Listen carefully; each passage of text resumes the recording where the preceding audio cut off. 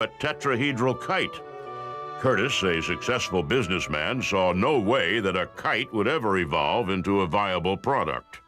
He paid attention to a number of areas. First of all, the product itself. And secondly, to the marketing of the product. For instance, let's take the airplane. Now we've got an airplane. Who's going to buy an airplane? Well, we have to market it. Curtiss believed he could sell airplanes the same way he'd sold motorcycles, by setting records in them. If he made enough headlines, he felt, people would buy airplanes the same way they'd bought motorcycles, by asking for one just like Glenn Curtiss had. He threw himself into designing an airplane. Working with other members of the AEA, the innovations flowed fast and furious. He collaborated on the White Wing, a revolutionary airplane that introduced two critical technologies, wheeled landing gear and a way of steering more practical than the Wright brothers' patented wing warping system. The Wrights had constructed a complicated system of pulleys that pulled the aircraft's wings into different shapes to steer the plane.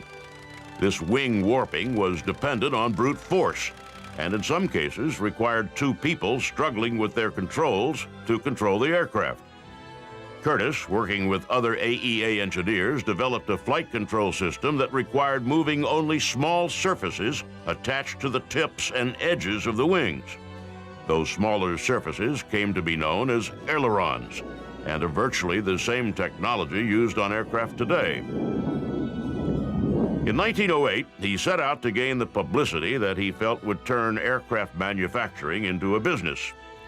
He took his aircraft, the Junebug, out and flew it for the general public. The flight was short, exciting, and made headlines. He made the first straight-line flight of more than 1 kilometer. He became the highest-profile pilot and advocate of flight. And by 1909, he'd outgrown the AEA and set out on his own.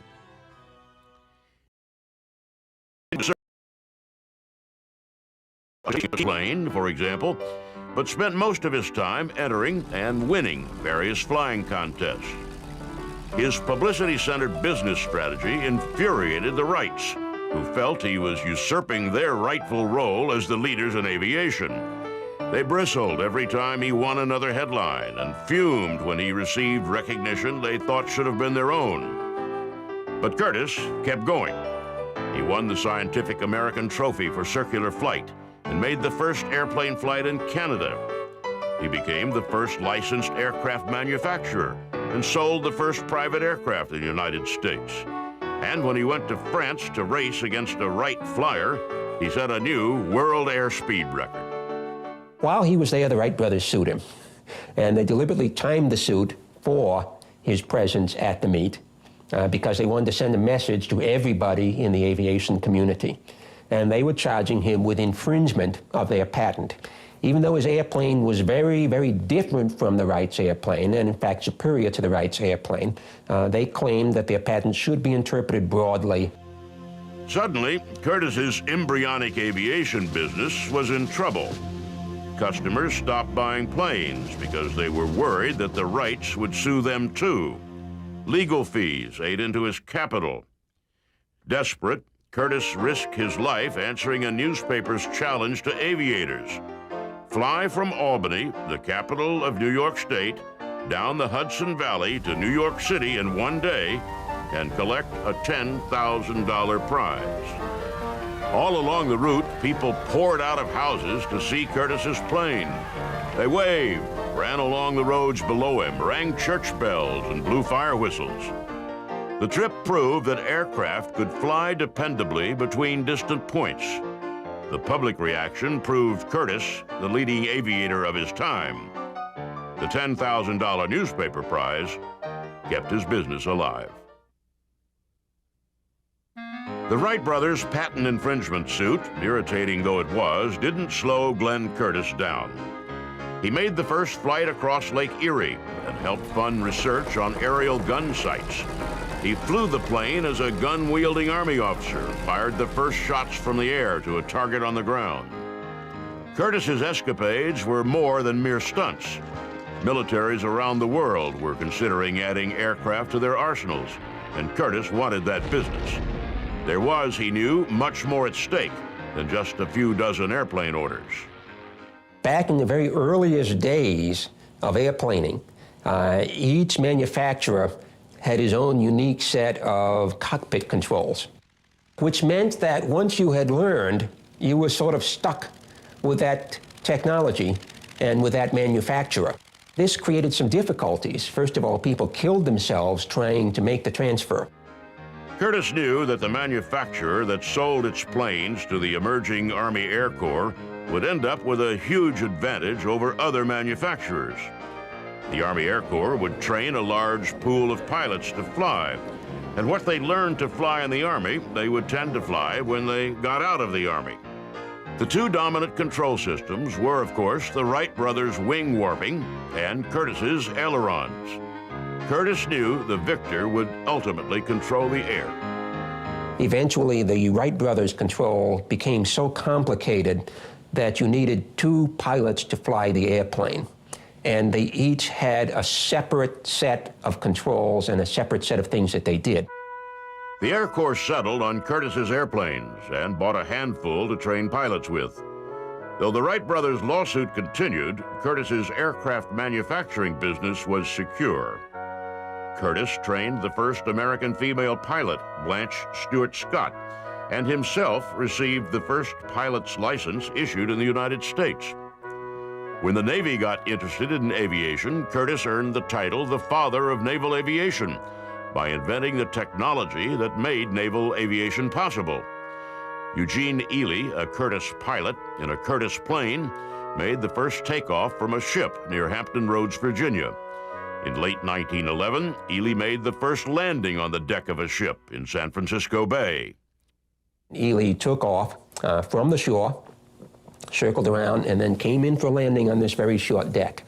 Fascinatingly, how they made that possible was by getting sandbags and laying them out along both sides of this makeshift deck with ropes tied between each pair of sandbag. And the very first time somebody landed on the deck of a ship, he used a tail hook and caught those ropes and slowed himself down, just as is done today. And a few minutes later, they turned the airplane around, Ely took off, and landed safely ashore. Curtiss trained the first naval aviators and revived an earlier failed experiment by building an airplane that could take off and land on the water. On January 26, 1911, a Navy pilot trained by Curtiss took off in the first successful seaplane flight. A few weeks later, Curtiss outfitted his seaplane with retractable wheels, allowing it to land on runways. With the help of a New York boat builder, he honed the design down until his seaplane seemed little more than a boat hull with wings. Dubbed the Flying Boat, it promised to open aviation to the whole world. We have to remember there really were no airports or flying fields or anything like that in the country, in the world back in those days. And to find a long, level field that didn't have a herd of cows or a stand of corn or a barbed wire fence on it was very difficult. So for many people, they say, well, really the water is the surface that we're going to use for landing and taking off. In 1913, the courts ruled in favor of the Wrights, in effect granting them a patent on the concept of using any type steering system based on wing surfaces moving in opposite directions. The ruling, in effect, gave the Wrights a patent on the fundamental laws of physics. Curtiss, unwilling to give up the progress he was making in flight, worked to get around the patent. He also used every legal means he could to stall because he'd just put his company to work designing an inexpensive, easily manufactured biplane that he believed would do for aviation what Ford's Model T had done for the automobile. He hired a British airplane designer, D. Douglas Thomas, and put together a team to work on the plane. So one of the things about Curtiss is he was able to bring in people who had better education and better training than he did and put them to work and keep them to work, and they enjoyed it. They thought it was a great experience to be in. And more Curtiss's work became kind of getting the initial idea and then maybe making some sketches and turning it over to other people to refine.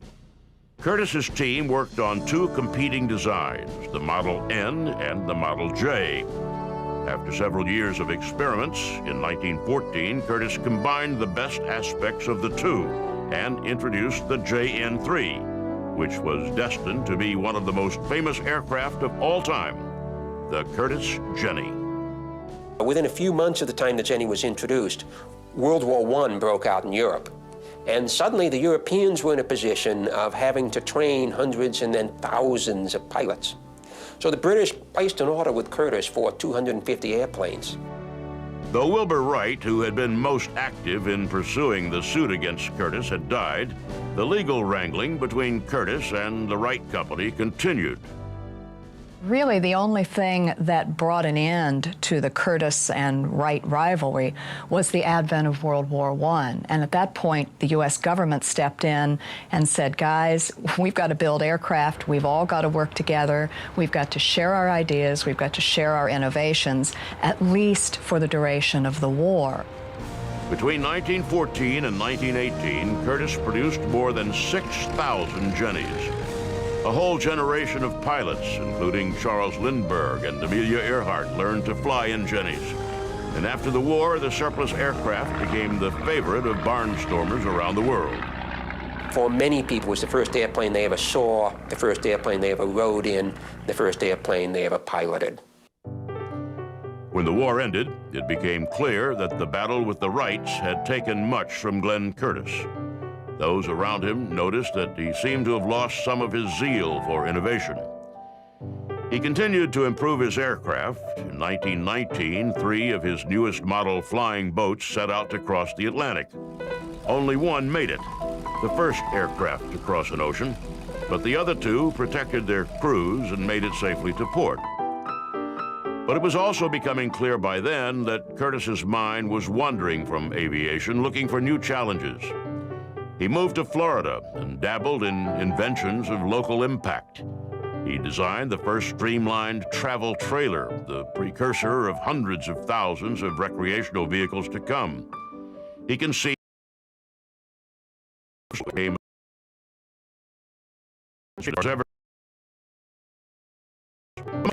to the development of real estate.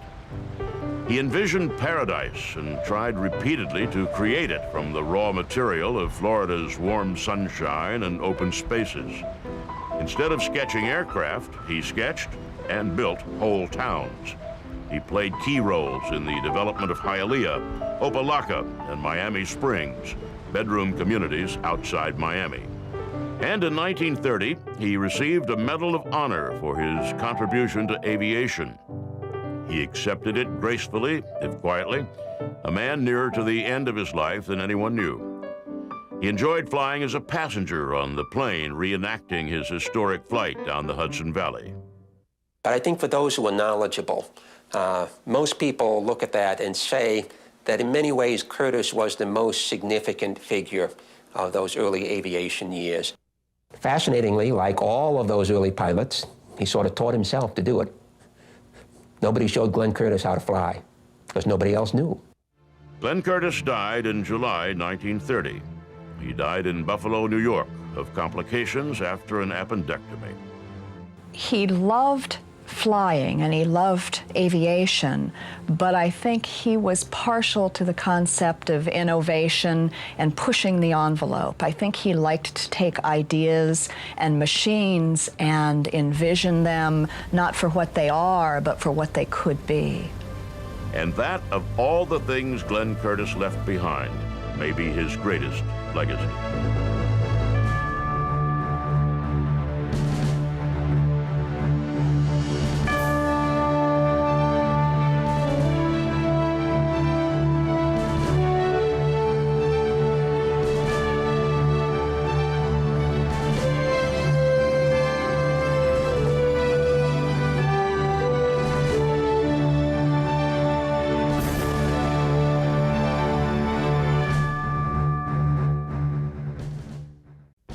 He was the son of a Korean missionary who grew up in Texas.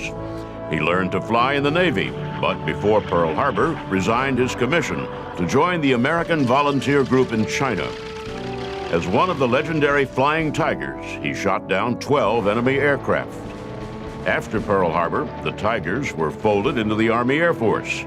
He went right along and recorded 6 more kills. He commanded the 1st American Jet Fighter Squadron, and after the war, resigned his commission in the Air Force to become, at 34, the youngest general in the history of the Air National Guard.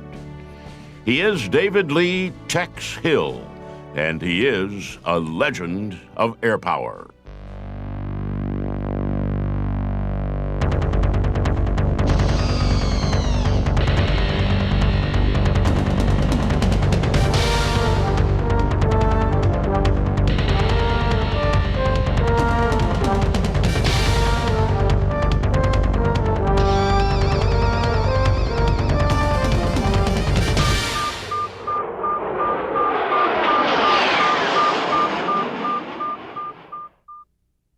David Lee Hill was born July 13, 1915, in Gwangju, Korea. He was the son of a Christian missionary. When he was still a baby, his father took sick and returned to the United States to recuperate. The family lived on a farm in Virginia for 4 years, then moved to Texas. He was called to San Antonio as the pastor of First Presbyterian Church in 1921. So we came to Texas at that time. And my dad was a big hunter and fisherman, and so from the time I was a little kid, why, he'd take me hunting and fishing. San Antonio was, of course, one of the most active military flight centers in the world. Hundreds of Army Air Corps pilots passed through town during their training at Randolph and Kelly Fields. The pilots in training were a familiar sight around town, and were a particularly familiar sight around the Hill home. I had a good-looking sister and a first cousin that lived with us, and these cadets, Randolph used to come around, and Kelly, they used to come around in helmet and goggles, you know, and everything. I thought that was pretty neat. For a kid who spent his spare time making models of the airplanes he saw flying over his house every day, meeting all those pilot cadets was almost magical. Flight became an obsession with him. So one day, a friend of mine and I, we slipped off from church and took our collection money and went out to Winburn Field, and a guy named Dick Hare took us around a pattern in an old travel air. And I was pretty much hooked from that time on. In the 1930s, military aviation in the United States staggered along with almost no money or governmental support. Late in the decade, as the Japanese spread their empire across Asia and the Germans remilitarized and began to expand their holdings, President Franklin Roosevelt began quietly to expand American air power.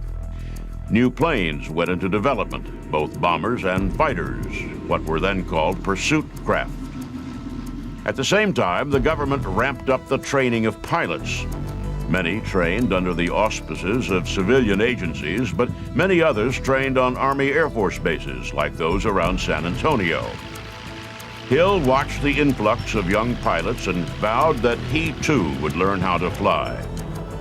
His family sent him to military school in Chattanooga, Tennessee. The tall, gangly Texan fit in well at military school. He was well-liked and emerged as a leader among the cadets. He was not one for inspirational speeches. Instead, he led by example, and others followed. It helped that he made friends easily, a skill he learned from his father. He always practiced being a friend to people. He said, if you want to have friends, you got to be one. At military school, he learned the value of military discipline. He also earned a nickname. Soon after he arrived in Chattanooga, people stopped calling him David and started calling him Tex. The name followed him for the rest of his life. He went to college at Texas A&M and then finished up at Austin. And upon graduation, he basically handed his diploma to his mom and went to enlist in the Army Air Corps. As it turns out, he was too tall. They wouldn't accept him. So he went across the street to the Navy and scrunched down, and by golly, they accepted him, and he became a naval aviator. He moved through naval aviation training easily, a natural pilot who mastered not only aviation, but the tactics of aerial combat. He graduated from NAS Pensacola in 1939. He was assigned to a torpedo squadron aboard the USS Saratoga, and after that to a dive bomber squadron aboard the USS Ranger. He went to the Caribbean, where the Ranger sailed slowly in great sweeping circles while its pilots took off in support of mock amphibious landings on the beaches far below. Hill was flying, which was good, but even to a kid who'd grown up wanting only to be an aviator, the takeoff circle-land cycle grew boring. All over the world, great things were happening. The Japanese were advancing in Asia. The Germans and Italians were on the move in Europe and North Africa. The Ranger returned to Norfolk, and Hill and the other pilots reported to the operations officer ashore. And they introduced us to this Commander Irvine, and he was the recruiter for CAMCO, Central Aircraft Manufacturing Company. And so he said, pulled down this map, said this is Burma, and we didn't even know where Burma was, you know. Commander Irvine explained that the Japanese had occupied Manchuria in 1931 and invaded China proper in 1937. The Imperial Army had backed the ragtag Chinese army into a corner. Their only resupply routes were overland from India through Burma. The Japanese had started harassing traffic along the Burma Road from the air, and the Chinese Air Force was hiring, paying 3 times as much as the Navy paid, plus a bounty on every Japanese plane shot down. The program, Irvine said, was not recognized by the United States government. It would require participants to resign their commissions in the Navy or Army and follow a circuitous route to their assigned bases. When they got there, they would fly P-40 Warhawks, an aircraft with which Hill was not familiar. Still, he decided to sign up. Commander Irvine shook his hand and disappeared, saying he'd be back in the future with a contract. Until then, he would stay in the Navy and do his duty. Soon after meeting with Commander Irvine, Hill and the Ranger shipped out to patrol the shipping lanes between North America and Great Britain. The Battle of the Atlantic had begun, and while the United States remained officially neutral,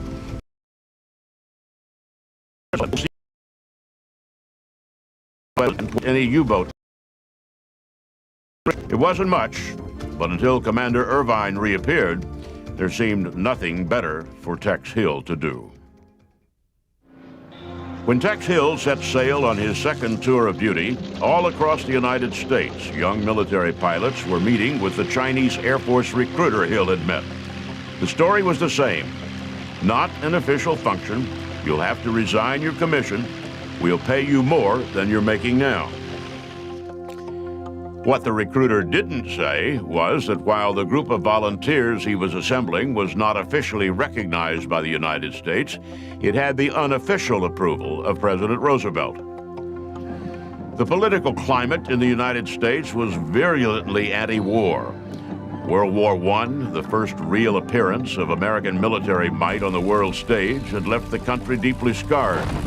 The public at large believed that European and Asian wars had nothing to do with the United States. Roosevelt knew better and tried as best he could to support the nations fighting the Germans and Japanese without either violating American neutrality or getting the electorate up in arms.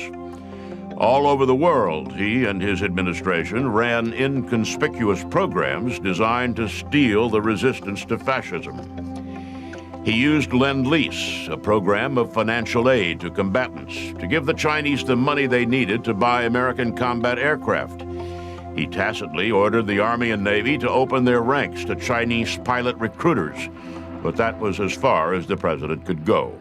So it was one thing for the United States government to want this operation to succeed, but given the circumstances, the political circumstances of the day, it was another for them to properly supply them. So they were at a disadvantage really from the get-go with outdated and outmoded equipment, and in some cases no equipment, to fight this battle. Roosevelt assigned aircraft carriers to patrol the bulk of the North Atlantic under the guise that the trade routes between North America and Europe were American waters. In an era when everyone accepted 3 miles as the limit of a nation's claim on ocean waters, Roosevelt's doctrine was a stretch that freed up British aircraft and pilots for more pressing duties closer to home. So when the convoys would make up, we would pull out ahead of them. We didn't know anything, you know. All we were was just another set of eyeballs. And so anything we saw, we'd call it out in the clear. And then the British would pick that up. Hill and the other pilots stared down at 1 million square miles of open ocean in search of patrolling U-boats. They saw almost nothing and spent their days just flying back and forth across the water. On one of my watches, we saw 2 submarines and a tender. And, and we reported it, and then on our next round, we would fly these, what they call a retiring search curve. And on our second round, there was nothing but oil slick debris, the tender was gone. It was as close to war as any of the flyers had been. As exhilarating as it was, the mission quickly returned to boredom.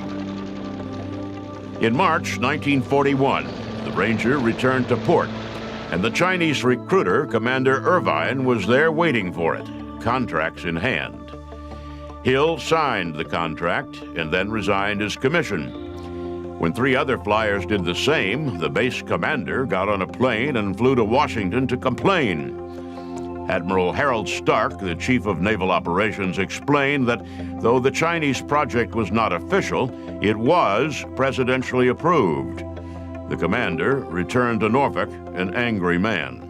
They gave us complete discharge. Navy, I mean, they didn't want to have anything to do with us.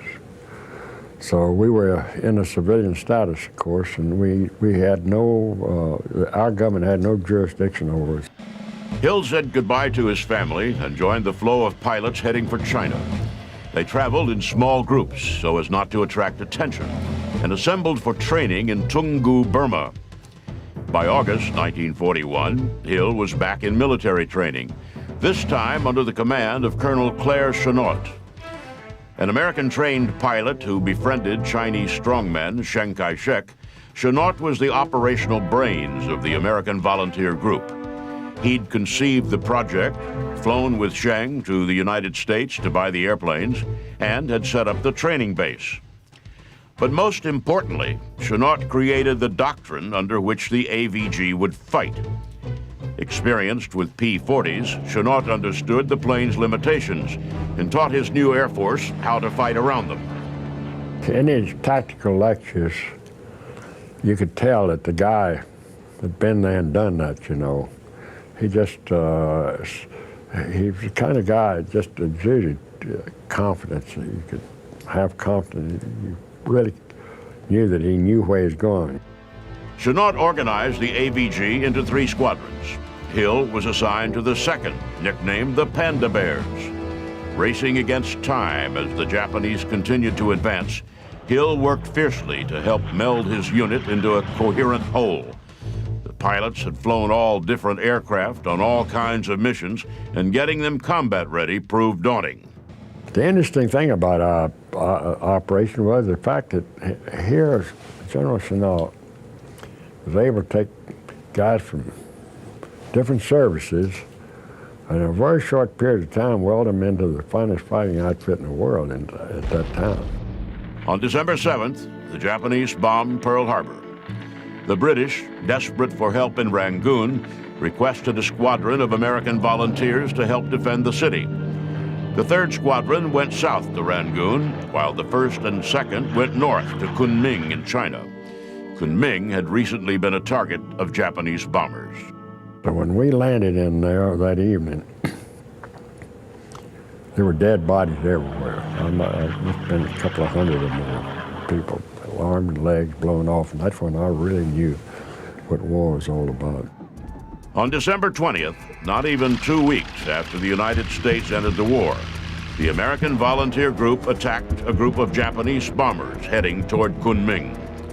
The Americans shot down 4 Japanese bombers.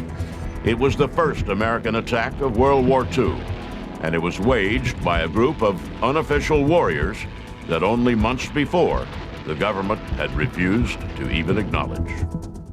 The American Volunteer Group, christened in the American press as the Flying Tigers, altered the balance of power in China. The Japanese, seldom challenged by the Chinese Air Force, were stunned to be confronted by aggressive American pilots. Few were more aggressive than Tex Hill.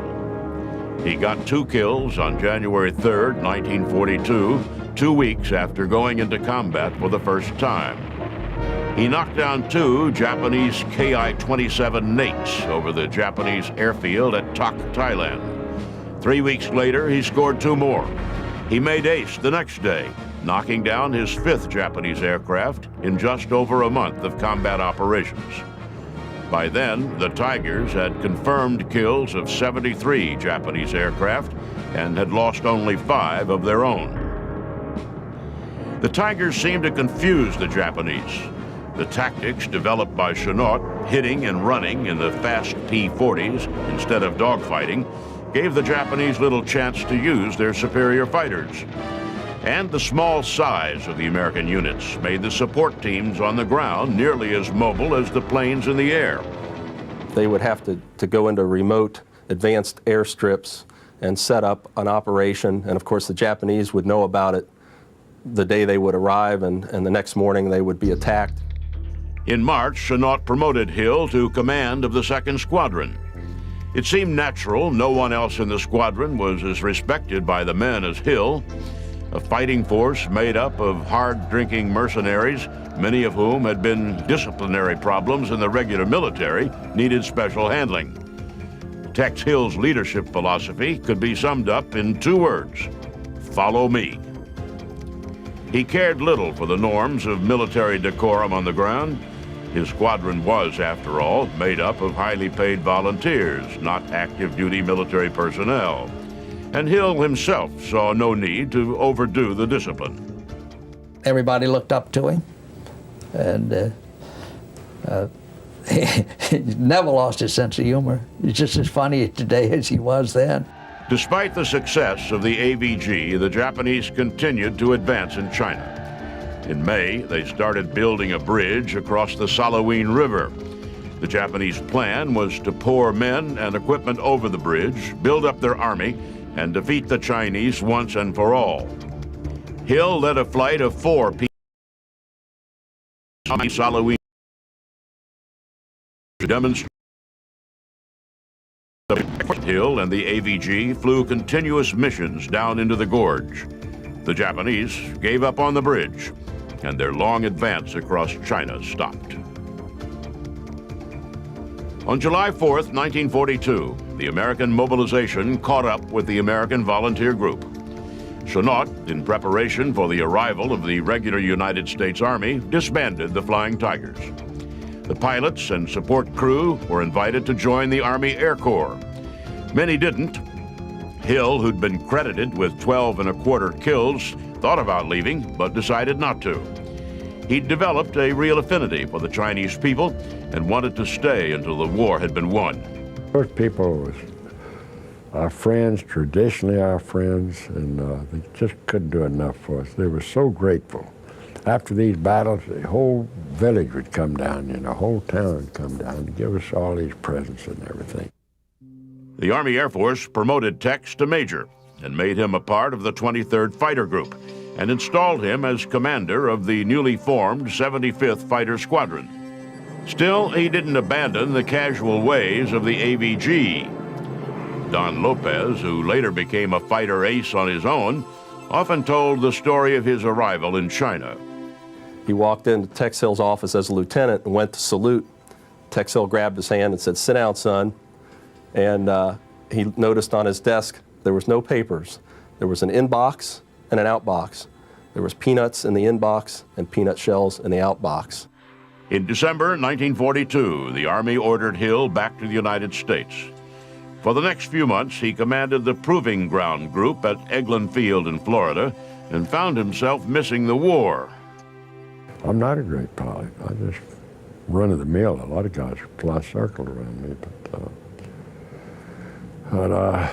I was dedicated. I was well trained.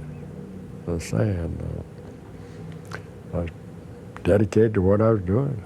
I loved it. I mean, you know, if it wasn't for people getting hurt, war is real stimulating. He got back to the war after Chennault told the Army that he needed his best squadron commander back. Chennault requested that Hill be sent back to China and the Army. On Thanksgiving Day, 1943, Hill led a force of 12 B-25s, 10 P-38s, and 8 new P-51s in the first Allied attack against the Japanese stronghold on Formosa. Hill's attackers crossed the Straits of Formosa only 100 feet above the tops of the waves. There were more than 100 bombers and 100 fighters parked on the airfield when the Americans arrived. The attack was devastating. 42 Japanese planes were confirmed destroyed. Another 12 were listed as severely damaged or probably destroyed. The Texas squadron suffered no casualties. By the time he was done in China, Tex Hill had been credited with 18 1/4 combat kills. He had received 6 decorations from the Chinese government, 4 Distinguished Flying Crosses, 2 Air Medals, the Silver Star, and the Legion of Merit, and a host of other awards and decorations. In 1944, he took command of 412th Fighter Group, the first American jet squadron. The war ended before it saw combat. In 1946, Hill, for the second time, resigned his commission to the Air Force. By then a colonel, he resigned as he had before, to take a job for another flying force. This time, Hill moved to the Texas Air National Guard. At 34, becoming the youngest brigadier general in the Air National Guard's history. He retired from the military in 1968. Thought I did a pretty good job, but I maybe could have done other things that would have been more effective. But I have absolutely no regrets. I mean, joining the American Volunteer Group and marrying my wife Maisie, two of the few things I ever did in my life I wasn't sorry for.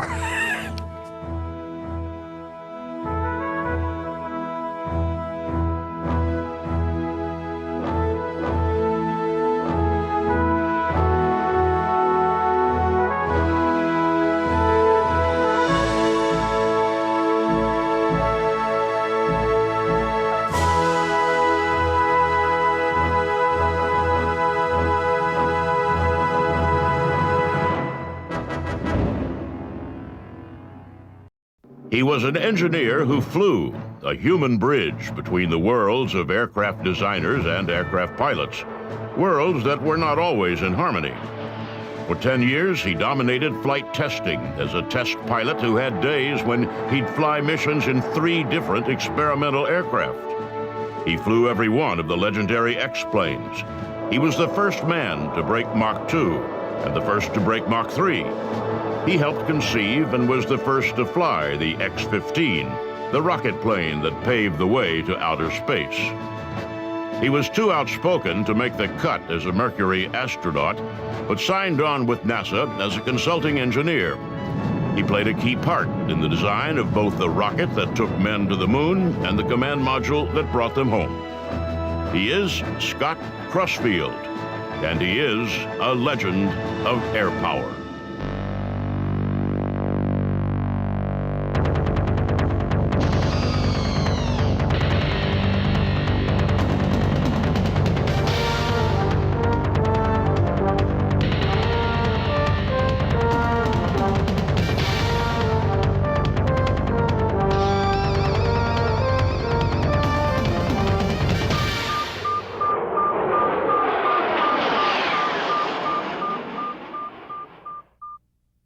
Albert Scott Crosfield was born October 2nd, 1921, in Berkeley, California. His father, Albert, was a chemistry professor who left the security of academia for the adventure of the oil business in Southern California. At a young age, rheumatic fever laid Scott flat. He spent long periods in bed, isolated from other children, but determined to lead a normal life. Scott's father arranged for the boy to go up in an Eagle Rock biplane. The 6-year-old climbed into the front cockpit for what his father assumed would be the adventure of his young life. He fell asleep as soon as the plane left the ground. By the time he was 12, he was a fixture at Wilmington Airport, south of Los Angeles. He delivered newspapers to the pilots and helped wash mud from airplanes that had landed on the airport's unpaved landing strip. He took his pay in flying lessons and learned to fly secretly without his parents' knowledge. A combination of economic depression and creeping dissatisfaction with the industrial life drove the Crossfields out of Southern California. In 1935, when Scott was 14, his father packed the family up and headed north. So we moved up to a farm in the state of Washington, and he and I built that farm over the next few years and got it back on a profitable basis. Probably was a godsend for me in my physical condition because I didn't have time, wasn't allowed to be sick. That was my father's nature. And I got to be a pretty strong farm kid and managed to get along pretty well after that physically. Even if he had left his monthly flying lesson behind, flight was never far from Crossfield's mind. He joined the civilian pilot training program in the late 1930s and studied engineering at the University of Washington for 2 years. In need of tuition money, he was working on the A-20 assembly line at Boeing in Seattle when the Japanese bombed Pearl Harbor. I was determined I was going to fly in the war. I knew damn good and well I had a bigger job getting into the Air Corps and the Navy than I had flying. And I managed to work that through many devious channels. First, he enlisted in the Army Air Force. When he arrived in Arizona for training, he found himself just one of thousands of new recruits arriving at a base almost completely unprepared to accept them. We just got off the train and they gave us a ticket home and said, "Don't call us, we'll call you." Crossfield returned to Boeing, watching the A-20s roll off the line and thinking that he should be flying airplanes, not building them. So I switched over and went over to the Navy, and they were glad to snatch up a potential Army recruit. He made the cut as a fighter pilot, but was assigned not to combat, but to Corpus Christi, Texas as a gunnery instructor. For the next 2.5 years, Crossfield pestered his commanders for a combat assignment. In late 1944, the Navy relented and ordered him to report to Air Group 51 for combat training. His training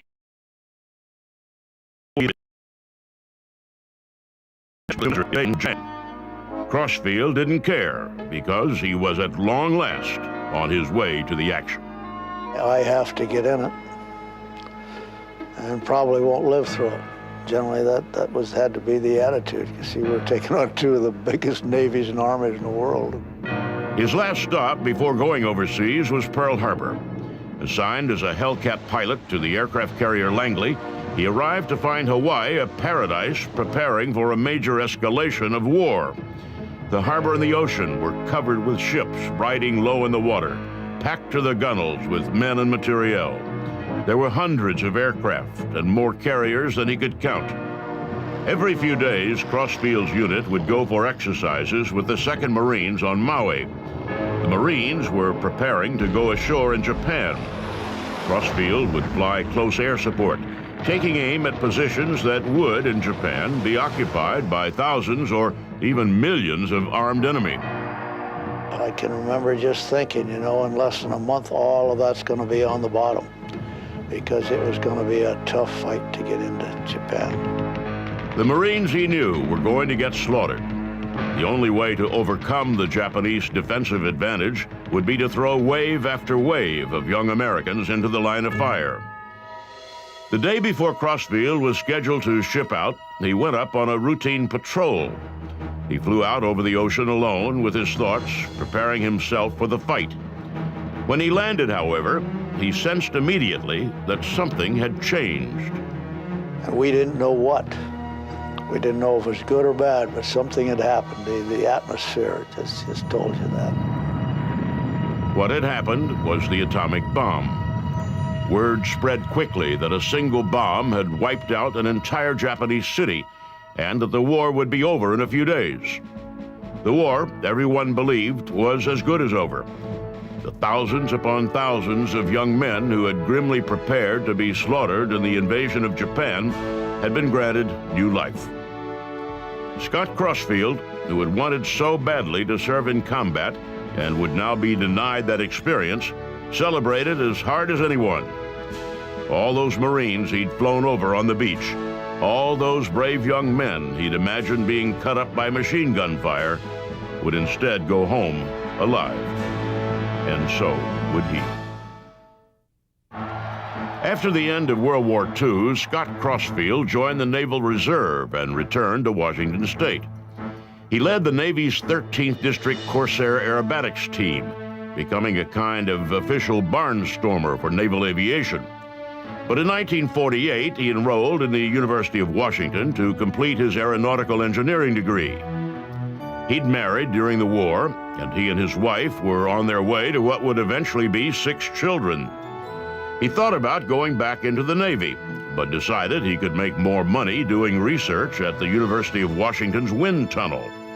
As the chief wind tunnel operator, he ran tests on the Goblin, a radical new airplane design. He studied where best to locate engines on new aircraft and helped usher in the jet age by testing swept-wing designs for a new generation of intercontinental bombers. He also earned his master's degree. There wasn't much money in being an aeronautical engineer in those days, so Crossfield decided to look for a job as a test pilot. He heard there was an opening for a test pilot at Moffett Field. I decided not to ask them if I could come down because they'd say, oh, I'll come down in a couple of weeks or make an appointment. It'd be too late, so I just went down and walked in their office. Surprisingly enough, they were expecting me.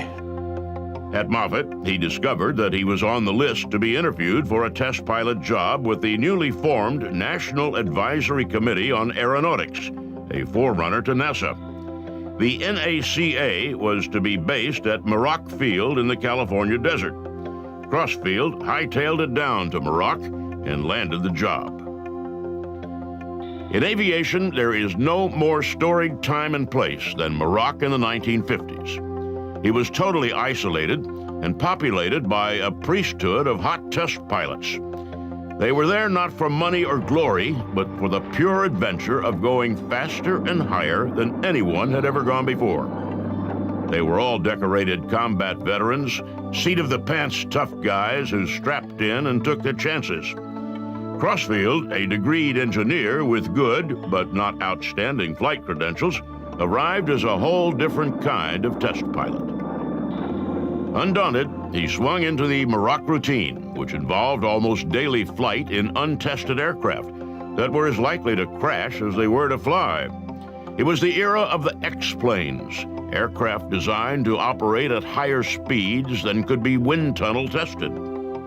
They could do it in theory on a drawing board. They could do it in theory, by talking about the way things might happen and the way things should happen. But it wasn't until they actually got into the planes that they really knew for sure that it was going to work or not work. The pace of the testing at Muroc was astounding. Crossfield flew the Skystreak, a research jet built by Douglas, and went up a few days later in the Northrop Bantam Skylancer. Apparently, feeling his oats, he tried to loop the plane. At the top of the loop, the engines flamed out, and the only thing that saved him was his own ability. A few weeks later, he made his first flight in the Douglas D-5582 Skyrocket. The Skyrocket was a rocket plane designed to test once and for all whether a swept-wing fighter could be controlled in flight. Crossfield launched from beneath the wing of a B-29 bomber and almost immediately found himself unable to see through the badly fogged windshield. Crossfield, directed by the pilots in his chase planes, brought the Skyrocket down safely. In 1951, 3 years after Chuck Yeager broke the sound barrier in the X-1, Crossfield made his first flight in the legendary craft. Carried aloft and released at 30,000 feet, the rocket plane flipped over and headed for the ground. Crossfield calmly rolled the plane back over, fired up its 4 rockets, and zoomed to more than 41,000 feet. There, the windshield iced over. Crossfield became a flight test legend by taking off one of his socks and using it to rub a hole through the ice. Peering through that hole, he landed safely. It's a dangerous business. If you claim that you never got scared, you're a liar and you shouldn't be a test pilot. You didn't have good sense. As the pilots and aircraft at Muroc performed more and more miracles, they came under more and more scrutiny.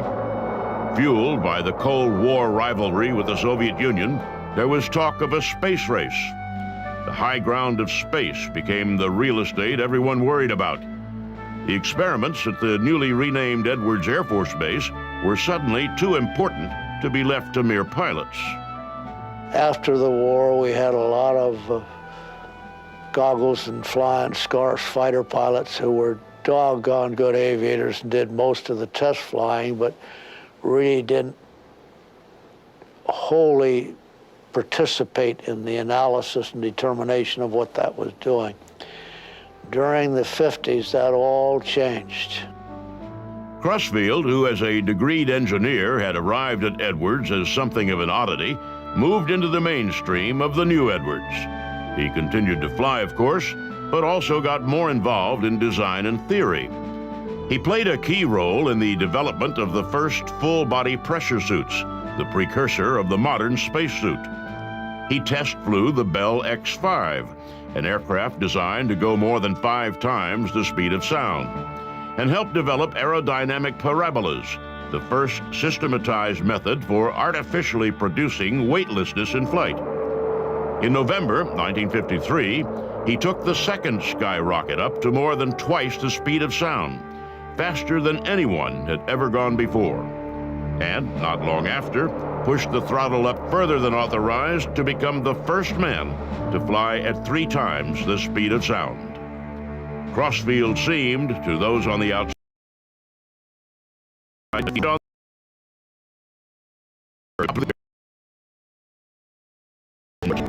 he was brought back down to earth by an F-100 prototype and one of the old seat-of-the-pants combat veterans that was on the way out at Edwards.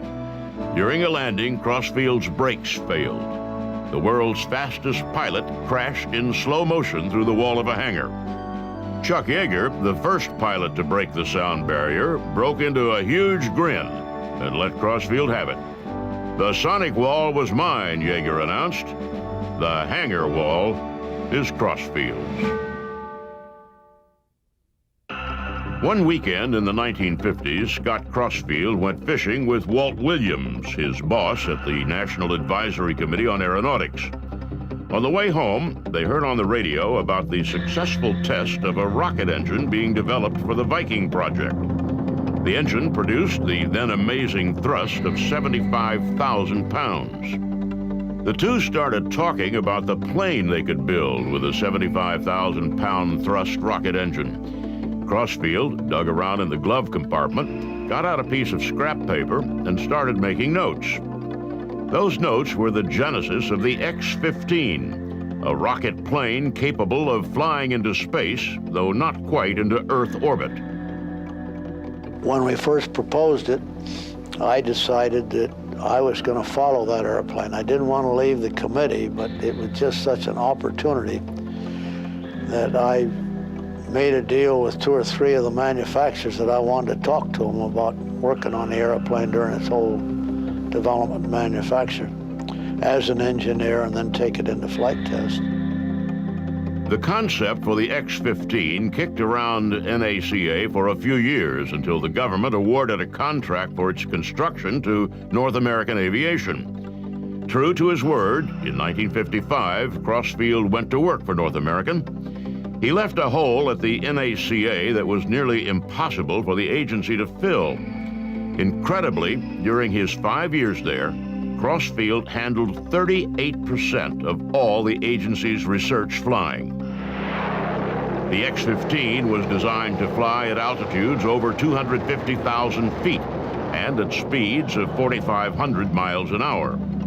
It had two different flight control systems, a conventional system of flaps and ailerons for use in the thick lower atmosphere, and a second system of thrusters for use on the boundaries of space. Also, because it was going to fly so fast, it would have to be made of lightweight materials that could stand the heat of re-entering the atmosphere. Crossfield worked on the X-15 for more than 3 years before it was ready to test. On June 8, 1959, he was in the cockpit when the X-15 first released from its B-52 mothership and glided safely to the dry lake bed at Edwards. 3 months later, he took the X-15 for its first powered flight. And the X-15 was like a fucking stallion, I'll tell you. It was going to kill me, or we were in a Mexican standoff for a while. But we finally broke it, and it turned out to be a good mount.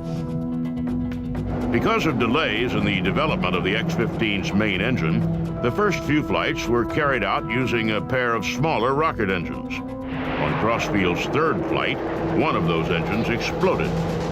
Unable to either jettison fuel or burn the fuel load in flight, Crossfield brought the plane in for an emergency landing much too heavy for the plane's lightweight frame. He landed it safely, but the X-15 snapped neatly in two just behind the pilot's cabin. Crossfield was uninjured, but the plane needed extensive repairs. The X-15 project, which had originated with the Air Force and Navy, became the property of the newly formed National Aeronautics and Space Administration. What NASA brought to the table, at least to the NACA veterans like Crossfield, was an added layer of bureaucracy that did nothing but slow everything down. Crossfield, who'd been around long enough to know better, spoke up every time he saw anything he didn't like. I was inclined to stand on principle when all that did was get me kicked off a program so I couldn't do anything about what I was arguing about. You know, that doesn't make very good sense in hindsight, does it? NASA would have loved to send Crossfield packing, but his standing at Edwards seemed to preclude that option. Besides, the agency didn't care that much about the X-15 program. Where Crossfield and the other NACA veterans saw the rocket plane as the natural stepping stone to manned spaceflight, NASA saw it as a kind of sideshow. At best, a technology testbed, and at worst, a drain on precious funds. The future for NASA was Project Mercury, a rocket and capsule-based space program that would use little of the technology developed at Edwards. All the same, testing of the X-15 continued. Without anyone making much fuss about it, the X-15 started regularly flying above 50 kilometers, the generally recognized boundary between Earth and space. Twice, it flew above the so-called Kármán line, 100 kilometers above the planet's surface. But it was clear, once NASA committed to Project Mercury, that the cutting edge of what had come to be called aerospace would no longer make its home at Edwards. Crossfield made a passing attempt to become an astronaut, but was warned off by a friend. NASA, it seemed, was more interested in pilots who were media-friendly than they were in pilots who were outspoken. In 1960, Crossfield won the International Harmon Trophy as the world's outstanding aviator.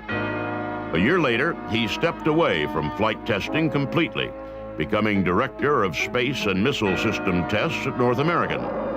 He helped develop the Hound Dog air-to-ground missile system and consulted with NASA on proposals for the Saturn booster rocket and the Apollo command and service modules. His disagreements with NASA continued, however, when he complained that NASA's use of pressurized pure oxygen in launch training was too dangerous. NASA cut its ties with Crossfield.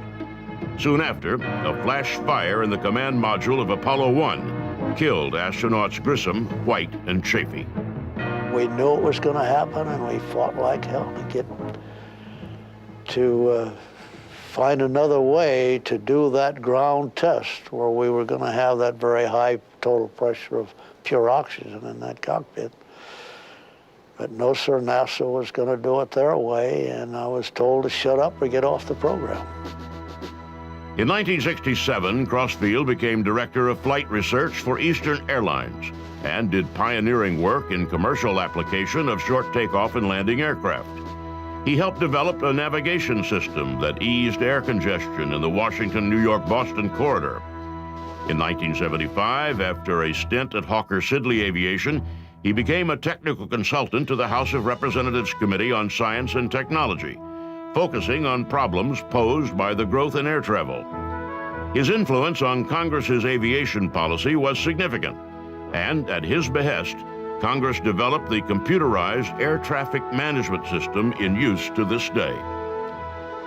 Through all the years, however, he never forgot the potential that went unrealized in the X-15. He became a vocal advocate for a national space plane and a high-visibility booster of the future of space flight.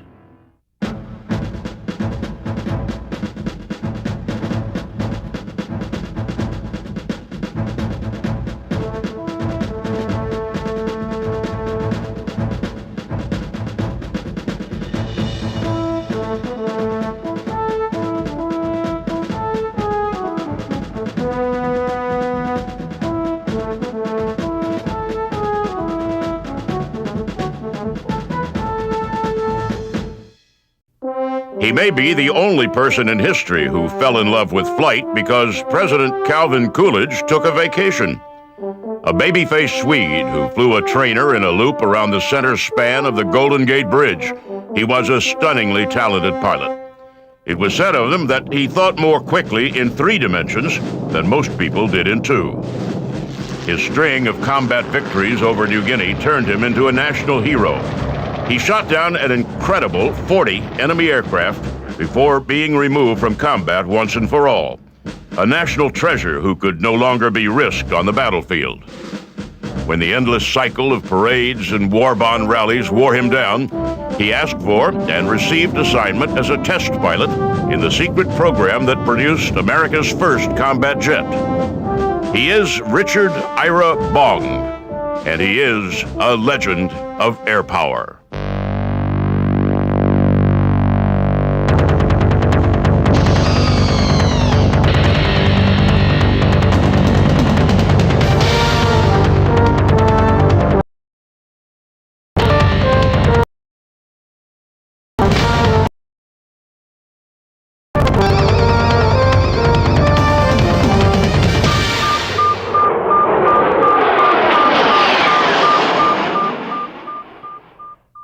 Richard Ira Bong was born September 24, 1920 in Superior, Wisconsin. Superior is a small town at the western tip of Lake Superior and about as far north as you can be in Wisconsin without being in Minnesota.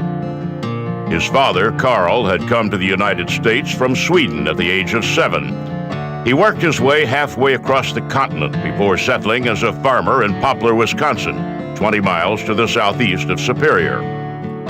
Carl Bong married Dora Bryce and settled in to start a family. Richard was the first of their 9 children, a quiet, thoughtful boy who grew up hunting and fishing in the dense forests around his family's farm. Known from an early age as Dick, he was first taken with aviation at the age of 8, when President Calvin Coolidge decided to spend a summer vacation in Superior. And every day the mail would be delivered by a courier, air courier, and Richard saw the plane going over every day, and I think it just fascinated him, and I think that was the start of his love affair with aviation, and it just built from there. When the presidential party left town, so did the air couriers, but aviation had made its impression on young Dick. He contented himself with building model airplanes and dreaming of the day when he would learn how to fly. He played basketball, baseball, and hockey.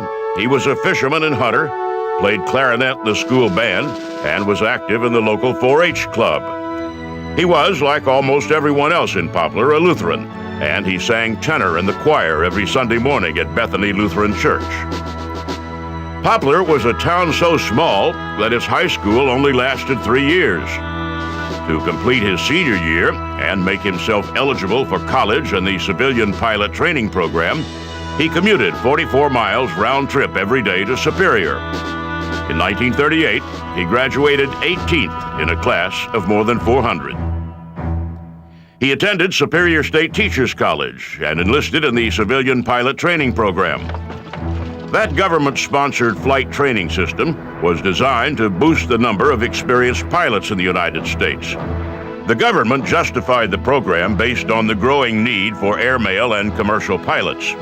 In reality, the government's main concerns were the wars that were brewing in Europe and Asia. There was going to come a time, military planners believed, when the United States would need a lot of pilots quickly. Bong earned his pilot's license in a Piper J3, and almost from the first showed a gift for aviation. He had a knack for it, and he learned that through the pilot training programs he had been in college and afterwards, that he was just a natural pilot, and that was the word that everybody used to describe him in all of his pilot training programs. He was just a natural pilot. He loved it, and it became evident in the performance he turned in as a pilot. In 1941, Bong enlisted in the Army Air Aviation Cadet Program. In May, he shipped out to far-off and exotic California. He did his primary flight training in a Stearman biplane outside Tulare. He caught on quickly and moved on to flying Vultee BT-13s, the famous Vultee vibrator at Garner Field in Taft. He was, as I said, a natural pilot. He had natural skills, natural abilities, and in those days, you didn't get a whole lot of instructions. Most of the pilots at Gardner simply flew, running up their hours and getting a feel for maneuvering in 3 dimensions. Bong quickly distinguished himself and was ordered to report for gunnery training.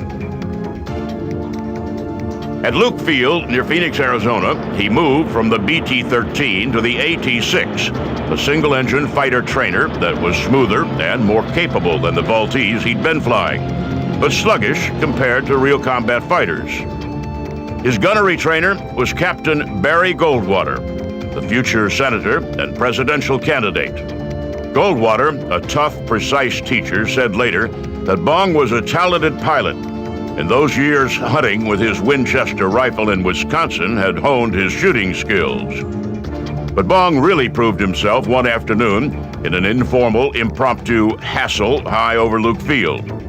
Bong, flying an AT-6, squared off against a Czech pilot in a P-38. The dogfight should have been a mismatch. The P-38, after all, was much faster and more agile than the AT-6, and the Czech pilot had hundreds of hours more flight time than Bong. But no matter how the P-38 pilot maneuvered, he couldn't keep Bong off his tail. The two would square off, and in a few seconds, Bong would be closing in on the P-38 from behind. The Czech pilot, upon landing, pronounced Bong the best natural pilot he had ever seen. Bong was at Luke when the Japanese bombed Pearl Harbor in December 1941. Like the other pilots, he wadded into the war as soon as he could get there. A month later, he received his wings and his officer's commission. But rather than sending him into combat, the Army kept him at Luke as a gunnery instructor. Dick Bong's war seemed to end before it had started. For almost 6 months after the American entry into World War II, Second Lieutenant Dick Bong was stuck stateside. As a gunnery instructor at Luke Field in Arizona, he trained other young fighter pilots and then watched as they departed for points unknown overseas. In May 1942, however, the Army Air Force assigned Bong to Hamilton Field in San Francisco. There, pilots were learning how to fly the new Lockheed P-38 Lightning fighter. The P-38s were big, fast, and had proven themselves unsuitable for combat in Europe. The cooling systems for the plane's twin engines froze up at low temperatures common at altitudes over Europe. The pilots training in P-38s at Hamilton all understood where they were headed, the Pacific. After arriving at Hamilton, Bong quickly came to the attention of Major General George C. Kenney, commanding general of the 4th Air Force. Bong was both a gifted pilot and an incorrigible hot dog. On training flights, he liked to dip down low and buzz San Francisco's downtown. Showing off for the civilians seemed to be his greatest joy in life, and it got so bad that General Kenney put out an official order that such antics would not be tolerated. Well, as most pilots are prone to do, he disregarded that instruction and in fact went out and did a couple loops around the middle span of the Golden Gate Bridge, went down Market Street waving at the secretaries as he was buzzing through town, and had gotten so low that evidently he blew down somebody's laundry. And that woman actually filed a complaint with General Kenny. Kenny knew, of course, that Bong's juvenile clowning was not altogether a bad sign. There's a long tradition of cocky fighter pilots indulging their whims. Indeed, Kenny knew that confidence and spirit were traits necessary for fighter pilots to survive in combat. Still, he was a general, and generals have to at least attempt to keep a lid on their pilots. He disciplined Bong regularly, making him wash, dry, and fold the laundry he had blown off the clothesline, for example. But he also took note of the young pilot's enormous skills in the air. He actually spotted the spark, I think, when he called him on the carpet in his office. You know, I don't know what he was expecting when this pilot walked in the door, but here comes this, you know, average size 5'8", blonde-haired, baby-faced Swede who appeared to be scared to death that he was going to lose his wings. Bong's passion for flight so impressed Kenny that when General Douglas MacArthur chose Kenny to set up the 5th Air Force Base in the Southwest Pacific, Kenny made sure that Bong was one of the first pilots sent to his new base in Australia. He arrived in September, springtime in the Southern Hemisphere. For more than a month, Bong sat around in Brisbane awaiting delivery of his plane. In November, Kenny assigned him to temporary duty with the 35th Fighter Group based in Port Moresby, New Guinea. New Guinea at the time was a hornet's nest of Japanese aircraft. MacArthur's campaign to reclaim the Philippines had just begun. American forces were beginning the bloody harbor-to-harbor conquest of New Guinea. The Japanese were throwing everything they could at the arriving American forces. The Army Air Force used a kind of sink-or-swim training method, throwing green pilots into the periphery of battles to ready them for full-fledged air combat. Flying under the careful tutelage of an experienced combat pilot, Captain Tom Lynch, Bong flew long patrols and skirted air battles for nearly a month, learning from Lynch the best tactics for fighting in a P-38. Then, on December 27, 1942, Bong got his first real taste of battle. He was in a flight of 12 P-38s led by Lynch. 40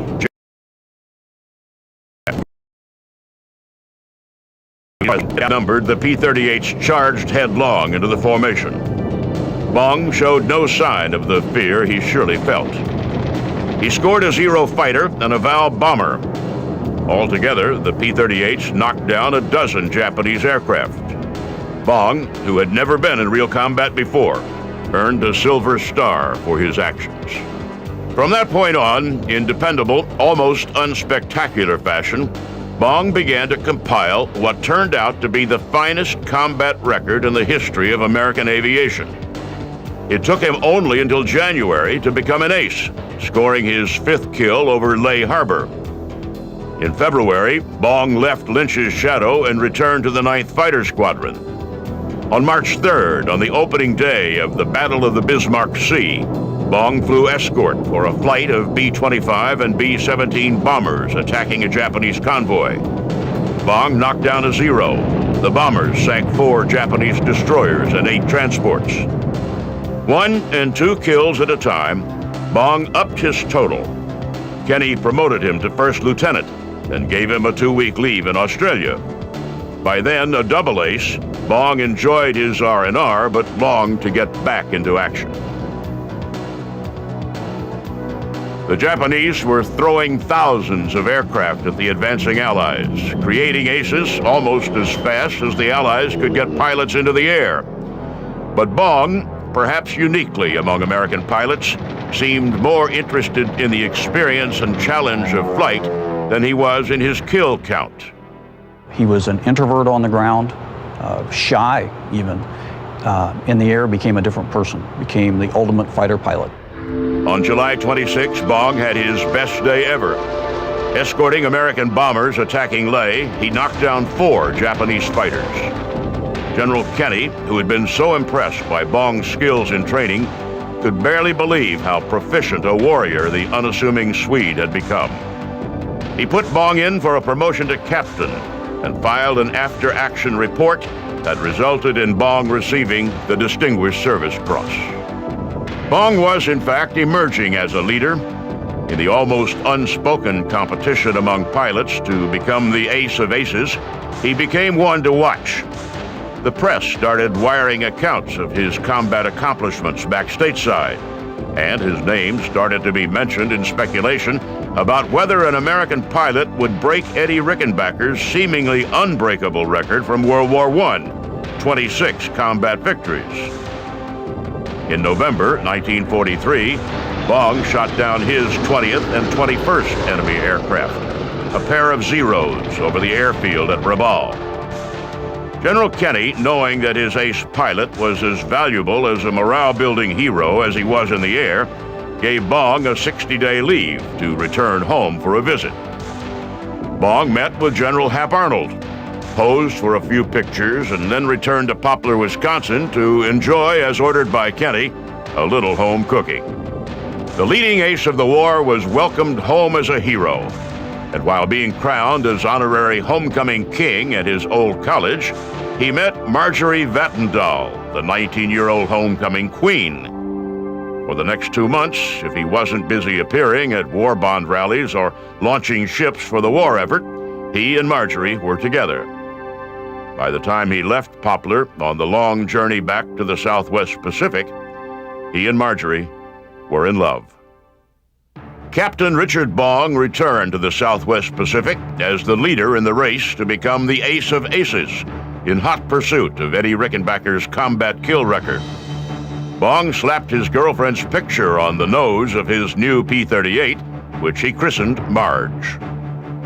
5 victories behind the record set by Eddie Rickenbacker in World War I, he went into battle with the whole world watching and an advantage over his competition. He was assigned not to the 9th Fighter Squadron, but to 5th Air Force Headquarters. In the competition to become ace of aces, the flyer with the most kills, Bong had become the favorite. The press had gathered to watch his achievement.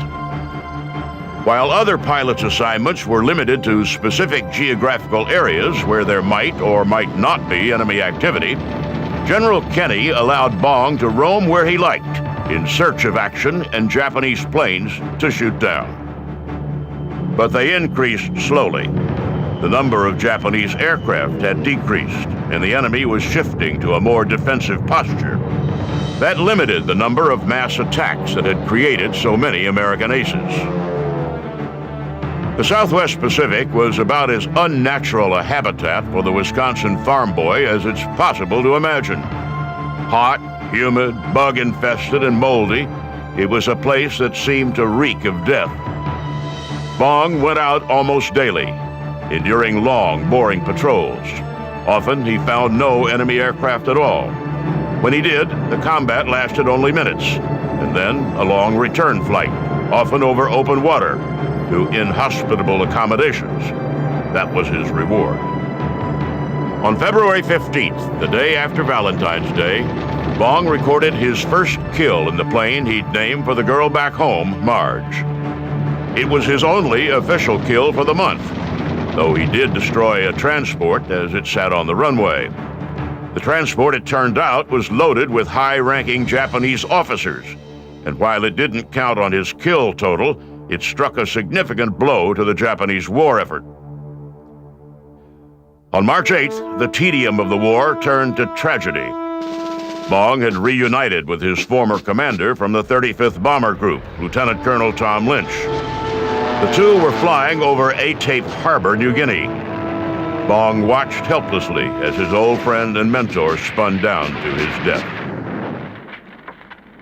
For the next month, Bong was ineffective in combat. He flew, but he didn't score any kills until April 3rd, when he knocked down his 25th enemy aircraft. The press gathered in anticipation. The folks back home waited for word of Bong's heroism. On April 12th, Bong shot down 3 enemy planes in a single day, shattering Rickenbacker's record. The news flashed around the world. Rickenbacker sent a telegram congratulating Bong and promising to send a case of scotch as a reward. General Kenny, doubly pleased that the record had been broken by an officer in his command, sent a case of champagne. Back in the States, Middle America was scandalized that people would send alcoholic beverages to a pilot in a combat zone. To quell the uproar, General Hap Arnold made a big show of shipping Bong 2 cases of Coca-Cola. Arnold slipped the press copies of his personal note to Bong, stating that America's newest hero would certainly prefer America's favorite soft drink. Bong, still the cheerful, baby-faced kid from the North Woods of Wisconsin, was having a ball.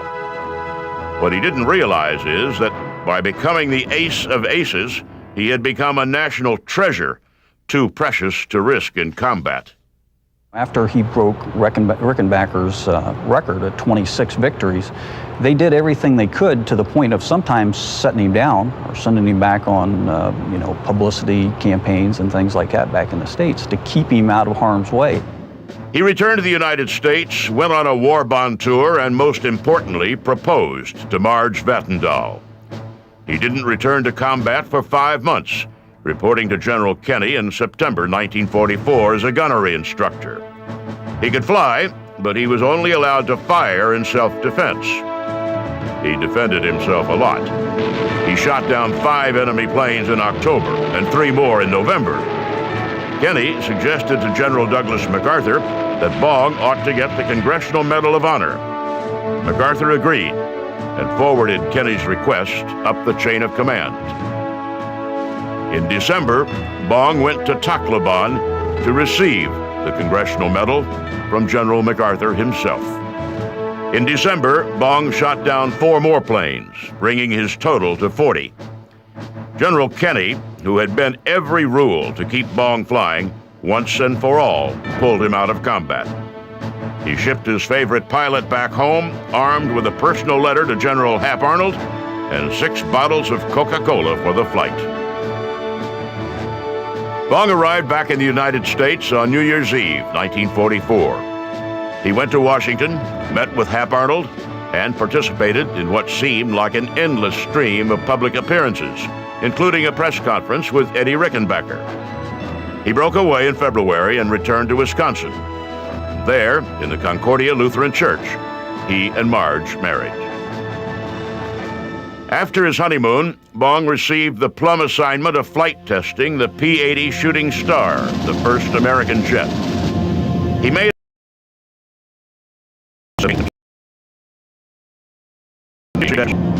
on August his jet down the runway for his 12th flight. The plane rolled down the runway perfectly, but as it rose into the air, the engine flamed out. Here's a guy that had 200 missions, combat missions in the Pacific, shot down 40 enemy airplanes, was shot at on a daily basis, won the Congressional Medal of Honor, comes back to what's supposed to be a relatively safe stateside job, and dies in an accident on takeoff in an experimental airplane, the P-80, in California. Dick Bong, the ace of aces, died the day the Enola Gay dropped the atom bomb on Hiroshima. His death, which would have made headlines almost any other day of the war, made barely a ripple in the public consciousness on that particular day. The bomb had dropped. The war Bong had fought in so heroically was about to end. As the whole world prepared to celebrate the end of World War II, Poplar, Wisconsin mourned. In tiny Poplar Cemetery, Dick Bong came home for good.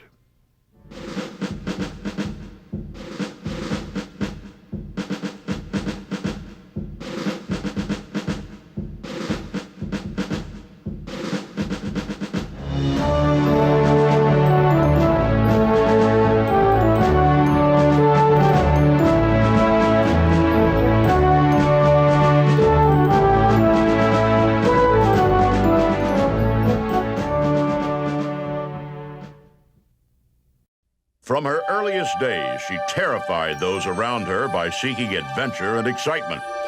As a girl, she was a real-life Pippi Longstocking, building a roller coaster in her backyard and riding a sled through the legs of a passing horse. She believed that women could accomplish anything if just given the chance, and she sought her own fulfillment in aviation. She became the first woman to fly across the Atlantic Ocean, first as a passenger, then as a pilot. She was the first person to fly across the Pacific, broke a dozen different speed records, and became the most famous woman of her time. In 1937, on a highly publicized flight around the world, she disappeared without a trace. To this day, no one knows exactly what happened to her. She is Amelia Earhart, and she is a legend of air power.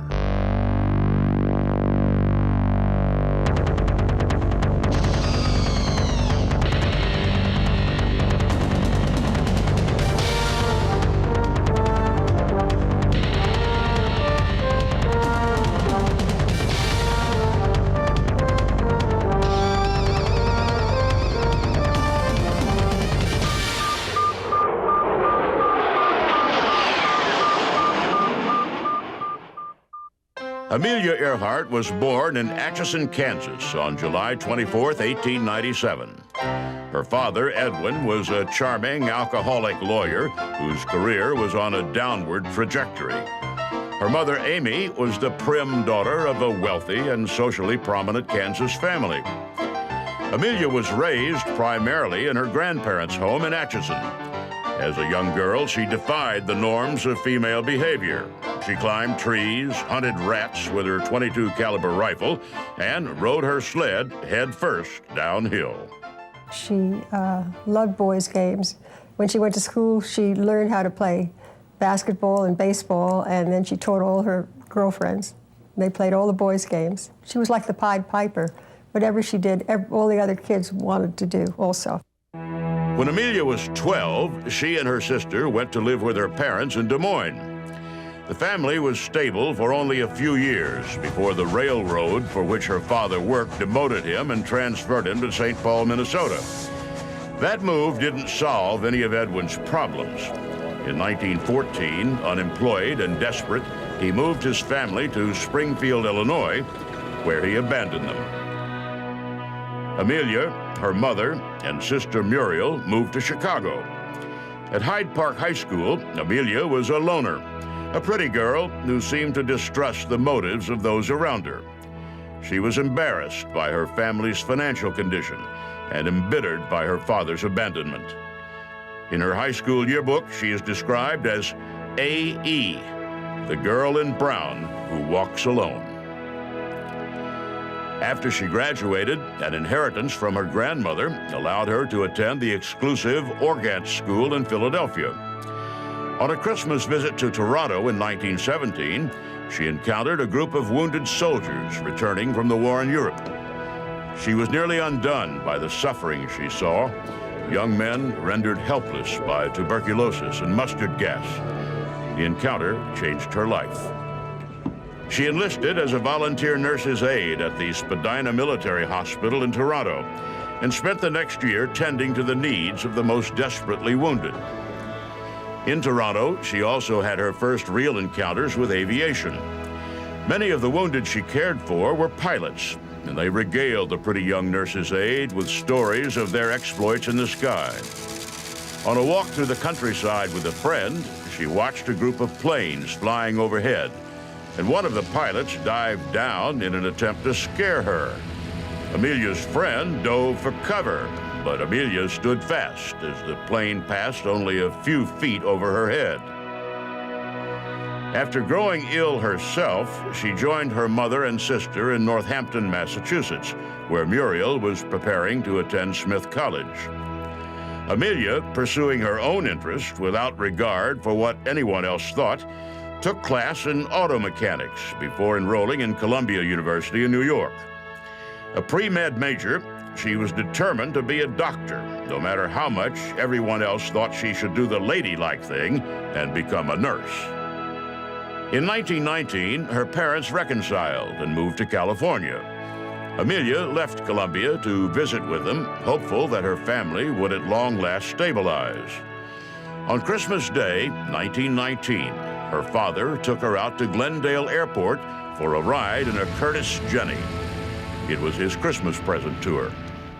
And she got in the airplane and took the ride, and records later that as soon as she did that, she was absolutely convinced that this was the outlet that she'd been looking for all of her life.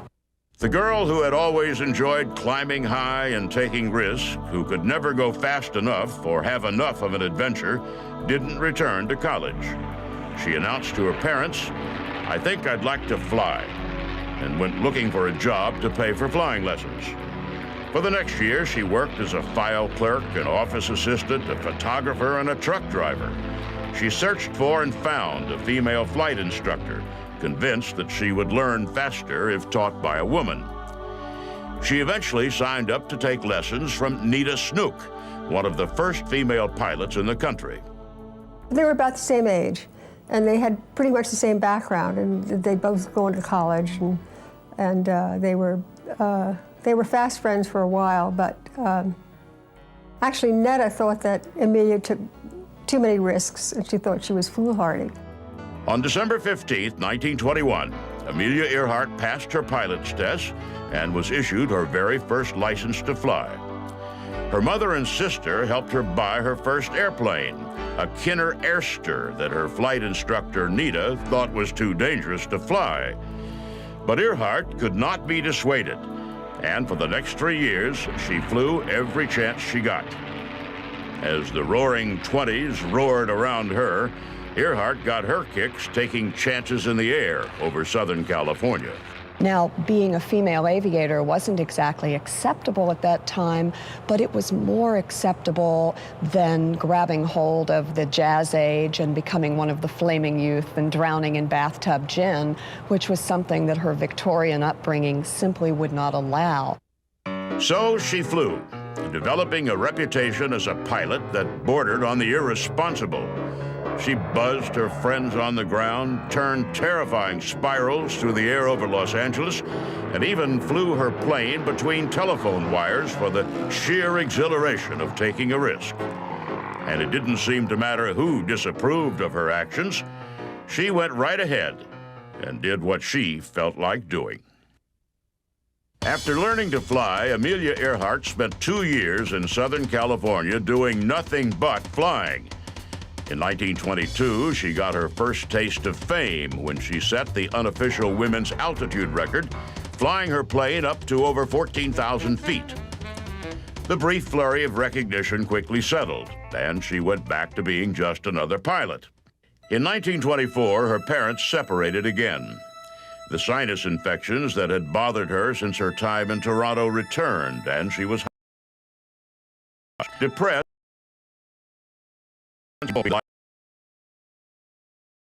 And she wanted, she sold her planes to pay off her debts. She bought a car and drove with her mother to Boston, where her sister was in school.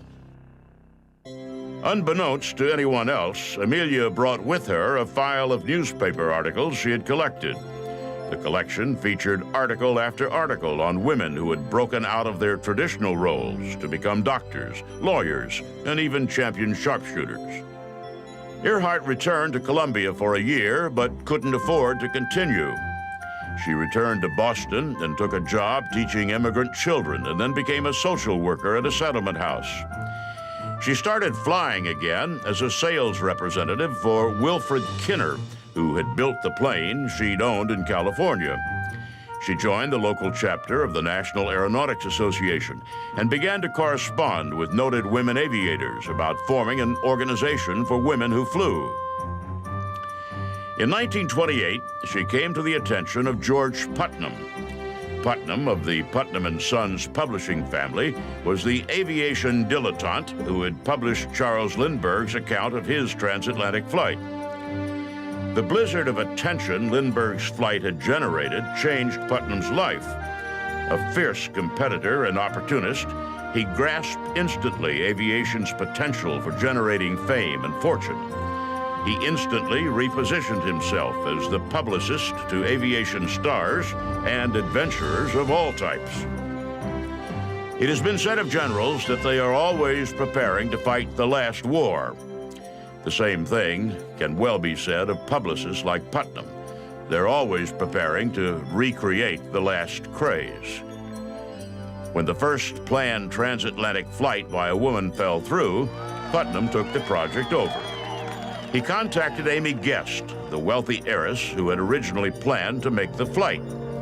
He convinced her to let him use the Fokker F-7 she had purchased and outfitted if he could find a suitable female to make the flight. Actually, it was his representative that found Amelia Earhart in Boston, was just absolutely bowled over by her. And then when George Palmer Putnam met her, he was bowled over by her too. And then the Guest family were equally impressed, so nobody but Amelia Earhart was ever interviewed. Putnam plugged Earhart into the flight that had been planned for Guest. Attracted by her tomboyish good looks, thin figure, and modest Midwestern demeanor, he envisioned her as a female version of Charles Lindbergh. He christened her Lady Lindy and prepared to recreate the publicity blitz he'd put together for Lindbergh. Initially put off by Putnam, Earhart could not turn down a hard offer to be the first woman to fly the Atlantic. She said at the time, "How could I refuse such a shining adventure?" and left, once and for all, the quiet life of a children's social worker behind her. On the 5th anniversary of Lindbergh's New York to Paris flight, Earhart and co-pilots Wilmer Stutz and Lewis Gordon climbed into the Fokker, which had been named the Friendship. They took off from an airfield in Newfoundland, bound for Great Britain. The adventure was not perhaps as shining as she envisioned. Nominally the captain of the flight, Earhart was in fact little more than a passenger. She sat quietly in the cockpit while Stutz and Gordon did the flying. More than 20 hours after takeoff, the Friendship landed in Berryport, Wales. Putnam had done his job well. The flight made headlines all over the world, and those headlines barely mentioned the two men who had done most of the flying. Instead, they focused almost exclusively on Amelia Earhart. He essentially created her from the ground up in terms of her promotional self, which was far different than the very quiet and introspective Amelia that her friends knew. And many people were not comfortable with their relationship and with the way that he appeared to exploit her. Exploited or not, Earhart went along willingly. Though she abhorred being referred to as Lady Lindy, she also recognized that Putnam's stunts enabled her to pursue aviation full-time. He published a quickie memoir of her transatlantic flight that became a bestseller. He got her a job as aviation editor of Cosmopolitan, a magazine that had not shown previous interest in aeronautics. She became the first woman to fly coast to coast across the United States. She bought a Lockheed Vega and used it in air races all over the country. She competed in the first Women's Air Derby, a race from Santa Monica, California to Cleveland, Ohio, and came in third. She set the world women's air speed record of 181 miles an hour. She signed deals with advertisers, designed a line of luggage, and endorsed a line of women's clothing. She became a sought-after speaker and attraction at air shows. At the same time, she worked diligently to attract women to aviation. She organized and served as president of the 99s, an organization of female pilots that exists to this day. She proved that women could fly, and she did the things that many men were doing. So in that respect, she had a very important impact on what became the United States Air Force, because she proved that women could do this too. And it was harder to say, no, women can't fly, but all you had to do was bring out a picture of Amelia Earhart, and everyone knew who she was. The young woman who had secretly accumulated a file full of articles about women doing things that only men were supposed to do became an inspiration for the generation of girls who grew up to invent the women's movement. She turned Putnam's publicity machine into one of the driving forces for the growth of aviation, particularly among women. And then, in 1931, she did something that shocked the world. She married Putnam, the man who had given her career wings. When Amelia Earhart and George Putnam first met, she was engaged and he was married. 3 years later, when Earhart and Putnam cast off their previous entanglements to marry each other, there was considerable speculation about the nature of their relationship. Their marriage seemed to many based more on business than emotion. The marriage didn't slow down Earhart's aviation career. 2 months after their wedding, Earhart bought an autogyro, a type of aircraft that never moved out of the novelty category, and went to work setting records in it. She went higher than anyone ever had before, and flew the autogyro cross-country under the sponsorship of the Beechnut Company. She wrote another book, and then flew solo across the Atlantic Ocean, making up for the fact that on her highly publicized first flight, she had not really flown at all.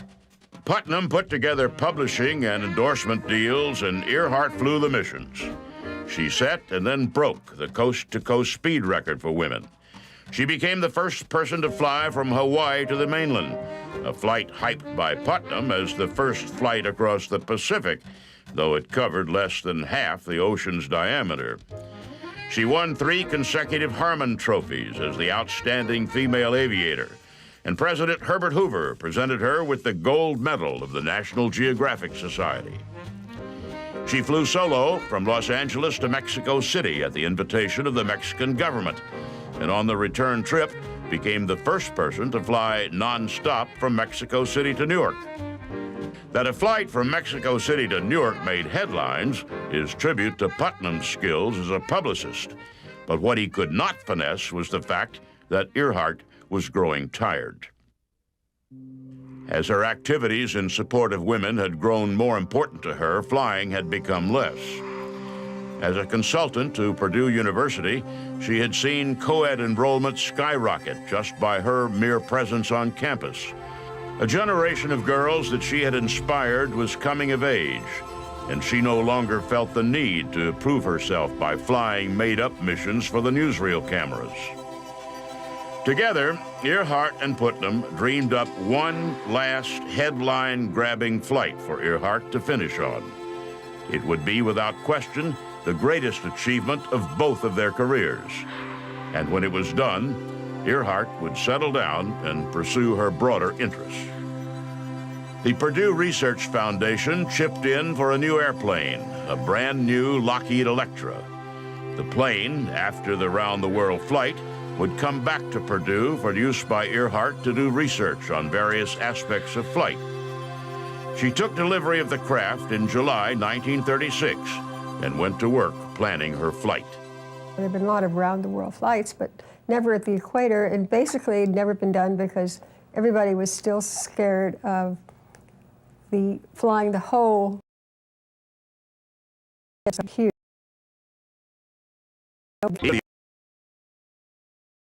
Require pinpoint navigational accuracy. Earhart would have to find tiny islands in the vast ocean and land on them with little fuel to spare, hopscotching across the Pacific with almost no margin for error. In March 1937, she set out around the world. Putnam had the publicity machine wound up to full throttle. When Earhart took off from Oakland, California, the whole world was watching. A few days later, when she set out on the next leg of her journey, she crashed on takeoff. She claimed to hit a wet spot. People who were watching said the wing dipped and she ended up ground looping.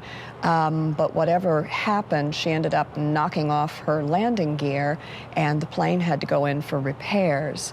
Earhart recuperated at her friend Jackie Cochran's ranch in California. When she told the story of the Hawaii crack-up, Cochran and her husband, Floyd Odlum, sat in stony silence. She said, well, what's wrong? Aren't you guys going to talk me into going back and doing it again? And nobody said a word except Jackie, who said very quietly, "I really hope you don't." Undaunted, on June 1st, Earhart took off from Miami on her redesigned west to east route. Each time she took off and each time she landed, the headlines flashed around the world. She stopped in South America and in Africa, taking the route in legs that were manageable for the airplane and that could be manipulated to generate publicity. She crossed the Middle East, the Asian subcontinent, and the jungles of Southeast Asia. Back home, her husband fueled the publicity fires. The world had never seen anything like this, a 5-week flight around the world with near real-time reporting furnished by ship's telegraphers and the emerging medium of radio. On July 2nd, 1937, Earhart and her navigator, Fred Noonan, took off from the landing strip at Lae, New Guinea, headed for tiny Halland Island.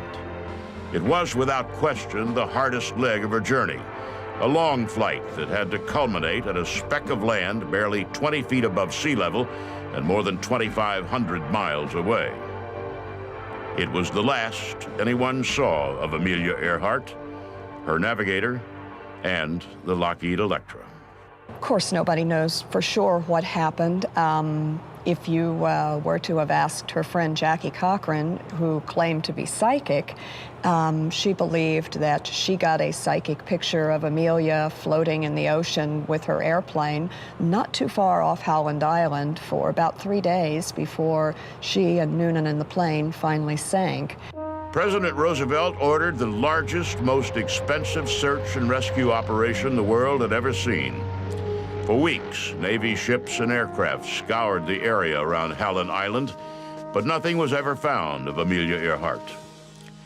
Ever since, different theories have been advanced about what happened. There are those who believe that Earhart was on a secret spy mission, captured and killed by the Japanese as they expanded their empire toward World War II. Others have speculated that Earhart and Noonan were secretly in love, and they spent the rest of their lives together on an idyllic Pacific island. The reality is probably as simple as this: a small error in navigation, a short circuit in a radio receiver, and a journey that, under the best of circumstances, would have ended with only a few minutes of fuel to spare. Somewhere below the blue waters of the Pacific Ocean, Amelia Earhart's final airplane awaits discovery. To this day, there are people who continue to search.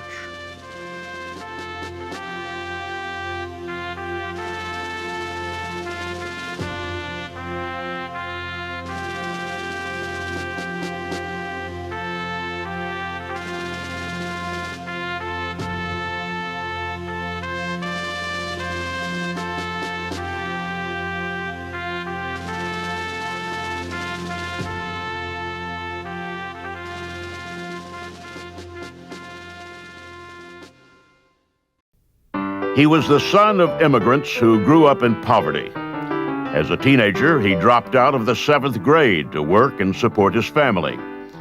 He had a gift for mechanics and became a world-famous racing car driver. At the outbreak of World War I, he enlisted in the Army. His lack of education disqualified him from flight training. He was assigned instead as a chauffeur. He conned his way into flight training, and as the horror of trench warfare unfolded, he became the dashing hero America so desperately needed. After the war, he founded an automobile company, bought and returned to financial health the ailing Eastern Airlines, and even owned the Indianapolis Motor Speedway. He is Eddie Rickenbacker, and he is a legend of air power.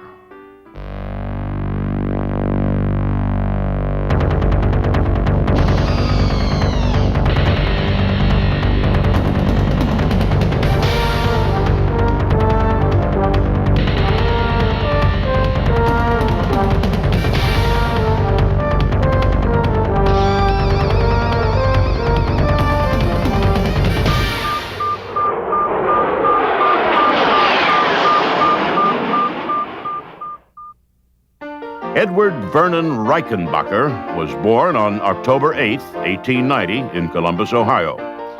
His parents, William and Elizabeth, were Swiss immigrants who had met in the United States and married. His father was the unsuccessful and difficult owner of a construction company. He hand-built the family's house, which lacked electricity, indoor plumbing, and central heating.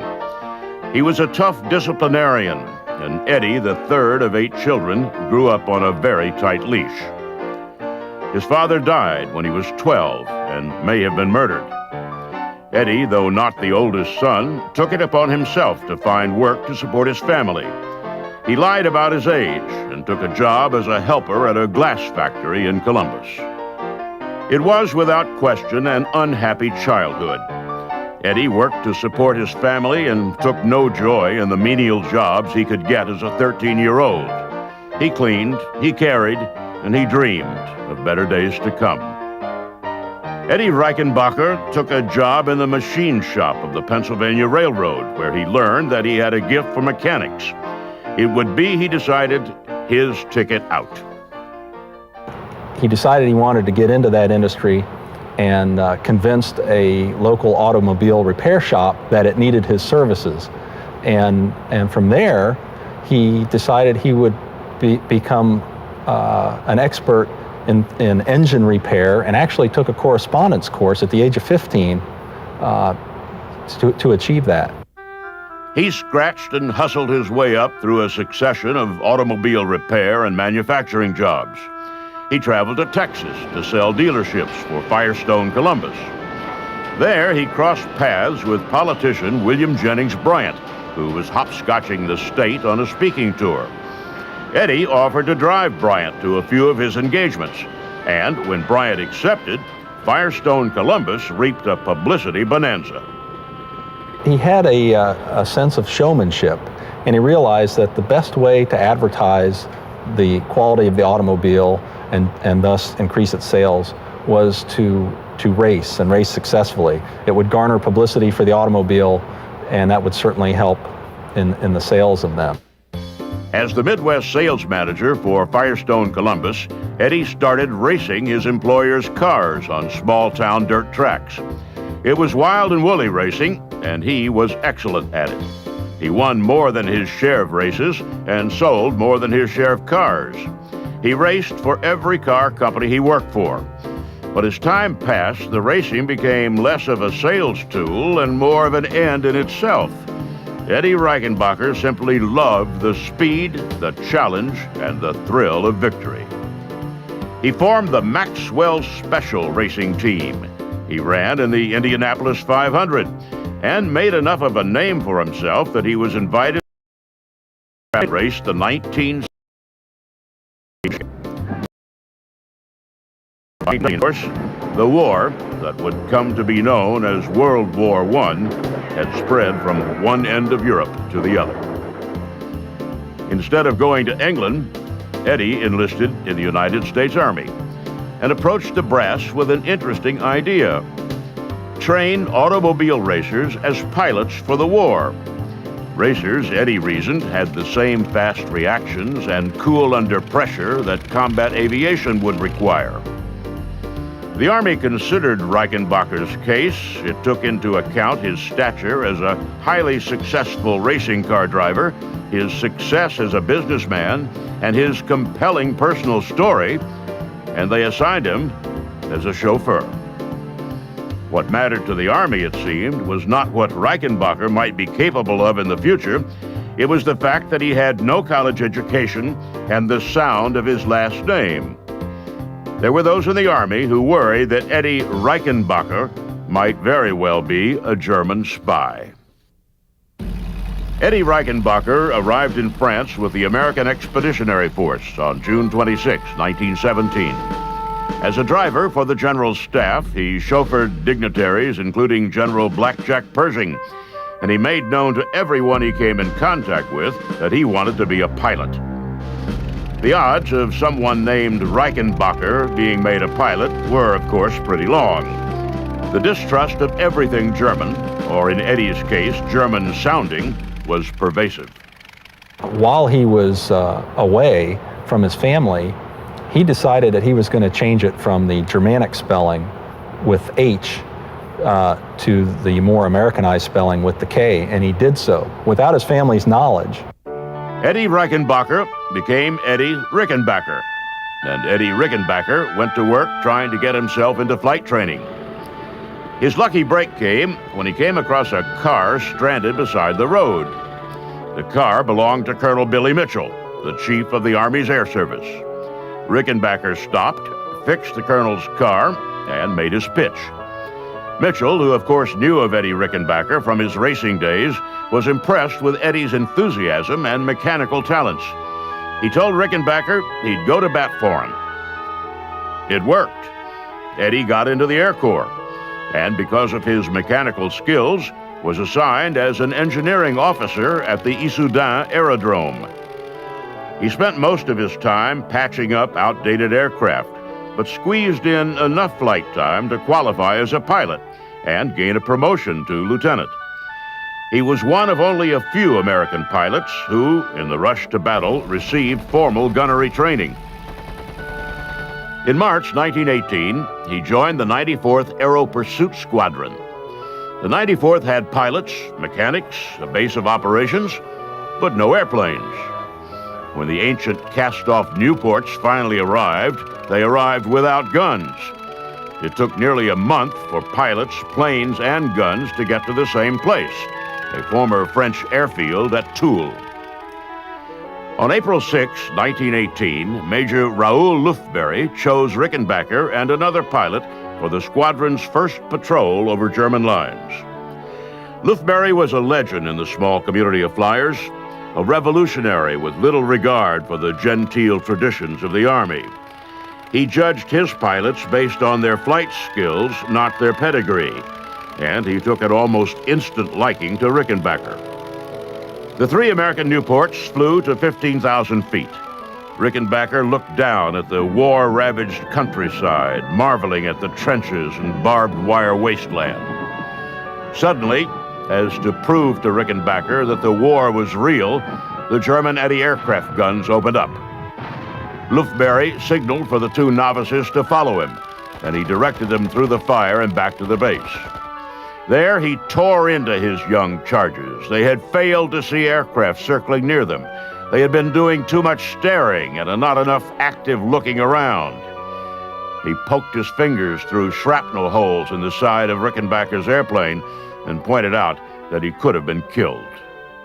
Eddie is smart enough to stay as close to Raoul Lufberry as possible and learn as much as he can from a master, because he realizes that in this environment, his life will depend on the knowledge he can glean from others. Eddie learns. For the next couple of weeks, he and the other pilots of the 94th flew patrols and probes into German territory, designed more to acclimate them than to accomplish any military goal. On April 29th, he got his first real combat opportunity, intercepting a German two-seater as it flew over Allied territory. Rickenbacker got between the plane and German territory. The other pilot chased the German into the trap. At 150 yards, Rickenbacker took aim and fired. The German went down in flames. In the next month, Rickenbacker knocked down 4 more German planes, becoming an ace and earning the French Croix de Guerre. The Army, clearly impressed with his abilities, put him in charge of the 94th Aero Squadron's first flight. Rickenbacker loved the flying and reveled in the recognition, but he also paid a price for his success. The more he flew, the more his health seemed to fade. He was an older man than the other pilots, so flying these high altitudes, going up and down in unpressurized, no oxygen cabins, it was physically very, very taxing. But he was at 27 years old. We think of this as being a young man, but at the time he was considered an old man by the other pilots who were 19, 20 years old. He sat out much of the summer with debilitating ear infections caused by the rapid changes in air pressure during dogfighting. He spent time in a Paris hospital recovering from pneumonia. He fought his way back every time. enduring pain that must have been nearly crippling in order to fly with his squadron. But for months, he recorded no enemy kills. It's during these convalescence periods that he decides he is going to become the absolute best fighter pilot that he can be, and he gives it a lot of thought. In August, the 94th got new aircraft, Spads, that while still not on a par with the German Fokkers, were vastly superior to the Nieuports they had been flying. In September, Rickenbacker's health returned, and in his new plane, he went on a tear. He shot down 2 Fokkers in 2 days. A week later, near the French town of Billy, he was flying alone when he encountered a flight of 7 German planes, 5 fighters and 2 bombers. He dove into the flight, broke it up, and shot down 2 enemy aircraft. Witnesses on the ground were amazed. They had never seen a single plane break up an entire enemy formation like that before. Soon enough, word of his exploits started to reach back to the United States. The famous auto racer was becoming a famous war hero. Eddie blossomed. He was the American king of the air, racking up kills almost at will. The other American flyers gravitated to him, and in September, the Army turned command of the whole 94th Squadron over to him. It was not, however, a promotion without insult. The Army had not forgotten that Eddie Rickenbacker was a man with a 7th grade education. They had not forgotten his German-sounding last name and the fact that he got into flight through a back door. They gave him command of the squadron. He'd earned that, but they didn't promote him to major. Captain, the Army said, was plenty high enough up the totem pole for Eddie Rickenbacker. In command of the 94th Aero Squadron, Captain Eddie Rickenbacker set out to remake the way his young pilots were trained. One of the things he vows he will do is bring up the younger pilots in an environment that gives them the best possible chance for learning their craft without getting killed in the process, because he saw it happen many, many times, nearly happened to him. If there was anything he could do about that, he vowed he would lead in a manner that would give the most people the most experience so that they could continue on successfully. He led primarily by example. He never passed up a chance to fly, taxiing out and taking off on solitary patrols when he could just as easily have stayed in the safety of his quarters. It's telling that in only 2 months as commander of the 94th Aero Squadron, he recorded more than half of his total kills. In October alone, he shot down 14 enemy aircraft, including 2 observation balloons.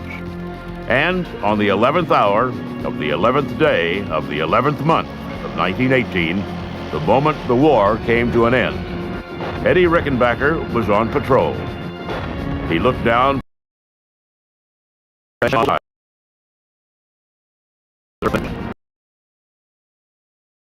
finally moments before crossed no man's land to shake hands before going home to resume their lives. The former racing car driver, who had 26 confirmed victories over Europe, returned home perhaps the greatest celebrity the nation had ever known. He toured the country, riding in parades, shaking hands, and wondering what was next. Clearly, he could not stay in the Army. The mayhem of World War I had so disillusioned Americans that the government nearly eliminated military spending. Aircraft were sold, tanks sold for scrap, and career officers mustered out almost without ceremony. Eddie Rickenbacker was left with little but his own ambition and his good name.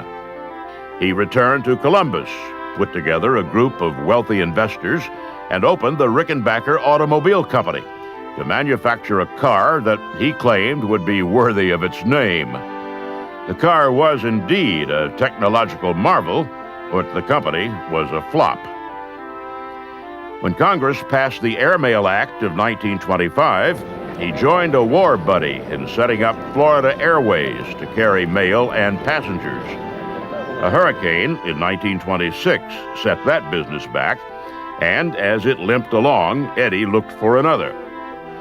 A year later, he raised $700,000 and bought the Indianapolis Motor Speedway, site of the most famous race of them all, the Indianapolis 500. In 1929, he took a job working for General Motors, which had acquired the Fokker Aircraft Company. He went from shooting down German aircraft to selling them. In 1930, the government awarded Rickenbacker the Medal of Honor, the country's highest decoration, for conspicuous gallantry in the skies above France. The recognition brought to the attention of another generation Rickenbacker's accomplishments. He took a year off to run American Airlines and then returned to General Motors to run all of the conglomerate's aviation properties. One of those properties, now called Eastern Airlines, was the former Florida Airways that Eddie had helped set up. The airlines was larger than it had been when he'd left it, but it was every bit as much of a shambles as it had been after the hurricane of 1926. He whipped Eastern into shape, and in 1938, a third party offered GM $3 million for it. Eddie went out and raised $3.5 million. While that may not seem like a lot of money today, consider this. 1938 was the heart of the Great Depression. The stock market had crashed almost 10 years earlier and had not recovered. There was almost no investment capital available anywhere at any interest rate. But Eddie Rickenbacker, the ace of aces, could assemble millions of dollars in cash in only a few weeks to execute a purchase he largely saw as a political act. One of the things that he decides he is going to do, in fact, he vows he's going to do this, is make Eastern successful without government subsidies. It's one of the things that he opposed vehemently, and that was the subsidization of the airline industry. He does this with his fierce determination. He raised the pay and professionalized the airline's co-pilots, creating a pool of experienced flyers who could become captains as the airline industry grew. He submitted ridiculously low bids for government mail contracts, sometimes offering to fly the mail for free in order to lock up routes that would form the spine of Eastern Airlines for decades to come. And he watched with concern as Europe and Asia crept toward World War II. He became an active isolationist, joining the America First Committee, which, among other things, attempted to bridge the gap between the United States and Nazi Germany. Like Charles Lindbergh, he traveled to Germany at the invitation of Hermann Goering to observe the progress the Germans were making in aviation. The Germans assured him their intent was peaceful. But he was able to see that beyond that, they were actually building an air force for future conflict. And he reported on that when he returned to the United States. Now, unfortunately, as history has shown, that fell on many deaf ears in high places. When the war broke out, he toured American air bases on what were billed as morale-boosting visits. He reported back to Washington on the conditions and combat readiness of the units he visited. He toured bases in the United States and England, but on his flight to Port Moresby in New Guinea, the B-17 on which he was riding went down. After 3 weeks of searching, the Army and Navy were ready to give up. Rickenbacker's wife, Adelaide, made a personal appeal to Hap Arnold to keep looking. He ordered the search to continue, and after 23 days, Rickenbacker and the crew of the B-17 were found and rescued. The oldest man on the raft, Rickenbacker had lost more than 50 pounds. When the war ended, he returned to Eastern. He was in many ways a changed man, absolutely convinced of his own rightness. He orchestrated Eastern's purchase of the first Constellation aircraft and helped Lockheed design the Super Connie to better fit airline expectations. He became a vocal political activist, occasionally shocking even his supporters with the disturbing racial imagery he inserted in his speeches and writings. One thing about Eddie Rickenbacker was he was very, very loyal. He was also very stubborn. So if he had a belief, he would hold firm in it without much compromise. In 1959, the board of Eastern Airlines fired Eddie Rickenbacker as CEO of the company. At the dawn of the jet age, the ace of aces refused to allow the airline to move from turboprops to jets. The board disagreed. From then until his death, Eddie Rickenbacker was one of the freest men in the world. A celebrity beloved by his generation, a hero known to all, he traveled and spoke wherever he wanted on whatever subject he wanted. He railed against government regulation and socialism, and his outspoken views alienated millions who preferred their heroes be more like bronze statues than living, breathing human beings. He published a short book on economics that served as a rallying cry for conservatives and engaged in a long, loving correspondence with his two sons. He seemed at the same time to be a man very much at peace with himself and very much at war with the way the world was changing around him. Rickenbacker died in 1973, not long after celebrating his 51st wedding anniversary. He died in Zurich, Switzerland, not far from the home his parents had left to emigrate to the country that he loved.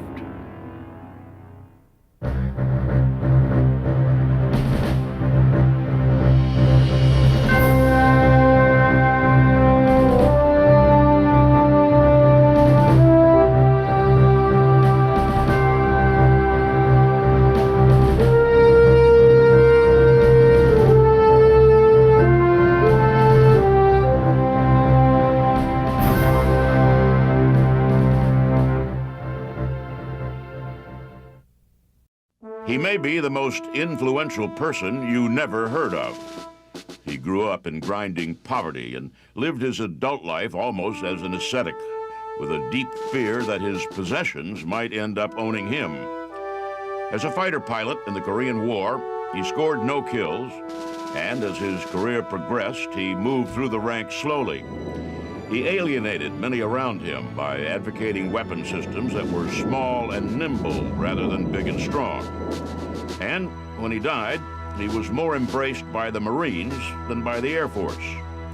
His status was so low with the flyboys that only 2 Air Force officers attended his funeral. But he left behind a legacy of monumental proportions. Scholars of warfare see him as a peer of Sun Tzu and Clausewitz, and while his name remains barely known even in the military, this fighter pilot's theories form the foundation of America's present overwhelming military strength. He is John Boyd, and he is a legend of air power.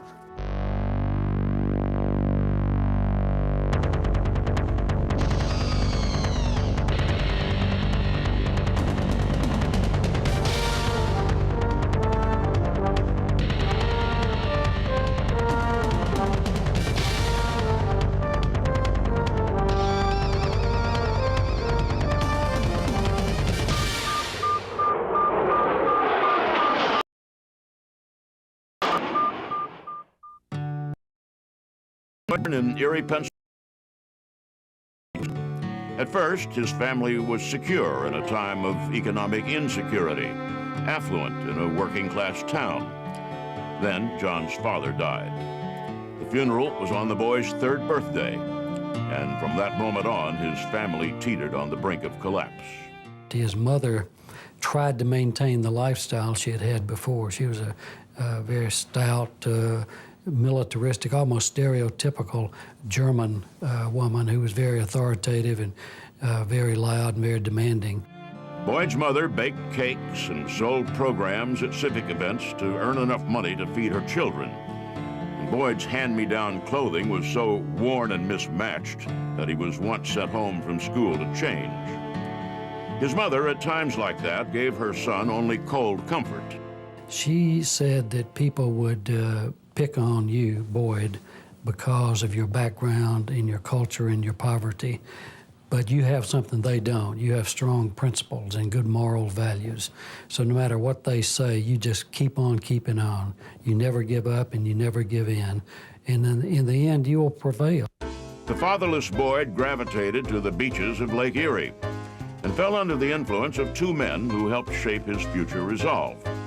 One was swimming coach Art Wiebel, who became a kind of surrogate father to Boyd. The other was Frank Pettinato, the head lifeguard at the beach, who watched over Boyd and kept him out of trouble. After the outbreak of World War II, Pettinato hired Boyd to work at the beach, a position of some responsibility and high status among the youth of Erie. It was Boyd's first taste of success. And then when Boyd was 15 or 16, the fellow who started the Eckerd chain of drugstores was from Erie and had an airplane and took Boyd for a ride. And after that, he was hooked on airplanes and knew fairly early on that he was going to be a military pilot. In school, Boyd doodled airplanes like something out of science fiction. He covered notebooks and scrap paper with designs for swept-wing aircraft, the likes of which wouldn't be seen for more than a decade. After graduating high school, Boyd enlisted in the Army, but missed World War II. He served with the occupation forces in Japan and showed a keen sense of fair play that did not endear him to the Army.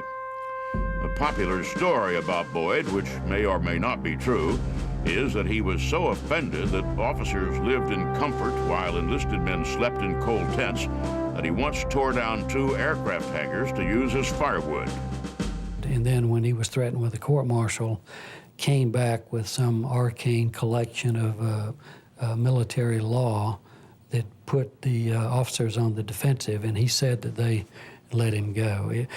I think the story is more revealing of Boyd if it's not true than it would be if it were true, because it reveals what was to be a leitmotif, if you will, throughout his life. That is, he, a man of great principle and high morals and enormous integrity, confronted superior officers who were lacking in all these qualities. After a year, Boyd returned home. He attended the University of Iowa, where he enlisted in the Air Force ROTC and took a flight aptitude test to see if he could get into pilot training. The results showed that he had an IQ of only 90. Boyd said that all of his life, that gave him a great advantage. People thought, this guy doesn't even have a triple-digit IQ. He's a dummy. And he was underestimated all his life, and he loved that. He said it gave him an extraordinary advantage in confrontations with the bureaucracy. He promised his girlfriend and future wife, Mary, that someday he would be a fighter pilot despite the low test scores. And after leaving Iowa in 1952, he attended pilot training at Williams Air Force Base in Arizona. There, the Air Force took stock of his talents and directed him to bomber training. Boyd, however, refused the assignment. He had, after all, promised his future wife that he would be a fighter pilot, and he had no interest in the flight by committee that is bomber aviation.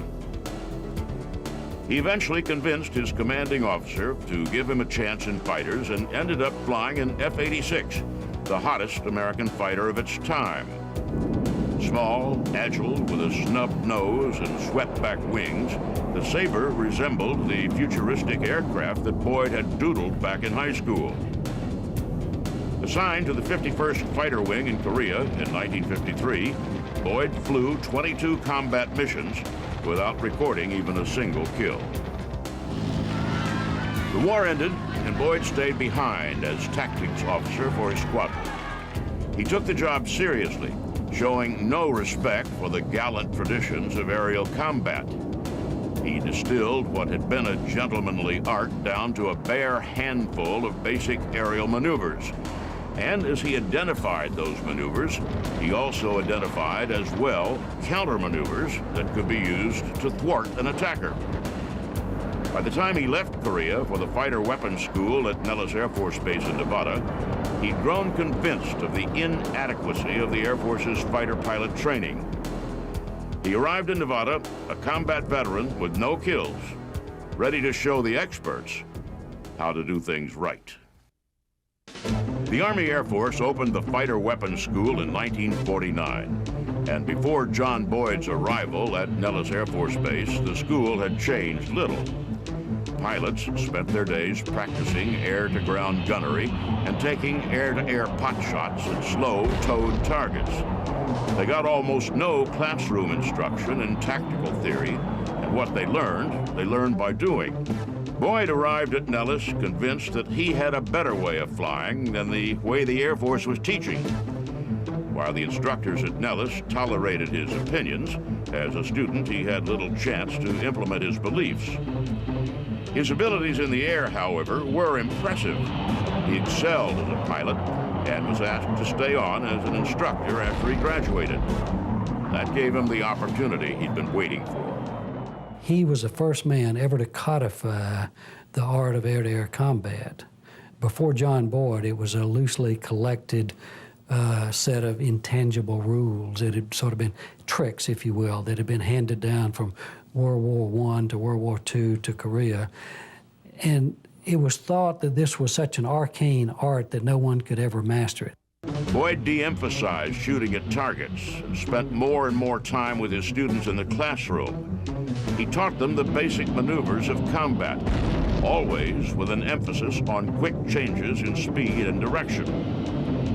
To prove his point, he issued a standing challenge to fighter pilots everywhere. He bet that he could let an adversary get on his tail and, within 40 seconds, reverse their positions.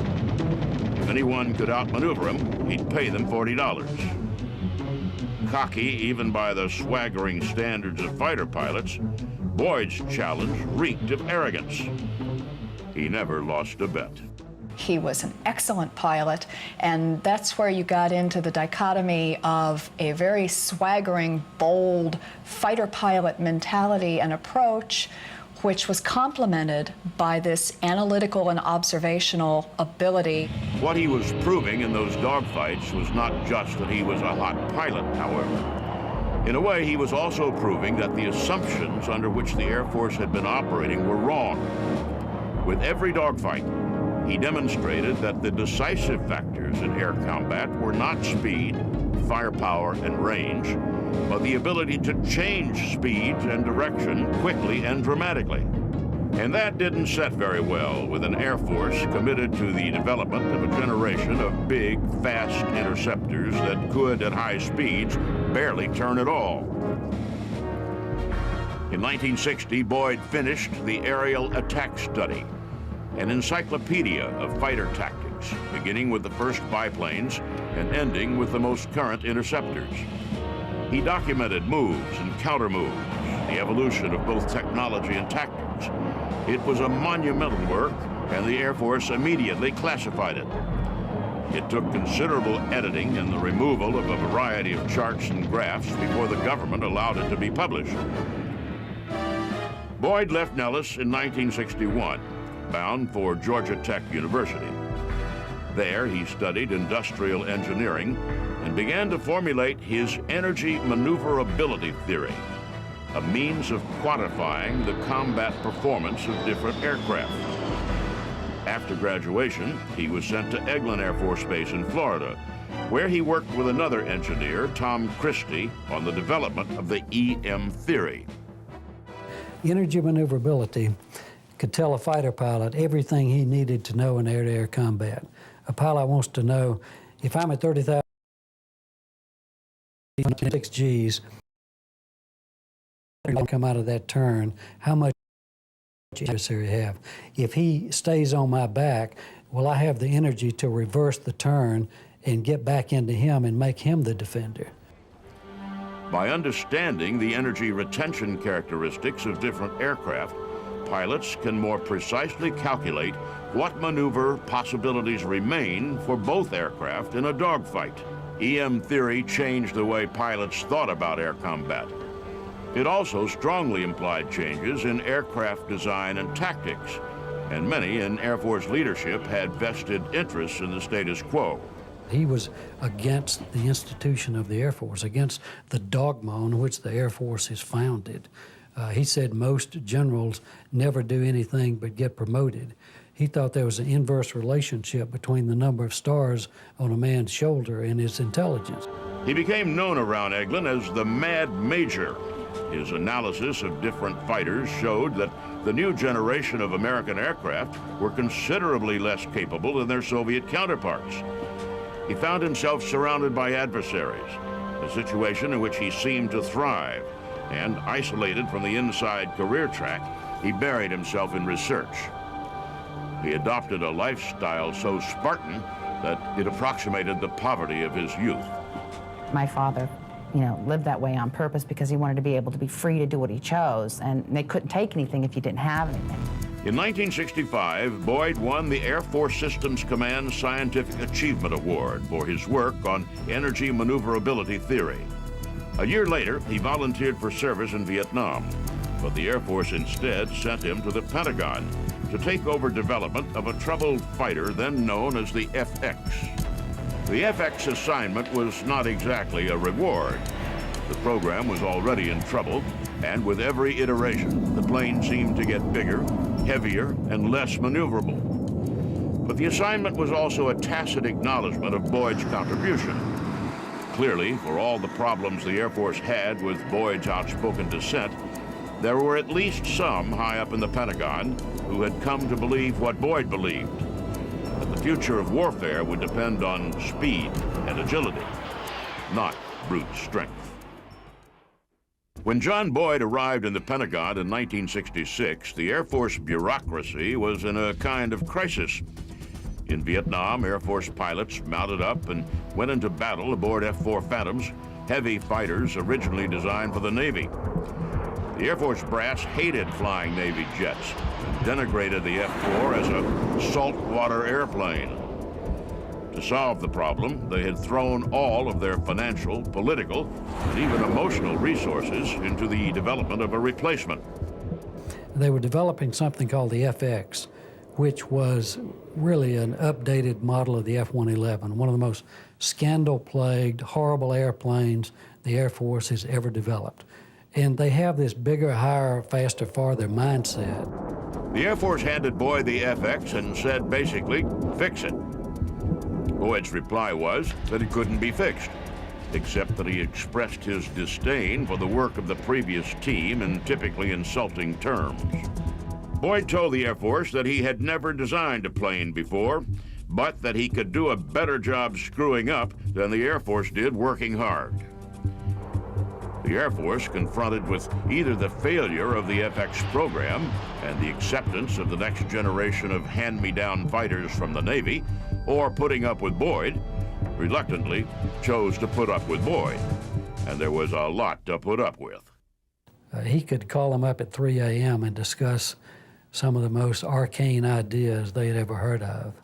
And he didn't really want a conversation. He just wanted to talk, because Boyd learned by talking, by exploring different ideas. And these people oftentimes never said anything but hello.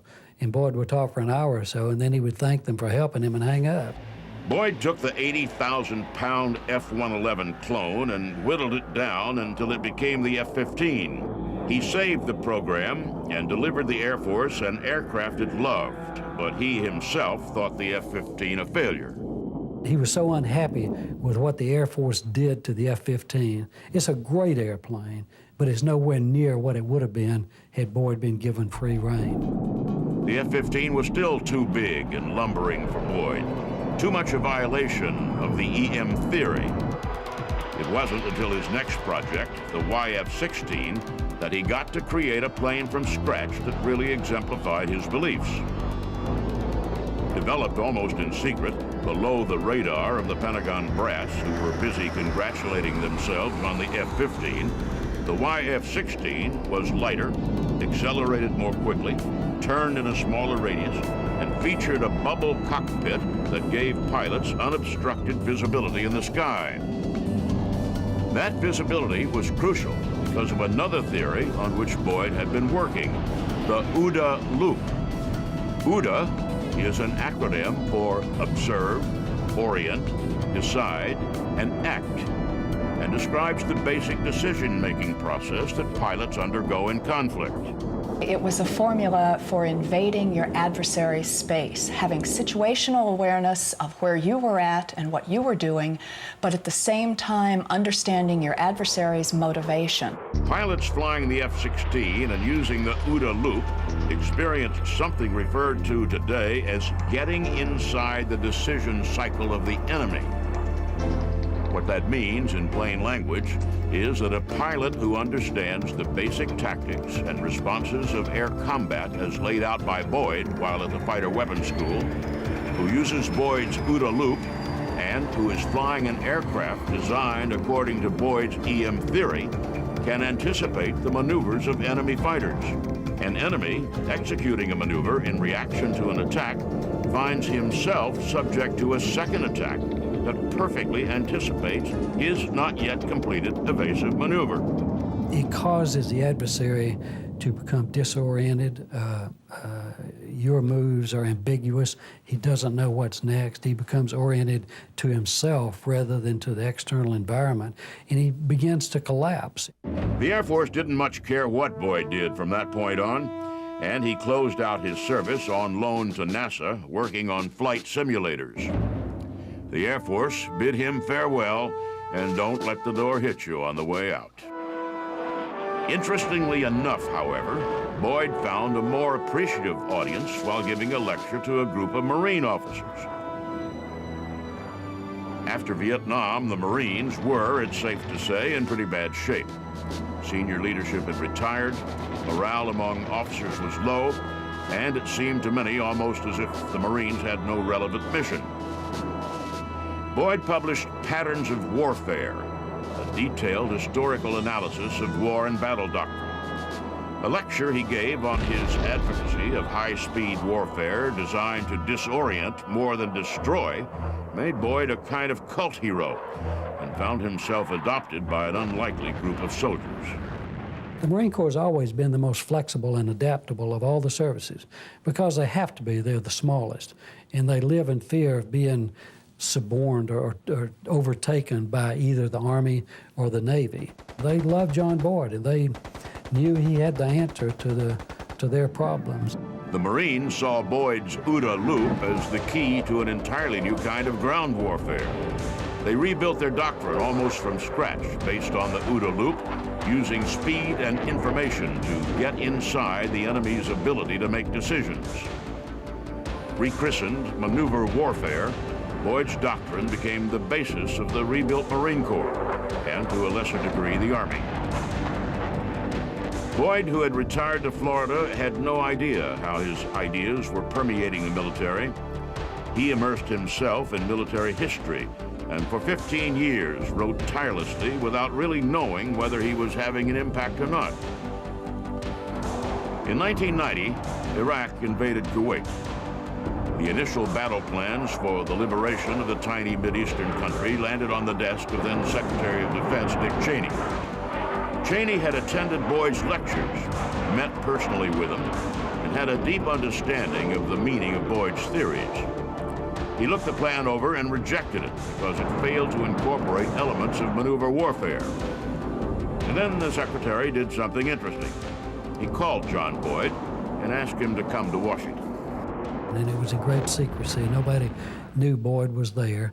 And it was Boyd who developed the philosophical underpinnings of what became the famous left hook, the Marine feint in Kuwait, the whole bit. Everything about the swift and decisive nature of that conflict came from John Boyd. Boyd, typically acerbic, dismissed General Norman Schwarzkopf's initial battle plan as high diddle-diddle, straight up the middle.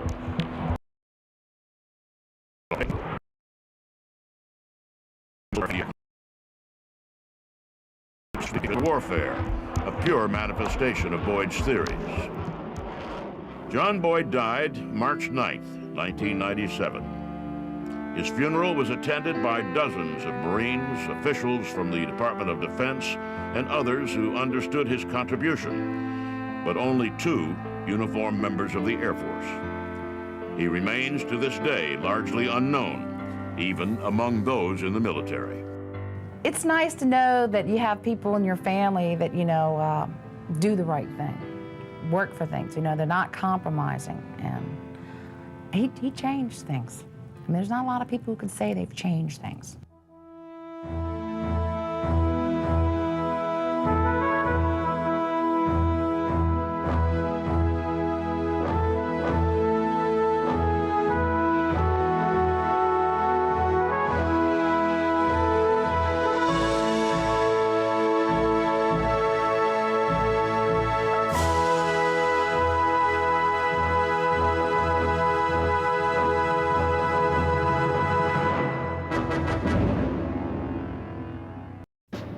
He grew up in segregated Charleston, South Carolina, at a time when African Americans weren't supposed to dream big. But dream big he did. First of going to the Naval Academy, and then of flying. He became a United States Marine, flew more than 100 combat missions in Vietnam, and became a respected test pilot. He applied for a job as an astronaut, even though he thought he didn't have a chance. He flew 4 missions on the space shuttle and helped deploy the Hubble Space Telescope, which changed the way mankind sees the universe. He returned from space to active duty in the Marines, becoming Deputy Commandant of the Naval Academy that had been his first love. Then he returned to Charleston, to the home where he had grown up, and to his place in history. He is Major General Charles Bolden, and he is a legend of air power.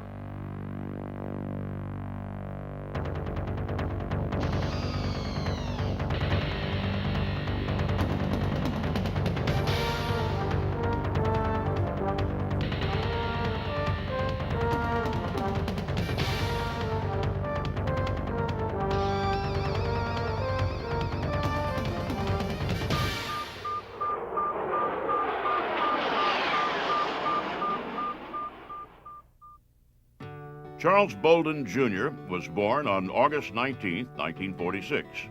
His mother and father were both educators, high school sweethearts who had married and settled down in the same neighborhood of Charleston, South Carolina, where they had grown up. Charles Sr. fought in World War II, and Charles Jr. was born a year after his father returned home, part of the first wave of a baby boom that would change the world, with parents who expected their children to succeed. Growing up in the segregated South,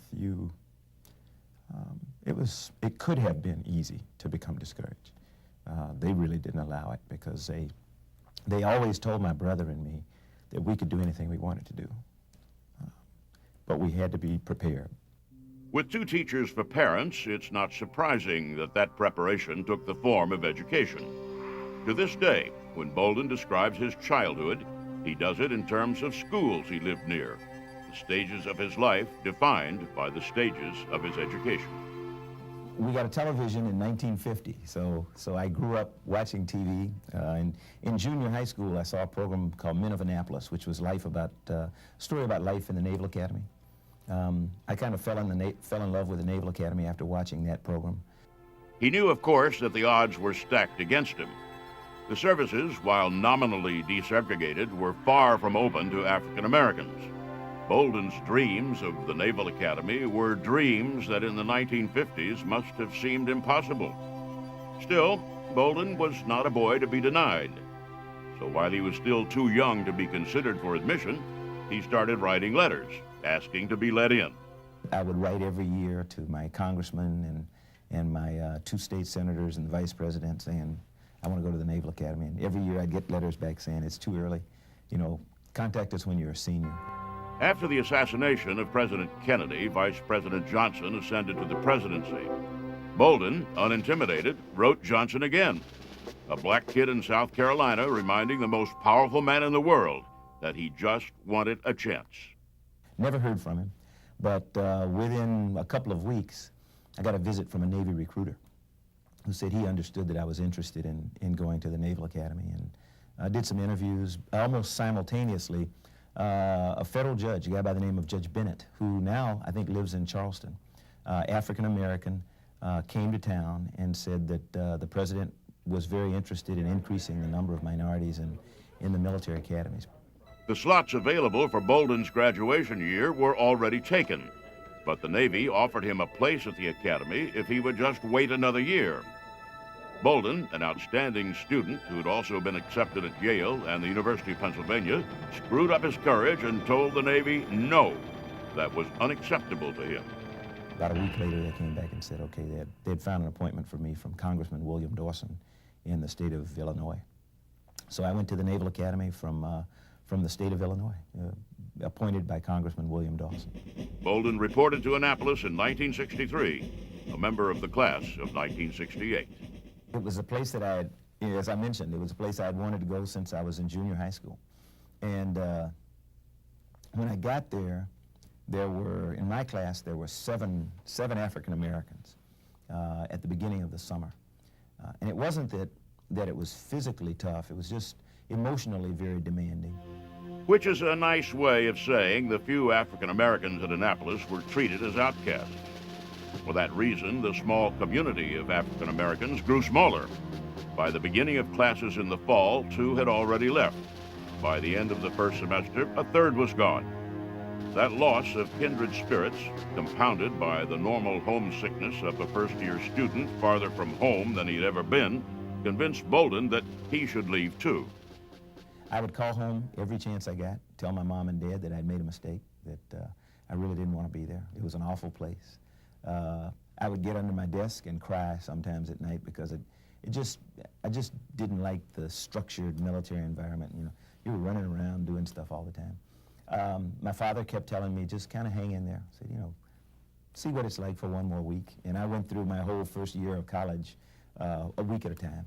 What I think set Charles Bolden apart was the fact that he was a young black man. He knew what the culture was. He knew that the odds were stacked against him, and he didn't accept the status quo. Once clear of his plebe year, Bolden started to enjoy the academy. He joined the Glee Club, which traveled for performances, showing Bolden more of the country than he'd ever thought he'd see. Bolden did what all midshipmen do, tasting the different varieties of Navy life in preparation for selecting a military career path. He went to sea for the first time aboard the USS Bainbridge. He boarded the ship in Charleston, waved goodbye to his family, and sailed off on a tour of the exotic Caribbean. He liked shipboard life, but in the end made a choice of direction that surprised almost everyone. Much to the chagrin of my parents and my fiance at the time, I decided I was going to be a Marine. Like I said, I looked back on my 4 years, and the person who had impressed me the most was my plebe year company officer, Major John Riley Love. So I said I wanted to be like him and decided to go in the Marine Corps. And after taking an orientation flight at Patuxent River outside Washington, he decided that he wanted to be a Marine aviator. And the very first time I got in an airplane, fell in love with it. So I kind of fell into aviation. It was a decision that took the boy from Charleston, South Carolina, farther from home than he'd ever imagined he'd go. In 1968, Charles Bolden graduated from the United States Naval Academy at Annapolis. He had earned a Bachelor of Science degree and knew as he marched into his graduation ceremony how important this first major accomplishment of his life was. My whole family was there, not just my parents. Everybody in the Bolden family from South Carolina, New York, Florida, Washington, D.C., Massachusetts. We had family who came from all over everywhere. It's a big deal.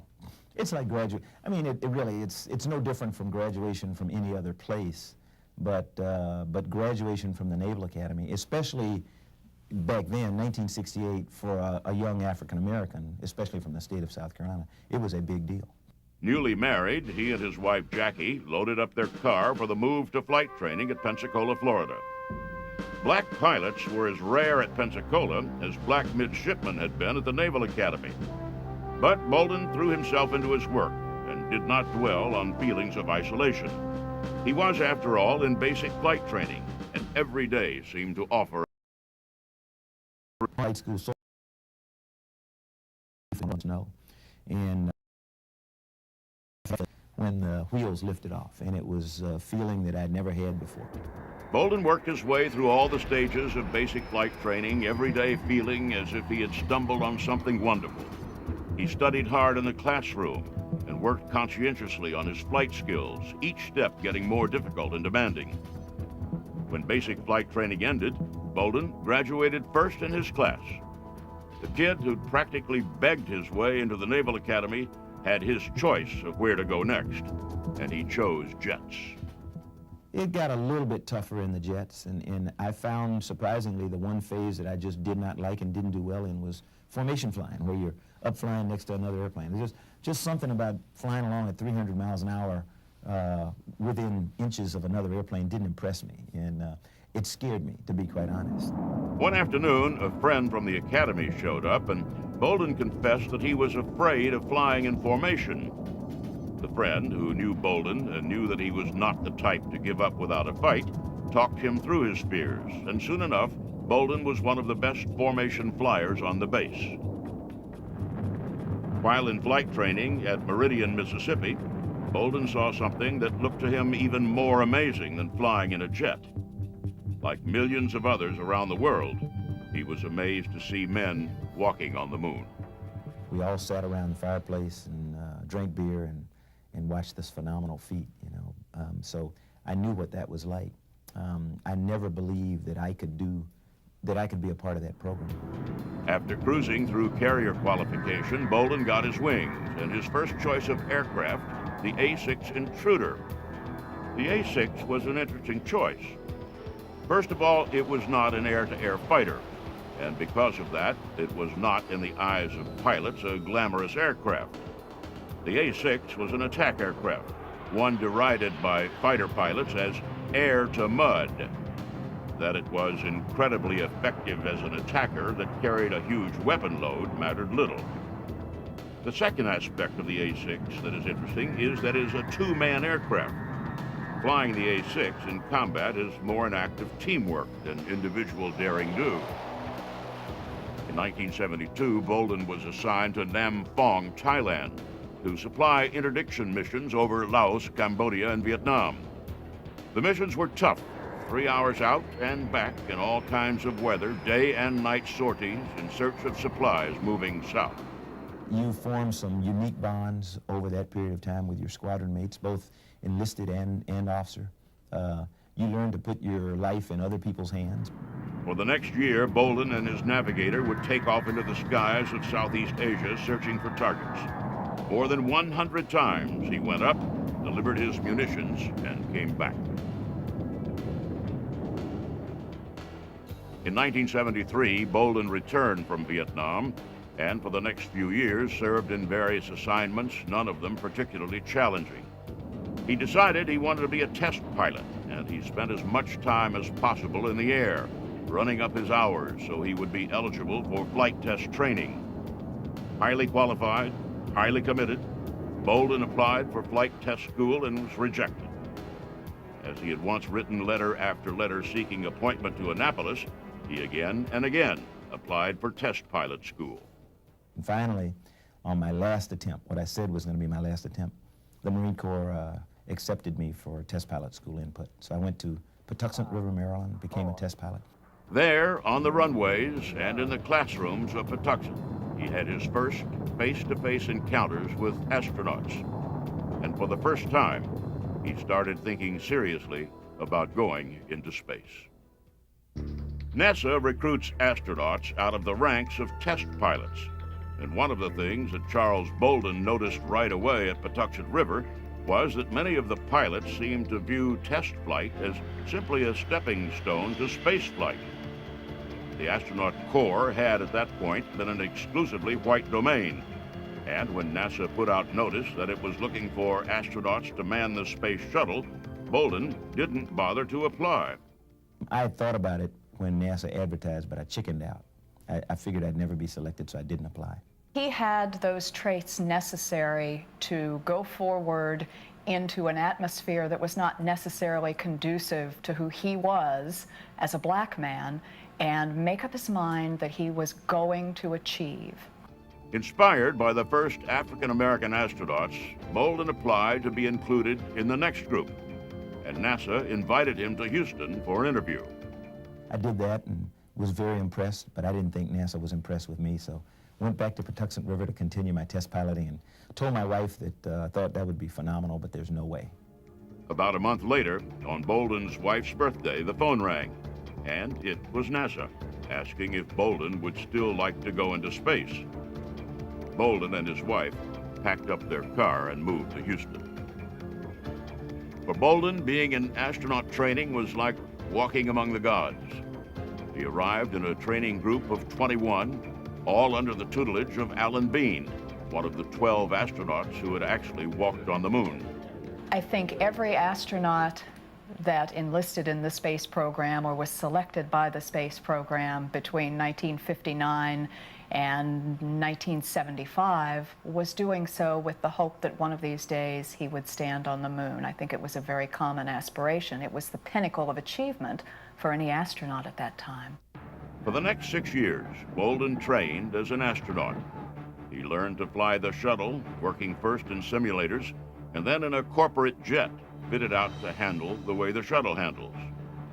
For much of that time, he trained to fly the Challenger on the Teacher in Space mission. But about 6 months before that mission was to take place, NASA swapped out the crews, assigning Bolden to a Columbia mission instead. Originally scheduled to take off in June 1985, Bolden's first journey to space was delayed 5 times. Finally, on January 12, 1986, Charles Bolden took off for outer space. And because we were so late, then NASA decided that, and the Teacher in Space flight was coming up next, they needed to get us on the ground. So they were going to cut, originally we were going to cut our flight to 4 days. God smiled on us, though, because the first day we were supposed to land, the weather at the Kennedy Space Center was awful. Wasn't very good at Edwards, so we waved off 2 or 3 times that day. Bolden ended up staying in space for 3 extra days. Commander Hoot Gibson and Bolden brought the Columbia down at Edwards Air Force Base at night in a dramatic landing that is still one of the shuttle's most memorable. It was awesome. I came back unbelievably high. We went through our debriefs and everything, and then 10 days later we took a break to go watch Challenger launch with mostly everybody else. 7, 6, we have main engine start. 4, 3, 2, 1, and liftoff. Liftoff of the 25th Space Shuttle mission, and it has cleared the tower.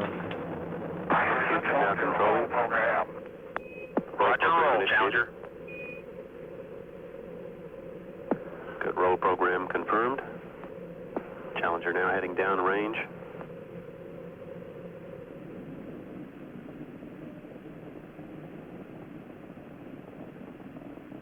Engines beginning throttling down now at 94%. Normal throttles for most of the flight, 104%.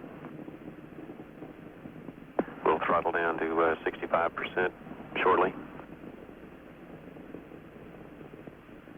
Engines at 65%, 3 engines running normally, 3 good fuel cells, 3 good APUs.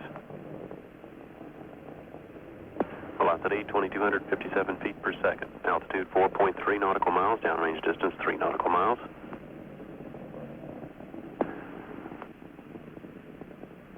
Engines throttling up. 3 engines now at 104%. Challenger, go at throttle up. Challenger, go at throttle up.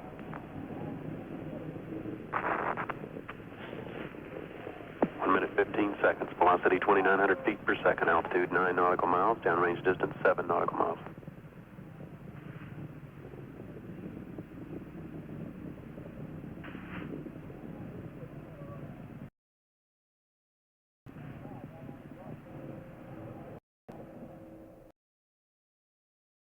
They were all very good friends. Mike Smith and I had been boxers together at the Naval Academy. Ron McNair was a very good friend, had become a fraternity brother of mine. Both of us being native South Carolinians, we had gotten to know each other very well. And just everybody on the crew was superb. Krista was awesome. Bolden went back into training, and NASA went back to the drawing board. His next flight, more than 4 years later, deployed the Hubble Space Telescope. The crew knew prior to the launch that it would have an impact on humanity forever. And as it turned out over the years, since 1990, since we put Hubble in orbit, it has done exactly that. The Hubble Space Telescope changed the way science thinks about time and space. The images beamed down to Earth have captured the deep beauty of the farthest reaches of the universe, asking and answering questions that are both scientific and profoundly spiritual. On Bolden's third and fourth space flights, he took over as commander. As commander, he was more involved in the planning of the flights and was responsible for the successful execution of all aspects of the flight. My third and fourth flights were different in the respect that I moved to the left seat, so I became the mission commander. Thrilling in another way because you were now responsible for the safety of the crew and the vehicle, for the conduct of the flight, for helping with the planning and preparation and training of the crew. Both of those flights were 7-member crews. Both of those flights turned out to be international crews. On STS-45, Bolden's crew carried aloft and operated 13 different scientific experiments from different countries, a mission of international visibility and diplomatic importance that went off without a hitch. But it was on STS-60, which proved to be Bolden's last journey into space, where he faced his greatest challenge. It was a flight I did not want to fly. I was a Marine, and I mean, you know, the wall hadn't come down that long ago. Another international flight, STS-60's key element was a pair of Russian cosmonauts, designated to fly aboard the space shuttle for the first time. Only a few years after the fall of the Berlin Wall and the collapse of the Soviet Empire, Bolden was not comfortable training for a mission with people he'd spent his whole military career training to kill. The wall hadn't come down that long ago, and I really was not impressed with flying with a Russian. While training for the mission, however, Bolden got to know the Russians and their families, and by the time he got into space with them, he considered them good friends. In fact, once the mission was complete, he traveled to Russia to visit with them. Bolden returned to the Marine Corps. In 1995, he went home, in a way, to Annapolis.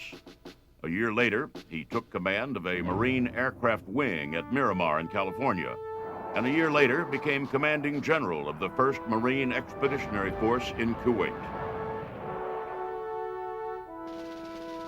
Bolden was in line to take command of the 2nd Marine Expeditionary Force at Camp Lejeune, North Carolina, when he told the Marines he was retiring.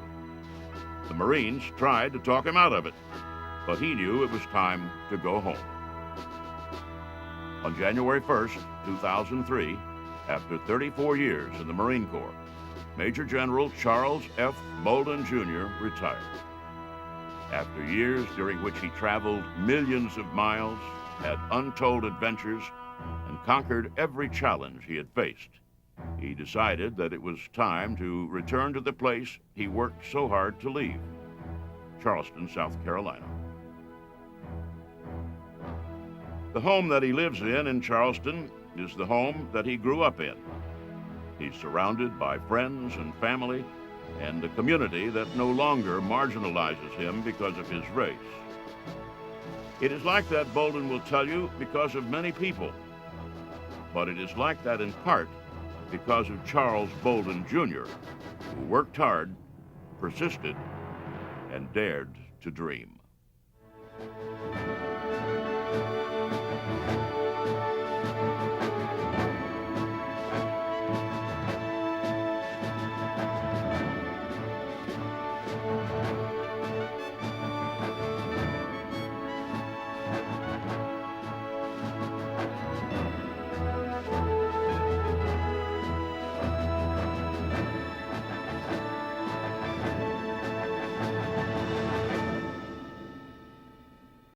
As a boy, he was more interested in football than flight. He broke his leg twice, was told he'd never play again, but went on to star for Air Force in the Gator Bowl.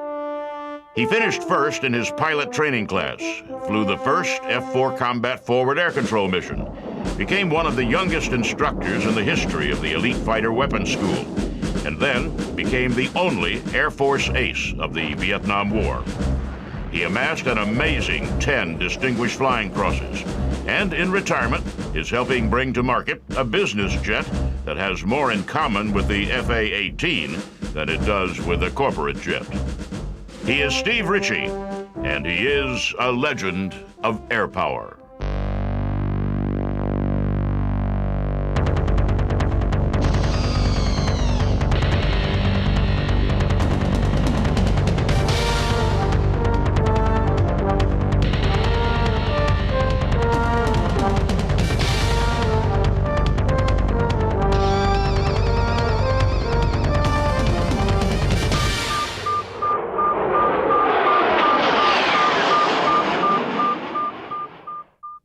Richard Stephen Ritchie was born June 25, 1942 in Reidsville, North Carolina. He was known from his first day as Steve, and as a boy, his first passion was baseball. As he got a little older, however, his interest shifted to the rough and tumble of football. I broke a leg in the 8th grade, another leg in the 9th grade. The surgeon that fixed my leg in the 9th grade said, you can't play football again. Doctor's orders or not, he excelled as the quarterback of his high school team. He did it, he explained later, because he liked to try things that people said couldn't be done. I wasn't the best guy on the field. I didn't have the most talent, but I worked hard. Though he wasn't all that interested in flying, Ritchie decided that he wanted to attend the Air Force Academy. Senator B. Everett Jordan, North Carolina's popular Democratic lawmaker, nominated Ritchie, and in 1960, he reported to Colorado Springs. So I was very highly motivated to go. In fact, I took the first bus down from Denver because I wanted to get started. Well, that was a big mistake because they start out by making life very, very miserable. So I advise people today to arrive at the very last possible moment rather than 5 or 6 hours earlier at the first possible moment. At least you save yourself 5 or 6 hours of misery. The Academy hadn't recruited Ritchie as a football player, so he walked onto the team. Once again, he wasn't the biggest or most talented player, just the hardest working. The coaches kept him around, not because they thought he'd amount to much, but because they admired his persistence and courage. In many ways, Ritchie and the Air Force Academy were an uncomfortable fit. Ritchie was, in his own way, a rebel. He hated the ritual and regimentation that were ingrained into every aspect of Academy life. But he also recognized as time passed that at least some of the regimentation had a purpose. Because we had to look straight ahead in everything we did, marching. Whenever we were outside, we had to look straight ahead. We couldn't gaze, as they call it. Same at the meals. The meals, you had to look straight down into the plate and develop this peripheral vision. Well, of course, we griped and complained about having to do that for a year of our lives, but it became important later in the air combat arena. That peripheral vision becomes very, very important. Ritchie's interest in flight developed the summer before his senior year. As he walked out for his first flight in the T-37, he showed a little fighter pilot cockiness to his instructor, a recent graduate of the Academy. I was with an instructor who had been a friend previously at the Academy. He was 2 years ahead of me, but we had been friends, named Mert Hull, Lieutenant Mert Hull at the time. And so I bet Lieutenant Hull a steak dinner that he could not make me sick on that first flight. And very unwise thing to do. Another humbling experience in one's aviation career. I bought dinner that night in Lubbock, Texas. After 12 flights in the T-37, Ritchie decided that he wanted to be a fighter pilot. He returned to the Academy for his senior year as an odd mix of big man on campus and outcast. On the football field, he was a hero, an undersized halfback on a team that beat the #1 ranked Nebraska Cornhuskers on their home field. The team earned a trip to the Gator Bowl, and while they lost the game, there was no question of fans across the country. Among the professors and however, Ritchie's reputation wasn't nearly as favorable. He was, in fact, known as something of a troublemaker. He didn't hide his scorn for the hazing and ritual that were so much a part of Academy life. There developed between Ritchie and his superiors a testy relationship that came to a head toward the end of Ritchie's senior year. Once the football season ended, Ritchie had surgery on his knee. The Air Force scheduled him for a series of physical therapy sessions. It was time to pick pilot training bases, so I decided I need to go to the library and do some research on the bases. So I called the hospital, spoke to a female second lieutenant, and it was my clear understanding that I had rescheduled my appointment for therapy on the knee. Ritchie's commanding officer, apparently fed up with Ritchie's inability to conform, explained to him in some detail why he was never going to amount to anything, and then confined him to quarters for the remainder of his time at the Academy. Ritchie was so disgusted with the Air Force he could barely contain himself. In 1964, while Steve Ritchie was still in flight school, in the Gulf of Tonkin off the coast of North Vietnam, history was being made. After weeks of escalating tensions, during which American warships moved to within yards of North Vietnamese territorial waters, a group of North Vietnamese PT boats were reported to have attacked an American destroyer. In all likelihood, the incident did not take place as reported. Pilots flying above the supposed battle publicly declared years later that they had seen no enemy boats, that there had been no battle. But back in Washington, with anti-communist fervor running high and an election just over the horizon, President Lyndon Johnson seized the opportunity. He used what became known as the Gulf of Tonkin incident to push through Congress a resolution giving him the power to do pretty much whatever he wanted to protect American interests in Vietnam. After years of dithering, of secret and not-so-secret support of the South Vietnamese, the Gulf of Tonkin resolution made it official. The Vietnam War had begun. The whole mood of the Air Force changed. The country was suddenly at war, and those working their way through training were suddenly training not just to fly and fight in some theoretical future conflict, but to fly and fight in a very real, ongoing war. Ritchie's first operational assignment was in flight test operations at Eglin Air Force Base. There he learned to fly the F-104 Starfighter, a classic jet of the 1950s. The Starfighter was big and fast, but difficult to maneuver, and by the time Ritchie settled into the cockpit, it was already being phased out. The plane of the future was the F-4 Phantom, and Ritchie made the transition 2 years later. The Phantom had originally been a Navy plane, adopted for Air Force use against the Air Force's wishes. Great pilots begin to distinguish themselves long before they see combat. In training, Ritchie began to show the attributes that only elite pilots ever display. They've got better reflexes, better hand-eye coordination, and they have, I think, probably a better sense of the situation, situational awareness. They know what's happening around them. They can see things in 3 dimensions and can see a cutoff angle, can see an intercept that maybe somebody else can't see quite as fast. Ritchie volunteered to fly a brand new F-4 over to Vietnam. At Hill Air Force Base, he picked up a Phantom with only 8 flight hours on it and hopscotched his way around the world, landing at the huge American air base at Da Nang. What he found there was not what he was expecting. It smelled awful. It looked awful. It was filthy, dirty, slimy. And I thought, good gracious, this has got to be the end of the world. End of the world or not, the many familiar faces at the Da Nang Air Base almost glowed with the esprit de corps. Though it is sometimes difficult for civilians to understand, combat is, for military pilots, something of a fulfillment. While no one hopes for war, the opportunity to put into practice what they've trained their whole lives to do is not something any of them want to miss. But the Air Force pilots in Vietnam were also laboring under a set of rules of engagement that seemed concerned with everything but winning.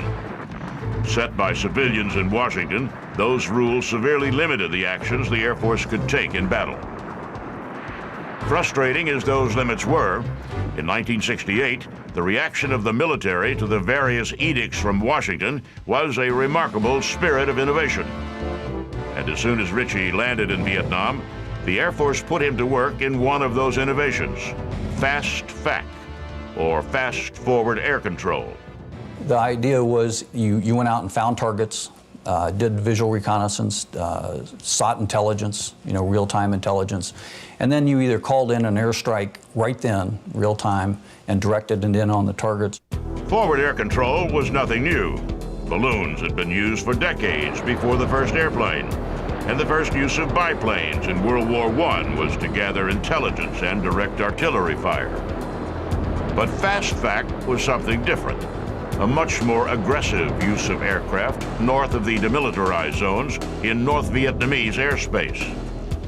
Fast FAC had previously been flown in F-100s, But with the phasing out of the Century Series fighters, the mission moved to F-4s. The training Ritchie received was not extensive. Ritchie flew the first F-4 fast-fact mission, and in the next few months, he and the other F-4 pilots rewrote the book on fast-fact. But as Ritchie had once been worn down by what he saw as the feudal rules and rituals of life at the Air Force Academy, the rules of engagement in Vietnam began to get to him as well. Fast-fact had been an attempt to identify, confirm, and quickly strike targets that were fair game under Defense Secretary Robert McNamara's rules of engagement. But as time passed, the rules grew ever more restrictive, and winning the war took a back seat to knowing the rules. As an aircrew member, we had to take a test every month on the rules of engagement. Came directly from McNamara, and make 100% or we could not fly. And most of those rules of engagement were what we could not do. Targets we could not hit, places we could not fly, situations where we could not fire back even when we were fired upon. For a year, Ritchie flew fast-fact missions out of Da Nang. He watched friends get shot down and die, and he watched others disappear into the horrific communist prison of war camps. I never worried about being killed in Vietnam. If you're killed, you're killed. You can't do anything about it. What I worried about was losing freedom. What I worried about was being captured. What I worried about was being a prisoner. I didn't want to be a prisoner. In 1969, Ritchie returned to the United States. The country had changed while he'd been gone, become immersed in a divisive debate about Vietnam and whether it was worth fighting for. Ritchie had no doubts. There was a nation of people who wanted to be free, being overrun by people who wanted to oppress them. The Air Force sent Ritchie to fighter weapons school at Nellis Air Force Base in Nevada. Nellis was like graduate school for fighter pilots, and Ritchie's performance there so excellent that he was invited to stay on as an instructor. At 26 years of age, he was one of the youngest instructors in the history of the elite program. But what Ritchie really wanted to do, despite the protests in the streets and the apparent futility of the war effort, was to return to Vietnam. This is my training, this is my business, my profession. Why should I sit back here in America and enjoy the luxury life that we have while my friends and my colleagues and my classmates were fighting in Vietnam? When the Air Force sent Ritchie's commander from Nellis to a combat assignment, Ritchie wanted to go with him. The commander had been assigned to Udorn, Thailand, and the Air Force said Ritchie could go to Thailand too, but there were no combat assignments available there. He would have to go as an advisor to the Thai Air Force. Ritchie called his former commander and asked for his advice. The commander told him to come on over, that a combat assignment would surely turn up. When Steve Ritchie arrived in Udor, Thailand, he was hopeful that he would be able to wrangle a combat assignment. He lucked out, if you can call it that, and was assigned to the 555th Tactical Fighter Squadron, the famed Triple Nickel.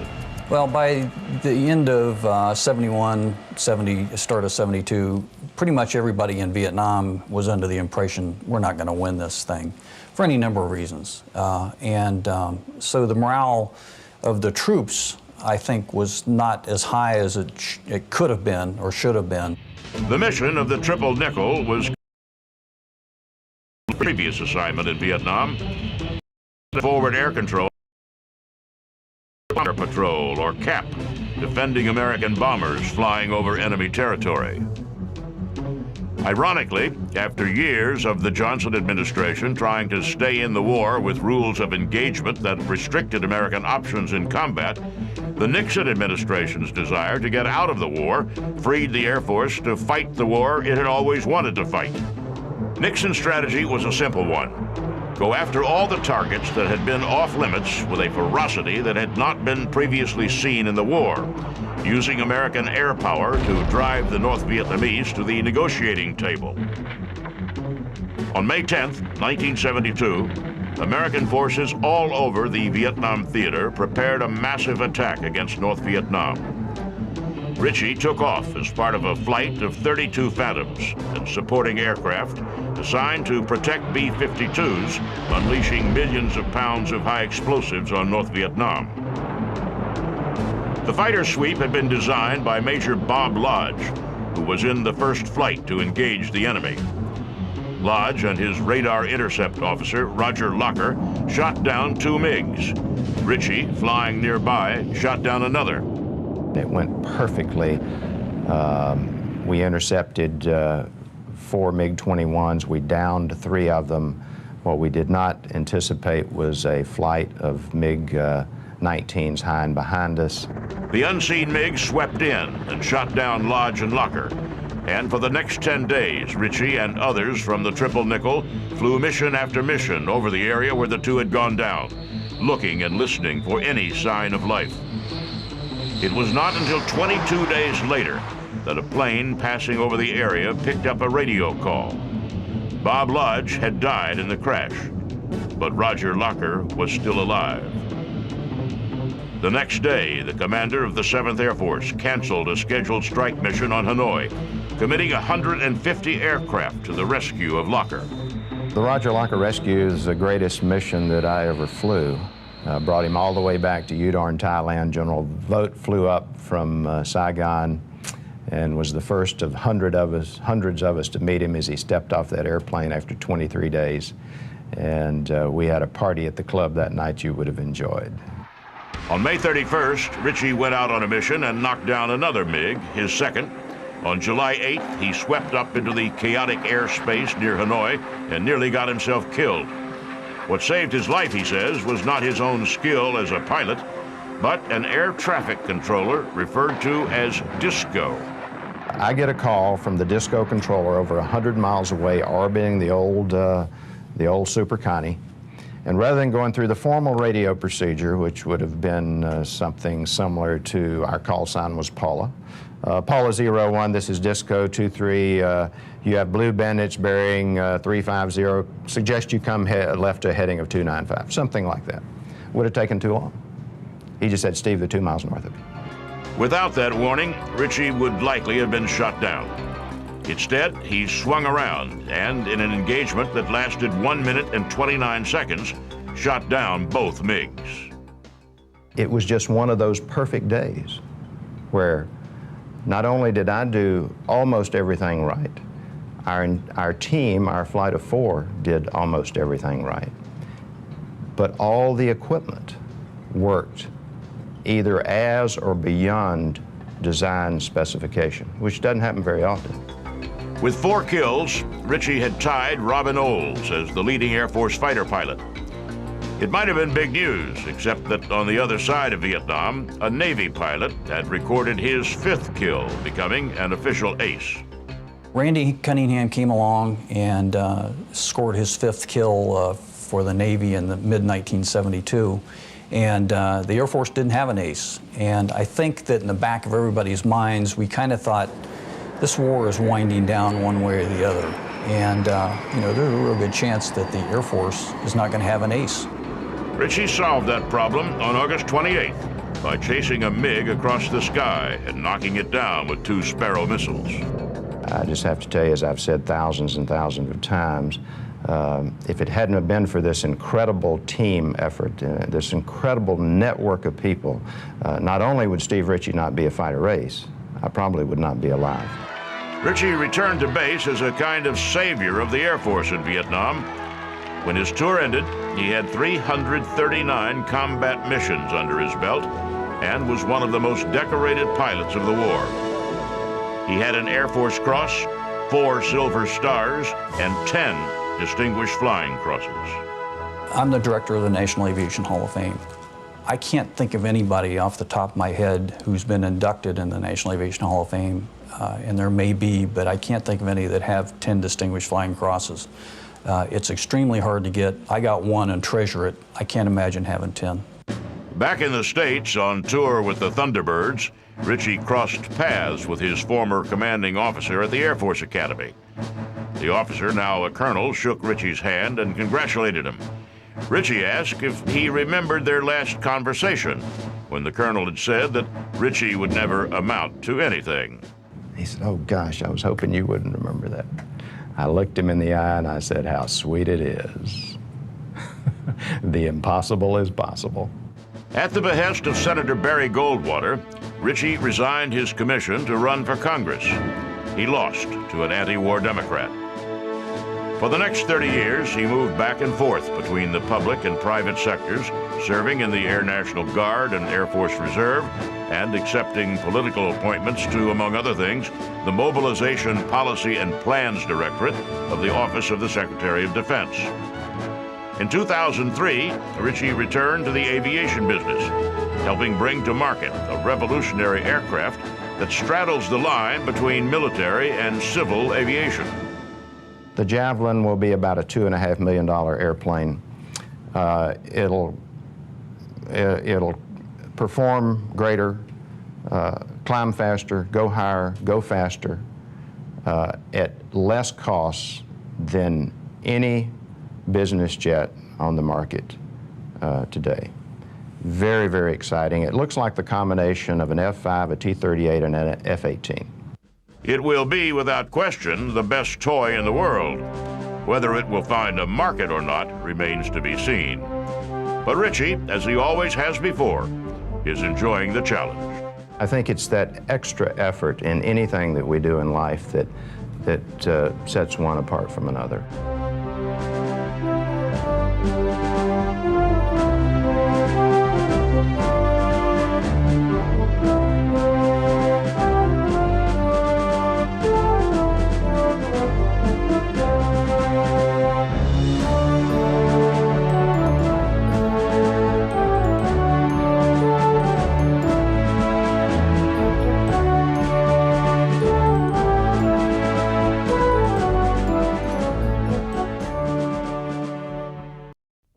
He was a kid from the Wild West who fell in love with airplanes at the ripe old age of 4½.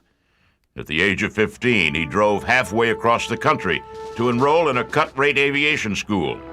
And by the time he was 16, he'd built and flown his own airplane. He built an enormous business training pilots, took time out to personally fly in World War II, and then came back home to build his business even more. He helped design the air traffic control system that enabled aviation's enormous growth in the 1960s, helped get the American space program off the ground, and gave refuge to the first man to walk on the moon. At a time when his peers were retiring, he stepped in to save one of aviation's legendary manufacturers. And when he was done with that, he began a new career as a writer. He is Harry Combs, and he is a legend of air power.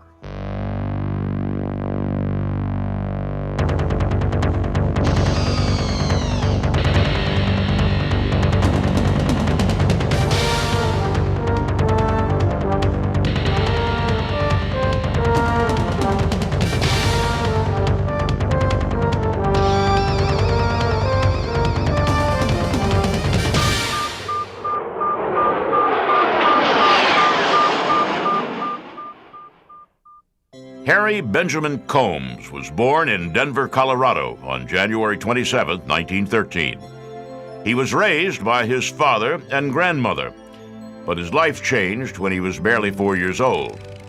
That was when his father, after watching what became World War I building in Europe, decided he wanted to become a military pilot. One day, I came in and the nurse who had said, "You better go see your grandmother. She wants to see you very much." And I went in to see her. I called her Gamma.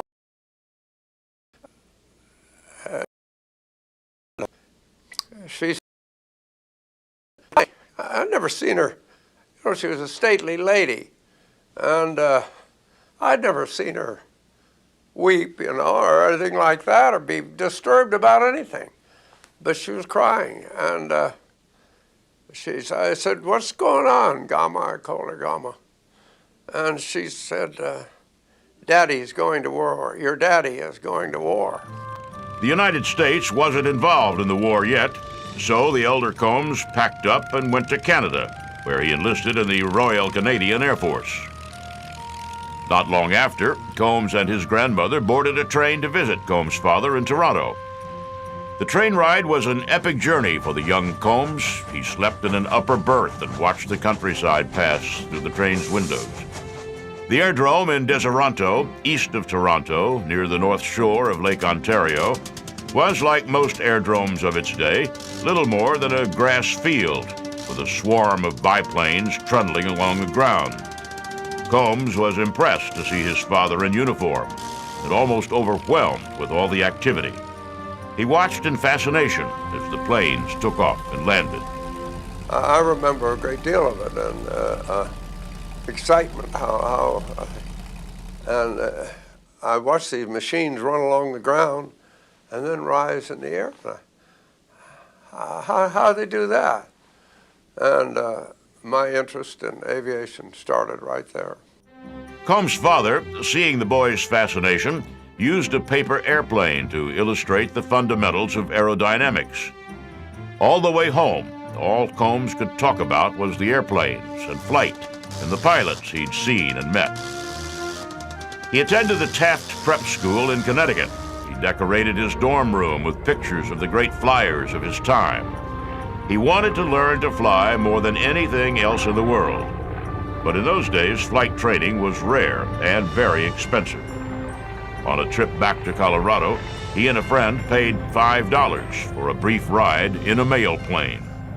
That was an experience. I never forget it. The airplane gaining speed and the earth going by and then suddenly lifting off. And I God, this is for me. This is for me. And I can't do anything else, but then I was nutty about it. Back at school, Combs couldn't get his mind off learning to fly. In those days of barnstormers and air races, being an aviator was like being a rock star. Lindbergh had flown to Paris and returned the world's most famous man. Newspapers almost daily carried stories of new records broken and new aircraft flown. Combs was nearly bursting with a desire to fly. And one day, he picked up a magazine and found a solution to his problem. I discovered in a magazine an advertisement, $99, learn to fly. And in those days, there were no little Piper Cubs and so forth that you could fly economically like you can now. There were always war surplus, and there were biplanes, big, used up a lot of fuel and so forth. So a thing like this was unbelievable. But it was at Lindbergh's old school. Which meant, of course, that the $99 flight course was in St. Louis, Lindbergh's hometown. The fact that Combs was in Connecticut posed only a minor problem. He convinced his flight-mad roommate, who had a car, that they should drive out to St. Louis and learn to fly, which they did. And after only 3 hours and 13 minutes of instruction, Combs soloed, a 15-year-old kid who lied about his age, taking off into the wild blue yonder. When Harry Combs was 16, the world was a little different place than it is now. Young boys didn't have Nintendo, they didn't have television sets, they barely had movie theaters, and they worked a lot more with their hands and with building things. It really wasn't illogical for a 16-year-old who was mesmerized by flight to decide to build an airplane. Harry and a friend designed and built a sport biplane, which they christened the Vamp Bat. It had a Jacobs radial engine and, remarkably, flew just beautifully. For the next 2 years, Combs flew the plane every chance he got, until in 1931, a gust of wind flipped the plane on a taxiway in Pueblo, Colorado. Combs went to Yale University, where he received his degree in applied economics. Still wanting to be part of the aviation world, he took a job as a ticket clerk for Pan American Airways. Pan Am at the time was the most glamorous airline in the world, with routes stretching farther than any other airline and a fleet of aircraft reminiscent of the great clipper ships of the high seas. He roomed with a couple of college friends in New York, scraping by on his $50 a month salary, and just missed meeting Charles Lindbergh one morning in the Pan Am offices. Combs got a $1,000 graduation present from a rich uncle, and he teamed up with a friend to buy a Warner Fleet biplane. Still, fuel was expensive for someone making $12.50 a week, so Combs was still scratching for flight time. A friend of Combs' girlfriend convinced him to move back to Denver to work in investment banking. And almost as soon as Combs arrived, he was scrounging around for flight time. He joined the Colorado National Guard, which had a small flight operation, and swaggered onto the field to see if he could get a little stick time. The officers laughed, and while planes took off and landed in the background, handed Combs a broom and told him to sweep the hangar. Soon enough, however, Combs was flying in 019 and building up his hours. He earned his instructor rating and discovered that he liked teaching others to fly. In fact, he liked it so much that he quit his job at the bank and opened his own flight school. He partnered with a fixed-base operator named Ray Wilson, charging $3 an hour for training and getting 10% of every airplane he sold. They called the venture Mountain State Aviation, and their timing couldn't have been better. Another war was brewing in Europe, and in Washington, planners in the War Department were cooking up a way to get a few thousand pilots trained, just in case. The civilian pilot training program was a stroke of genius. At a time when interest in aviation was high but defense spending low, the government started the program to train civilian pilots who could, if war came, make a relatively quick and easy transition to military flight. Harry Combs' new flight school, Mountain State Aviation, quickly landed a government contract to train pilots. An initial $7,500 investment bloomed into a $300,000 business. As World War II approached, however, Combs couldn't keep himself out of the action, and while his role as a flight instructor would likely have earned him a draft deferment, he enlisted in the Army Air Corps. While he was off flying transports in North Africa and India, his company back home trained more than 9,000 pilots and came close to going broke. Combs came home, and rather than mourning his financial losses, he simply went back to work, rebuilding the school. A lot of GIs that took their annuity and spent it learning to be pilots, which was good because the airlines were getting plowed up, and they needed pilots. Combs bought out his partner and renamed the company Combs Aircraft. He expanded it into Wyoming and Montana. He sold what were essentially package deals, teaching people to fly and then selling them aircraft. And by 1958, Combs Aircraft was the largest seller of Beechcraft airplanes in the country. Aviation boomed in the 1950s, and by the end of the decade, it was becoming clear that the industry's growth would be stunted unless a better way of handling traffic in the air could be devised. Newly elected President John Kennedy, impressed by Combs' managerial and administrative skills, tapped the can-do Westerner to help redesign the antiquated air traffic control system. The task force, called Project Beacon, was probably Combs' greatest contribution to the growth of the aviation industry. Harry was the man who came up with the concept of segregating the airspace by the type of airplane that was flying in it, so you didn't have Piper Cubs competing with 747s in the same airspace. Segregating aircraft by performance enabled the growth of both commercial and civil aviation. The air traffic control system as it exists today is largely a result of knowledge Combs accrued while teaching hundreds of new pilots how to maneuver in 3 dimensions. His seemingly simple insight, the segregation of aircraft, helped turn aviation from a risky, if glamorous endeavor, into a safe, everyday mode of mass transport. It was very easy to learn the love of aviation and the love of business by going into aviation as a business. Took him a while to perfect it, but once he did, he was absolutely brilliant at it. As Project Beacon wound down, Combs was hired as a consultant to NASA, the space agency that President Kennedy charged with putting a man on the moon by the end of the 1960s. He brought his background in flight training to bear on the problem of astronaut training, and he helped as well in streamlining the agency's procurement and manufacturing processes. By the mid-1960s, Combs seemed to be cutting back on his business activities. He sold Combs Aircraft to Charles Gates of Denver's Gates Rubber Company, but stayed on as a consultant. He convinced Gates to buy Roscoe Turner Aeronautical, forming the highly successful Combs-Gates network of fixed-base operations. And then, in a move that many in the industry considered foolhardy, he convinced Gates to buy Learjet Industries. Based in Wichita, Kansas, Lear was the leader in what was really an embryonic corporate aviation industry. But it was also a company that had lost its way, diversifying into businesses unrelated to aviation, including the manufacture of 8-track tape players for automobiles.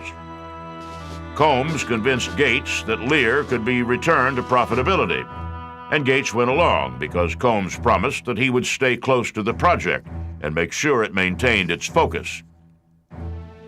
Combs didn't know how close he was going to stay. Soon after Gates acquired Lear, the company's CEO was killed in a car accident. At the age of 58, when Harry Combs' attention was turning to light work schedules and long weeks spent on his beloved Colorado ranch, he instead stepped up and took day-to-day control of a troubled aviation icon. He did it, he said, because he couldn't resist a challenge. And Lear would prove to be a very big challenge indeed. In the late 1960s, the renamed Gates Lear Jet Company was on the verge of bankruptcy. Though it manufactured a full line of elegant corporate jets that enjoyed a reputation as the apex of jet-age luxury, the company itself was a mess.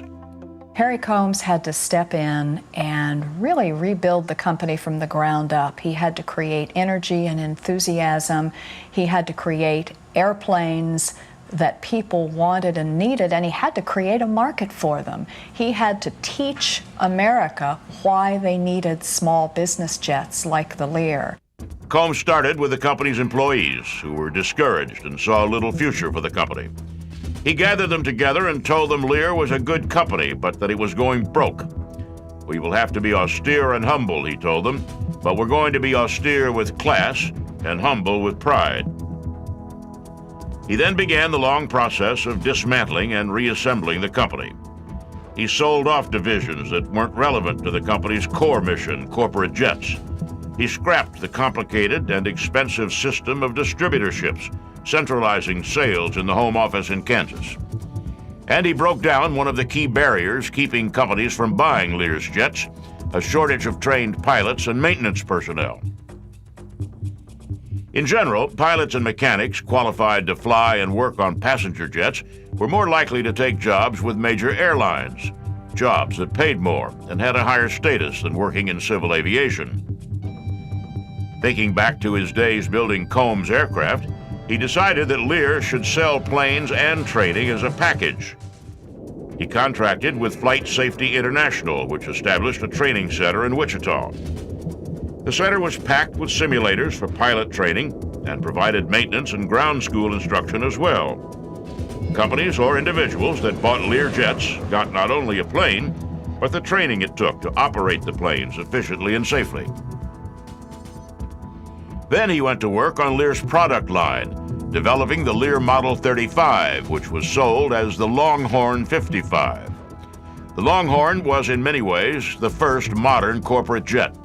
It was roomy and comfortable, with a ceiling of 51,000 feet for cruising in the relatively calm air high above the clouds.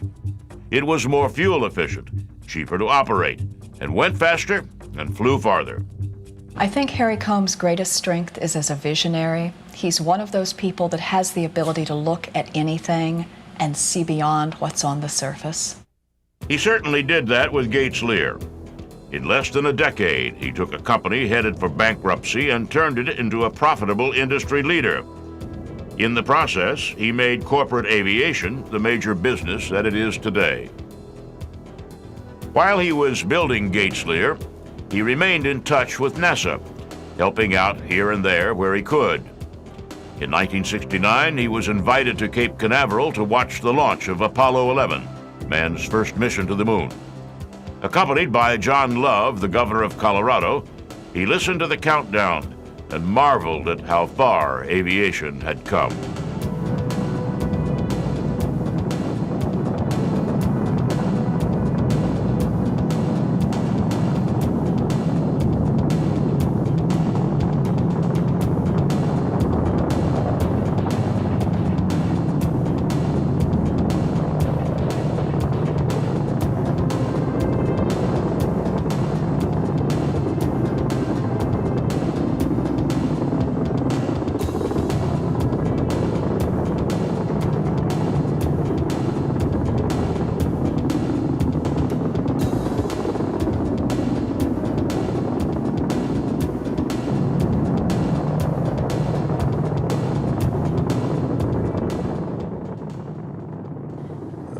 Down to zero, and whoom, you know, and you just see that fire burning under this thing, and you begin to see the whole world shakes. I mean, hell, you're 2 miles from where the damn thing is going up, and the ground is shaking all over. And here you see this damn thing climbing, struggling against the gravity of the earth, you know. And a guy's in it. There's 2 or 3 guys in there.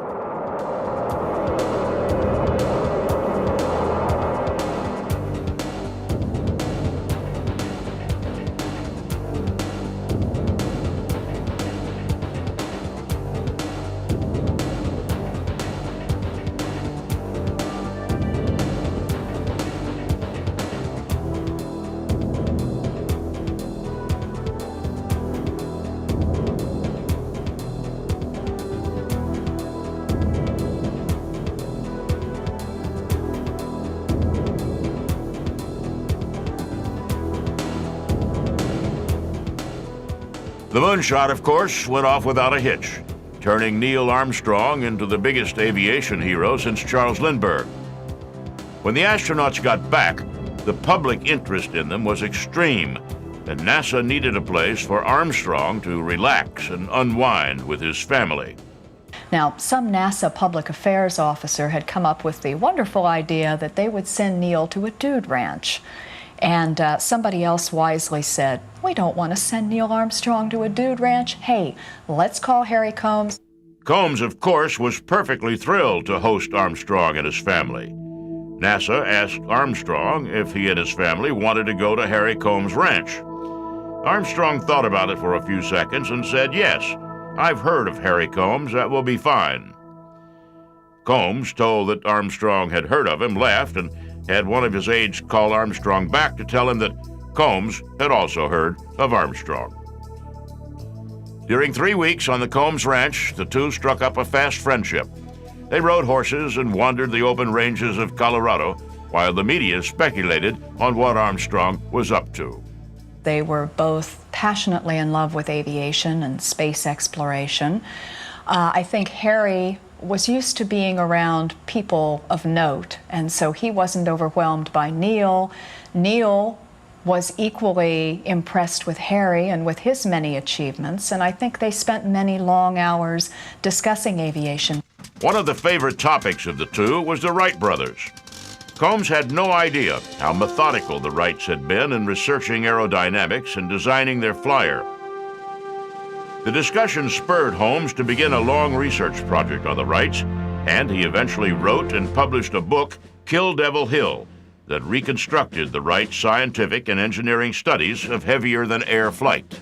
Harry Combs has a natural affinity for pioneers. I think it doesn't matter whether they're pioneers of the sky or pioneers of the West. I think he identifies with them, and I think he has tremendous respect for them. Though Combs regularly describes writing as a pain in the ass, after his retirement from Gates Lear in 1982, he threw himself full-time into researching and publishing books about various kinds of pioneers. He wrote a fictional trilogy about the taming of the American frontier, and later published The Little Bighorn. Combs is a man. He is somebody who is equally at home in a corporate environment, but is probably happiest when he is either out riding the range or he is in the air flying an airplane.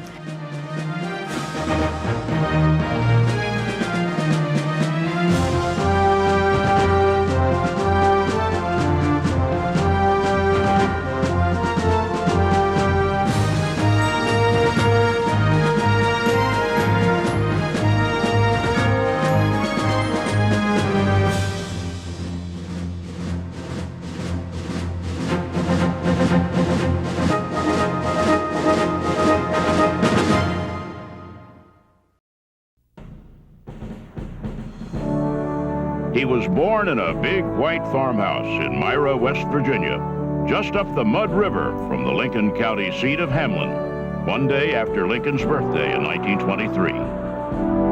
He was an average student, learned mechanics from his father, and loved to sneak away to hunt and fish. When World War II came, he joined the Army Air Corps as an aircraft mechanic. But by war's end, he was an ace fighter pilot and destined for glory in the air.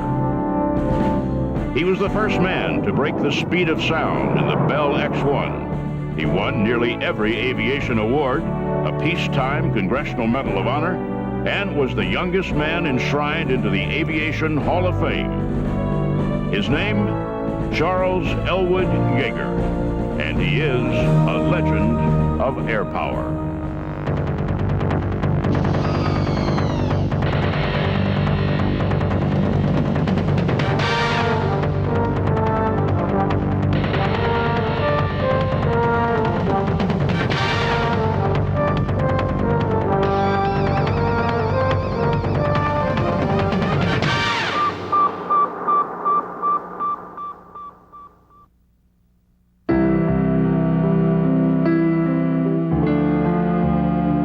Chuck was an easygoing boy at Hamlin High School, good at math and typing, played the trombone, and played both football and basketball. But when school was out, you'd find Chuck down by the Mud River with his fishing pole, or out in the woods hunting with his .22 rifle. Chuck and I used to loan all these hills. We hunt all these hills, squirrel hunt, or what have you. And old Chuck will never forget it.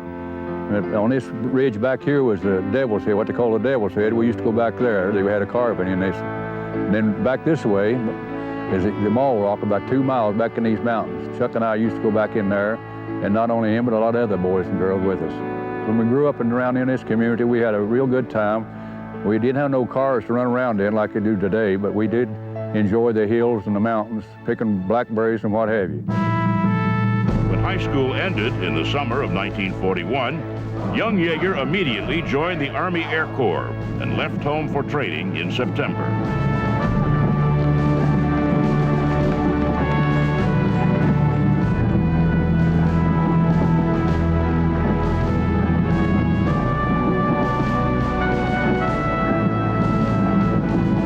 He was trained as an aircraft mechanic, first at Mather Field, California, and then at nearby Moffett Field, where he was an AT-6 crew chief. While at Moffett, he applied for the Flying Sergeant's Program, and just 3 days before the attack on Pearl Harbor, he passed his first flight physical and awaited selection. He subsequently was transferred to Victorville, California, as a crew chief on an AT-11, an aircraft used to train bombardiers. And in the spring of 1942, it became the first airplane he ever got a ride in. Corporal Yeager was selected for flight school in July of 1942. He attended primary school at Ryan Field, Hemet, California, and basic school at Gardner Field, Taft, California.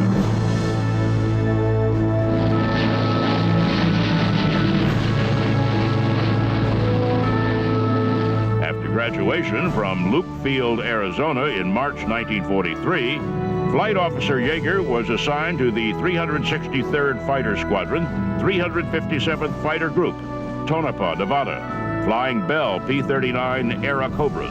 That was up Tonopah in 43 with P-39. Old rancher had about a 20-foot cottonwood up there in front of his house, and he said he wanted to take out. I took it out with a P-39 wing. I was up there last year, and that tree's still there. It's about 8 feet in diameter, and the branches about 6 feet above the ground where we cut it out. I told the maintenance officer I had a bird. He said it must have been carrying a nest with it. The fighter group trained at several airfields throughout the West, including Oroville, California. It was in Oroville that Chuck met his future wife, Glennis Stickhouse. Glennis was the social director for the town's USO, and she planned a dance at Chuck's request for the other pilots in the group so they could meet the local girls. Chuck took Glennis. In November 1943, Chuck's fighter group departed Casper, Wyoming for Leiston, England, and their first taste of combat. The group was now flying the North American P-51 Mustang, escorting bombers deep into Europe. On March 4th, 1944, Yeager claimed his first victory, a Messerschmitt Me-109 over Berlin.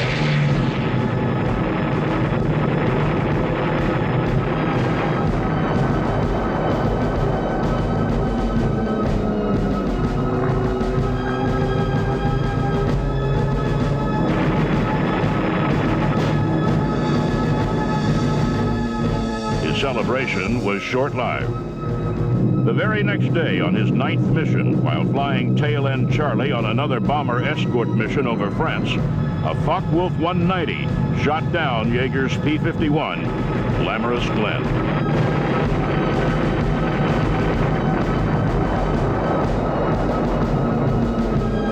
Although Chuck was slightly wounded, he evaded German patrols looking for him.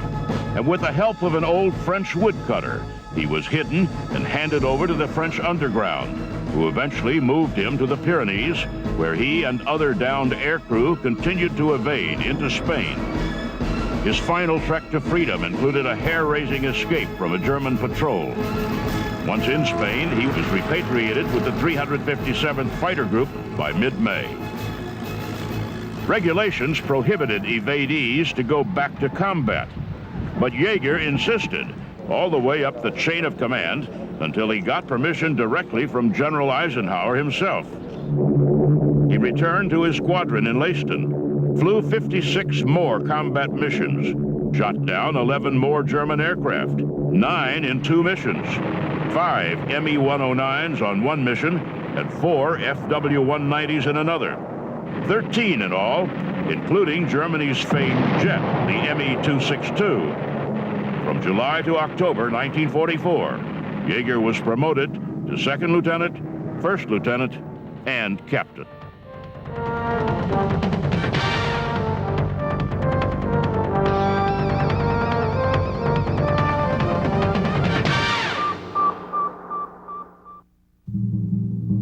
Captain Chuck Yeager returned to the United States in February 1945 and went directly to California, picked up Glennis, and took her home to meet his folks. They were married in the parlor of his home in Hamlin on February 26. After a honeymoon in California, he was assigned as an instructor pilot to Perrin Field, Texas. That didn't last long. In July, the Yeagers arrived at Wright Field, where Chuck became the maintenance officer in the Fighter Test Branch Flight Test Division, and was soon participating in test projects on the Lockheed P-80 Shooting Star and the Republic P-84 Thunderjet, America's first operational jet fighters. Young Captain Yeager impressed Colonel Albert Boyd, the chief of the Flight Test Division. With his jet air shows, he was in the maintenance needs of airplanes. In December 19 Boyd asked Chuck if he'd like to attend test pilot school. When he graduated in August 1947, he was sent to Muroc Air Base, California, as the project pilot for the Bell XS-1. I remember in looking at the airplane, I said, man, that thing got speed written all over it, and it did. In October 1947, at Muroc Desert Test Center in California, history is made by this aircraft, the XS-1. And its pilot, Captain Charles E. Yeager. I only flew the X-1 about twice a week. And it was fun because I didn't have to work on a lot of other test programs when I got to fly the X-1. This airplane and this pilot are about to be the first ever to fly faster than the speed of sound. A B-29 will take the XS-1 aloft and launch her at an altitude of about 35,000 feet. The XS-1 is not a military aircraft, but a flying research laboratory designed to test the effects of supersonic flight upon airplanes. It is powered by 4 rocket engines. Its weight empty is less than 5,000 pounds, but it carries 8,000 pounds of fuel. B-29s have done a lot of memorable things, but none of them ever before had a mission quite like this one. And no airplane ever did what the XS-1 is about to do.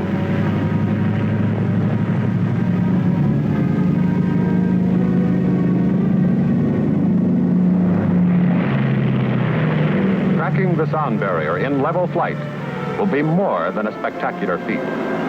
It will also give the Air Force valuable knowledge of the resources of new propulsive systems. Captain Yeager gets aboard the XS-1. It can't be a long flight he's going to have in the little aircraft. At full power, the flight can't last more than 2.5 minutes. But it's going to be a fast one.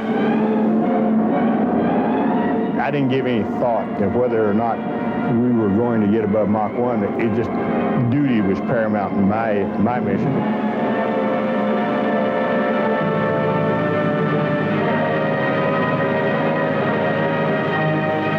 Ready. The radar crews are ready too, to do the timing. The only possible method for timing aircraft at extremely high altitudes.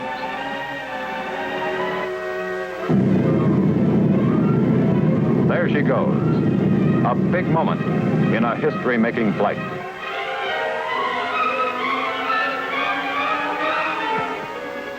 Now she's approaching the barrier. The speed of sound at 35,000 feet is 660 miles per hour. The really big moment. Through the sound barrier. The first time ever. One thing we found out with the X-1, since it was the first airplane to ever get into the region of the speed of sound and exceed the speed of sound, was that on the horizontal stabilizer, or the tail plane of the airplane, shock waves were forming, and as we got up to about 94% of the speed of sound, these shock waves were right at the hinge point of the elevator, and consequently we lost our elevator effectiveness. And the X-1 had the capability of moving its whole horizontal stabilizer, and that was the way we got the airplane through Mach 1. For breaking the speed of sound, President Harry Truman presented Captain Chuck Yeager with America's most prestigious aviation award, the Robert J. Collier Trophy for the greatest achievement in aeronautics, and the McKay Trophy for the most meritorious flight of the year. During the next 2 years, Captain Yeager flew the X-1 more than 40 flights, exceeded 1,000 miles per hour, and 70,000 feet. In December 1953, Major Yeager flew the Bell X-1A to 1,650 miles per hour, or 2.5 times the speed of sound. The record almost cost him his life. The X-1A went uncontrollable at 80,000 feet and spun down to 25,000 feet in 51 seconds before Major Yeager was able to regain control and land on the Mojave Lake bed. For his new speed record, Yeager was awarded the Harmon International Trophy by President Eisenhower and was selected one of the 10 outstanding young men of 1953 by the United States Junior Chamber of Commerce. Earlier in 1953, Major Yeager accompanied General Boyd to Kadena Air Base, Okinawa, to fly and evaluate a North Korean MiG-15 whose pilot had defected. Yeager considered this assignment to be one of the most dangerous of his flying career. The MiG was put through every possible test to evaluate the airplane's capability, and they did it all during a severe tropical storm. In October 1954, after more than 9 years of flight test work, Major Yeager became 417th Fighter Bomber Squadron Commander, an F-86 squadron at Hahn Air Base, Germany, and later Toul-Rosières, France. During his tour, he took first place honors in air-to-air and air-to-ground gunnery, ensuring that his wing won the 1956 fighter weapons gunnery meet held in Europe. I think that Chuck Yeager thinks of himself primarily as a fighter pilot, more than he even thinks of himself as a test pilot. And his combat record certainly indicates this. You know, here was a man who, people who have flown with him and opponents who flew against him have all reflected that this individual was extraordinarily gifted as a combat pilot, and indeed is extraordinarily gifted as an airman today.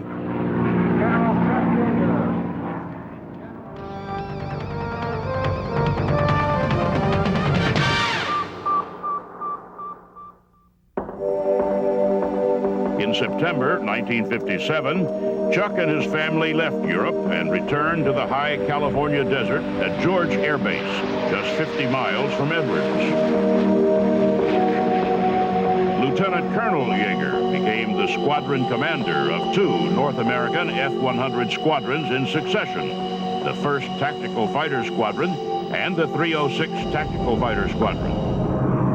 During his days at George, Yeager took his squadrons throughout the world, participating in TAC Strike Force exercises. His squadrons crossed the Atlantic non-stop 2 times, once to serve as an air defense force for the Strategic Air Command at Morón, Spain,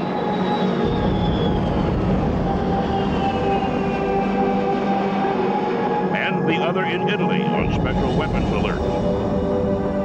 He attended the Air War College at Maxwell Air Force Base, Alabama in 1960 and was promoted to full colonel in March 1961. After War College, Chuck Yeager returned to the Air Force Flight Test Center at Edwards and in June 1962 became the commandant of the United States Air Force Aerospace Research Pilot School.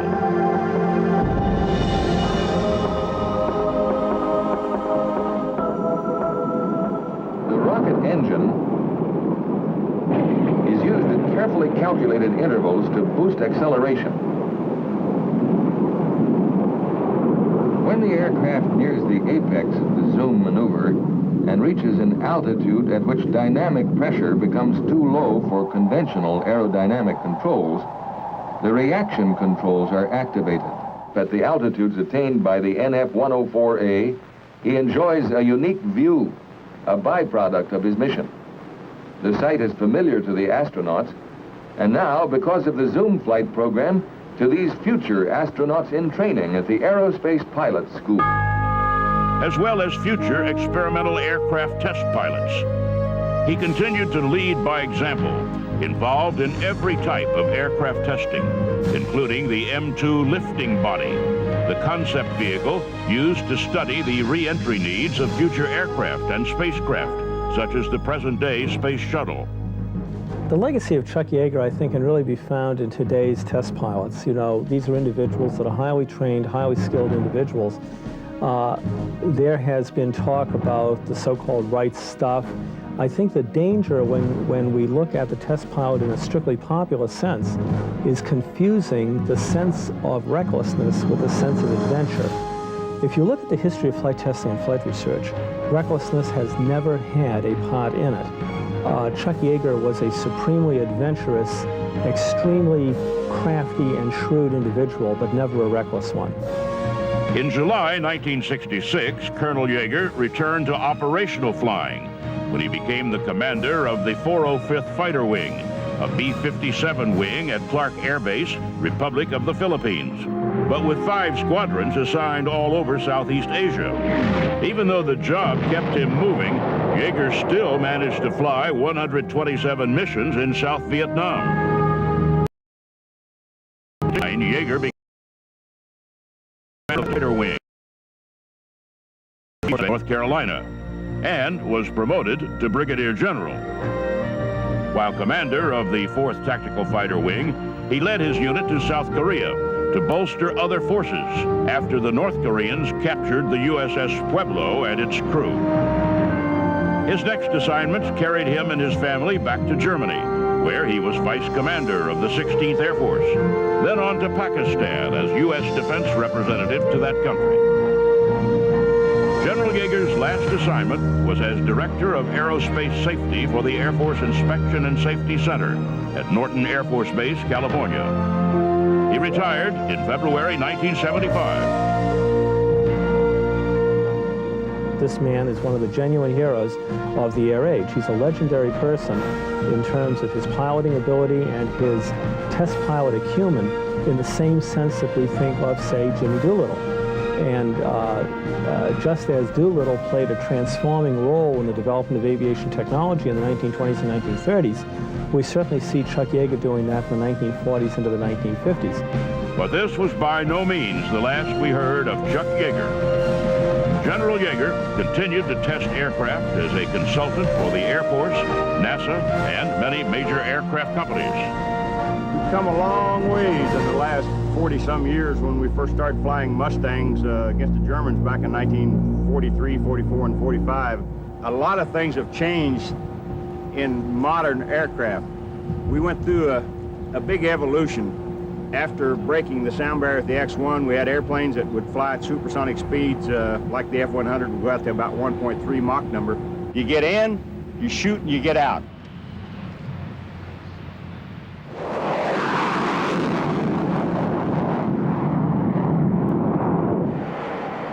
30,000 feet at about 0.95 Mach, and going AB now.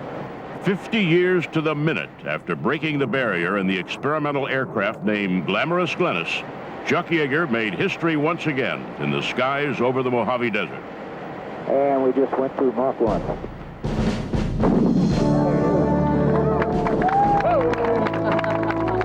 This anniversary of supersonic flight was about more than just a machine and the speeds it reached above Edwards Air Force Base. This anniversary was instead a time to honor a man who had the courage to fly into the unknown. This anniversary also signaled the end to a test flight career for General Yeager. What I can say is that what I am, I owe to the Air Force. Chuck Yeager did it all in airplanes and research flying. An ace in World War II, the first to break the speed of sound, he won nearly every aviation award available, received a special Peacetime Congressional Medal of Honor, and was the youngest person ever enshrined in the Aviation Hall of Fame. And for this, he is a legend of air power.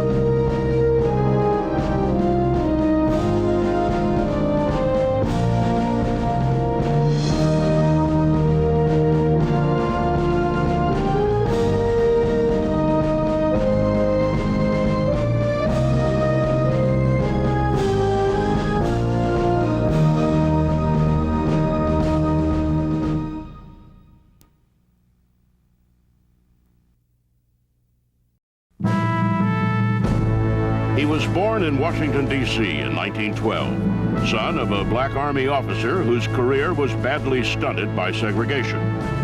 He attended West Point, where he believed his classmates would accept him because of his character and not his race. He was wrong. For 4 years, he was shunned. He despised segregation and was determined to destroy it. He was turned down for flight training because there were no black flying units. When blacks were finally allowed to become flyers, he was their commander, and they were the Tuskegee Airmen. Under his leadership, the men of the 99th Pursuit Squadron and the 332nd Fighter Group became renowned for never losing a bomber they escorted to fighter attack, a feat unmatched by any other group. With World War II behind him, he took up a new fight to destroy segregation within the military. He won that battle too. He went on to serve with great distinction, became the first Air Force black general officer, and saw his dream of an integrated Air Force and a more tolerant nation come true. He's an American. He's an American who contributed to the victory in World War II. He's an American who contributed to the victory in all the wars after that. He's an American who contributed to whatever we gained during the Vietnam War through his command of the 13th Air Force. He's an American. His name is Benjamin O. Davis, Jr., and he is a legend of air power.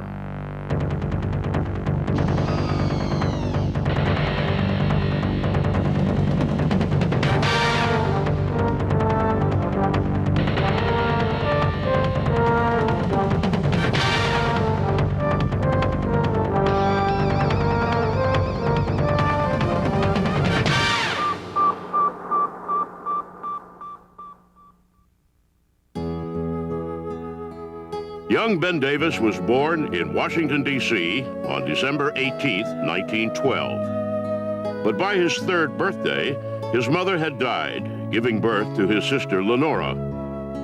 While his father traveled to different Army postings, he and his sister were raised by their grandparents and aunts and uncles until his father remarried and they could once again be together.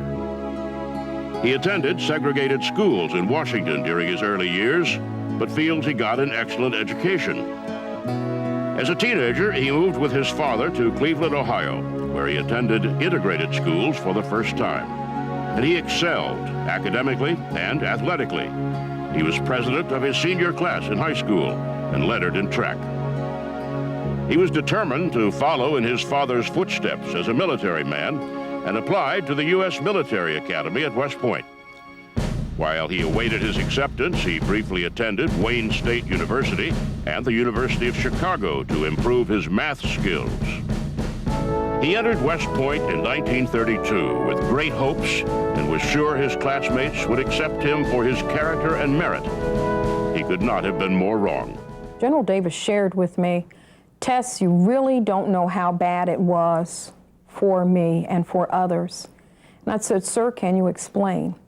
It was difficult, but he knew it was going to be that difficult. He was prepared for the inevitable. He withstood the silencing. His very best friend, and of course his bride of over 60 years, Miss Agatha, came to visit him at every opportunity.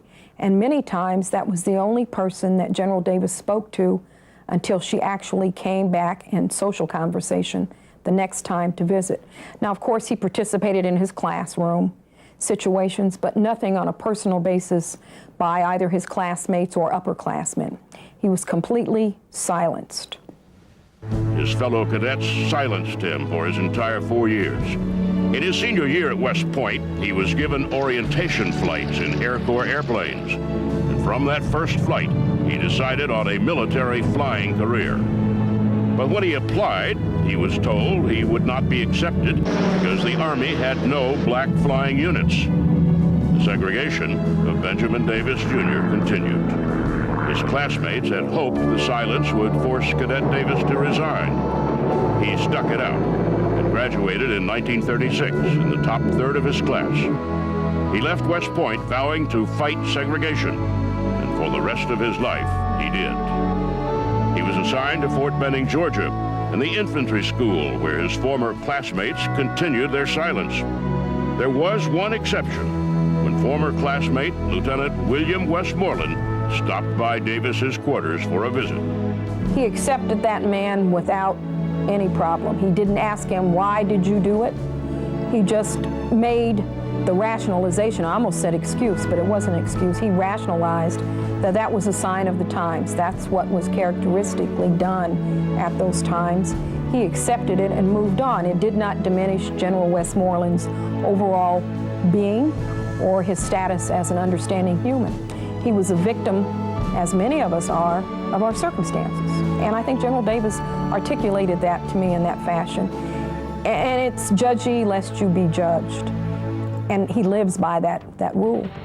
Westmoreland went on to be the commanding general in Vietnam and chief of staff of the U.S. Army.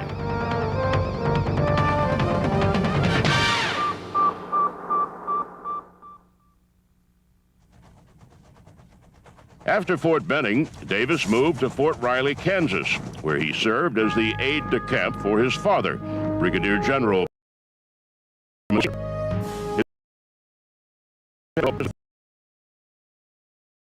To vote during the 1940 election. But Roosevelt did one more thing for the Davises and other black military men who aspired to fly.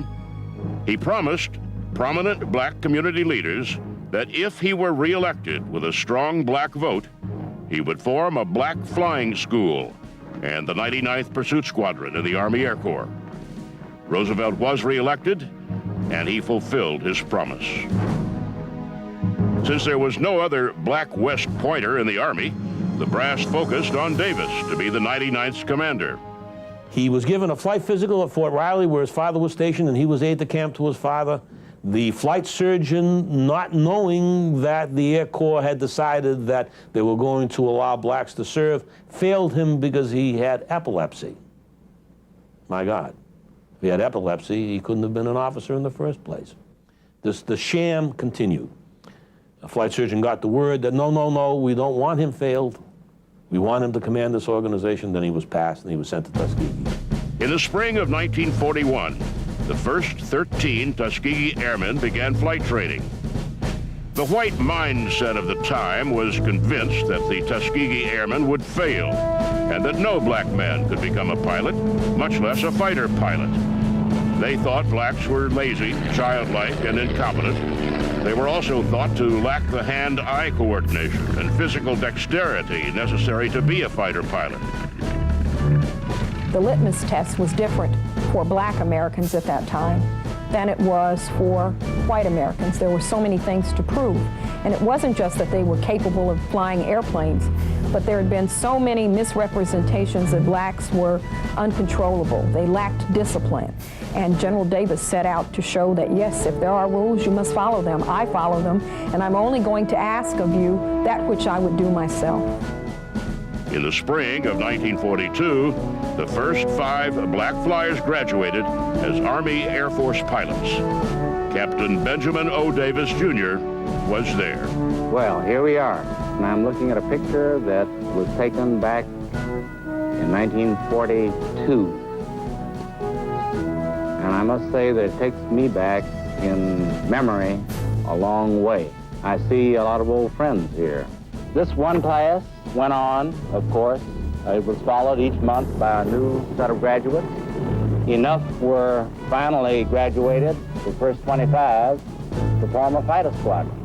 This was called in those days the 99th Pursuit Squadron. We left the old T-6 and started flying T-40.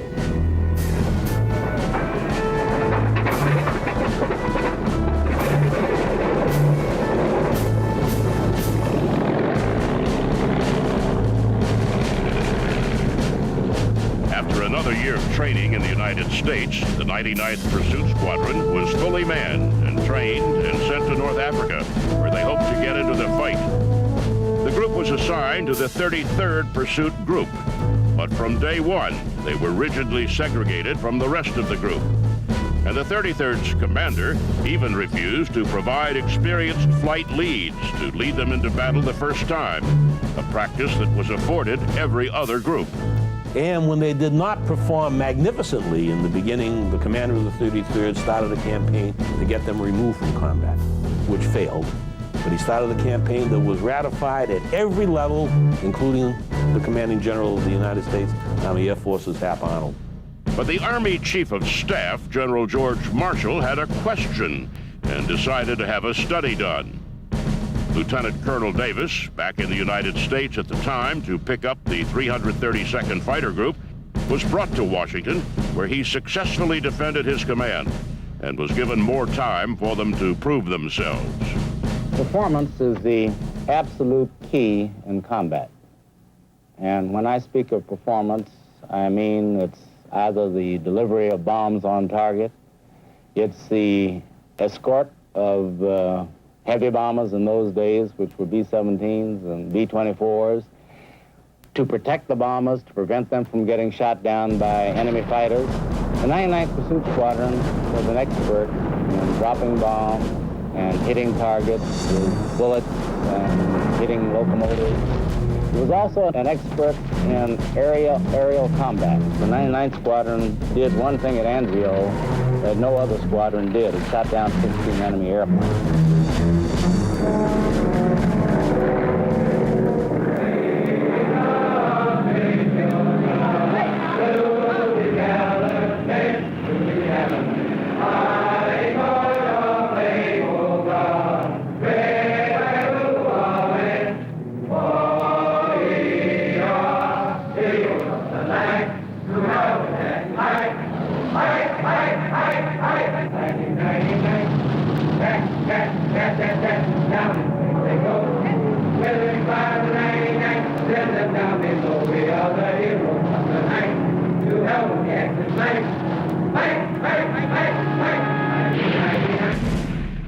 In the summer of 1943, Captain Charles Hall shot down their first enemy fighter, a German Focke-Wulf 190 with his obsolete Curtiss P-40 Warhawk.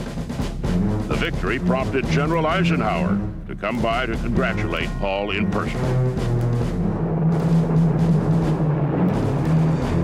Meanwhile, the 332nd Fighter Group arrived in Italy and was given another obsolete fighter, the war-weary Bell P-39 era Cobra.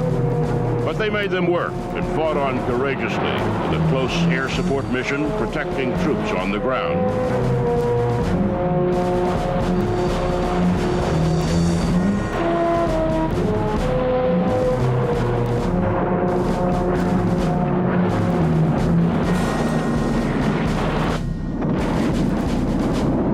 By the spring of 1944, the 15th Air Force bombers were taking heavy losses to German fighters.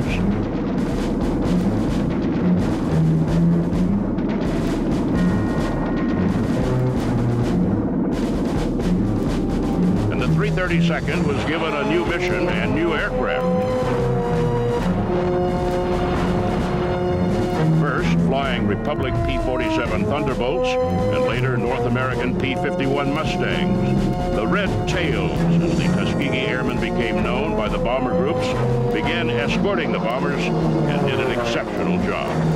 Flying to the Pulaski airfields, flying to southern Germany, flying to Berlin even, the 1,500-mile flights by the group. Some 72 airplanes, Mustangs, took part in that flight in March of '45. I'd make this big point. Here's old Spanky Roberts, here's Mac Ross, Custis, there's Span Watson, who works over in the FAA right now. All of these men performed these types of missions. They flew 200 missions, escort missions, perhaps 10,000 sorties. Between May of '44 and April of '45, when they stopped flying, they never lost a bomber to an enemy fighter. And there is not another outfit in the United States Army Air Forces that can make that claim.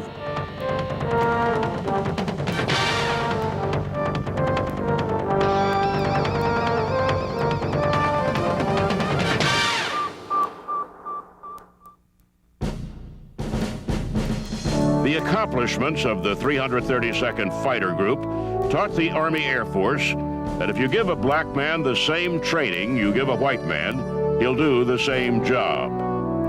That's not a revolutionary idea today, but it certainly was to white America in 1944 and 1945. The general was a straight arrow.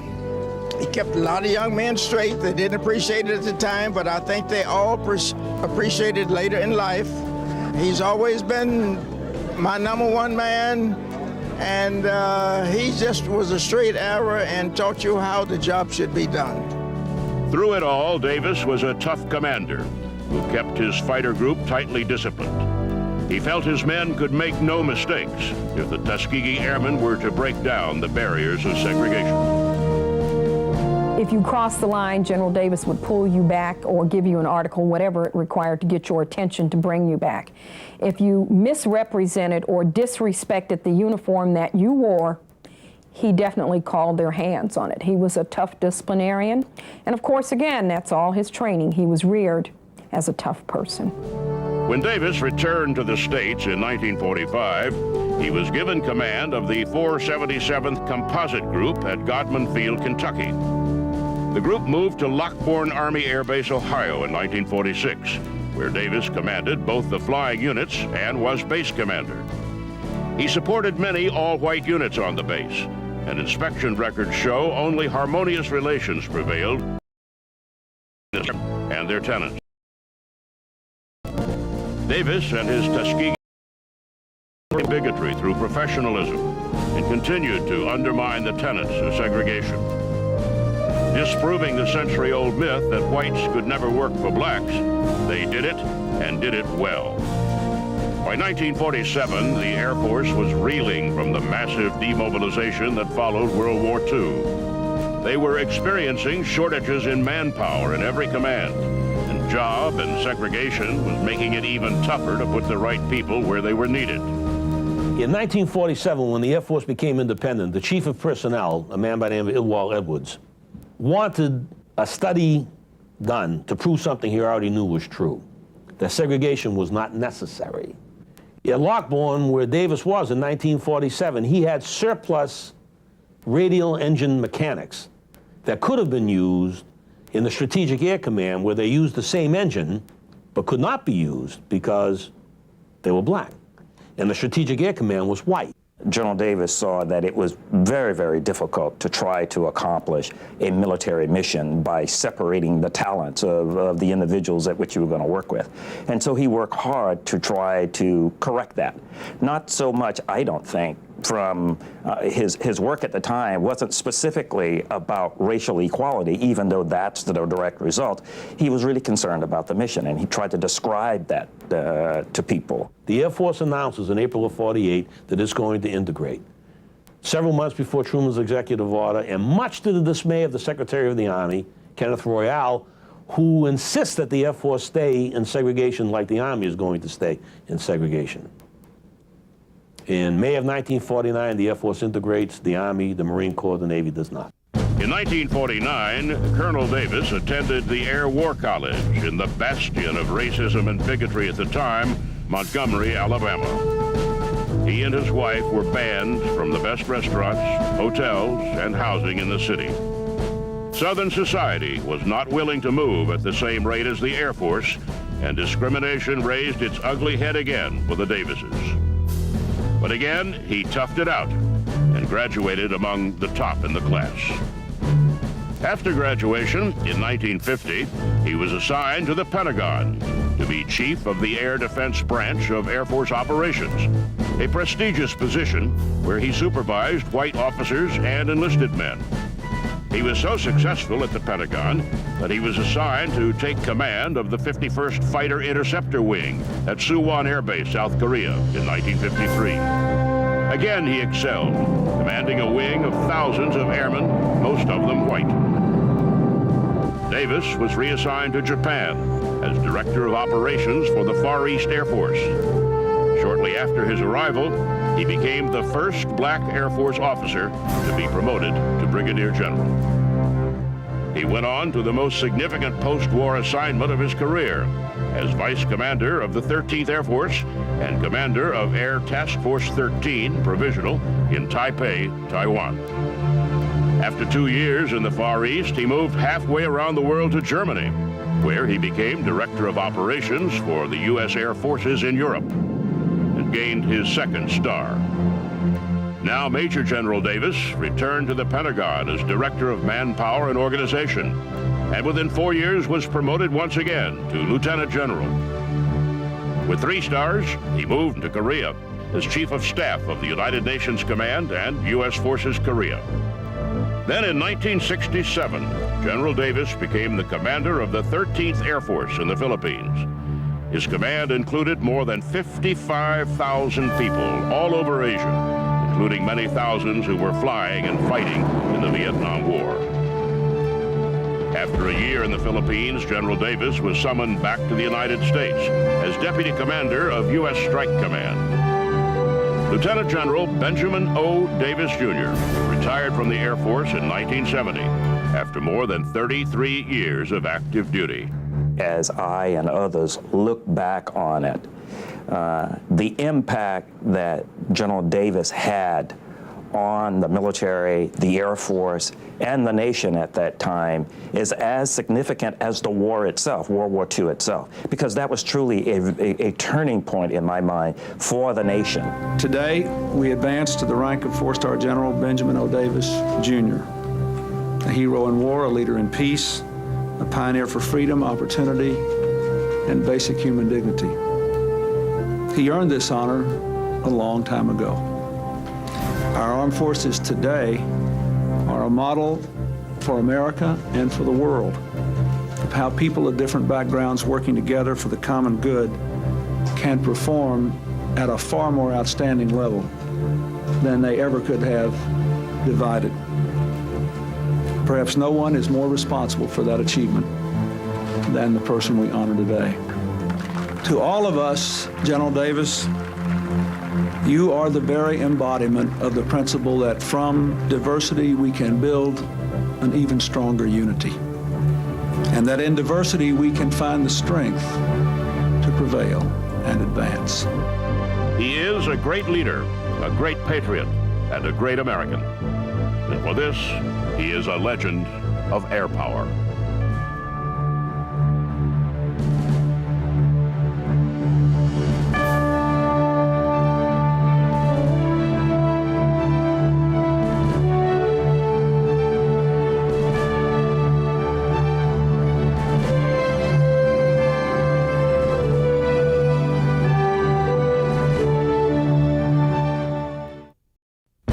He was born in the golden age into a family of wealth and influence, but chose the Army as a career and way of life. Brilliant, inventive, and outspoken, he enlisted as a private to fight in the Spanish-American War, arrived in Cuba as a lieutenant in the Signal Corps, and emerged as the youngest captain to serve in the Army at that time. He taught himself the basics of aeronautics from a book and became the leading exponent of air power to a reluctant general staff. Promoted to brigadier general in less than 20 years, his meteoric career collapsed after he charged the military and civilian command of the nation's defense with negligence and ineptitude. He predicted the First World War with Germany, the attack on Pearl Harbor by the Japanese, and even an age when planes would fly at 1,000 miles per hour. His foresight and outspokenness won him both a general court-martial and a special Medal of Honor. His name is Billy Mitchell. He was tempestuous, he was controversial, he was outspoken, he occasionally acted intemperately. But it was Billy Mitchell who gave to us the vision of modern global aerospace power that we have today. That is why Billy Mitchell is a legend of air power.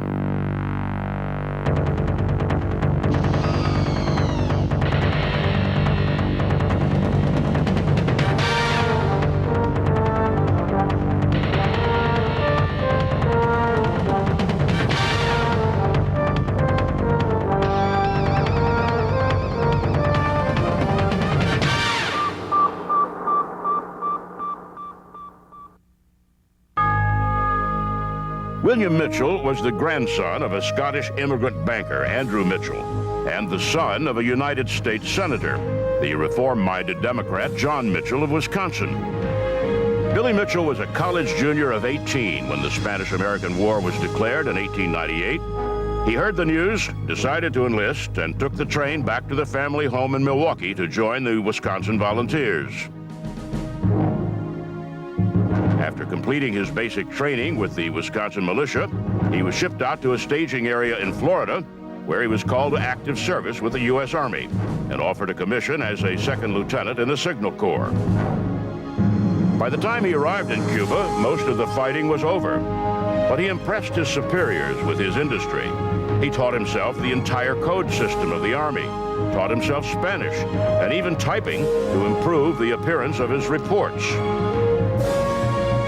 By 1901, he was promoted to first lieutenant and sent back to the States for a series of assignments, taking him to Alaska, Virginia, Colorado, and finally back to Virginia in 1904. He was now the youngest captain in the Army, eager to learn all he could of the new emerging technologies, radio, submarines, and airplanes.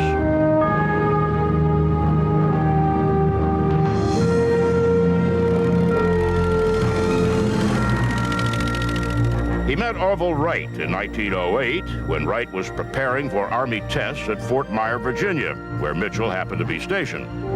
While Mitchell did not actually witness the flights, he was impressed with the potential of what he saw.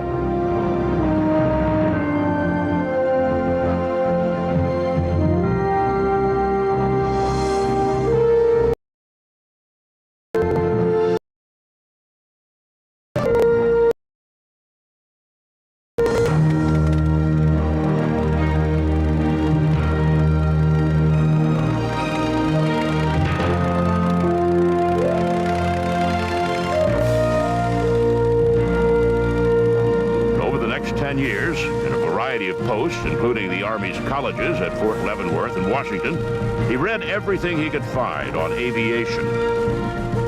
In 1914, Mitchell wrote a paper for the Command College, envisioning the possibility of invasion and attack by hostile patrol vessels and aircraft.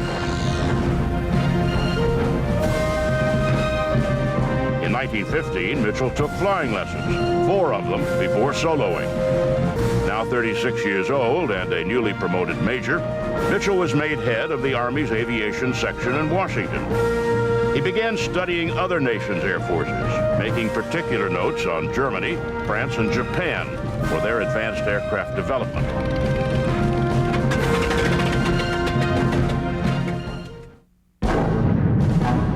By 1917, Mitchell believed the United States could no longer avoid becoming involved in the war in Europe. Both sides were hopelessly stalemated in trenches on the ground. American volunteers were flying with the French Army in a unit called the Lafayette Escadrille, but tactics were almost non-existent, and the death rate was appalling. Mitchell finagled an appointment as an observer with the French Army. 1 week after his arrival, German U-boats sank the liner Lusitania, and the United States, completely unprepared, entered World War I. Despite promises of thousands of American-built planes, the United States had almost no pilots to fly them. Flight school consisted of 50 hours of rudimentary training, often with disastrous results.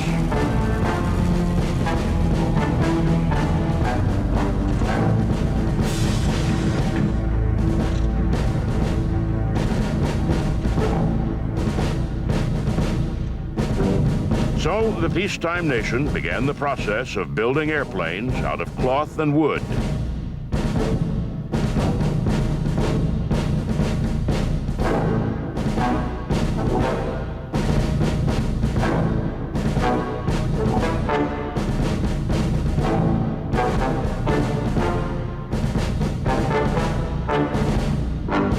Designing easy-to-assemble aircraft, which were tested, then disassembled and packed in crates for the long voyage across the Atlantic.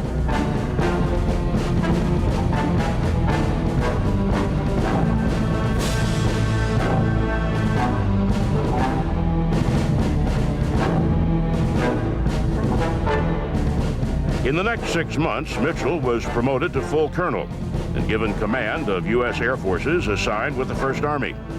Mitchell believed that air power demanded special persons to be pilots, and he actively recruited those he felt demonstrated the right qualities. One of them was a young chauffeur attached to General Pershing's staff. He'd already established himself as a race driver in the States before the war, and so Eddie Rickenbacker of the famed Hat-in-the-Ring Squadron became a flyer, an ace fighter pilot, instead of a driver. But there were still no American planes to be had. Mitchell struck a deal with the French. If they would give him the planes, he would fly American pilots against the Germans. On Sunday, April 14, 1918, Mitchell gave the order to launch patrols against reported incoming German aircraft. 2 American pilots took off, and in less than 2 minutes engaged the Germans. 2 minutes later, both German planes had been struck, and their pilots bailed out.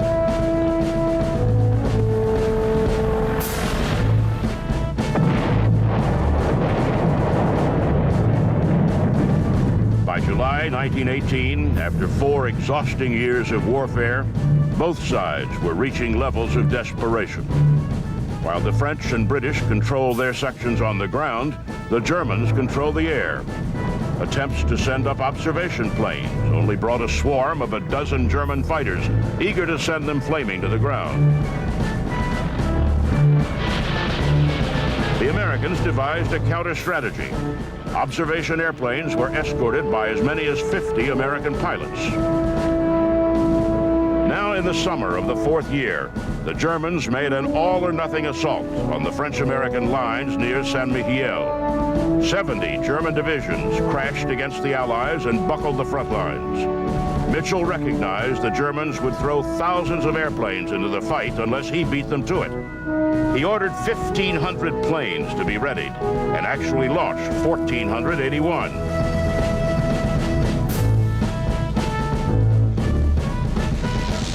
He attacked the German supply lines, cutting the troops off from behind and trapping them between Allied ground forces and his massed pursuit planes and bombers. In the 4 days of the offensive, American flyers made 3,300 flights over enemy lines, dropped 75 tons of explosives, and destroyed 60 German aircraft. Based on his success in smashing the German offensives and coordinating air and ground units, Mitchell was promoted to Brigadier General in October 1918. He was drawing up plans for a new combat contingent. Armed with machine guns, these special infantry units would parachute into position from bombers designed to carry a dozen or more men. The war ended before Mitchell could try his idea. It would be another year before it was tested by one of his junior officers, a young major named Hap Arnold.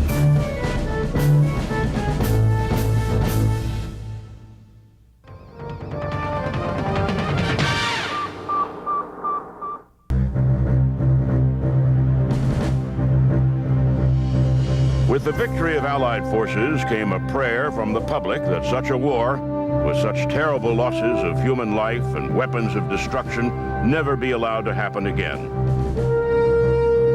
Many called for the elimination of the Army, the destruction of the Navy. Aces like Rickenbacker were shown by the newsreels, trading in their uniforms for new suits to pursue peaceful careers. Some of the flyers took up barnstorming, demonstrating the skills they had learned in combat to thrill crowds who gathered anywhere the sound of an airplane engine could be heard.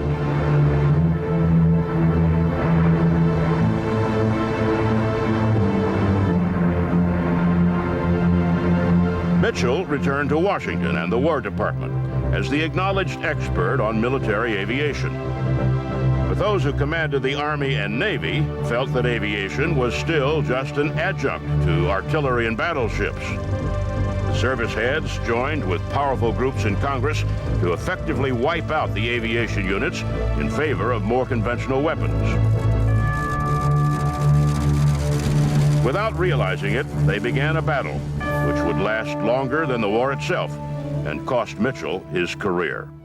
It was Billy Mitchell who first recognized in this country that the stakes of warfare had changed, that three-dimensional forces, those operating in the atmosphere and those operating below the surface of the sea, would hold two-dimensional surface forces hostage. And he paid with his career for his outspokenness in championing that view. In the spring of 1919, Mitchell wrote an article in which he predicted, "The Atlantic is going to be crossed, and within short times we shall have regular airplane mail transportation between America and Europe. We no longer measure distance by miles, but by time. The commercial traveler henceforth will read the new air timetable and find that Chicago is 4 hours from New York, or Los Angeles is 28 hours from Boston." To prove his points, he launched the first transcontinental air reliability contest of Army aircraft from New York to San Francisco.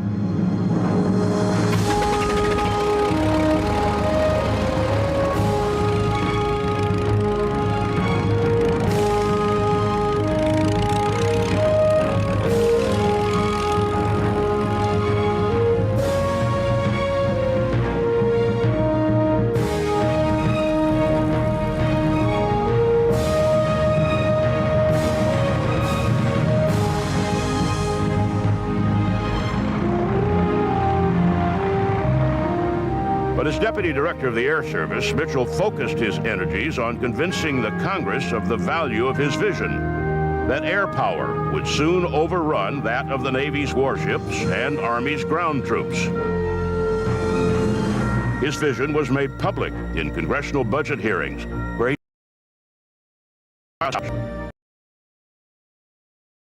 watch us attack a battleship, to attack and come watch. A furious Navy Secretary, Josephus Daniels, replied that he would stand bareheaded on the deck of any battleship Mitchell tried to bomb. The test began June 20th, 1921, off Hampton Roads, Virginia. One by one, over the next month, Mitchell's planes targeted and hit mothballed American and German ships. And, one by one, they sank. The final attack was against the German battlecruiser Ostfriedland on July 21st. Largest of the German dreadnoughts, she had already survived a combined torpedo attack and salvos from British battleships in World War I. The American and German navies considered her unsinkable. Mitchell's flight of bombers sighted and dropped their payloads.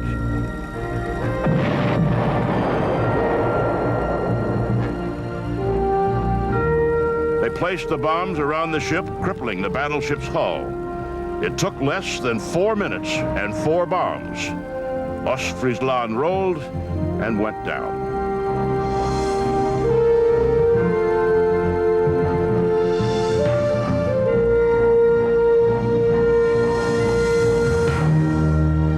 Mitchell next led a flight of Martin bombers against the retired U.S. battleship Alabama.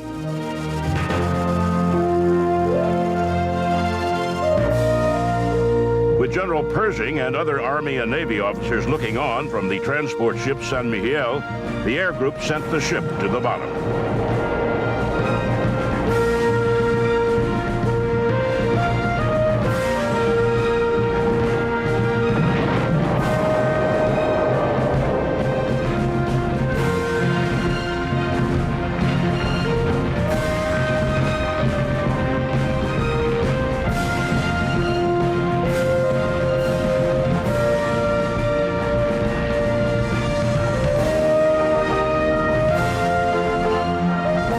The success of the bombing test did not spell the end of Mitchell's troubles with the Navy and War Departments. In fact, it made things worse. Despite promises from the new president, Coolidge, to create a unified military department and support for expanding the Air Corps, nothing happened. The Army and Navy kept their individual departments. In 1925, Mitchell was reverted to his permanent rank of colonel and transferred from Washington to Kelly Field as air officer. Others who had supported him, like Hap Arnold, were also reduced a grade in rank. Following a pair of air disasters in September 1925, Mitchell issued a press release which said, "The accidents are the result of incompetence, the criminal negligence, and the almost treasonable administration of our national defense by the Navy and War Departments." On October 3rd, 1925, Mitchell was ordered to be court-martialed. The trial lasted weeks, and Mitchell continued to be blunt with the court and prosecutor. Prosecutor, you say that in future wars, soldiers will invade by leaping in parachutes from airplanes? Would you care to reveal who gave you this startling information? Mitchell, nobody gave it to me. It's quite obvious to anyone with the slightest foresight. Is it your actual belief that the country is vulnerable to attack from the air in the foreseeable future? Colonel Mitchell, do you have any idea of the width of the Atlantic Ocean? Approximately 3,000 miles. And the Pacific Ocean? I know what you're getting at, and I tell you that it won't be long before airplanes will fly non-stop across both oceans. You say that airships traveling 1,000 miles an hour will fight each other in the stratosphere? Do you have any comprehension how fast 1,000 miles an hour is? Of course I do. Do you know it is faster than the speed of sound? Approximately 250 miles faster than the speed of sound. You say that the Hawaiian Islands, our base at Pearl Harbor, will fall victim to an air attack? Does your crystal ball reveal by what enemy this mythical attack will be made? By whom, Colonel? By whom? The attack will be made by the Japanese.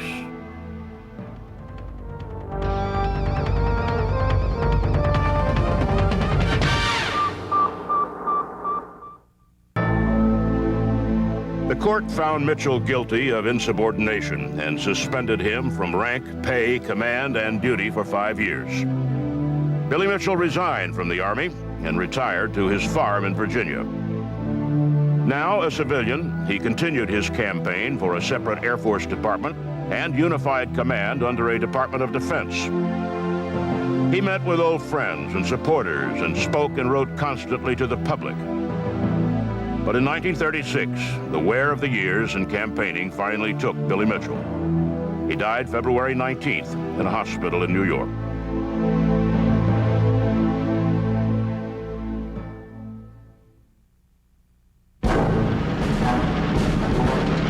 On December 7th, 1941, the Japanese attacked Pearl Harbor, launching their planes from aircraft carriers just as Mitchell had predicted.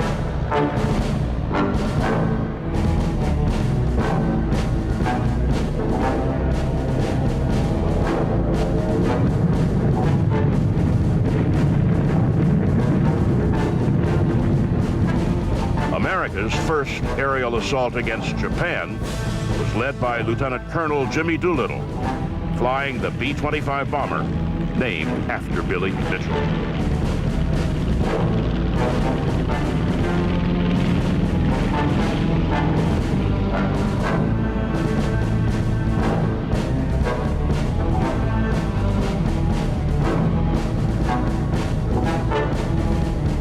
Billy Mitchell fought with distinction in 2 wars. He set a world speed record and proved beyond question that his vision of the future for the nation and his beloved air service were correct. Though a thorn in the side of those he considered mossbacks for failing to be innovative or intelligent, his voice and vision reflected his love of country. What Mitchell did was he lit a fire that burned within the hearts of air power advocates after him, people like Hap Arnold, Tui Sparks, and their successors. And his example, I think, should be with us to the present day. He is a revered figure and should be as long as this Air Force continues to exist. On July 18, 1947, 2 months before his dream for the United States Air Force was finally made a reality, a special act was passed by Congress promoting Billy Mitchell to the rank of Major General, retroactive to the date of his death. It was finally recognition of the contributions to his country by this legend of air power.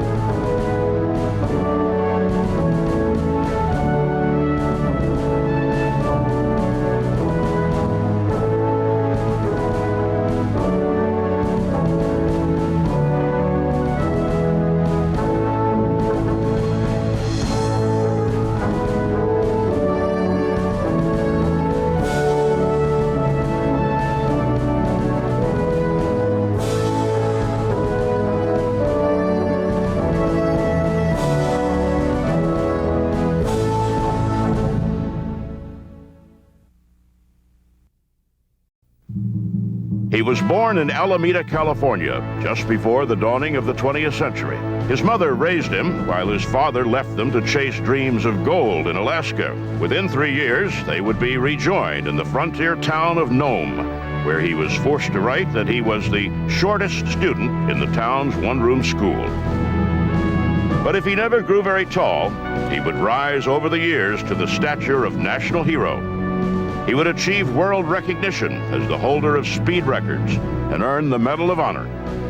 His contributions to aviation revolutionized the industry.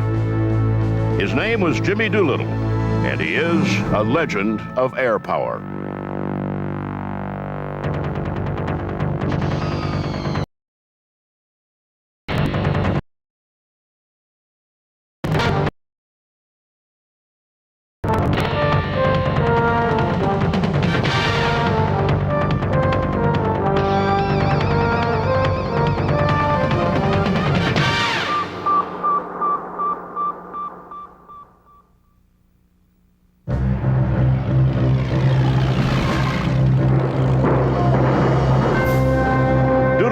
Missed the fighting war in Europe. Now he and the fledgling Air Corps faced a greater challenge: how to convince senior officers and the public that the airplane was not only a weapon needing further development, but deserving of its own branch of the service.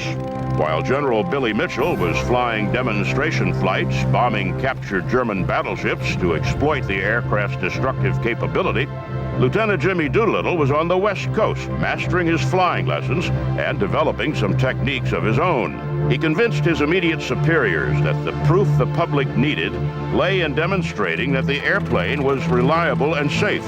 If he could use the airplane to set records, it would bring glory and good public attention to the Army. He was given the green light. After several failed attempts, on September 4th, 1922, he made the first coast-to-coast flight in less than 24 hours. With the feat came headlines and the greater willingness to let him do more, which fit Jimmy's plans perfectly. His public image was one of a daredevil, but he was a master of the calculated risk, in that he never took a risk without calculating the chances of surviving that risk. In October 1925, Doolittle won the Schneider Cup race in a Curtiss seaplane with an average speed of 232.5 miles per hour. In the following 4 years, he won the McKay and Bendix trophies, and in 1929 completed his test of the first instrument-only flight. The greatest contribution that I made to aviation was when the Guggenheim Fund established a blind flying laboratory, of which I was the head. And we developed the artificial horizon, the directional gyroscope, and various things that made it possible to fly regardless of weather, and ended up with making a trip around the field under the hood, never having seen out of the airplane. In September 1932, he set another world speed record, this time in the Granville Brothers GB, at an average speed of 296 miles per hour. It was his last race. Doolittle's gift was anticipation, and just as he had seen the need in the industry for greater durability and safety, he now realized that the age of experimentation, seat-of-the-pants flying, was over. From here on, he would need more expertise. He was admitted to the Massachusetts Institute of Technology, where he earned both his master's and doctorate in aeronautical engineering. It was also clear to him that greater speed demanded more than just a bigger engine. He left the service to join the Shell Oil Corporation in New York. He served as spokesman for the company, but also began his own campaign for Shell to begin refining higher octane fuel. He visited Europe and took careful note of airplane development there, particularly in Germany, and was alarmed at what he saw. In his opinion, Germany was clearly rebuilding an offensive air capability. A new war was coming. He brought those concerns back to his old friends in the Army, and then made a new pitch. Jimmy Doolittle knew the Air Corps wasn't ready to fight a war. They would need new aircraft. They would need new ideas. They would need experienced leaders. He asked for and got recalled to active service, now as a lieutenant colonel. He set about looking at the plans and tactics. Then, on December 7th, 1941, Japanese naval aircraft attacked the American bases at Pearl Harbor, Hawaii. Now America joined the World War.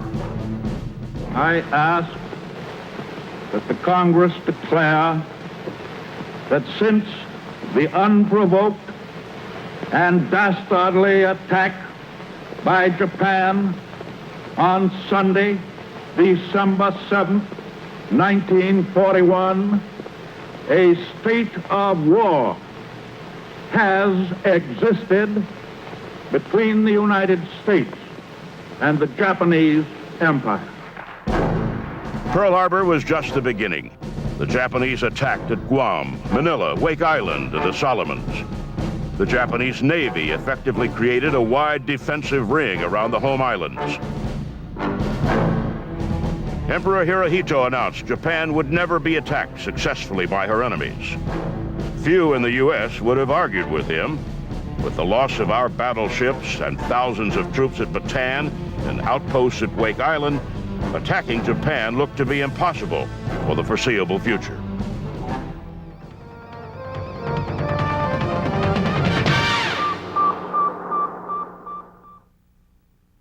Doolittle was selected to devise a plan to carry the war to Japan.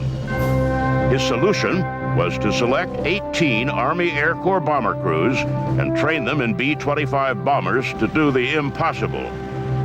Operating in complete secrecy, they trained at Eglin, Florida, learning how to force a fully loaded B-25 airborne in less than 400 feet. In March, the crews flew their bombers cross-country to San Francisco, where they were loaded aboard the aircraft carrier USS Hornet and lashed to its wooden deck. Even then, the crews didn't know where they were going or their specific mission. If they were lucky, and the Japanese didn't discover them first, they would strike the first offensive blow against the Empire of Japan. At a point roughly 400 miles from Japan, they would launch their planes off the carrier. For Jimmy Doolittle, there could be just one destination, Tokyo. April 18, 1942. Doolittle's Raiders have enough fuel aboard for an 850-mile round trip.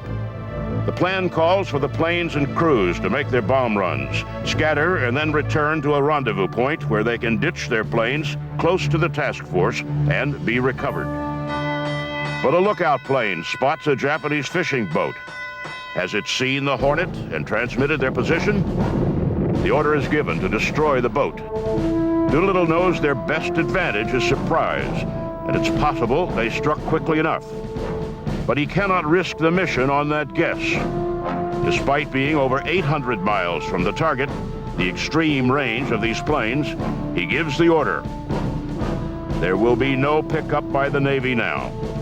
Now they must make their runs and then push on for China, hoping to land their planes safely, hope to find sympathetic Chinese forces rather than Japanese troops along the coastline, hope to survive until they can regroup and get back. One by one, the B-25 Mitchells run up their engines, wobble forward, and lurch into the air.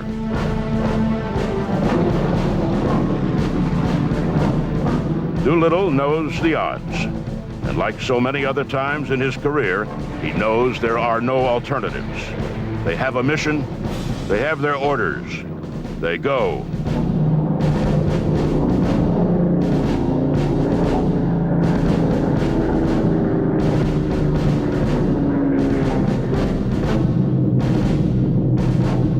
The Japanese are so confident in their security, there is no fighter cover.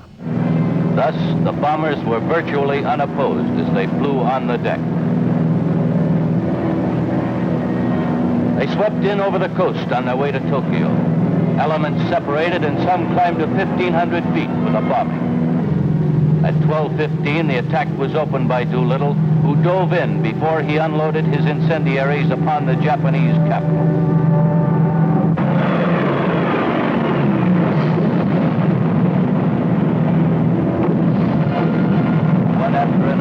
Checked off their targets. Tank factory, shipyard, docks, railroad yards, steel plant, gunpowder factory. Surprise is complete. The shock is devastating to the Japanese. Tokyo has been bombed. The lift to American morale is without measure.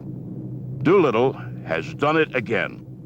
One purpose was to give the folks at home the first good news that we had had in World War II.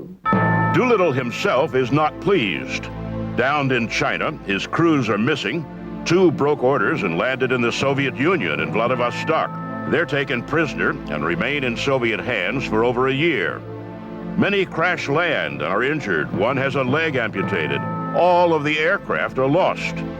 On this, his first mission as a combat commander, Doolittle is sure the mission has been a disaster. He felt he caused them to their fight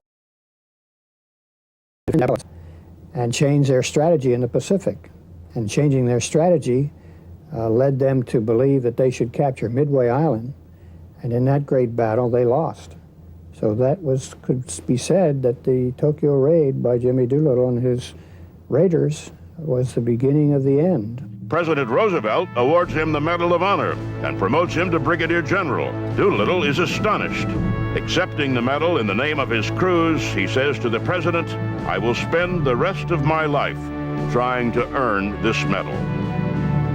Jimmy found himself with a new assignment, 12th Air Force Commander and later the 15th Air Force Commander.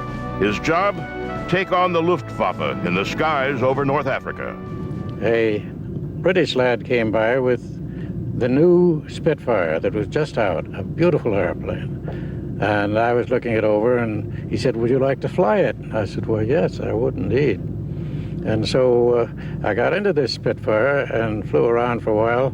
Suddenly noticed 2 battleships that were lobbing shells at each other. So I went over to watch that, and just as soon as I got there, why, they both started shooting at me. So I got out of there, it was a very interesting experience. When I got back, the officer of the day said, General Eisenhower wants to see you right away. And so I rushed in there, and he was boiling. He said, I've been trying to get you. Where have you been? I said, well, I was out trying out one of the new Spitfires. And he said, listen, I've got news for you. You can either try out new Spitfires and be a second lieutenant, or you can be a brigadier general and be my airman. Well, that was the first I knew that I was up for promotion. So I said, well, it's a very easy decision, sir. I'll do the best I can.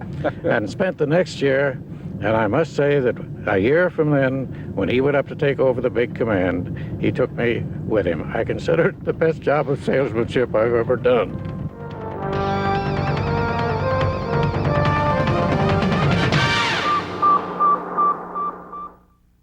Jimmy Doolittle succeeded in defeating the Germans and controlling the sky.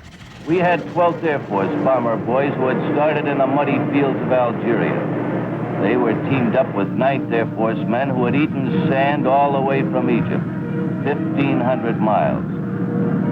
Before 9 o'clock, we had planned to fly more than 1,000 sorties. Anything that could take off went up to the corridor. Our fighter-bomber boys, including the 57th Group of Cape Bone fame, were about to sweep a road to Tunis.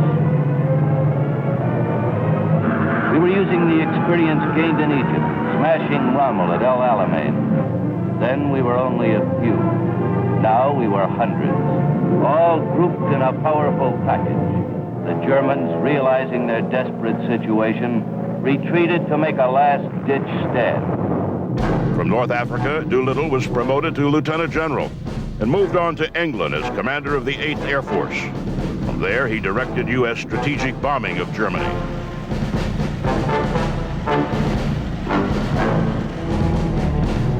The Luftwaffe Fighter Command played havoc with the slower bombers. American escort fighters, already stretched to the limits of their range, could help to fend off attacks, but defense proved inadequate. Doolittle proposed a radical solution: take the battle to the Luftwaffe.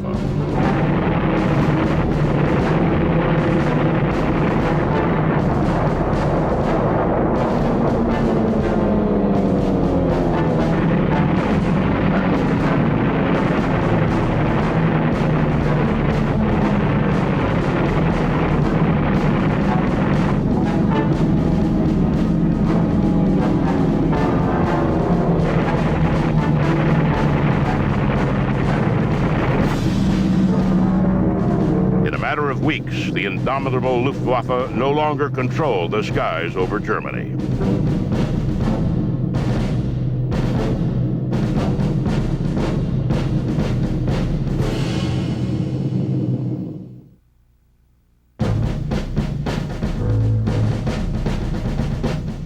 At war's end, Doolittle has brought about massive changes to the weapons and tactics of aviation. He has served with distinction in history's greatest war and won nearly every decoration and award in the civilian and military world. Shell offers him his old job back as Vice President of Research. He agrees, but also has other things on his mind. Jimmy Doolittle's post-World War II career is not as well known as his career before the war or during the war, but in point of fact, Doolittle's post-World War II career is really quite remarkable in its own right. He was one of the major figures behind the creation, working behind the scenes for the creation of the United States Air Force. And he was one of the major figures behind the creation of the Air Force Association. The Air Force Association was formed to press for a separate military branch for the air power he has done so much to build. He is elected as its first president. And Doolittle, with his chief officers, meets with President Truman to press their recommendations. On September 18th, 1947, President Truman signs the National Security Act, creating the Department of the Air Force. We had a fervent belief that, just as General Arnold had said, it is important for the United States to maintain its air power, because the world is never going to be completely stable. And he said, I want to inform the American public on how important it is to occupy the high ground, to get there first with the most, and to know where the enemy is before he knows where you are. Doolittle is also recognized for his vision and becomes an advisor to President Dwight Eisenhower. He serves first as a member of Eisenhower's Technical Advisory Committee, recommending development of such extraordinary aircraft as the SR-71 Blackbird. Finally, he is named chairman of the National Advisory Committee on Aeronautics, where he serves until it becomes NASA in 1958. I think that he would say in a completely self-effacing way that he had just done what he considered to be his duty. General Doolittle was a master of brevity. As an example, in the early days as his president, and we didn't have computers, we were lucky to have 3x5 cards. And obviously members weren't getting their magazine or this or that, and then write in complaining. Doolittle would often answer me, he'd just say, "Dear so-and-so, I agree." Sincerely, Doolittle. He was great at that. Now in his 60s, Jimmy Doolittle turns over the reins of power to younger men. But he was still active, participating in AFA meetings, making speeches, and visiting air shows.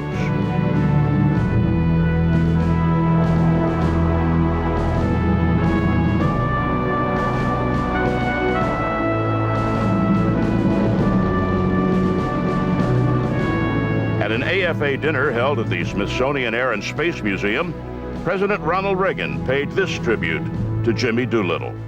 Will you join me in a toast to a magnificent American, a man whose name will be remembered as long as the virtues of valor and patriotism last? Jimmy Doolittle. And in June 1985, President Reagan awarded Doolittle his 4th star. Jimmy Doolittle died on September 27, 1993, and was buried at Arlington National Cemetery. Our leader has fallen. He led us in war and in peace, and he led us by example. He was an uncommon man whose foresight, integrity, and courage and intelligence are unmatched in the annals of aviation.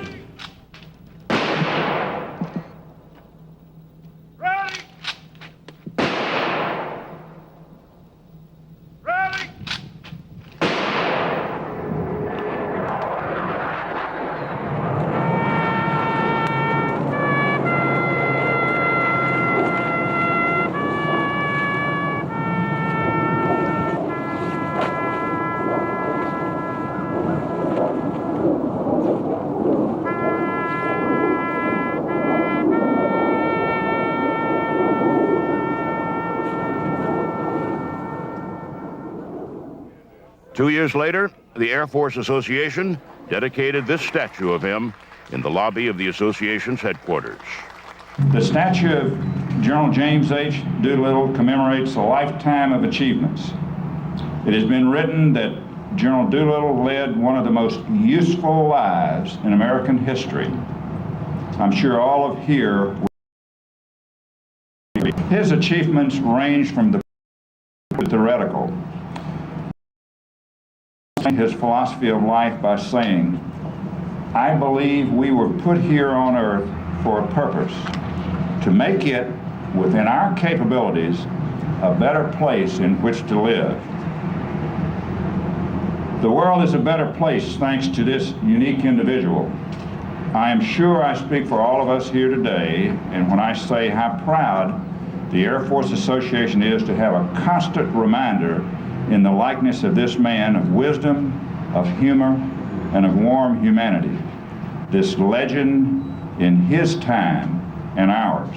Doolittle literally had a hand in aeronautics all the way from the very earliest days of the open cockpit biplane, indeed the open framework biplane, all the way up to the first efforts to put man into space. You look at him, this short little guy, and he was truly a giant. And a legend of air power.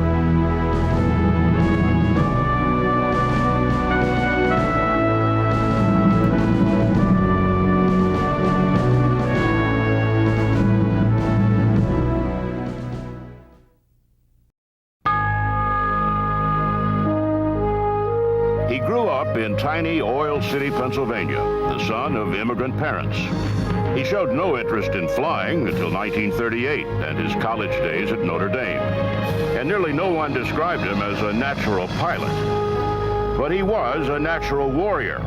He was one of a handful of fighter pilots who launched themselves against the Japanese at Pearl Harbor. His first air combat was fought in a British Spitfire with a Polish fighter squadron. But he would make his mark with the P-47 Thunderbolt, emerging from World War II as the top ace in the European theater with 31 German kills. He would go to war again in Korea and achieve his ace's status a second time, this time in jet fighters. His experience led him to create a completely new set of air combat tactics that saved American lives. His name, Francis S. Gabby Gabreski, and he is a legend of air power.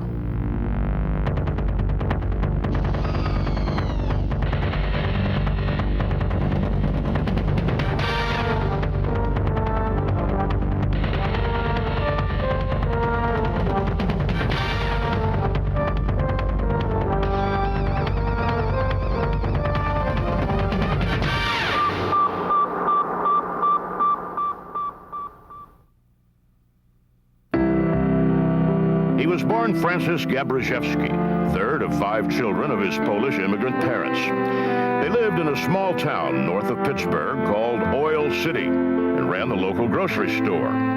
They changed the name to Gabreski to make it easier to pronounce. But the boy who would become one of America's greatest air aces spoke his entire life with a pronounced Polish accent. Francis Gabreski graduated high school in 1938, just as Hitler's legions marched into Austria. He says his eyes were focused on college, on Notre Dame, and eventually medical school like his older brother. After Germany's invasion of Poland in 1939, Gabreski knew the United States would be going to war. And when it did, he was determined his weapon would be an airplane.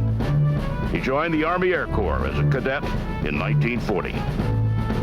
He trained in PT-17 Stearman biplanes with sleek blue and yellow paint.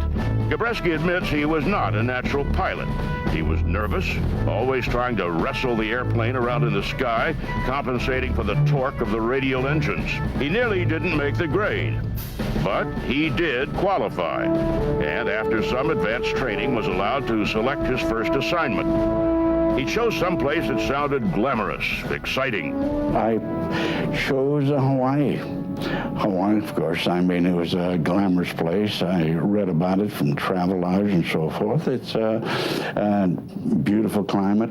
The people are nice and tan, beautiful, and so forth, and the girls are even prettier. But Gabreski found himself in at the start of the war he knew was coming. I was getting ready for church, and I could hear the bombardment off in the distance. And I paid no attention to it because the Navy does have a range in the mountains, and they work 7 days out of the week. There's Sundays when they probably drop a few of the practice bombs. And then all of a sudden I heard machine gun fire. And that machine gun fire was right next over me. And I looked out the window, and sure enough, there was a Zero flying with his machine guns wide open and so forth, strafing everything before him. And I saw the rising sun. And that was my first indoctrination into World War II. And of course, there's no question about being scared. I was scared stiff, but at the same time, I was trained to do a job. We looked at the line, and of course, the buildings, some of the hangar lines were going up in flames.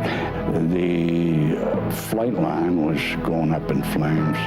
Our number one job was to move away the intact airplanes away from the burning airplanes. And of course that wasn't easy because all our ammunition was in the hangar line. The hangar line was up in flames, and it was just like Roman candles then.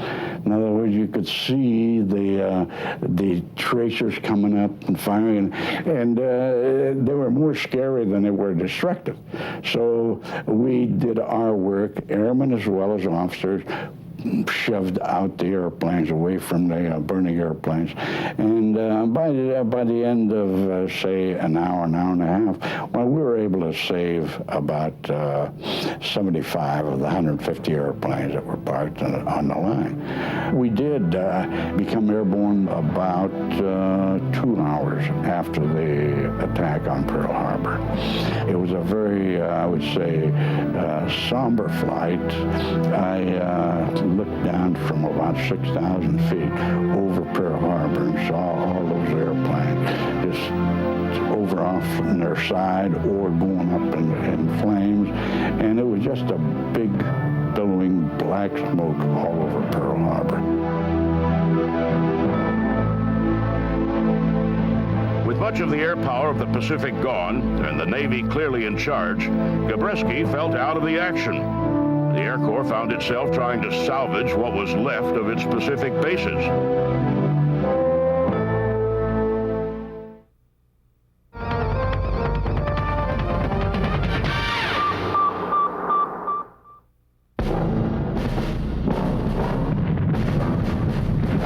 Gabreski filled his time reading up on the war in Europe.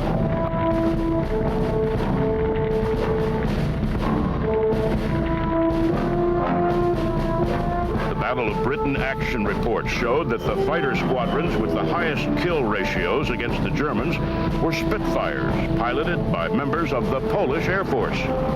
Gabreski had an idea.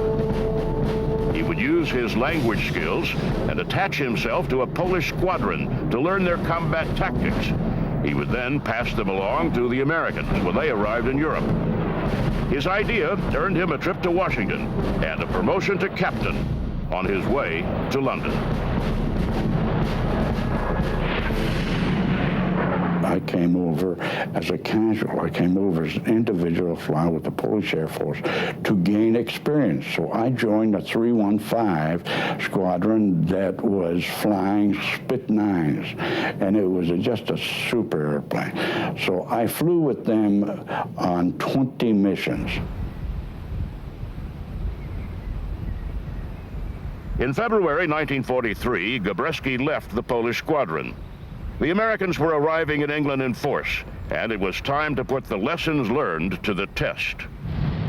He joined the 56th Fighter Squadron of the U.S. 8th Air Force and met his new aircraft, the P-47 Thunderbolt. After the tight quarters and sleek lines of the Spitfire, the Thunderbolt was a battleship. After 20 missions with the Polish Air Force, I joined the 56, which was the first group that was coming in intact from the United States of America with a brand new airplane, a P-47. So you can imagine when I went from a Spitfire, which is nothing more than about a 7,500 pound airplane, to this great big belly tub that I saw. My God, what a big airplane. It was twice the size of a Spitfire. But it turned me off immediately, but that was the only thing I had to fight in, and that I was going to learn to fly it. So I took the airplane up, and it was a good airplane. It was a good airplane because it had a 2,000 sea level when the velocity of the turbine supercharger would not accelerate any faster because it would disintegrate. Unlike the mission of the Spitfire to intercept and shoot down attacking German bombers and fighters, the role of the Thunderbolt was clear: protect the bombers of the U.S. 8th Air Force. Also, unlike the Luftwaffe and the RAF, he was about to command a unit in a uniquely American Air Corps. We're all amateurs. The Germans were all pros. The RAF, they were pros. And all the Belgium, all the other Allied forces, they were pros by the time that we were there. So we were going to learn from them. And it took us quite a few missions before we felt very comfortable in the operating field where we knew what we were doing.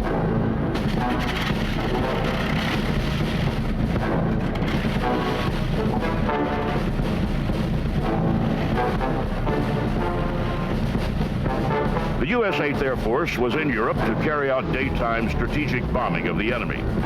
The B-17s were slow, long-range bombers, and the 56th Fighter Group was to escort those bombers to or from the target, to protect them from German fighters the best way they could, and come home. After a non-combat injury sidelined him for several months, Gabreski came back with a vengeance. On August 24th, 1943, he scored his first confirmed victory at FW-190. On September 2nd, he scored his second.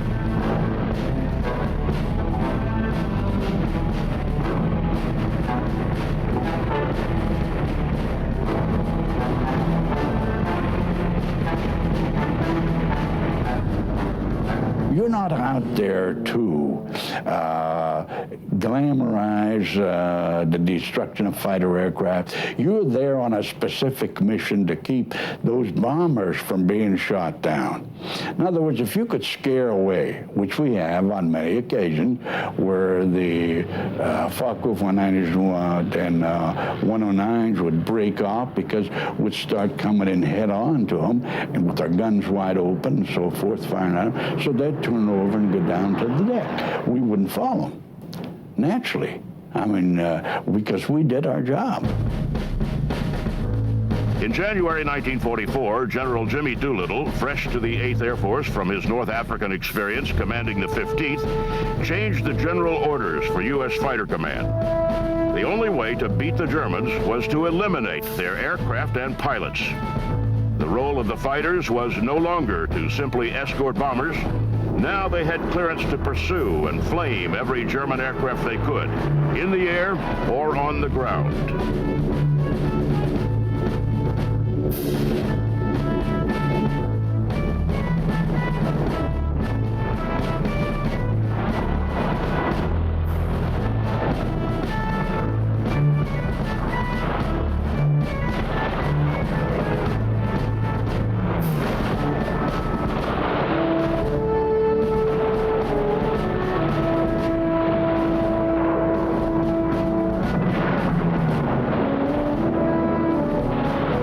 February 1944, the 56 went on a binge.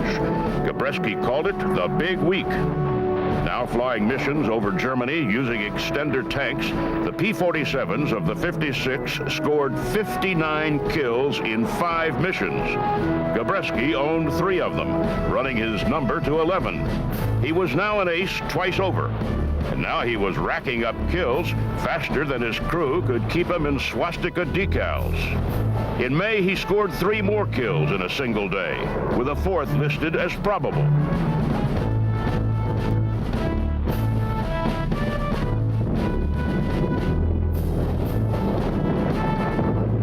By D-Day, June 6, 1944, Gabreski was in contention for the highest-ranking ace in the 8th Air Force. Truth be told, he was anxious to match the numbers set by a pilot from his group who had been sent home after 27 air victories. A month later, Gabreski did the impossible. He beat the record with a 28th air victory. He could now go home.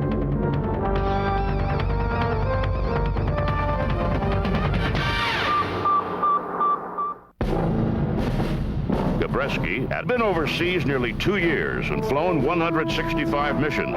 His fiancée was waiting with plans to get married as soon as he got home. Gabby was ecstatic. With the exception of an injury to a pinky finger, he had come through without a scratch. Gabreski collected his orders, packed and scheduled to begin the long journey home July 20th, 1944. He stopped by the operations hut on his way out to say goodbye. They were busy preparing to fly another escort mission over Germany. It looked like the kind of mission where a hot pilot could run up another couple of kills. He had 31. Could he score more? Gabreski decided he had one more mission to fly. They found an airfield west of Koblenz and decided to let each of the flights take a crack at it. Gabreski led his flight team down and during his pass exploded a German bomber. He turned to make another pass, hugging the ground too close. The propellers hit, and Francis Gabreski, America's hottest air ace, was down in Germany. He would spend the rest of the war in a German POW camp. His Stalag Luft was freed on May 13, 1945. A year later, Lieutenant Colonel Gabby Gabreski, 26 years old and credited with 31 kills, retired from the Army Air Corps. But that's not the end of the story.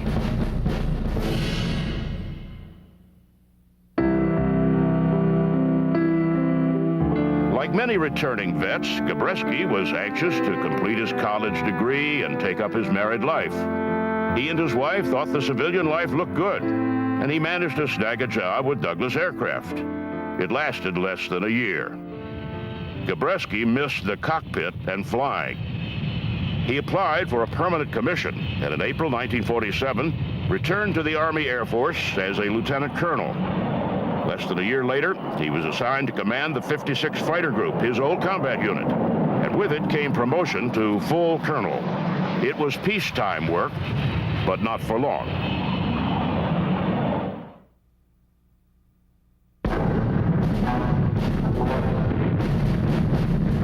The tension in Korea finally exploded into open warfare, and Gabby found himself watching from the sidelines. The war went back and forth, and it looked like it would be over once MacArthur landed at Incheon. But in mid-1950, a new weapon launched into the skies, and the Americans found themselves fighting a hot new fighter, the MiG-15. Gabreski's command had just made the transition to F-86 Sabre fighters, and he wondered more than once how the planes would stack up. He was going to find out. In May 1951, Colonel Gabreski reported to K-14, the air base near Kimpo, South Korea. Gabreski was assigned to the 4th Fighter Group as deputy wing commander. They had only 50 F-86s, and their mission was to distract the MiGs away from the slower Mustangs and F-80s. To do that, they flew the area the pilots called MiG Alley. When MiG-15 came into the theater, that put another sort of dimension. That's when I went out to operate in the Korean theater, because the MiG-15 was so superior to any other airplane that we ever had there. So the only offset to that was a F-86. F-86, which was it was a Mach .9192 airplane, equivalent to the MiG-15. So that put us on par, and it kept, again, the MiG-15s from destroying the F-80s and the F-84. And if you get a bounce, cut him off, and drive in range. When you get in range, shoot, and when you shoot, shoot to kill. Anybody got any questions? Okay, let's go again. On April 1st, 1952, Gabreski led his group back into MiG Alley.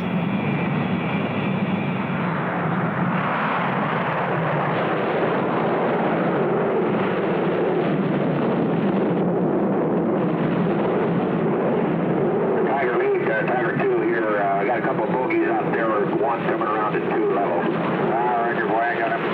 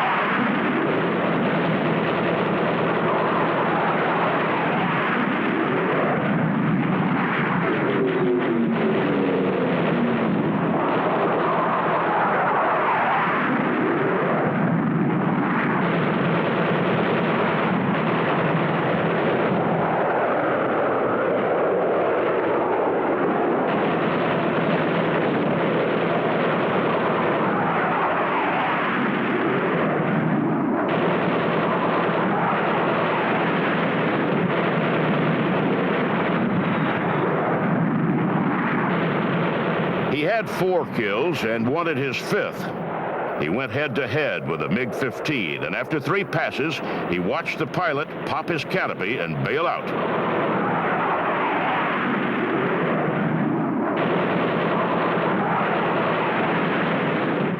He was over his 100 mission limit, though he and another veteran had given orders that their sorties not be posted anymore. But he had had enough. With 6.5 kills credited to him and his 31 from World War II, he is the 3rd top air ace in American history. On June 4th, the Air Force sent him home. He had a stop along the way. President Harry Truman called him to the White House and thanked him personally. I've had everything from a squadron to a group to a wing, and I've been in the cockpit up until I retired. Colonel Francis Gabreski ended his combat role that summer of 1952, but his career continued. He remained in the Air Force until 1967, commanding units at bases from Kadena to Hickam to Adana, Turkey. He had flown aircraft from the old P-40 to the heavy P-47, where he achieved glory. He made the transition to jet fighters in the F-86 and had flown everything up to the F-111 supersonic fighter bomber. His record of 37.5 kills stands today. He set standards for performance and tactics. For all his contributions to the U.S. Air Force, Colonel Francis S. Gabby Gabreski is a legend of air power.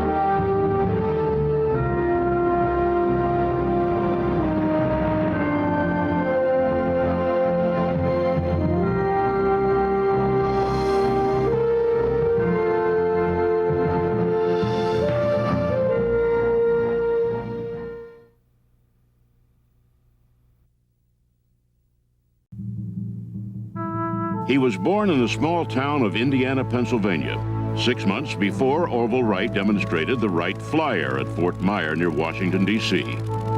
Fascinated by magic tricks and crystal radios as a boy, his life was changed forever after he spent $15 to buy a flight with a barnstormer. From that point on, aviation was his passion. He became famous for his acting on Broadway and in Hollywood. His public image was that of a modest, gangling, somewhat shy man, but the private persona believed in hard work, responsibility, and personal excellence. When the draft began in 1940, this Hollywood star tossed aside his career and enlisted in the Army.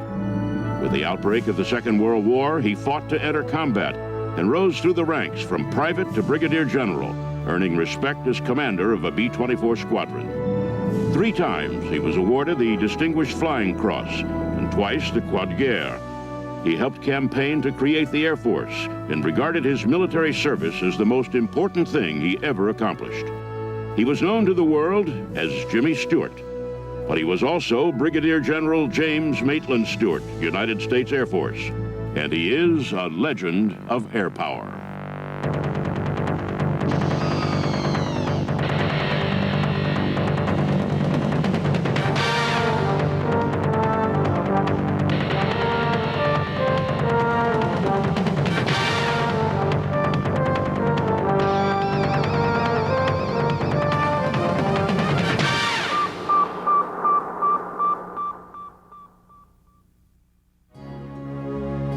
Jimmy Stewart was born on May 20th, 1908, the only son of Alex, proprietor of the J.M. Stewart & Company hardware store, and Bessie, an organist at the local Presbyterian church. He discovered his fascination with aviation about the same time as the rest of the country. Many pilots returning from World War I found themselves without work and making their livings with war surplus airplanes, barnstorming across the country. One of them landed in a farmer's field near Jimmy's hometown. Despite the fears of his parents, Stewart bought his 15-minute flight for $15 and went flying, while his father sat below in the family car, engine running, ready to help in the event of a crash. He landed a changed person. Barnstorming pilots were very popular in the 20s, and a pilot did land outside of town, and he pestered his father to go up in the plane, and his father didn't want him to, and he scraped together the money, and his father did allow it. However, a good friend of the family, Dr. Torrance, also went along for the ride, and that was Jimmy's first taste of flying. From that point on, Stewart kept a scrapbook with clippings of major aviation events. One such event was the flight of Charles Lindbergh 10 years later. In fact, his cross-Atlantic flight occurred on Stewart's 19th birthday. Excited by this historic flight, Jimmy placed a model of Lindbergh's Spirit of St. Louis airplane in the window of the Stewart hardware store, which was kept lit at night. A wire attached to a round board suspended the model between a drawing of the Woolworth Building in New York and the Eiffel Tower in Paris. As wire reports from the Indiana Evening Gazette across the street spelled out Lindbergh's progress, Jimmy dutifully ran back to the hardware store to move the model, letting the rest of the town know how Lindy was doing. Oh, he was crazy about flying. There's a little book called How to Fly an Airplane. It's about ½ an inch thick in red leatherette. And the first 14 pages are the history of flying. Then after that, they get into how to fly an airplane. And Jim pored over that book. Flying would be a lifelong passion for Stewart. Years later, sitting on movie sets between takes, he could be found curled up with a flying magazine. But it would be quite some time before Jimmy would climb into the cockpit himself. After graduating from Princeton in 1932, he embarked on an acting career that eventually landed him in Hollywood as an up-and-coming star. Now being paid for his talents, Stewart used the money to finance his childhood dream, learning to fly.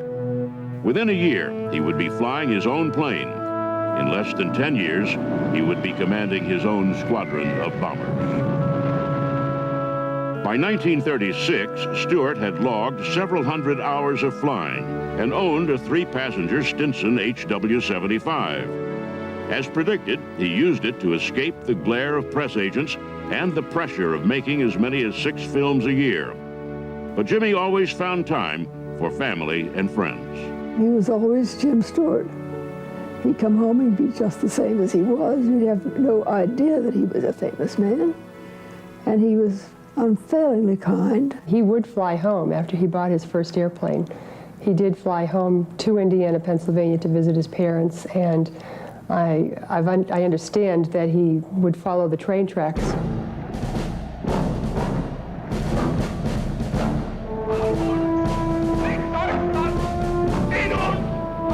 Deutschland und hinter uns kommt Deutschland! 1936 was also the year a European politician named Adolf Hitler hosted the Olympic Games in Berlin. Hitler used the games to showcase his National Socialist Party and intended they would also flaunt Aryanism and his serious rebuilding of Germany's military strength. Back in the United States, most Americans only knew about the games and Hitler from what they saw in the newsreels at the movies.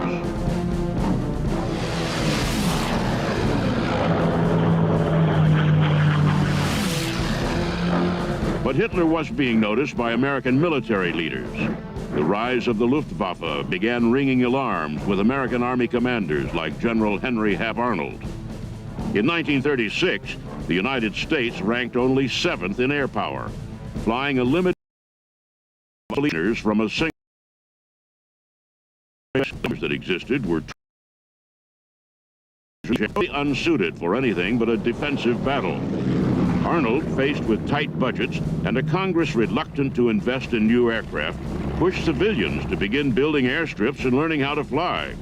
Stewart was anxious to help. Southwest Airlines was one of the companies that pledged to train pilots for the military effort, and Jimmy invested in the program. The result was some 80 new flyers. But it pointed Jimmy Stewart at something far more serious than his film career. He was one of Hollywood's most eligible bachelors, and he was a star in the film industry. When Jimmy Stewart was first in Hollywood, it must have been a magical time. Hollywood in the 1930s, he was single, good-looking, acted in films with a lot of the really popular stars of the day. Joan Crawford, Ginger Rogers, dated, and really was a bachelor about town. But Stewart wondered if it wasn't just a bit frivolous and unimportant. It looked like there was a war coming, and Jimmy wanted to do his part. Congress passed the draft September 16, 1940, calling for nearly 1 million men between the ages of 20 and 36.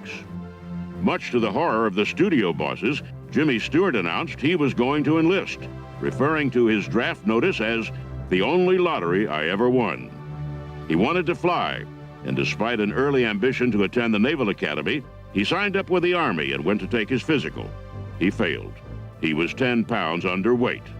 Stewart was furious. He played football at his weight and felt that he had a responsibility to serve his country. If the Army wanted him to weigh more, he'd simply go on a binge. When Jimmy Stewart first went to take his physical for induction into the Army, he failed the weight test. He was underweight and was below the limit acceptable by Army standards. He thought the whole idea was ridiculous, that he couldn't serve his country because he was underweight. He did go back and take the test again, and this time the Army looked the other way, and Jimmy Stewart entered the Army. Jimmy Stewart passed the weight requirement by 1 ounce and ran out to a waiting friend shouting, "I'm in, I'm in." He reported for duty at Moffett Field, California on March 22, 1941, despite the protests of MGM studio boss Louis B. Mayer. Hollywood leading man Jimmy Stewart became Private James Stewart, U.S. Army. The studio Jimmy Stewart was with at the time he wanted to enlist in the Army was MGM. And MGM was not happy with his idea to enlist. But Jimmy Stewart came from a very patriotic family. He had a long line of ancestors who had served in military service. Stewart had fought in every American war since the Revolution. But he was no ordinary buck private, having taken a $5,979 monthly pay cut to be there. He was Jimmy Stewart, the Academy Award-winning actor, the man who'd kissed some of the most beautiful women on Hollywood's silver screen, and inevitably he drew attention. The biggest help, sir, he said, would be no publicity, no interviews, no publicity stunts, no radio interviews, Jimmy told Colonel George Usher, his commanding officer at Moffett Field. But Colonel Usher knew the determined actor turned private was there for a reason. He wanted to fly. Jimmy Stewart entered the Army hoping to fly and become part of the Army Air Corps. He did have over 100 hours of air time before he went into the Army. Knowing that he would have to pass a very stiff proficiency test, he actually paid for an additional 100 or so hours of flying time so that he would be able to pass that test. Urged into Army Air Corps extension training by his understanding commander, Stewart persevered. And in November of 1941, he completed flight training. But his commission was not immediate, and he was sent back to Moffett Field while the military bureaucracy processed his papers. And then, on December 7th, 1941,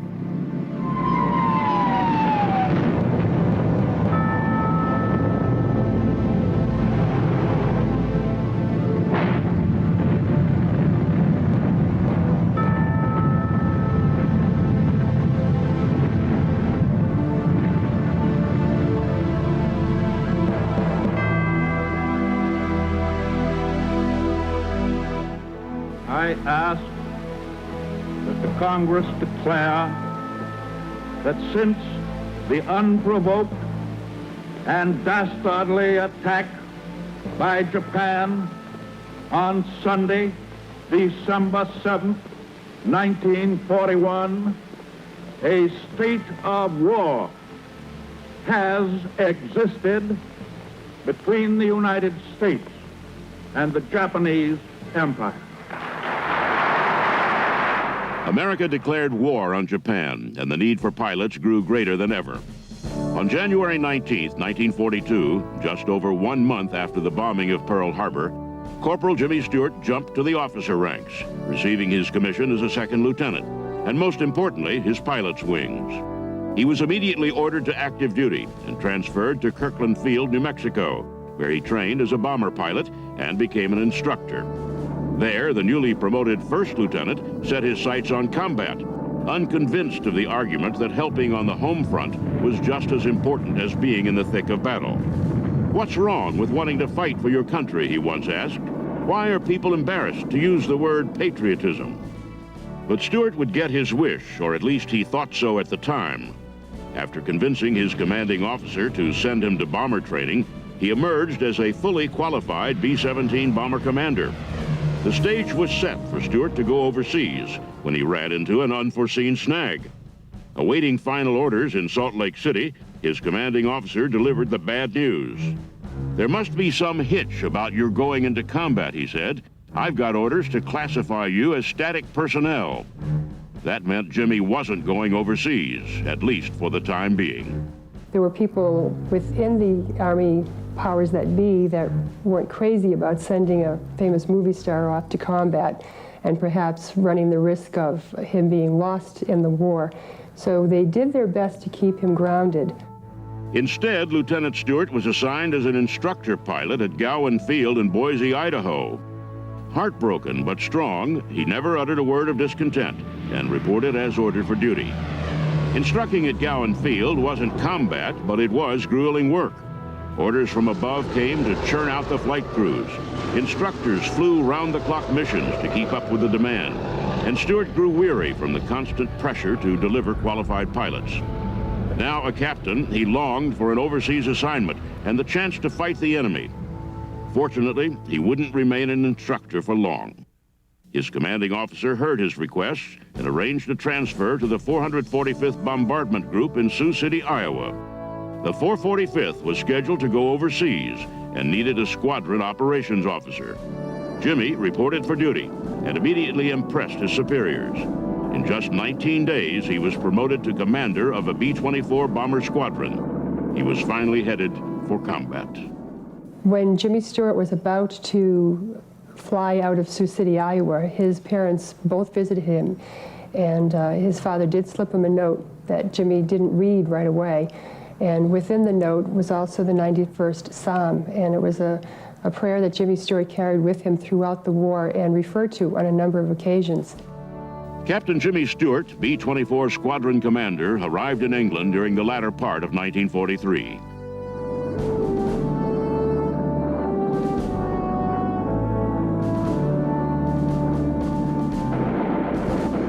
During his tour of duty, he flew 20 combat missions over the German cities of Bremen, Frankfurt, and Berlin, to name a few.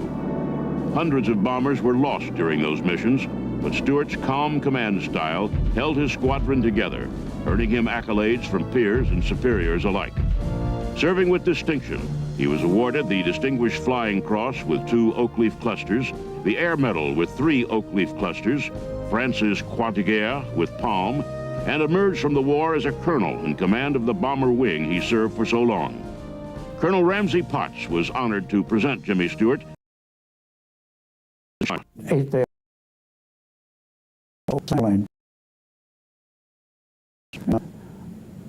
During the campaign, and we had over 50,000 casualties. He led a number of very difficult missions, including one to Berlin. And it may well have been that DFC was awarded to him because of his leadership on one of those very difficult missions. Jimmy Stewart was a talented flyer, and beyond that, he was a leader. The men, you know, he could have been hated in his outfit. Just think about it. Here's a movie star, guy with tremendous amount of income, could walk at any time. He could have walked from his task. He didn't demand special duties. He didn't demand special promotions. He was in the ranks, went up, made his way on his own. Tremendous leader. Stewart returned to America in September of 1945, noticeably grayer, but nonetheless the same gangly, modest, and somewhat shy man he always had been. True to his nature, he refused to let the MGM studio bosses use his war record to promote his movie career. instead electing to quietly leave active duty for the Air Corps Reserve. But this would not be the end of Jimmy Stewart's military career. When Jimmy Stewart returned from World War II, he was a colonel. He had gone in as a private and rose to the rank of colonel by the end of the war. He went back to Hollywood without a contract. MGM did not renew his contract, and he worked without a contract for a number of years, actually. One condition that he did have written into a contract was that they could not use his war record to promote a film. He did not want to be known as a war hero. 1946 was a busy year for the actor turned war hero. His first movie after World War II was Frank Capra's holiday classic, It's a Wonderful Life, for which he received an Academy Award nomination. He also found time that year to help establish the Air Force Association, a lobbying organization aimed at turning the Army Air Corps into a separate military branch. Stewart was elected National Vice President and was one of 6 board members to meet with President Truman on Air Force matters. The following year, President Truman signed the National Security Act, authorizing creation of the United States Air Force. Jimmy Stewart was proud to be a member of this new service, pledging his support as a reserve officer, board member of the Air Force Association, and as the master of ceremonies for Air Force awareness events such as Wing Ding 48. James, I know that there are very few people can do it this way, but you have the talent. Usually people finish with a song or a dance. They do something. Don't you do anything? Oh, you see, I don't have to do anything. I'm a colonel. Now in his early 40s, with World War II over and having been established as one of Hollywood's most acclaimed actors, Jimmy Stewart felt the need to settle down. In 1948, Jimmy met Gloria Hattrick McLean at a dinner party hosted by fellow Hollywood screen star Gary Cooper. Their romance quickly flourished, and a year later, they were married. She was very high style, very sophisticated. And Jim wasn't. But he thought she was beautiful and wonderful, adored her, just absolutely adored her. Gloria had 2 young sons from a previous marriage, Ronald, age 5, and Michael, age 3. But to Jimmy, that just meant more family. I don't think Jimmy Stewart ever felt that he was anything less than a father to both Ronald and Michael. They were very young when he married their mother, and they were his boys, and he was their dad, and they called him Dad. I don't think he ever looked upon them as step-sons. They were his sons. 2 years later, Jimmy and Gloria added twin girls to the family. A devoted father and husband, he found a way to bridge the time among family, a film career, and the Air Force Reserve.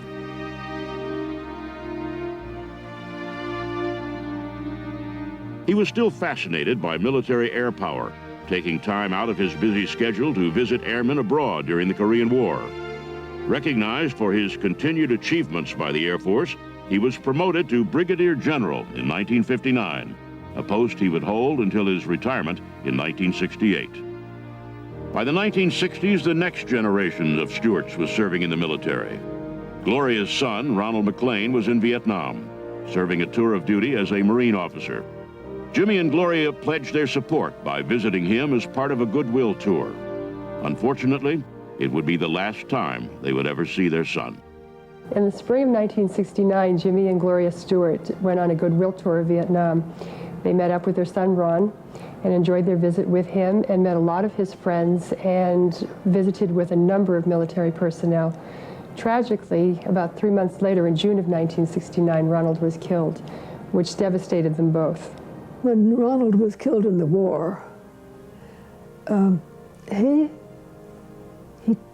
may have mourned privately, but he did not seem to be mourning because he said he died in the service of his country, and you can't ask for anybody to do more than that. But Gloria mourned. She never got over that losing that boy. But the shy, modest war hero from Indiana, Pennsylvania was proud of Ronald. And just like the bomber pilots he served with who never returned, Stewart knew his son had died with honor. He would never forget the brave men and women who risked and sometimes lost their lives for their country. He always held the military in high esteem, and once told an Aerospace Education Foundation audience, "My service in the military has made me a better citizen, and for that I am grateful to the United States Air Force." The Academy of Motion Picture Arts and Sciences held him in high esteem too, awarding him an honorary Oscar in 1985 for his 5 decades in Hollywood. His star is a fixture along Hollywood's Walk of Fame, and in his hometown of Indiana, Pennsylvania, stands the Jimmy Stewart Museum, a collection of exhibits on his life as both an aviator and a celebrity. But Jimmy Stewart regarded his duty to the United States as his most important achievement. He will be remembered by many as an accomplished actor, a Hollywood statesman, and most importantly, a decorated war hero. His name is James Maitland Stewart, and he is a legend of air power.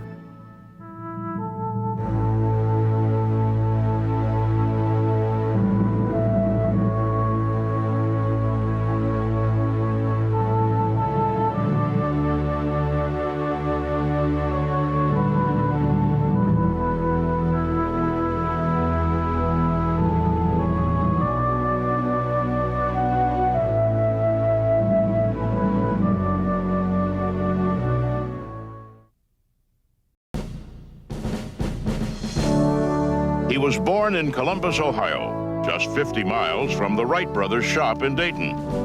He saw his first airplane at the age of 4. It fascinated him, and he ran to catch it, but it was gone. From then on, he was fascinated by flight and continued to chase it. After college, he joined the Army and became a pilot. The chase that began at age 4 was fulfilled. And for the next 40 years, aviation would bring him fame and achievement through a long and glorious career.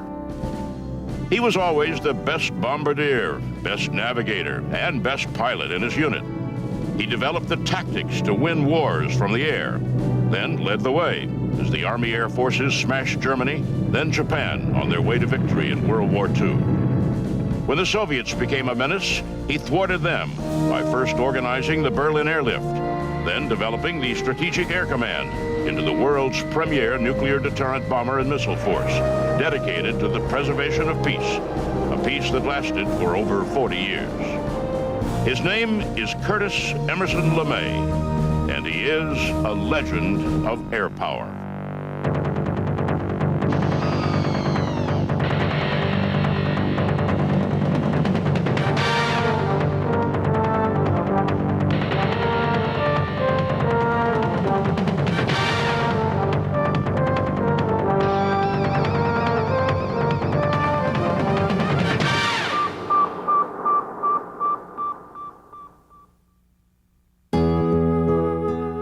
Curtis LeMay was born November 15, 1906, to Irving and Arizona LeMay. His father was a steel worker and sometimes handyman who often was forced to move his family in search of work. Their travels carried them from Ohio to Pennsylvania to Montana to California and back again. While in California, young Curtis and the rest of his family visited the Panama Pacific International Exposition in San Francisco. Young Curtis saw aeronaut Lincoln Beachley do aerobatics over the crowds, and he wondered just what it was like up there, a wonder he would never lose. LeMay graduated from Ohio State University in 1928 with an engineering degree. He also finished ROTC as an honor graduate and received a reserve commission in the Army. Unfortunately, landed him in flight to enter flight training as an aviator at Field, Texas. His first tour of duty was with the 27th Pursuit Squadron at Selfridge Field, Michigan, where he received his regular commission in February 1930. At Selfridge, LeMay flew the Curtiss P-1. He stayed at Selfridge until 1937, when he transferred to Boeing B-17 bombers at Langley Field, Virginia. In February 1938, Lieutenant Curtis LeMay was lead navigator when the Air Corps demonstrated the long-range capability of its new B-17. 6 bombers of the 2nd Bombardment Group made a goodwill flight from Langley Field, Virginia to Buenos Aires, Argentina, and back.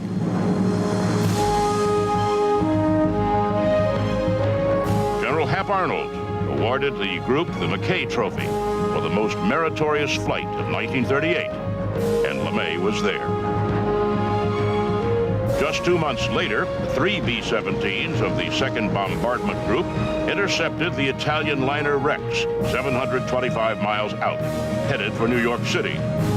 The Air Corps demonstrated that it could intercept an enemy fleet threatening the United States at vast distances, long before they became a threat. Once again, the lead navigator was Lieutenant LeMay.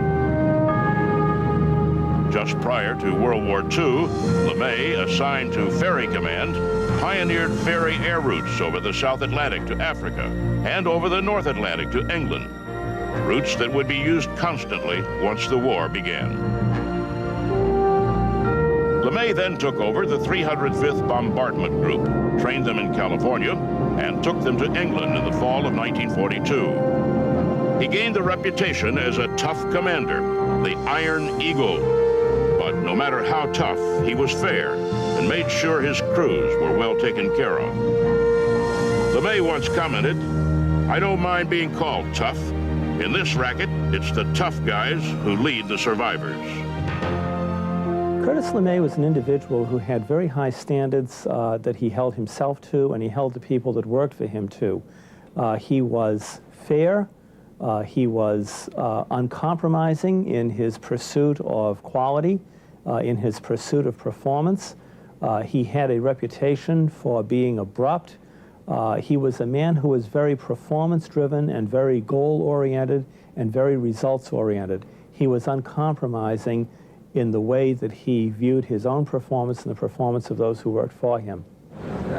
He trained his crews hard and prepared them well, and through them he developed new formation tactics. These tactics greatly improved defensive protection for the bombers from fighter attack.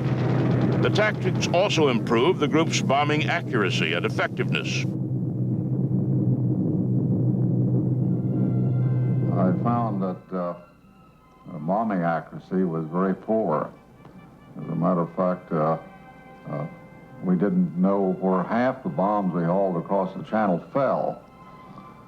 And further investigation showed that everyone was taking evasive action on the bombing run. So it was apparent that bombardiers were not having an opportunity to use their equipment and get good results.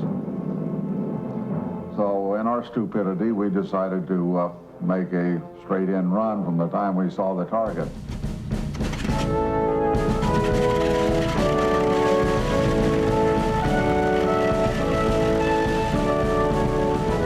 His bombers flew as an 18-aircraft combat box for mutual protection. They all dropped their bombs when leads were dropped, so that the bombs fell in a tight grouping, known as synchronous bombing. LeMay's tactics were adopted by all groups in all theaters of operation. He excelled as a combat leader, prompting General Ira Aker to say of LeMay, "He may not be human, but when I can find 100 other group commanders like him, we'll get on with this war. We might even win it."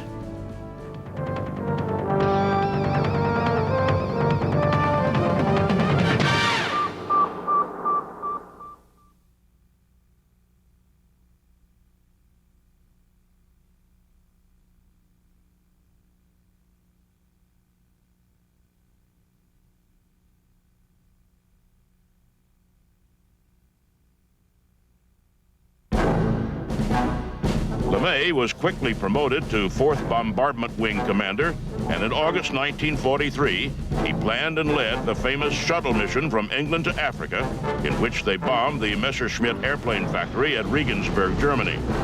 Other bombers in the attack hit the ball bearing factories at Schweinfurt.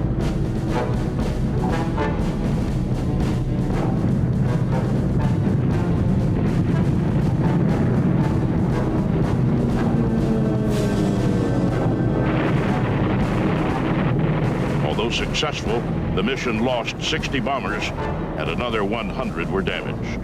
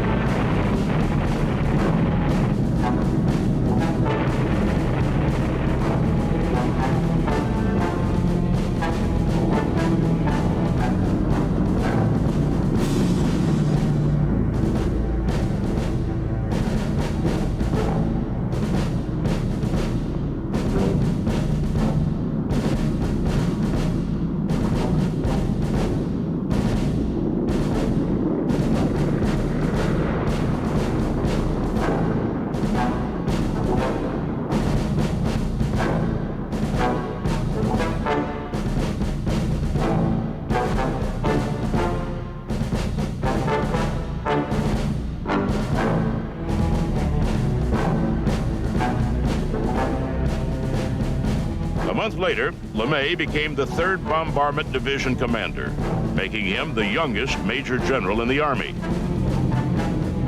His next move came in August 1944, when General Arnold selected LeMay to command the 20th Bomber Command in India. It was time to take the war to mainland Japan, and LeMay planned to do it with the new Boeing B-29 Superfortress.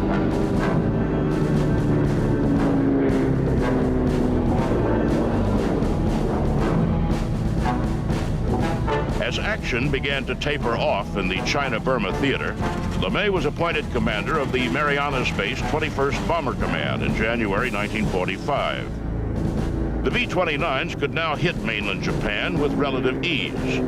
From his headquarters on Guam, LeMay directed the bombing campaign.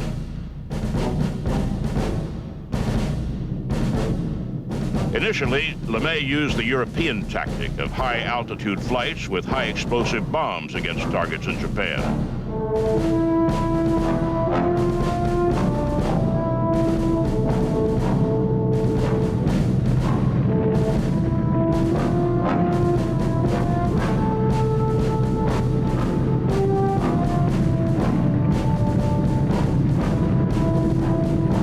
In an effort to shorten the war, he changed tactics. Realizing that Japanese construction was primarily wood, he sent his bombers in between 5,000 and 7,000 feet with incendiary bombs. The results were catastrophic for the Japanese, as many of Japan's major cities were consumed by fire.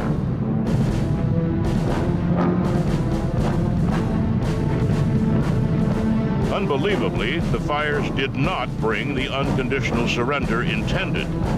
President Truman gave the order to use the atomic bomb. On August 6, 1945, the Enola Gay, a B-29 from the 509th Bomb Group at Tinian, dropped its 9,000-pound little boy on Hiroshima.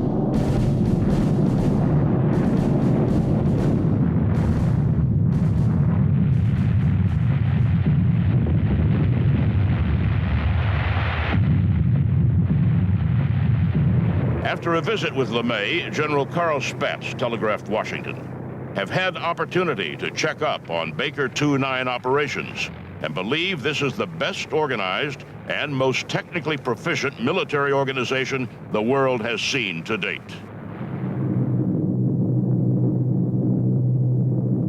Just 3 days later, a second bomb was dropped, this time on Nagasaki.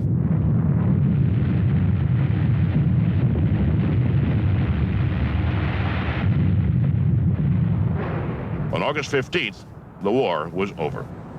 The bombers of LeMay's command had helped bring it about.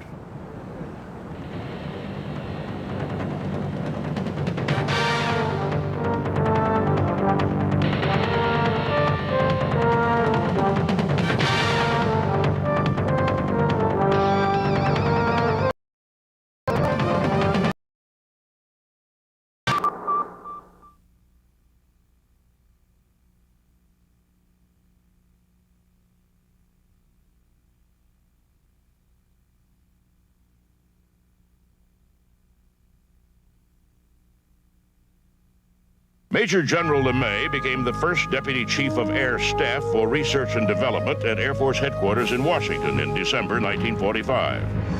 He was in charge of nuclear weapons development and wasted no time in planning the weapons testing in the Marshall Islands Bikini Atoll.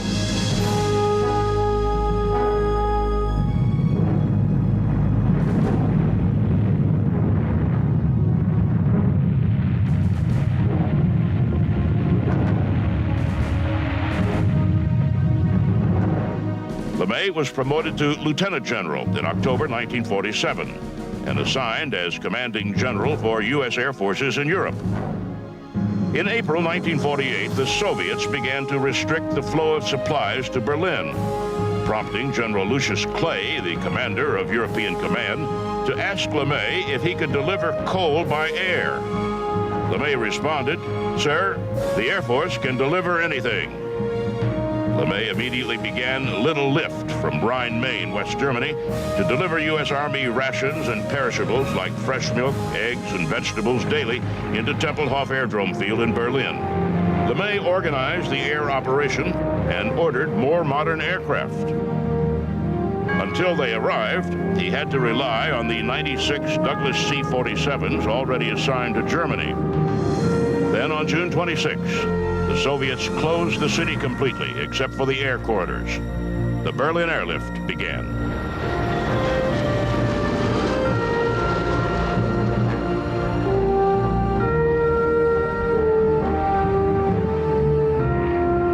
With the airlift flowing efficiently, LeMay returned to the United States, was promoted to general, and assumed command of the newly formed Strategic Air Command. He established its headquarters at Offutt Air Force Base, Nebraska.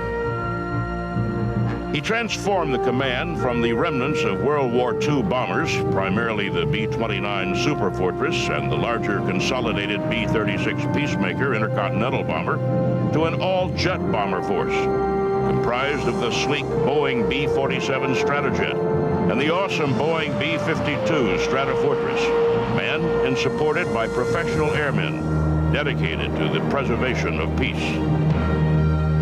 As the new Boeing bombers came into service, LeMay quickly checked out in both the B-47 and the B-52. General LeMay commanded the Strategic Air Command for nearly 9 years. He was uniquely identified with SAC and its progress, and also with the welfare of its people. He realized that by demanding high standards of readiness, the command exacted a human toll on its people. Being a strong family man, General LeMay had a great concern for his men and their families' welfare, and over the years was responsible for greatly improved living conditions on SAC bases for both married and unmarried personnel. I think a measure of Curtis LeMay's devotion to his people is how he was concerned about them in their off flying hours. He was an enthusiastic sportsman. He encouraged the development of recreation centers. He developed a particular interest in road racing and road rallies, and that was a feature, really, of the LeMay era. And then he was very concerned about the welfare of his people, particularly his enlisted force, and put a great deal of time and effort into the Cape Cod housing program and developing appropriate housing and recreation facilities for them. He was a genuine total force person. Under LeMay's leadership and supervision, SAC laid the plans for the development and integration of an intercontinental ballistic missile capability to complement the manned bomber.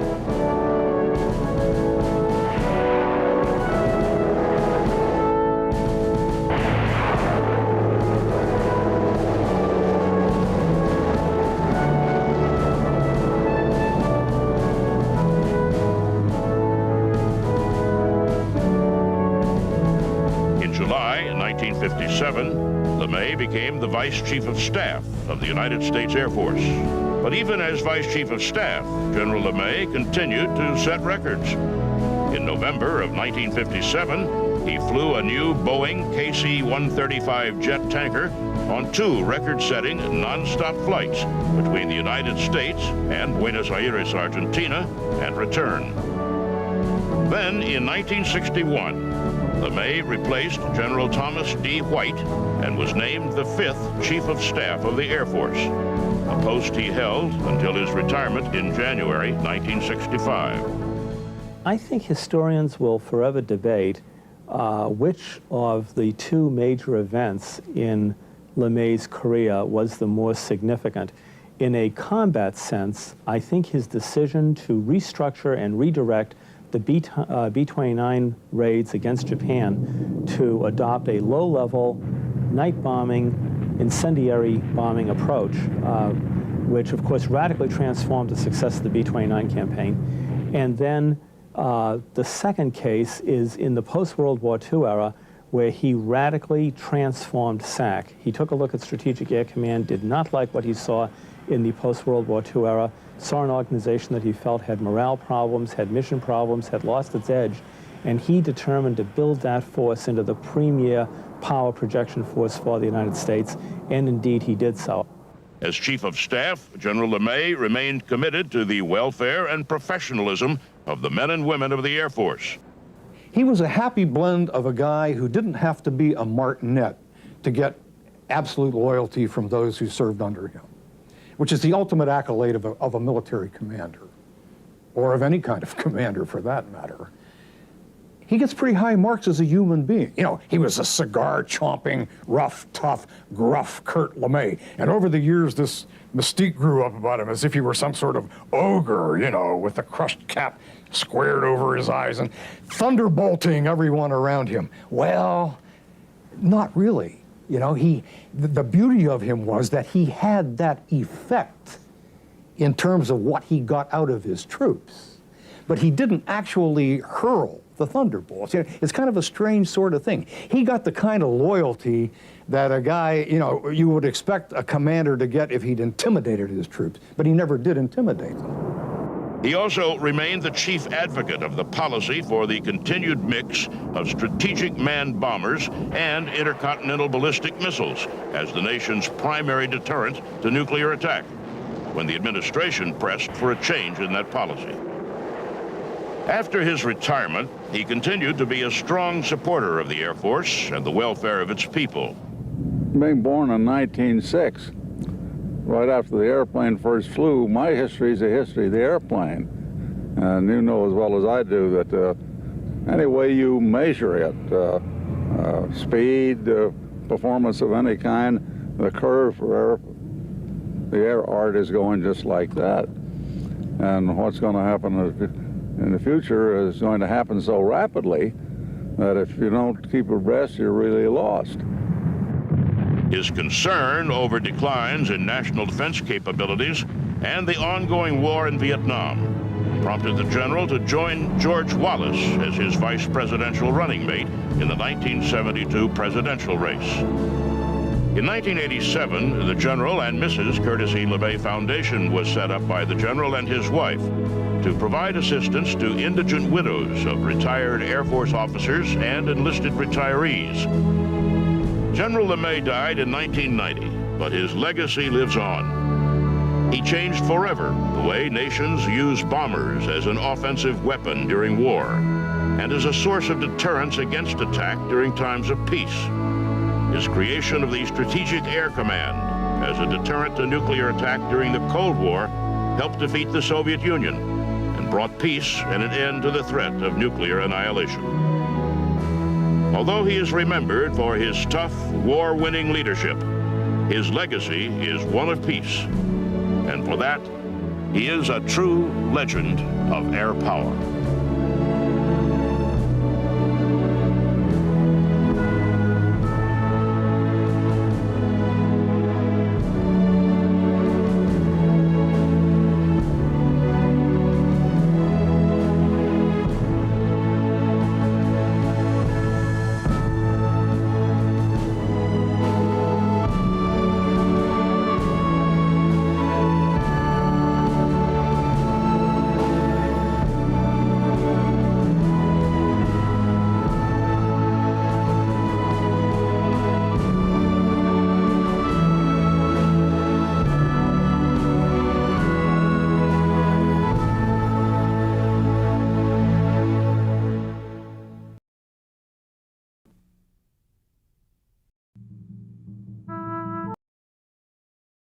In Bremen, Germany, at the end of the first decade of the 20th century, and emigrated to Texas with his family when he was 7 years old. He was a good student, and after graduating from Texas A&M University in 1931 with a degree in science, he joined the Army and became a bomber pilot. He went on to further his education with advanced degrees in aeronautical engineering.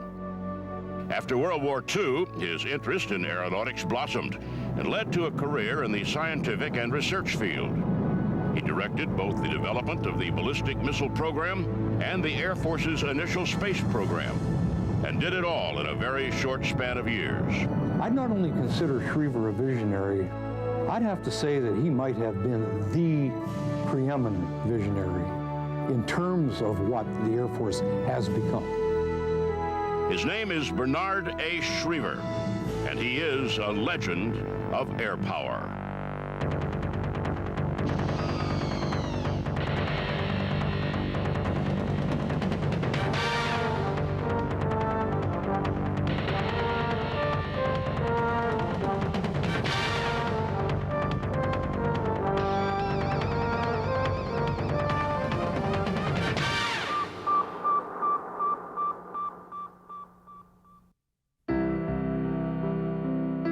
was born Bernard Adolf Schriever in Bremen, Germany on September 14, 1910. His father, Adolf, worked as ship's engineer for the North German Lloyd steamship line and was interned when his ship was seized in New York in 1916. Shortly after that internment, Bernard, his younger brother Gerhard, and their mother Elizabeth joined him in the United States, and they settled in San Antonio, Texas.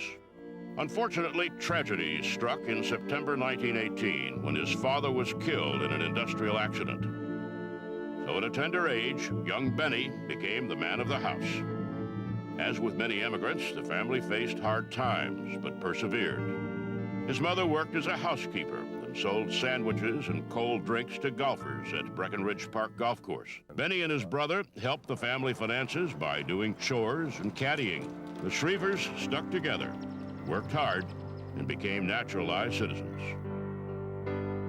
Benny excelled in school and graduated with honors from San Antonio High School.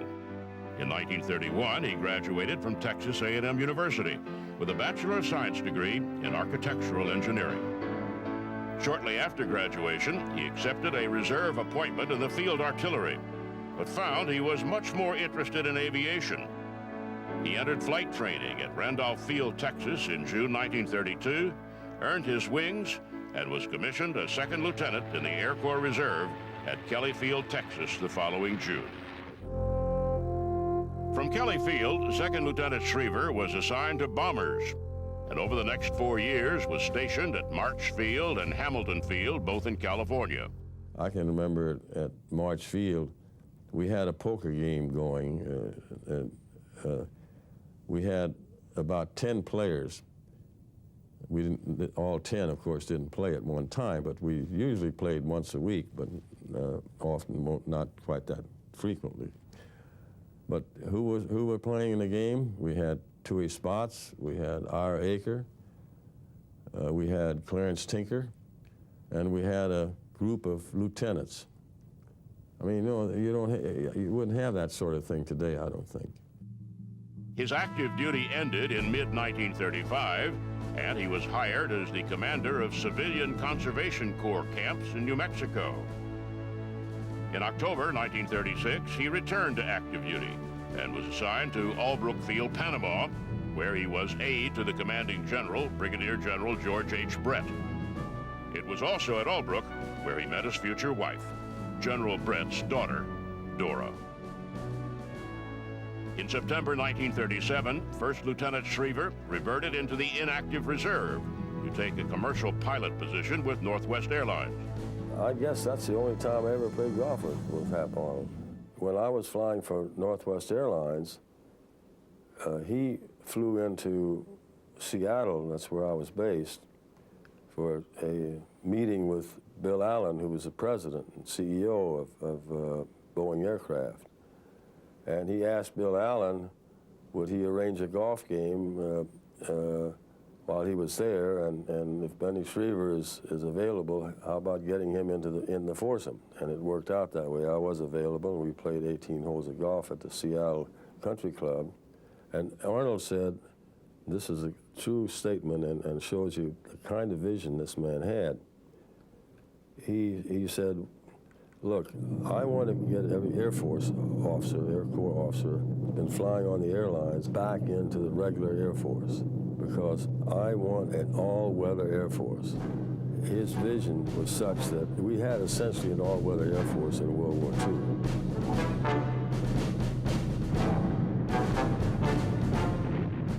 He re-entered the regular Army Air Corps in October 1938 as a second lieutenant, and was again stationed at Hamilton Field, California, where he was assigned to the 7th Bomb Group as a B-18 instrument flying instructor.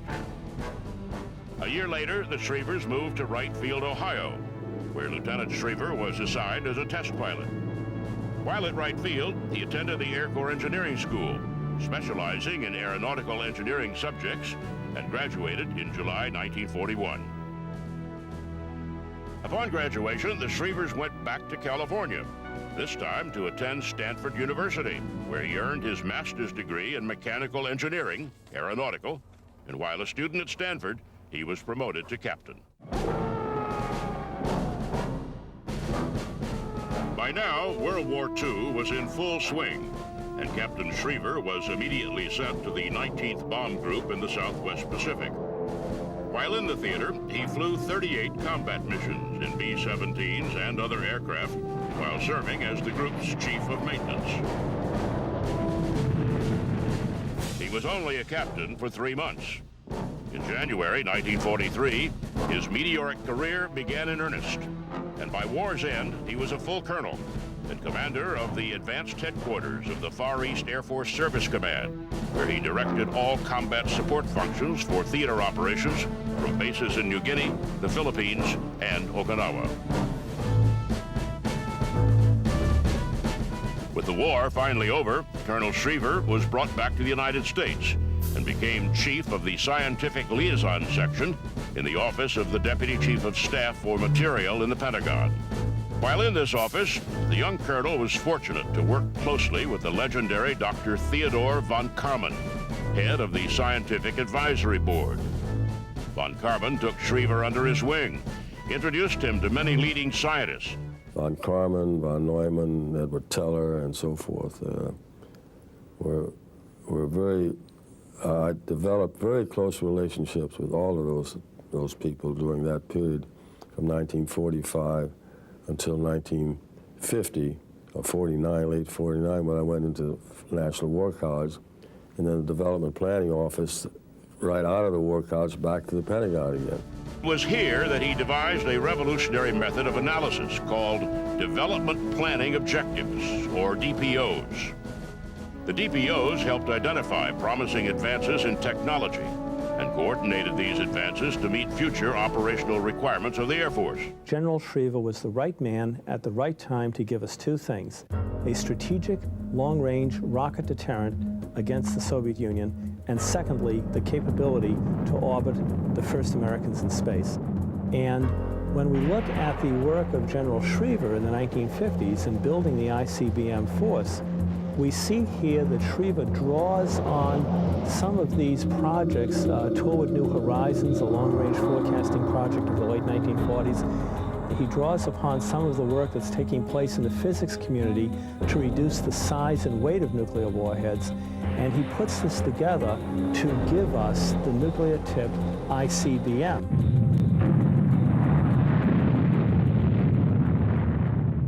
The other person who's very important in this discussion is Trevor Gardner, who was the assistant to the Secretary of the Air Force. And he's the one who put Schriever in a position to realize the development of these weapons. Gardner and Schriever then set up a Teapot Committee, which was headed by von Neumann, and they handpicked the members of that committee. And they concluded that if a crash effort were undertaken outside the normal channels of the Air Force, that was free of institutional bias, then they could do that. And Schriever was in it every step of that way. And incidentally, Ramo and Wooldridge, Simon Ramo and Dean Wooldridge, who were young scientists who'd worked for Hughes Aircraft and developed missiles for them, were also in on this committee, members of the committee. So a lot of this was done in the Eisenhower. Many of it is that the Eisenhower administration program to cut the missile program, but then when they saw what the potential was of this thing, and they were supported enthusiastically by Schriever and Trevor Gardner and John von Neumann, then the Eisenhower administration decided that this was the way to go to get more bang for the buck, in the words of Charlie Wilson, who was the Secretary of Defense, that development of ballistic missiles was something that would certainly help in the Cold War. Gardner asked Schriever to take over the program. Schriever agreed, but only if he could have full authority to get the job done. By now, Schriever was a new brigadier general and was named assistant to the commander, Air Research and Development Command, in June 1954. 2 months later, the Western Development Division was created in Inglewood, California, and Schriever was named its commander. The assignment officially put him in the driver's seat to manage the ICBM program. Schriever proposed that the best way to proceed was to create a government-industry partnership. He prevailed, and in short order, 2 partnerships were formed to make the difference in the race for the ICBM. The partnership of Simon Ramo and Dean Wooldridge joined to create the Ramo-Wooldridge Corporation. At the same time, Schriever and Simon Ramo, who was chief scientist on the ICBM program, adopted yet another partnership. At about the same time that the Ramo-Wooldridge Corporation began, the intelligence community decided that the Soviet Union was a real threat in creating an ICBM that would bypass the entire multi-billion-dollar defense system of the United States. And the ICBM program immediately became the #1 crash program. Thrust at the center of a highly secret crash program, a program that was considered by many experts twice as complex as the Manhattan Project, Schriever, Wooldridge, and Ramo tapped into all the nation's technological resources, recruited the best and brightest from universities, government, and over 220 major companies. To maintain secrecy, now Major General Schriever and his Air Force team wore civilian clothes to work and operated out of the Ramo-Wooldridge facilities. Besides the urgent threat they were laboring against on national security grounds, the government industry team gave birth to the systems engineering and electronics that later spawned the field of space technology. For their advances, Wooldridge, Ramo, and Schriever all gained celebrity status in Time magazine in 1957. Messrs. Thompson, Ramo, and Wooldridge worked extremely effectively with Schriever in terms of supporting the development of the ICBM force and then going beyond this to support the development of satellite payloads, particularly early satellite reconnaissance payloads and military payloads for national security purposes. In the area of weapons acquisition, Schriever and Ramo fashioned a new approach to systems engineering. For reasons of time and speed, they took what Ramo called a parallel approach, or working on all subsystems at once. Later known as concurrency, it was a very risky approach, but it paid off. To succeed, breakthroughs had to be achieved in missile guidance, missile structure, propulsion, flight control, and nuclear warhead weight, all at once. But just as the ICBM program began to take shape, the Department of Defense implemented cost-cutting measures which threatened the pace of the project. But the measures were quickly dropped after the Soviets launched Sputnik in October 1957, shocking the defense community and nation and adding a new sense of urgency to the ICBM program. We had failures in the early days on all of our missiles, every one of them. The Atlas, the Titan, the Thor.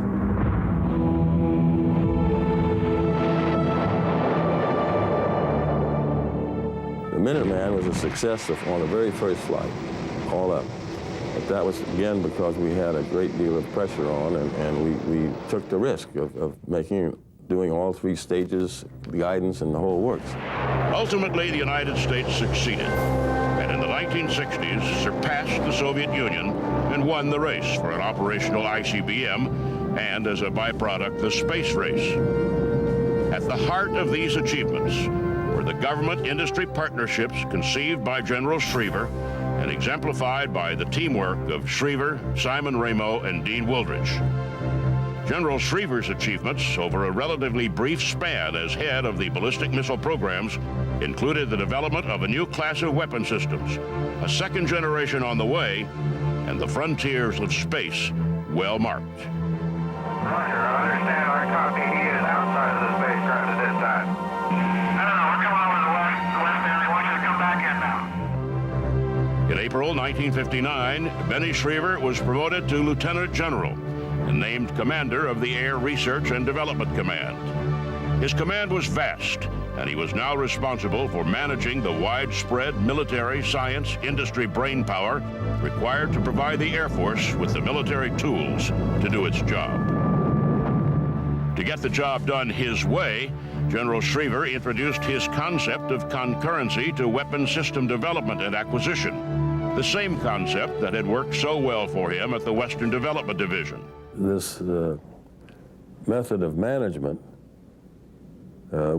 certainly was not a happy thing for the assistant secretary's level, because we came in with a program every year and presented it to the Pentagon, and We didn't have any problems. We kept them informed, but we didn't have anybody that could, if he couldn't say yes, he couldn't say no. In other words, that in essence is what happened.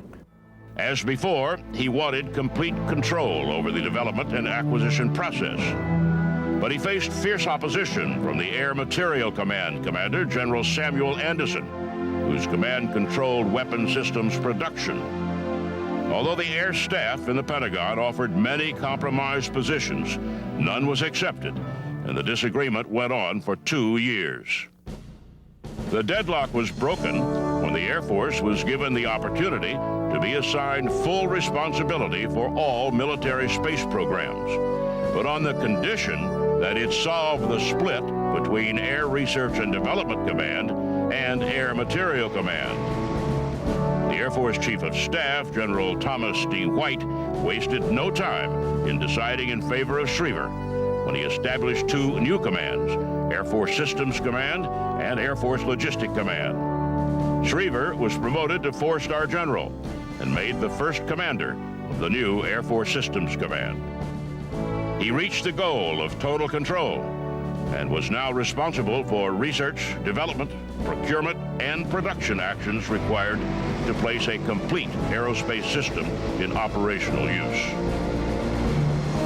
Although General Schriever had reached the goal he sought for so long, the administration changed, and the philosophies of the Eisenhower administration were not shared by the Kennedy and Johnson administrations with regard to the pursuit of technological advances. It's true that he was very frustrated with the McNamara administration's cancellation of many of the military programs. But the thing that really irritated Schriever was not so much the cancellation of those programs. That he could accept. I mean, that was within the purview of the Secretary of Defense.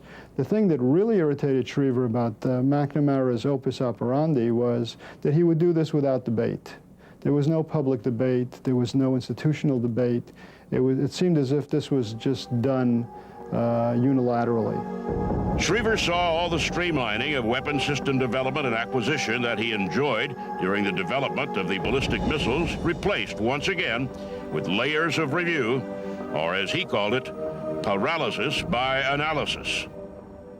Beyond this, General Schriever, of course, as head of Air Force Systems Command, was responsible for a very important long-range planning effort, Project Forecast.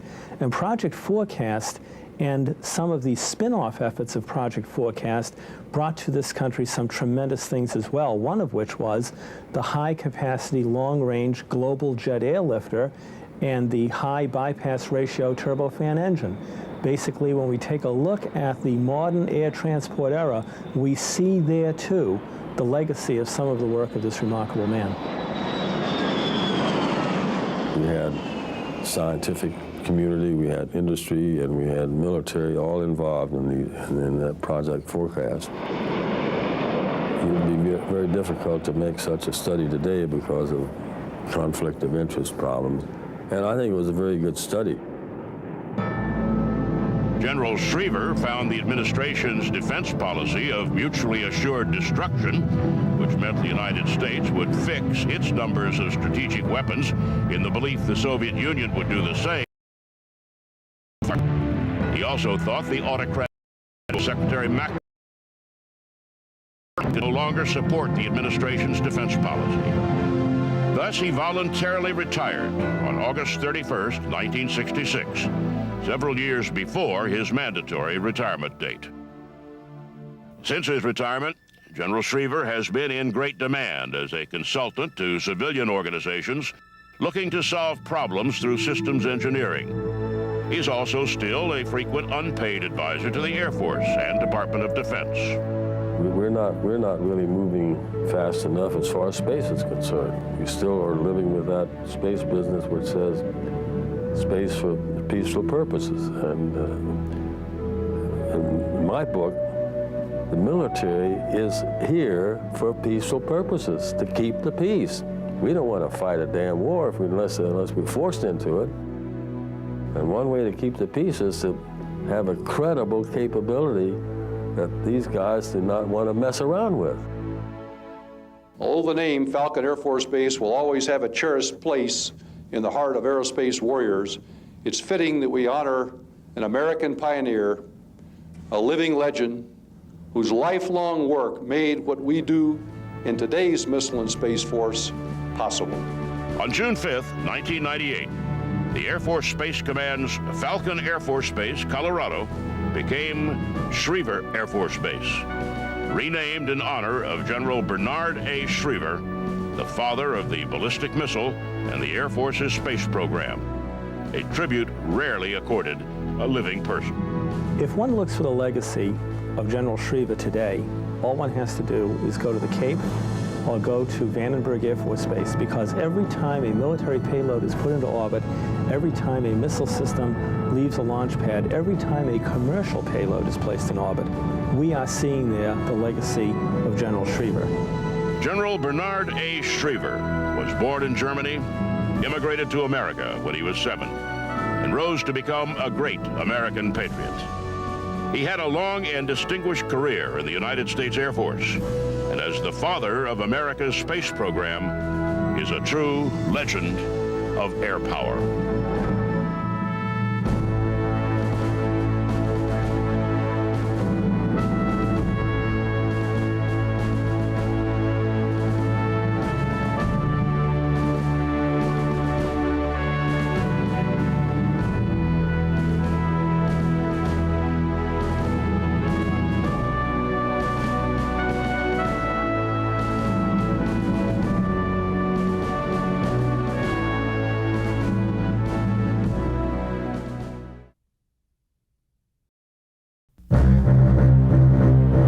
Born in the age of the horse and buggy, he would lead his service and the nation to the atomic age. He was taught to fly by Orville Wright himself and became one of the first officers in the Army certified as a pilot. A career Army officer educated at West Point, he used every opportunity he could find to promote and create a new viable wing of the service. He stressed planning and training and preparation for the unthinkable. And in so doing, took a nation unprepared for war to victory. His name is General Henry H. Hap Arnold. He's called the father of the Air Force, and he is a legend of air power.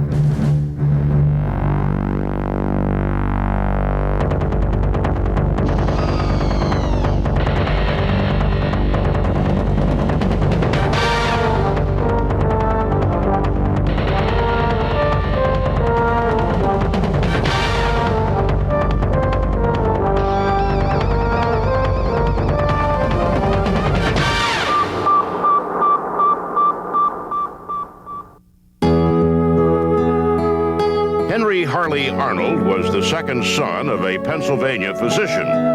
Dr. Arnold, who served with the Pennsylvania Cavalry during the Spanish-American War, wanted one of his sons to carry on in the military service. It was expected that Harley, as he was then called, would pursue the ministry. Instead, his brother sought a degree in electrical engineering, and Hap, short for Happy, entered West Point with visions of joining the cavalry himself. When Henry H. Arnold entered West Point in 1903, the Army was still a place of horse cavalry and artillery. But the explosion of new technology that marked the end of the 19th century was making itself felt now in the 20th. The Wright brothers had made their historic first flight, but had yet to sell a single airplane to anyone. The only kind of aviation the military used was observation balloons at battlefields, a technique over 50 years old. But in 1907, within months of Arnold's graduation with a degree in engineering, the Army Signal Corps created the Aero Division. Their orders were clear: to study the flying machine and the possibility of adapting it to military purposes. In December, the chief of the Signal Corps issued the first request for proposals for a military airplane. It must be able to carry 2 men, fly for at least an hour, with a range of 125 miles, and be capable of attaining a speed of 40 miles per hour. The test flights for the Wright Flyer took place at Fort Myer, Virginia. Using a catapult launching system, Orville Wright himself flew the initial runs and even carried a passenger to demonstrate the plane's performance.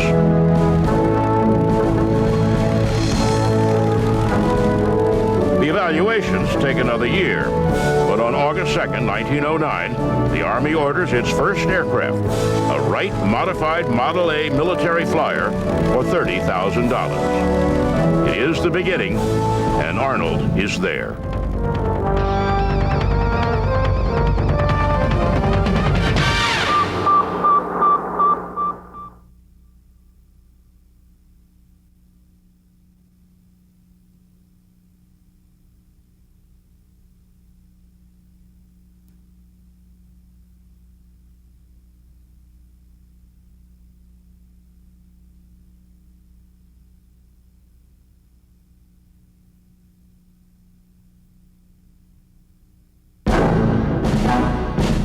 On July 12, 1912, Arnold becomes the first of 3 officers to receive the wings of a certified military aviator.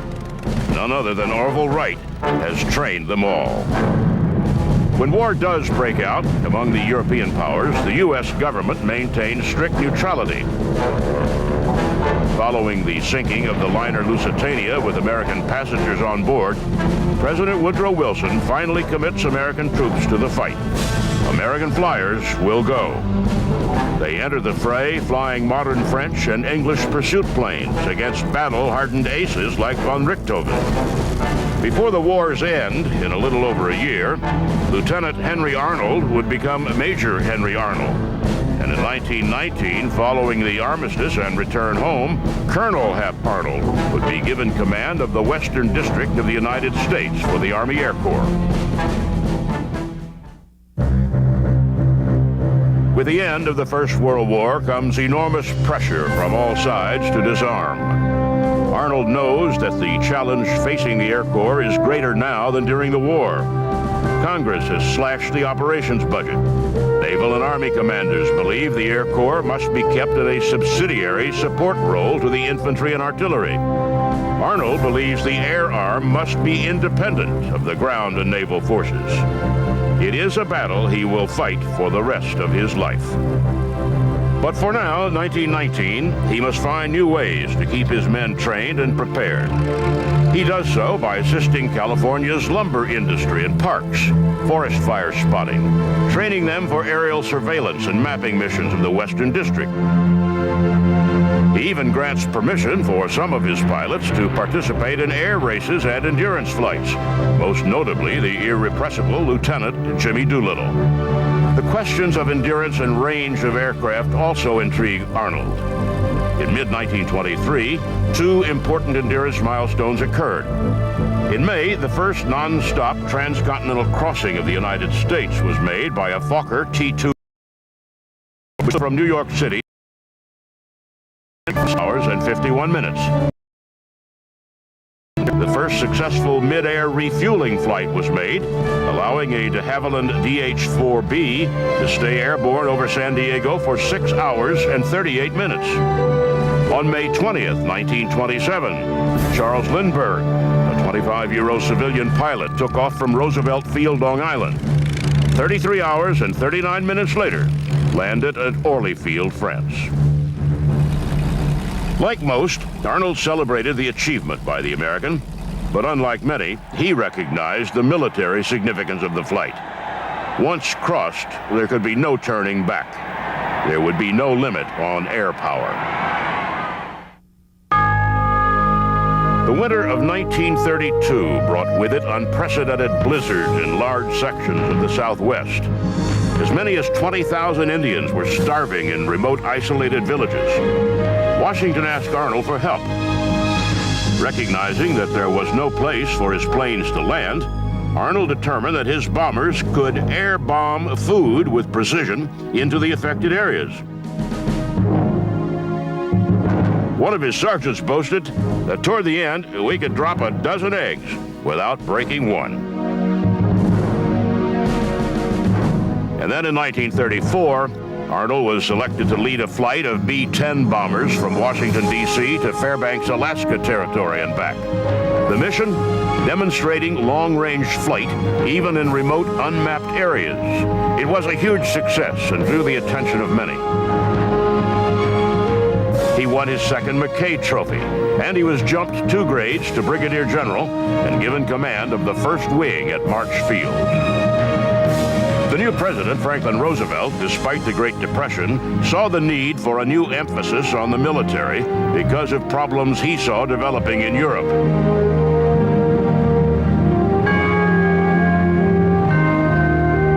Where previous administrations had slashed military spending to maintain a balanced budget, FDR saw the need for a new, modern Air Corps.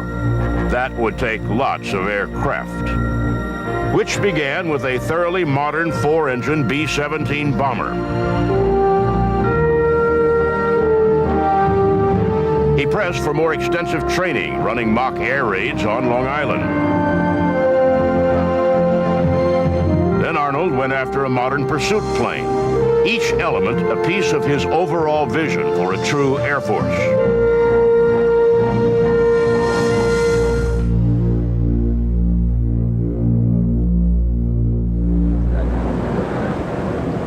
The Munich Pact in 1938 sealed convictions in Washington that a Second World War was inevitable. Within a week, Roosevelt, aware of how unprepared America had been for the First War, asked Congress to provide funds to expand aircraft production. I should like to see this nation geared up to the ability to turn out at least 50,000 planes a year.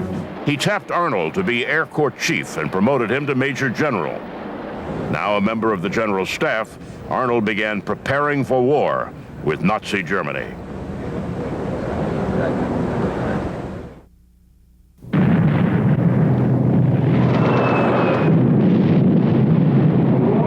Yesterday, December 7th, 1941,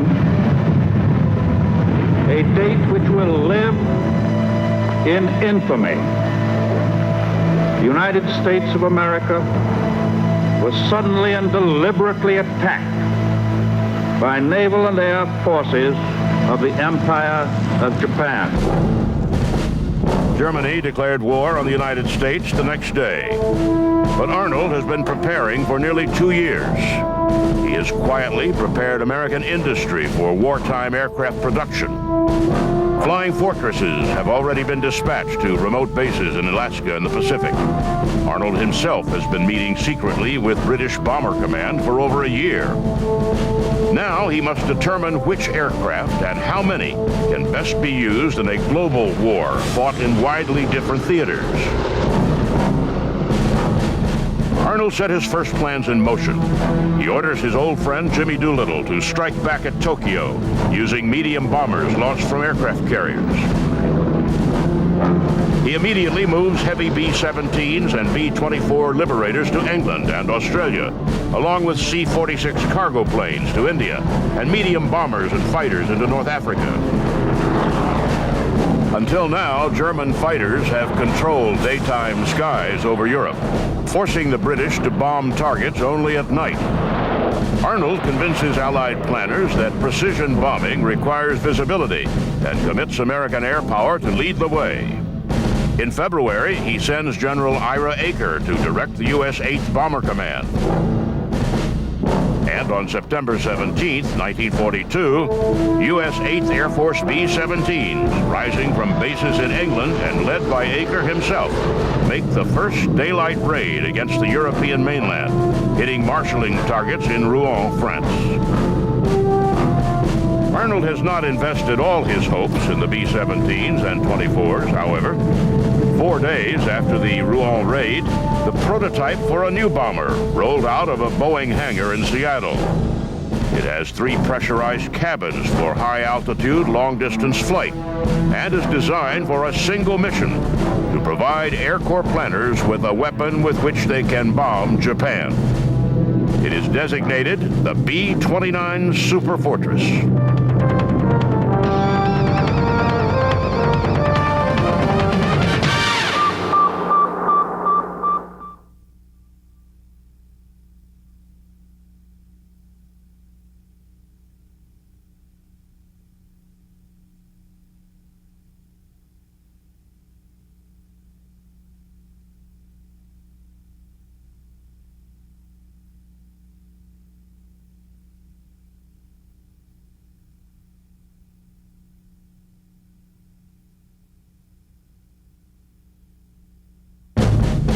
But if 1942 is the first year of American participation, 1943 is the year they bring the battle to the Axis powers.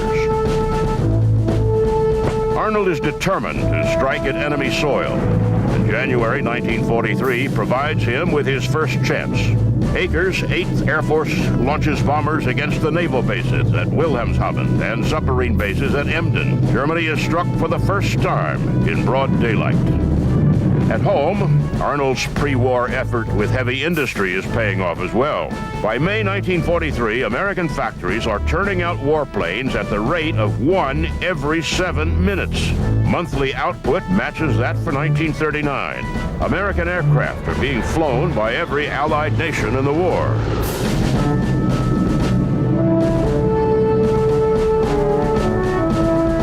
In the summer of 1943, Arnold met with General Leslie Groves, head of the Manhattan Project. The problem, as Groves explained it, was that his group was designing a new kind of bomb, larger than any built before, and he needed help with ballistics testing. Groves estimated they needed an aircraft with extreme range, capable of handling a bomb 17 feet long and weighing 5 tons.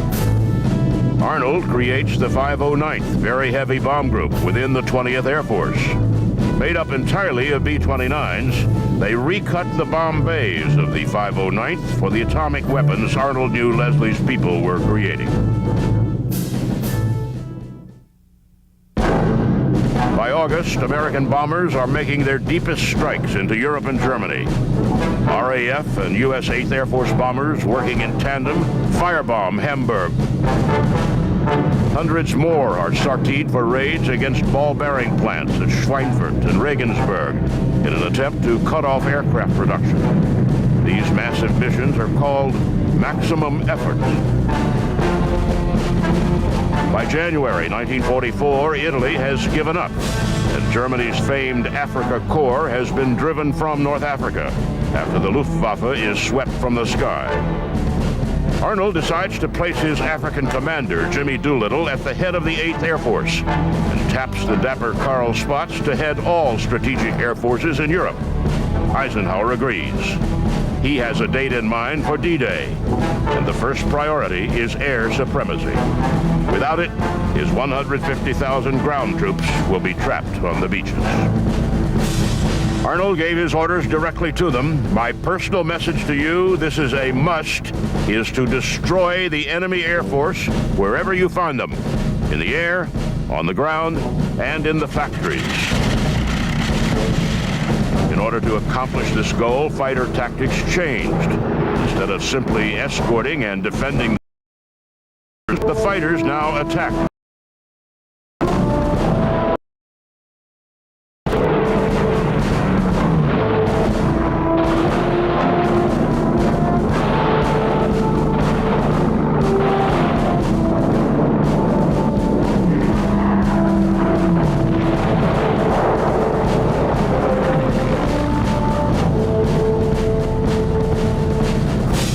By March, air raids to Berlin are taking place by as many as 1,400 bombers and fighters with drop tanks. With factories and cities under daily bombardment and new aggressive assaults on their existing aircraft, German air supremacy collapses by May. It will take another year before Germany surrenders, although the die is cast.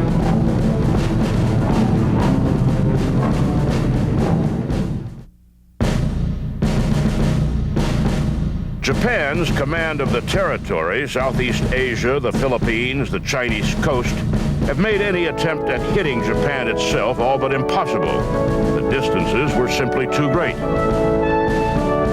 Now, Japan's home islands, untouched since Doolittle's raid in early 1942, feel the brunt of Major General Curtis LeMay's 21st Bomber Command B-29s when they hit Japanese steelworks in Yawata. Japan is no longer safe. On December 15th, Congress creates a new rank of General of the Army, and Roosevelt awards 5th stars to 4 officers, including Hap Arnold. As 1945 dawns, it is clear in Washington that Germany is teetering, and And in March, Arnold directs the largest strike force ever assembled to smash Nazi Germany's capital, Berlin. 1,250 bombers and 645 fighters. 3,000 tons of bombs and rockets. The city is virtually flattened.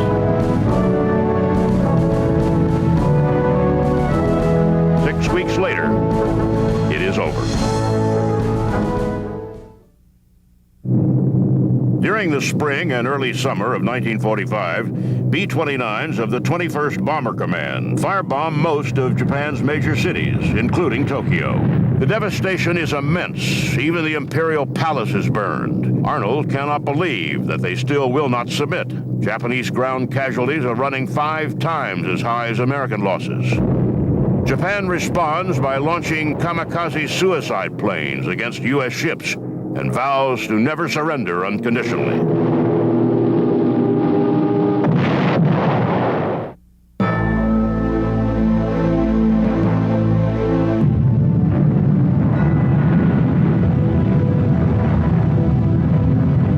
Arnold is with Chief of Staff George Marshall and President Truman at the Yalta Summit when word is received that the atomic test has been successful. After a series of meetings, Truman gives the go-ahead. They go over a list of targets, eliminating Kyoto and Tokyo, the old and new capitals, and decide on the southern headquarters of Japan's home army, Hiroshima. On Tinian Island, Tibbetts and the 509th have been practicing secretly for 2 months. Even the other crews do not realize that the Enola Gay has not dropped a real bomb since arriving. Now, August 6th, their time has come. Tibbetts and his crew of 11 take off from Tinian at 2:45 a.m., carrying the 9,000-pound little boy. It is only now that they are airborne that true significance of their mission came clear. Nearly 5.5 hours later, flying at 31,000 feet, they drop Little Boy and dive away. Three days later, a second B-29, headed for Kokura, but finding the target obstructed, diverts to their secondary, the shipbuilding port of Nagasaki. This is a larger bomb, and it kills nearly 20% of the city's 250,000 population upon explosion.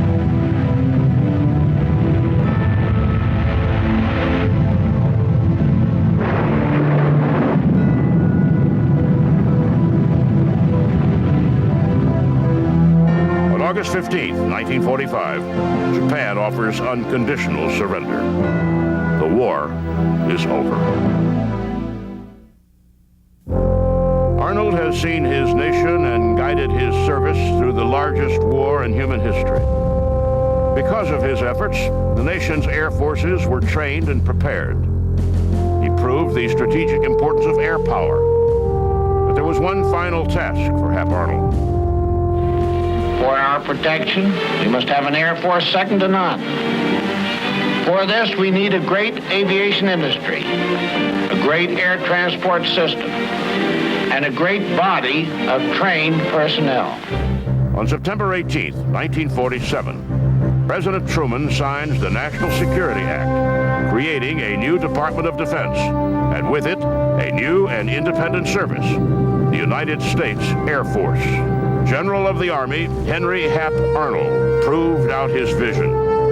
From the fledgling pair of Wright planes that began the Aero Squadron to an Air Force of more than 2.5 million people and 75,000 aircraft.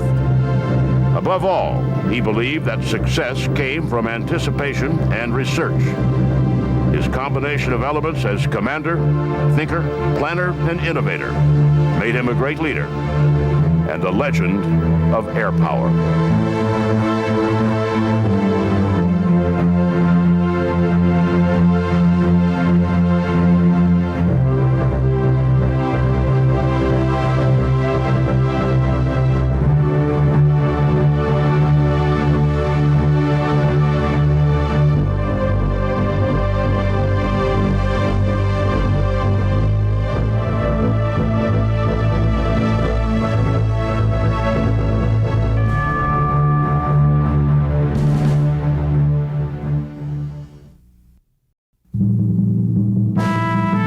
was born in Iowa, the son of an Army soldier.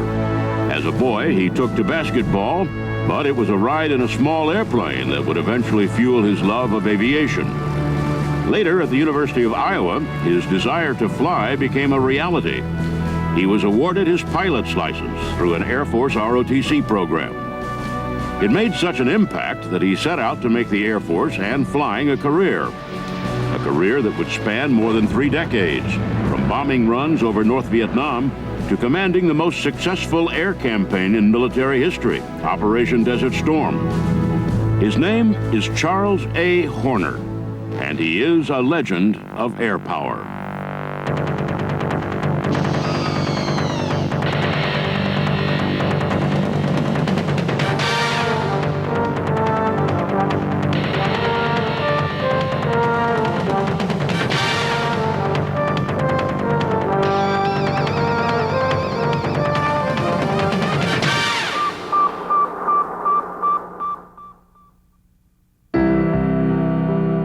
Charles Albert Horner was born in Davenport, Iowa, on October 19, 1936, to Ike, an attorney and Army soldier during World Wars I and II, and Mildred Baker Horner. Young Chuck grew up in the smaller community of Centerville, Iowa, where he spent much of his time on his grandfather's farm. It was during those days that he got a chance to ride in a light airplane, and from then on, he knew he wanted to fly. Chuck went on to high school, where he was active in sports, but it was at the University of Iowa where 2 important events would shape his destiny.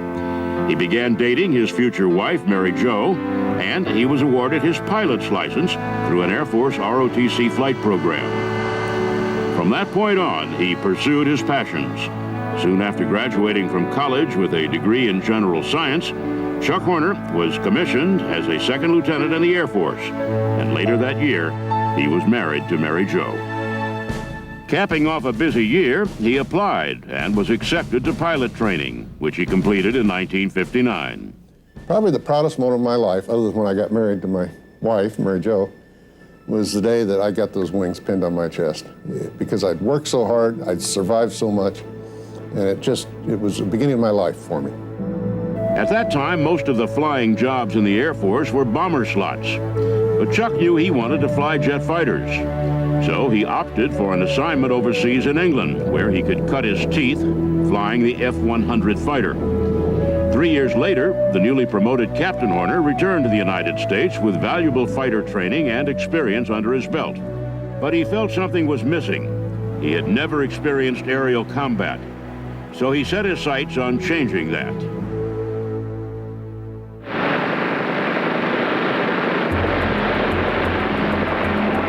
The year was 1965, and America was firmly embroiled in the U.S. troops and public opinion ran against American intervention in the war. President Lyndon Johnson's response? Escalate the bombing. The basic message of the anti-war protesters was, let's get out, let's go home. Let's not be fighting where we're not wanted. There still was a lot of disruption at home, especially on college campuses, especially among young people. There were a lot of young men worried about the draft. Some wanted to run away to Canada, some wanted to go to jail, some were willing to go to Vietnam. There was a lot of division. Meanwhile, Captain Horner was yearning for an assignment in the bombing campaign against the North Vietnamese. He saw it as a way to gain the aerial combat experience he so badly desired. He would get his wish in June of 1965, a 4-month assignment in Karat, Thailand. I got that chance to go to combat, and that's what every pilot wants to do. They want to go. I mean, it's their Super Bowl. They train all their lives to play, and they want to go to war. But Chuck would have to wait. The pilots in the established squadrons flew all of the combat missions, and they did not want to share the workload. That didn't last long, however. His squadron was steadily losing pilots, and they needed replacements. My first mission was against an oil refinery at Vinh in North Vietnam. We rolled in, I laid my bombs right through the refinery area where they processed the fuel. And then out of the corner of my eye, as I'm looking off to my right, I see these yellow tracers go by the canopy, and then I realized They were trying to kill me. They were trying to shoot me. Well, they had a right to do that because of what I'd done to them. And I think that sort of took the glamour out of war for me, but it didn't take the exhilaration, because I can tell you, there's nothing more exhilarating than to be shot at and missed. And so the bombing runs continued, but they would soon come to an end. It turned out that the Air Force no longer wanted Captain Horner to fly combat missions. They wanted him to train others to do it instead. So he returned to the U.S. and began his next assignment as an instructor pilot at Nellis Air Force Base in Las Vegas, Nevada. But he still desired to return to Vietnam.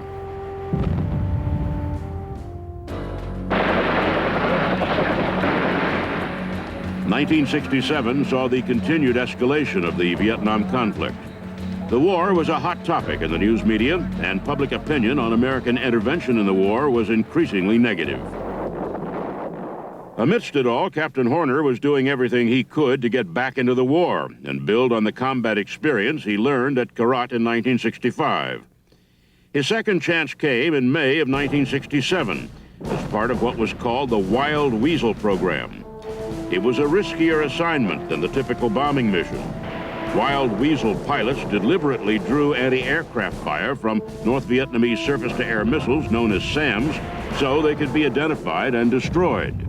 It was kind of like a mongoose fighting a cobra.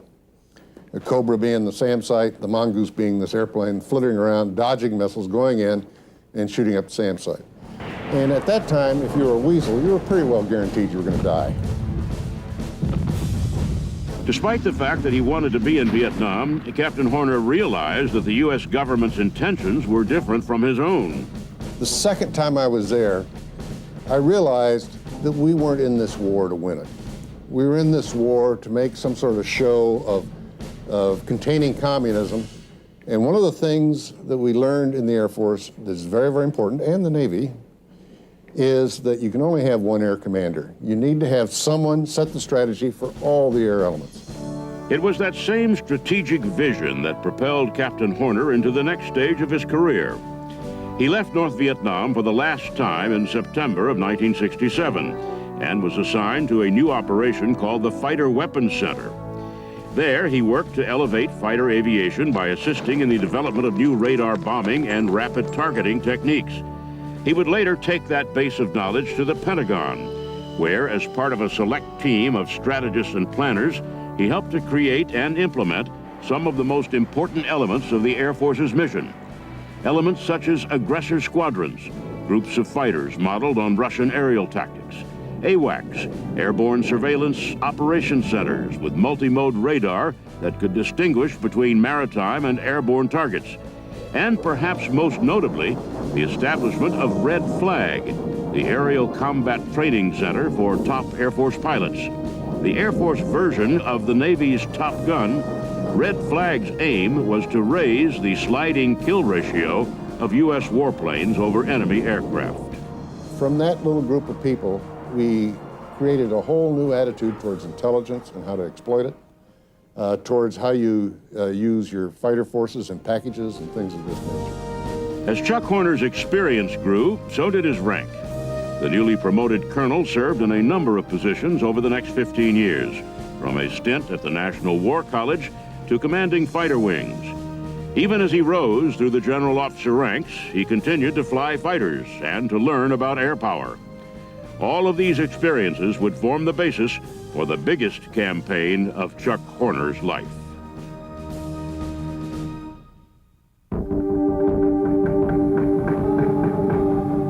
Iraqi President Saddam Hussein invaded the oil-rich neighboring country of Kuwait and announced it as an annex of Iraq, sending Kuwait's ruling emir fleeing to Saudi Arabia. One of Hussein's first acts as the new ruler was to install the Provisional Free Government of Kuwait, which in turn made its top priority the confiscation of the emir's family assets. The international community was caught off guard. The day that Saddam Hussein invaded Kuwait, nothing happened in this country. We were serene. I think we were caught so much by surprise we didn't know what to do. Fortunately, Margaret Thatcher and George Bush were meeting in Aspen on another matter, And so that sort of energized the process about a coalition responding to this threat. Saudi Arabia braced for a possible invasion and turned to the United States for help. It was up to the U.S. military to prepare a response, and leading the charge was Army General Norman Schwarzkopf. Despite a violent temper that earned him the nickname Stormin' Norman, Schwarzkopf had a head for military strategy. He had even predicted an Iraqi invasion of Kuwait almost a year before it happened. He noticed that from the Iran-Iraq War, Iraq emerged with a huge, powerful military, Army, Navy, and Air Force, particularly its Army and Air Force. And it was deeply in debt. So what do if you have a big gun and no money? You go find a bank. And of course, the bank being Kuwait. Schwarzkopf also understood the role of each of the armed services in a military operation. Building a leadership team to address the brewing situation in the Middle East, he called his good friend, General Chuck Horner. The following Friday, the invasion occurred Wednesday night. That next Friday, I was flying up to Langley in my F-16, and I got a recall. I knew what it was, went back home, went to my office and called General Schwarzkopf. He said, Chuck, can you come down? We need to brief the president, and I need some inputs for air. And we worked all night on a briefing. And the first part of the briefing is how we would respond to an Iraqi invasion into Saudi Arabia with our ground forces, and then I briefed what our air forces would do. The briefing for President Bush and his cabinet marked the beginning of America's military strategy in the Gulf. Soon after, an international coalition comprised mainly of American forces was dispatched to the region. The deployment was called Operation Desert Shield and quickly became America's biggest military endeavor since Vietnam. But there was still a bigger task ahead. If Saddam Hussein refused to withdraw his military from Kuwait, the coalition forces would need to be ready with an attack plan. General Horner felt strongly that air power could do more than just support ground forces. It could also be part of an offensive attack. General Schwarzkopf would have to be convinced. One of Schwarzkopf's main motivation is how do I keep my soldiers from dying needlessly? And so he listened intently when I talked about strategic air operations. Really, it's offensive air operations. As a result, when he left me at Jeddah, he says, I'm going back to the States, and he says, I'm going to ask the Joint Staff to build an air campaign for a strategic operation against Iraq. With the green light given to strategic offensive air power, General Horner and his aides turned to building an attack plan from the collection of targets picked in Washington. We took that plan and we showed how we would gain control of the air over Iraq. We showed how we would cripple their nuclear, biological, and chemical capabilities. We show how we would then cause the Iraqi army to lose its capacity to inflict casualties on our ground forces when the ground war started to liberate Kuwait. Schwarzkopf loved it. He bought it all the way. And for the first time, air power was the driving strategy for a war. That driving air plan working in U.S.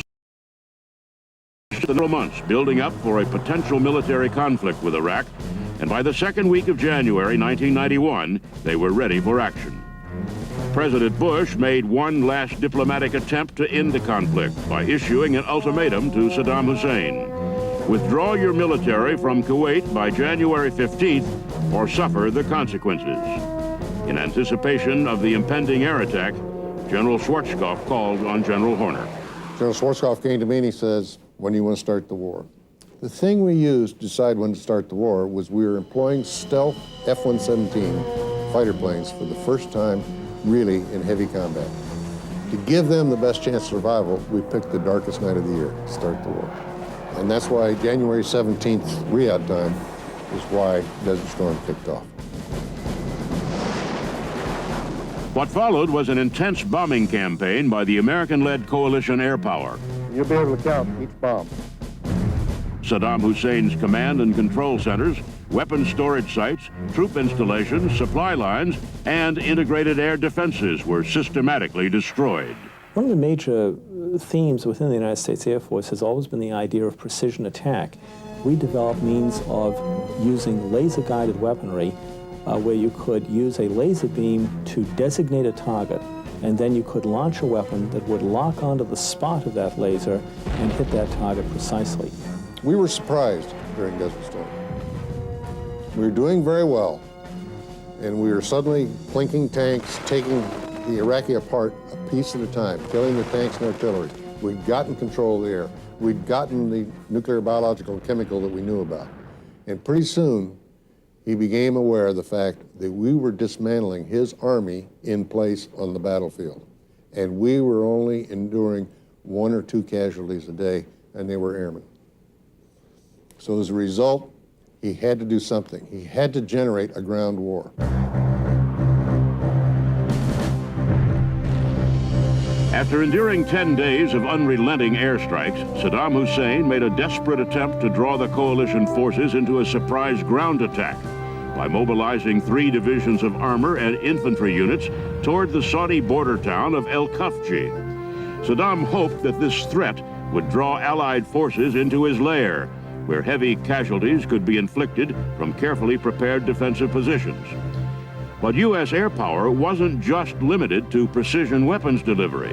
An experimental airborne radar intelligence system called Joint STARS made its wartime debut and successfully thwarted Saddam's plan. On the night of 27, our Joint STARS aircraft, which was an experimental airplane, which had a radar that could see objects moving on the ground, started generating hundreds of targets, and we would just pour air into them. And what we were doing is we were catching convoys of Iraqi tanks and armored personnel carrier and trucks that were trying to form up a 3-division attack into Saudi Arabia. Joint STARS provided real-time radar intelligence into the cockpit, giving pilots an active view of the advancing threat and even allowing them to attack Iraqi armor in darkness and adverse weather. The depleted Iraqi forces that made it to El Kafji were met by a prepared defense of U.S. Marines and Islamic troops. The element of surprise was gone. Iraq's grossly overmatched divisions could not successfully carry out their attack. Saddam's biggest attempt at an offensive maneuver had been foiled by air power. His military was forced to abandon their battle plan within 48 hours of reaching El Kafji. There's the whole question of, was Desert Storm the last great conventional war, or was it the first of a new series of revolutionary wars? And I think my answer is that it's a transitional conflict. It's a conflict in which you see some of the aspects of an older form of warfare and many of the aspects of a newer form of warfare. So to this degree, I would say that it's more revolutionary than evolutionary as a conflict. What to me is remarkable about Desert Storm is the fact that we saw here the tremendous payoff that the Air Force investment in precision and stealth gave the nation.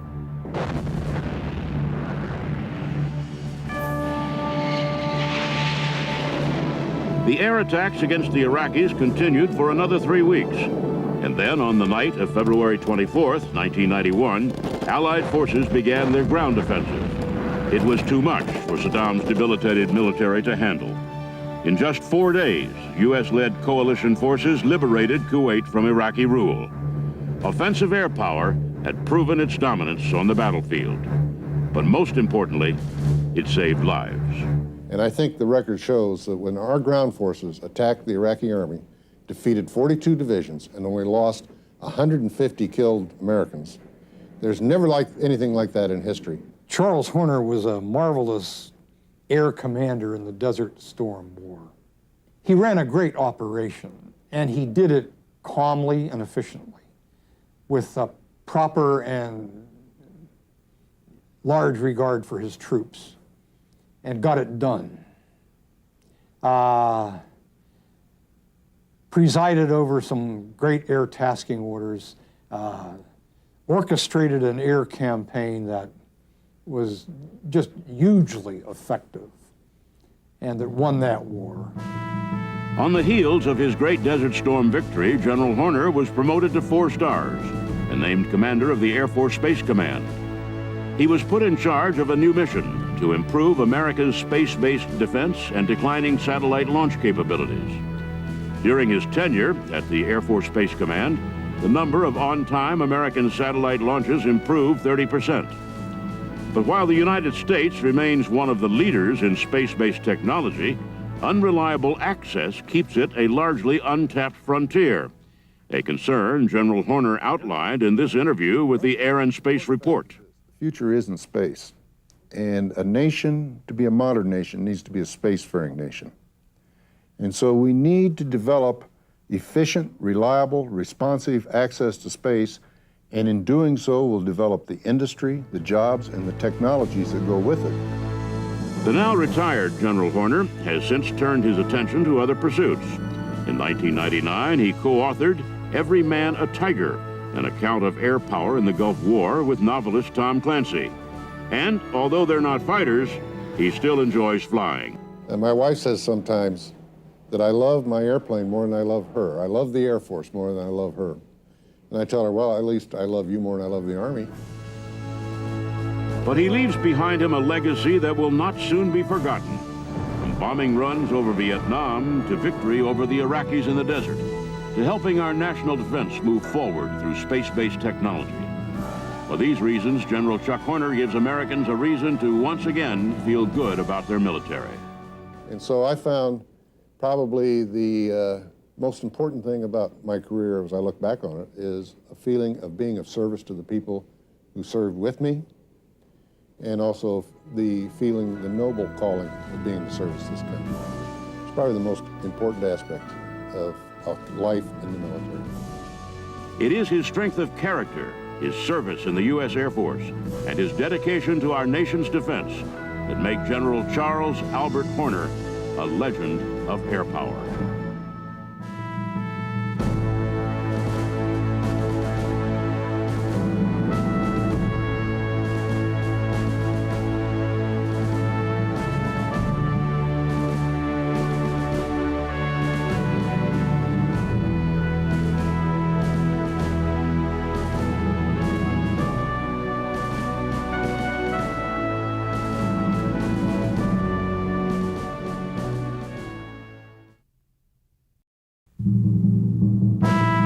He was a National Guard enlistee at 15, an Army Air Corps pilot during World War II, and a talented flight instructor.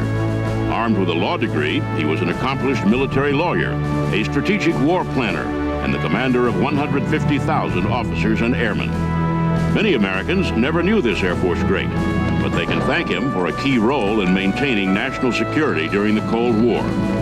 The former head of Strategic Air Command, he's been called a Renaissance man, and he's been called a leader. But his friends and foes alike know him simply as Russell Doherty, and he is a legend of air power.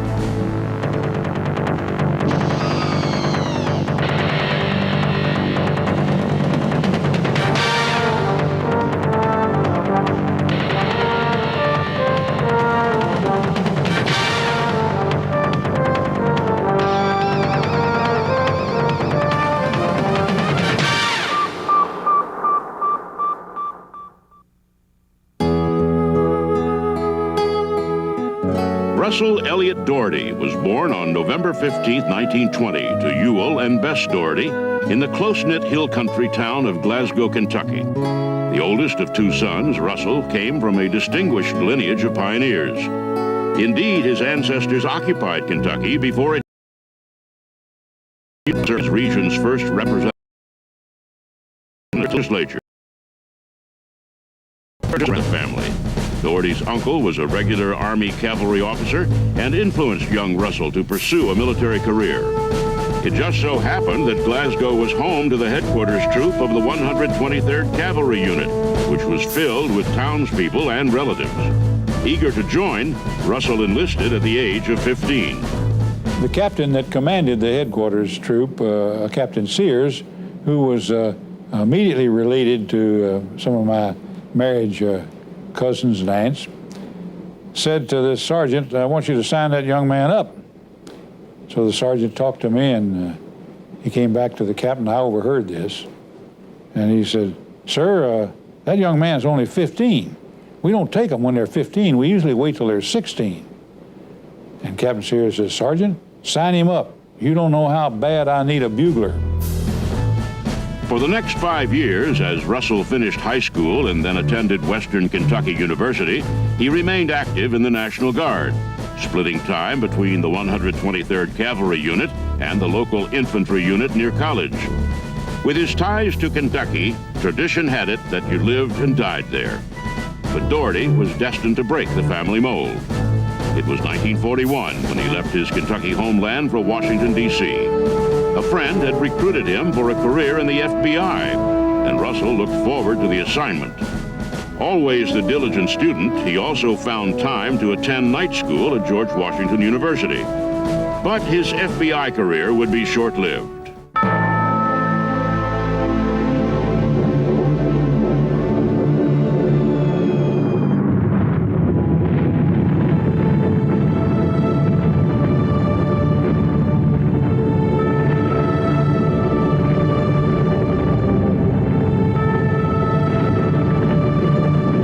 December 7th, 1941. A horrified America learns of the Japanese attack and destruction of the U.S. naval base at Pearl Harbor, Hawaii.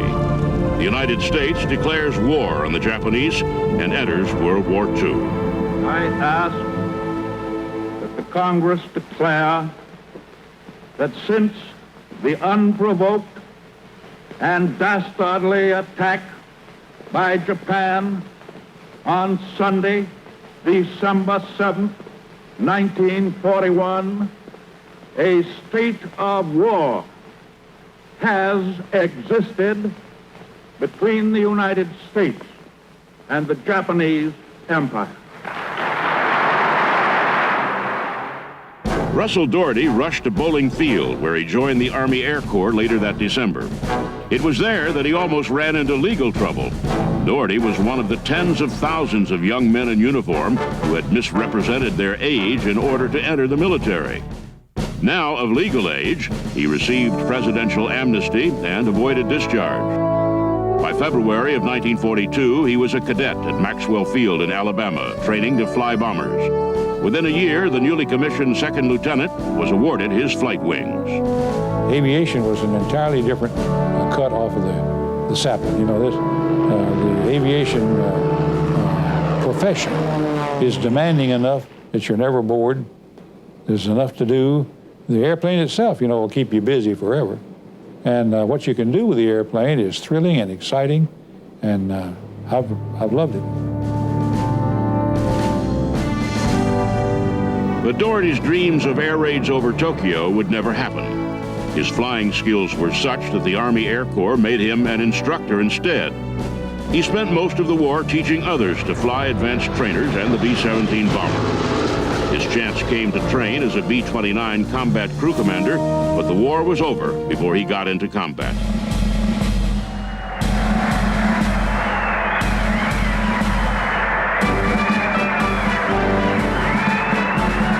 His military mission concluded, Russell Doherty became an inactive Army Air Corps reservist, heading back to law school at the University of Louisville.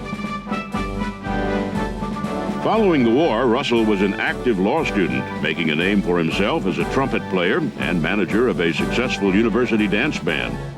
But something was missing. Although he was enjoying himself, the desire to continue military service in the Air Corps never left him. So, 6 months before completing law school, he applied for a regular commission in the Air Corps. Officials at Maxwell Field made an exception for the young pilot-turned-law student. They assigned him as a reserve officer for the remainder of law school, and then accepted him for active service in February of 1948. Doherty took up where he left off, this time serving a tour in Guam as a B-29 aircraft commander. It wouldn't last long, however. President Truman had authorized the creation of a separate Air Force by signing the National Security Act into law. The military climate was changing. When we became an Air Force, you know, the Army just pulled out. And they shook the bush and all the lawyers fell out. And I was one, and I had had some practical experience with the 20th Air Force Judge Advocate's Office. And I became the wing Judge Advocate. And this was about 19,000 people, one lawyer. I used to say that my greatest claim to fame was that 2 years later, I was replaced by 6 lawyers. So it was back to the books for the young bomber pilot and back to his training role. As the judge advocate of the 19th Bomber Wing, he turned a group of lieutenants and captains into competent trial lawyers and made a name for himself as a capable military lawyer. And he continued to fly, maintaining an active flying status with the B-29 bomber. Doherty was serving as the assistant judge advocate of the Far East Air Force in Tokyo at the outset of the Korean War. Despite his legal duties, an understanding boss permitted him to continue logging flying hours as an instructor on the C-47 and C-54 cargo planes. Russell took to the skies, flying troop carrier and evacuation missions into the Korean combat zone between legal assignments. Although he never saw aerial combat, Doherty enjoyed his dual role as pilot and lawyer. By mid-1951, Doherty was back in the United States, newly assigned as the assistant trial attorney for the Air Force. He managed to juggle his legal and flying assignments for another year, until the Judge Advocate General made a surprise announcement. All pilot and navigator lawyers were grounded. I got a set of orders saying that I was no longer on flying status. So I went to my commander, who was a 4-star commander of Air Materiel Command, and asked permission to go to Washington and plead my case, because I didn't think I should be grounded. Doherty pleaded his case in Washington and won the right to make a choice: fly or continue in military law as a judge advocate. The choice was easy. He wanted to fly. But so did about 100 others from the Judge Advocates Division, including his good friend Les Richardson. The Judge Advocate General was furious. General Harmon didn't, the Judge Advocate General didn't like that very much. He didn't like Les Richardson leaving or me leaving. So one night we were at dinner, and this sounds trite now, but he says, "You know, boys, I'm so mad at you for electing to leave. I'm going to see that you get a fate worse than death. There's a new command forming, and I'm going to see that you get sent right to SAC." General Harmon didn't realize that he was actually doing them a favor. With its bomber force, SAC, or Strategic Air Command, served as America's deterrent against the emerging nuclear threat of the Soviet Union. SAC soon became one of the most important commands of the Air Force, and the people assigned to it were responsible for the heavy task of national security. The assignment was tough, but Doherty was committed. Everybody that was closely associated with the early things of SAC, if you stick them, they'll bleed SAC. They'll like it. They'll tell you, "I hated it at the time, but by God, it was great." Part of what made Strategic Air Command a hard assignment was its commanding officer. General Curtis LeMay had a reputation as a tough commander. Called the Iron Eagle, LeMay was hard but fair and always made sure his crews were well taken care of. LeMay once commented, "I don't mind being called tough. In this racket, it's the tough guys who lead the survivors." Doherty thrived off of LeMay's leadership. As far as I'm concerned, General LeMay was absolutely incredible. He was a man who brought needed discipline to a young, undisciplined Air Force that still stands us in good stead. He had a philosophy that I can't fault. He wanted everybody to fly their missions as if they were combat missions, and absent only the enemy, real bullets and real explosives. He drove you hard. Influenced by LeMay's win-first attitude, Doherty took to his assignment at SAC with vigor, first as a B-29 commander and eventually as commander of a C-97 air refueling tanker crew. We were all inexperienced in tanker operation, inexperienced in C-97.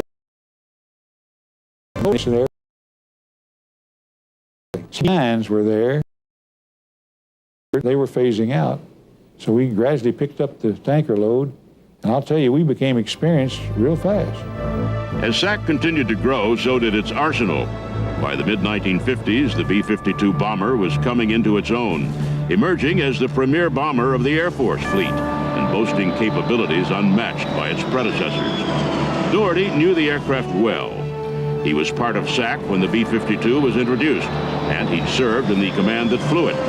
He'd also put the new bomber to the test, planning a successful round-the-world mission ordered by General LeMay. His stature in SAC rising, Doherty was promoted to Deputy Director of Operations of the 15th Air Force. Thinking back to the threat General Harmon made to him and his friend Les Richardson, if this was a fate worse than death, they'd beaten the odds. Les was the Deputy DO of 8th Air Force. I was the Deputy DO of 15th Air Force, and we were on the hotline. I said, "How do you like that fate worse than death?" He said, well, I'm beginning to enjoy it. But Doherty's Air Force career would eventually run a new course. His previous assignments taught him the operations of a bomber force. Now he'd learn to plan and implement a multi-system battle strategy using air power. Over the next dozen years, he went from the cockpit to the tactical mode, taking his National War College training into his next series of assignments. From Washington to Europe and back to Washington again, he climbed the general officer ranks, honing his planning and tactical skills and increasing his command responsibilities. In 1970, a seasoned Lieutenant General Russell Doherty assumed command of the 2nd Air Force, headquartered at Barksdale Air Force Base, Louisiana. With 65,000 people and many wings of warplanes under his authority, it was an awesome undertaking. But a new revolution in computers was making that task easier. One of the main things that happened is that the weapons improved. The capability of the weapons, the miniaturization of them. The warheads improved, accuracy improved.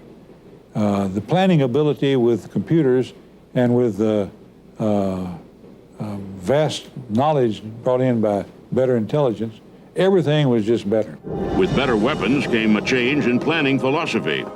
Gone were the days of gross megaton bombs that had to be large because they were often inaccurate. Now the focus was shifting to more reliable, more precise weaponry. And a joint effort with other military branches provided options to possibly win without a full-scale nuclear holocaust. When the submarines came in, and then you begin to have multiple warheads, MIRVs, multiple independently guided warheads, you had a lot more capability with war planning. Russell Doherty's command of the 2nd Air Force lasted just 2 years before he was awarded his 4th star and sent back to Europe, this time as the Chief of Staff of NATO's Allied Command Europe. The dynamics of this command were different from the 2nd Air Force. NATO's strategic war plan was oriented to large-scale ground forces, but Doherty understood this kind of situation. Readiness was still key. It was a philosophy he learned from General LeMay. His dedication to that cause made him the ideal choice to assume leadership of Strategic Air Command in August of 1974. SAC had grown since General Doherty first entered it some 21 years earlier. It now included a far more sophisticated network of bombers, tankers, intercontinental ballistic missiles, and intelligence collection systems. SAC personnel were entrusted with America's nuclear offensive system, and readiness was an absolute priority. Mismanagement could mean a deadly, large-scale accident or the outbreak of war. Doherty fit the mold of the consummate commander. He was well-trained, having lived and breathed the SAC protocol for so long. But unlike some of his predecessors, he had a different way of running things. I was the first non-hero ever to command SAC. All my predecessors were really first-class heroes in their own right, not only from awards and decorations for bravery, but for skill and for daring do. So early on, I had a meeting of all my logistic officers, and these were the real prime movers in SAC, the navigators and the logistic officers, and the engineering officers, maintenance officers. So I told them, I said, you know, I want to try to institute a change here. I don't want any of you to think that your job description requires you to be an unmitigated son of a bitch. I want you to cool it. General Doherty's philosophy represented a turning point for SAC. Discipline would be calculated by readiness and skills, not by impersonal, uncaring aggression. And it was important that every member of SAC understand that America's nuclear arsenal was really a vehicle for peace.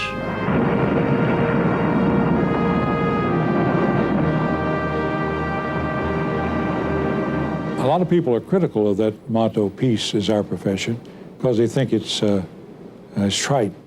But to be able to do that job well, without actual practice, to be able to do it without ever doing it, and to stay ready all the time, where there are no gaps in your readiness, no gaps in your capability, and no gaps in the believability of what you can do. That takes an awful lot of people that are awful close to the mission. Their arsenal still is an arsenal for peace.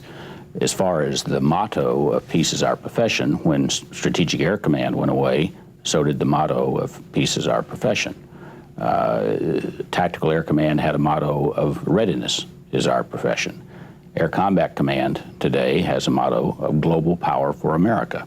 So it has evolved over time, but certainly the arsenal that Strategic Air Command commanded was a great force for peace in the world and is a great force for peace in the world today. General Russell Doherty led SAC until he retired from the Air Force in 1977. During his tenure, he held a prime role in successfully maintaining America's readiness against the ever-threatening presence of the Soviet Union's nuclear arsenal. His standards were not unique, but his management style was. He left a mark on SAC that may never be duplicated. Russell Doherty brought to Strategic Air Command what he brings to everything he touches. He's a Renaissance man. He's just a natural leader by example and by intellect. What did he describe himself once as? The only non-hero who ever led the Strategic Air Command or something like that? Well, you know, he was not a heroic combat commander because he was not a combat commander, but he was a hero nonetheless to those who worked for him and to those on whom he had an effect. He is a man of great humility. He's a gentleman. He's a professional in every sense of the word, and that's just Russ Doherty. He is going to understate his accomplishments every day, and make no mistake about it, he is one of the real heroes of the United States Air Force. Despite his retirement from active duty, Russell Doherty remains involved in Air Force matters. Serving as the third director of the Air Force Association from 1980 to 1986, he ensured that Air Force matters were properly represented before Congress and that Air Force capabilities and requirements were understood throughout the local communities of the United States. As for the Air Force of the 21st century, he sees the need for certain changes in military philosophy. I took no pleasure the other day in hearing somebody say that every decision that was made at such and such a period of time was made by people in our government, none of whom had military experience. I think that the security of our country is important enough that it needs to be shared. I wish there was some way that we could make volunteer service for the nation a requirement for citizenship. While the U.S. military may always remain an all-volunteer force, the move toward an increased role for women in hazardous duty is an issue Doherty thinks the military should address. I don't think women ought to get into the god-awful, dirty, vehement fights that you're experiencing in hand-to-hand combat, in land battles. What are you going to do about it?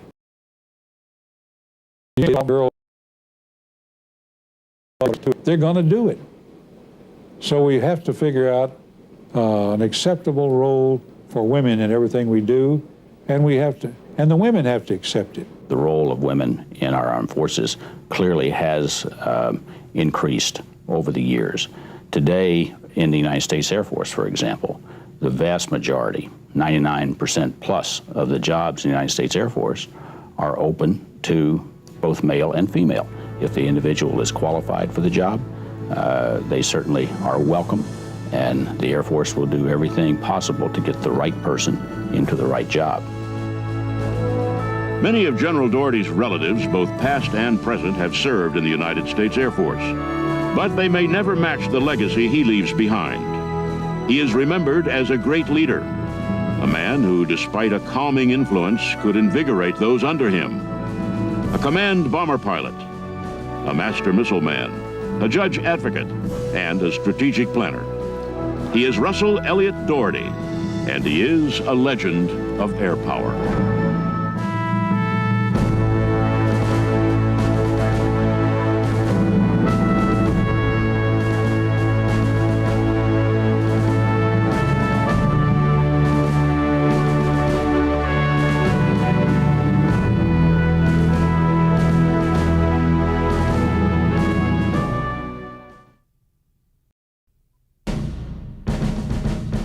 He is to the American space program what the Wright brothers were to flight.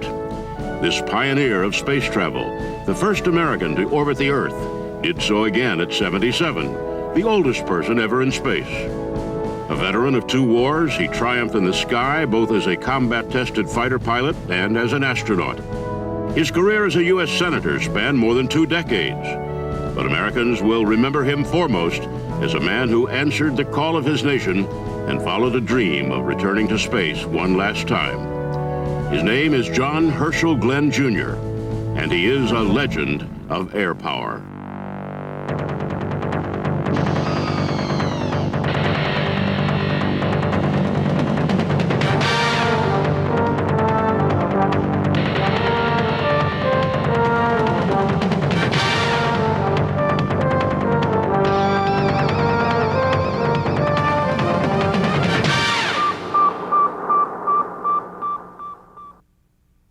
We have a go for engine start. 5, 4, 3, 2, 1. Booster ignition and liftoff of Discovery with a crew of 6 astronaut heroes and 1 American legend. As the Space Shuttle Discovery blasted off on the afternoon of October 29, 1998, John Glenn once again made history. The flight was epic on many levels, but one factor stood out over the others. It wasn't the spacecraft. This was Discovery's 25th mission. It wasn't the payload or the experiments either. It was the crew that was so significant. The 7 shuttle astronauts on this mission were part of a multinational team featuring crew members from Japan, Spain, and a 77-year-old former astronaut turned U.S. Senator named John Glenn. But why would NASA send someone that age into space? Because simply, John Glenn was no ordinary senior citizen. He is John Herschel Glenn Jr., born July 18, 1921 in Cambridge, Ohio, the oldest child of John Sr., a railroad worker and owner of a plumbing supply company, and Clara, an elementary school teacher. His parents relocated to New Concord, Ohio when John was a young boy, and he grew up in the small community. Raised by strict but loving parents of a strong Christian faith, they taught him the virtues of character, honesty, and perseverance, and he applied them to everything he did. When John graduated from high school, he and longtime girlfriend Annie Castor enrolled at Muskingum College in New Concord. John wanted to study medicine, and Annie majored in music. They planned to marry after college, but an unforeseen incident changed everything. It was Sunday, December 7th, 1941.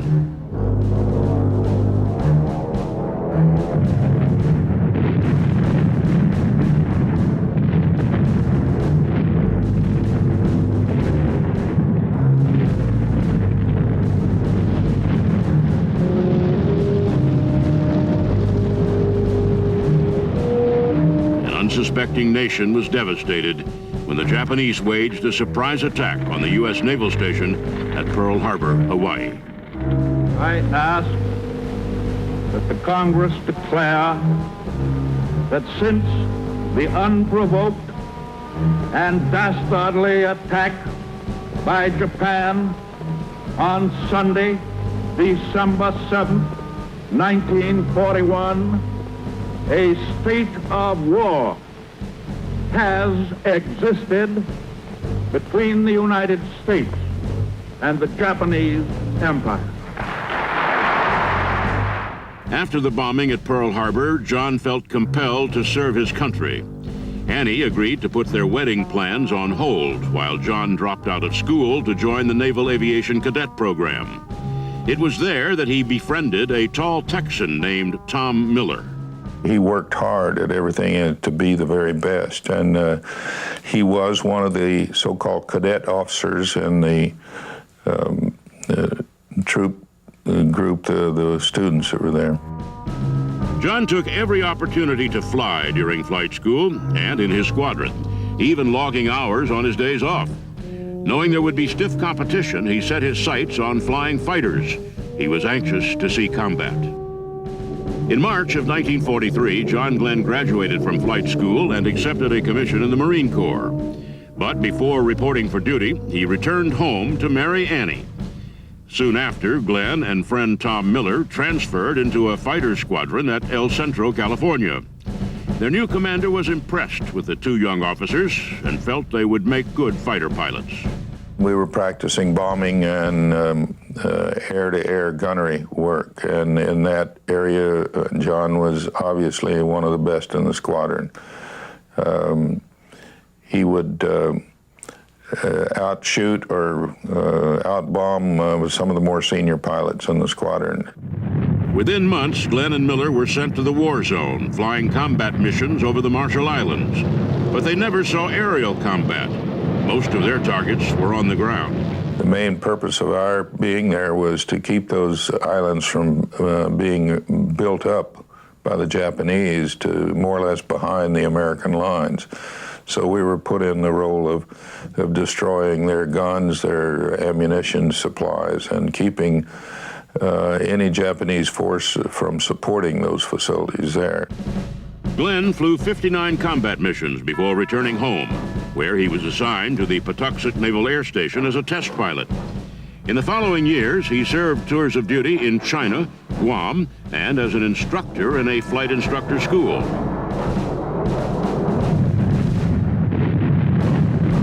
When the United States entered the Korean War, John once again took to the skies and saw aerial action in the combat zone.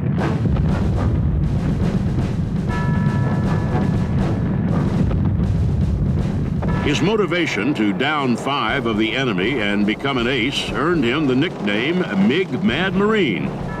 But the war ended with Glenn too short of his goal. For his bravery and skills in both World War II and Korea, he received the Distinguished Flying Cross 6 times and was awarded the Air Medal with 18 clusters, plus numerous other awards and commendations. In all, he flew 149 combat missions.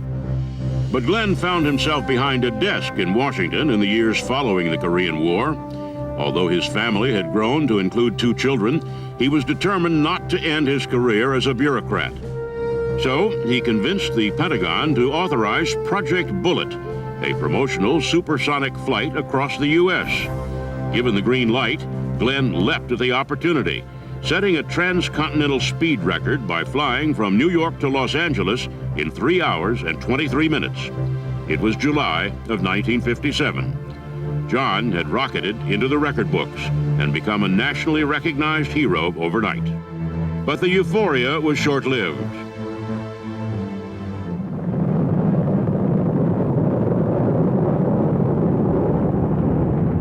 Later that year, an America locked in a nuclear-tense Cold War with the Soviet Union was caught off guard when the Russians launched Sputnik, the world's first space satellite.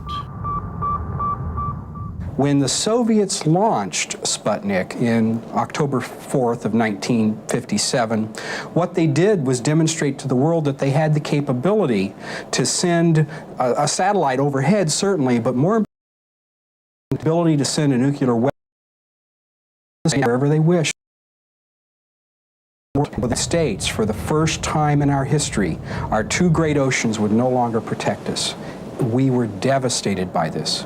It was a tremendous shock to the American people that the Russians suddenly are able to put an object in orbit around space. This caused a considerable concern within the Congress, within the President, with the technical community to at this point try to catch up and get back in our position in space as considered the world leader. The American space program was in its infancy at the time. Known by its acronym NASA, the National Aeronautics and Space Administration was tasked with developing a launch vehicle that could send intercontinental ballistic missiles to the Soviet Union from the United States. Now there was another objective, to top the Soviets in space. The only way to beat the Russians was to put a man up there, and NASA scientists worked feverishly toward that goal. in the 1950s, for the first time, the possibility existed. Now we were developing the vehicles necessary to send humans up, and as soon as that started to happen, people began to advocate for a manned program, a human space flight program of some type, to basically learn whether or not humans can survive in this very harsh atmosphere of space, and to be able to function in any way that would enable them to do something useful. NASA turned to the armed forces to find qualified candidates for its manned space program. The military was stocked with fighter pilots, men who had endured extensive training, high altitudes, and could handle G-forces. These men were prime contenders as astronauts and were required to meet certain criteria: be less than 40 years old, shorter than 5 feet 11 inches, of excellent physical condition, have at least a bachelor's degree in engineering or a related field, be a qualified jet pilot with test pilot experience, and have logged a minimum of 1,500 flight hours. Additionally, the United States government downplayed the military background of the applicants. Consequently, here they have 7 military pilots or astronauts, and so in an effort to try to take the emphasis off the military, they refused or required that the astronauts not wear uniforms at all, that they wear civilian clothes all the time. In April of 1959, NASA introduced the 7 men selected for the Mercury spaceflight program. John Glenn was part of the group, but just barely. Standing at 5 feet 11 inches and at 38 years of age, he was the oldest of the astronauts. But the Mercury 7, as they were called, were closely matched in ability. The original call, by the way, that NASA had was for 6 astronauts, not 7. But after they had interviewed this last small group, they couldn't make a cut between any of those 7. And so they decided to just take them all. Their training lasted more than a year before NASA was ready to send one of the Mercury 7 into space.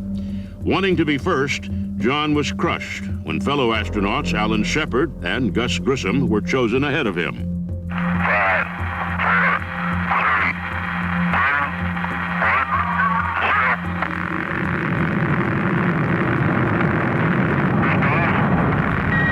2, 1, 0. I knew he wanted to be early in space, but as I saw it as just an outside observer, that the space shot that was going to count was going to be the orbital. And I said, I don't know why you're so cotton picking upset, because in my opinion, they're saving you for the orbit, which is going to be the most important.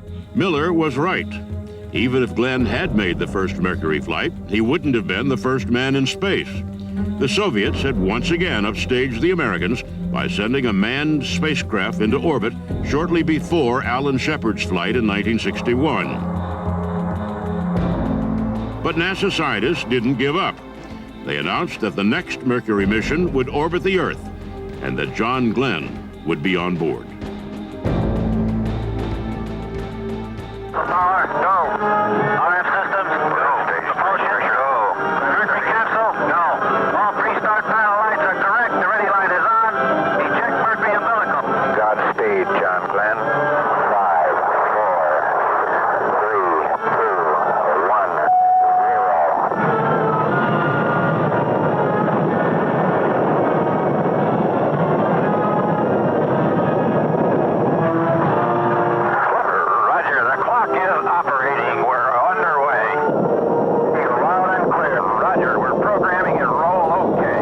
On February 20th, 1962, millions of Americans watched their TV sets as John Glenn's Mercury spacecraft, dubbed Friendship 7, blasted into orbit. Everything went smoothly until Mission Control detected a problem halfway through the flight. A heat shield necessary to protect the spacecraft during re-entry into the atmosphere had come loose. If it failed, Glenn was in serious trouble. There was a concern that if the heat shield was loose, when it got into the atmosphere, it would just fall away, in which case Mr. Glenn would be unprotected from the heat and could possibly burn up on re-entry. Officials at Mission Control decided to cut the flight short after 3 orbits around the Earth. John Glenn, the veteran war hero, the seasoned test pilot, the highly trained astronaut, braced himself for the trip back home. Of course, Glenn observed a real fiery re-entry because this rocket pack, as he re-entered, started burning up. And of course, it was molten metal coming around, and he could see out through the window. And so it was a pretty startling re-entry to him with the amount of fire and flames from the outside.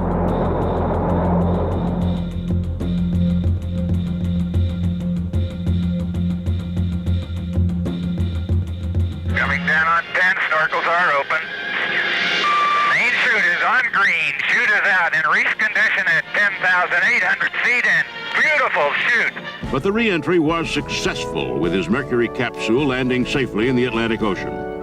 John Glenn had become the first American to orbit the Earth, reaching a height of 162.2 miles, traveling 75,679 miles during 3 trips around the globe. The entire flight lasted 4 hours, 55 minutes, and 23 seconds. Americans rejoiced at the news of Glenn's successful mission.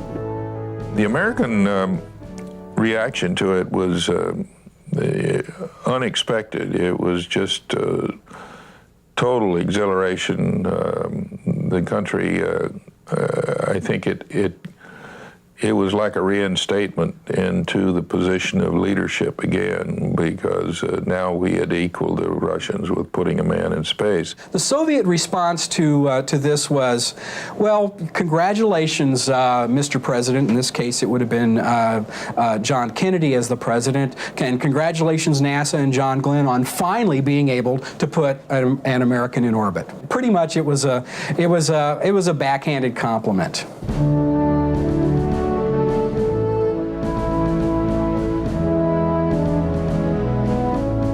John Glenn returned to a hero's welcome, accepting NASA's Distinguished Service Medal from President Kennedy and taking the opportunity to address a joint session of Congress. As our knowledge of this universe in which we live increases, may God grant us the wisdom and guidance to use it wisely. Thank you. Ironically, his February 20th mission was the last time John Glenn flew as part of the Mercury space program. President Kennedy felt it was too risky to send a national hero into space again. At that time, we hadn't lost anybody in the space program, and they certainly didn't want to take a chance of John Glenn being the first guy to be lost, even though he was the first. So it was more or less the political pressure from the president, President Kennedy, that said John Glenn won't fly again. Glenn had been grounded without a chance to plead his case. Knowing that he had no future as an astronaut, he left the space program in 1964 and retired from the Marine Corps as a lieutenant colonel the following year. Then President Lyndon Johnson elevated Glenn's retirement rank to colonel as a symbol of gratitude for his service to the country. Now out of the space program, Glenn turned his attention to politics. It would take 10 years, however, to finally win a political race, before which he held a number of executive-level posts in the private sector. Finally, in 1974, he won a U.S. Senate seat from Ohio, serving until 1997 as Ohio's only 4-term senator. An unsuccessful bid for president in 1984 left him deeply in debt, but not in spirit. John Glenn retired from politics in 1997.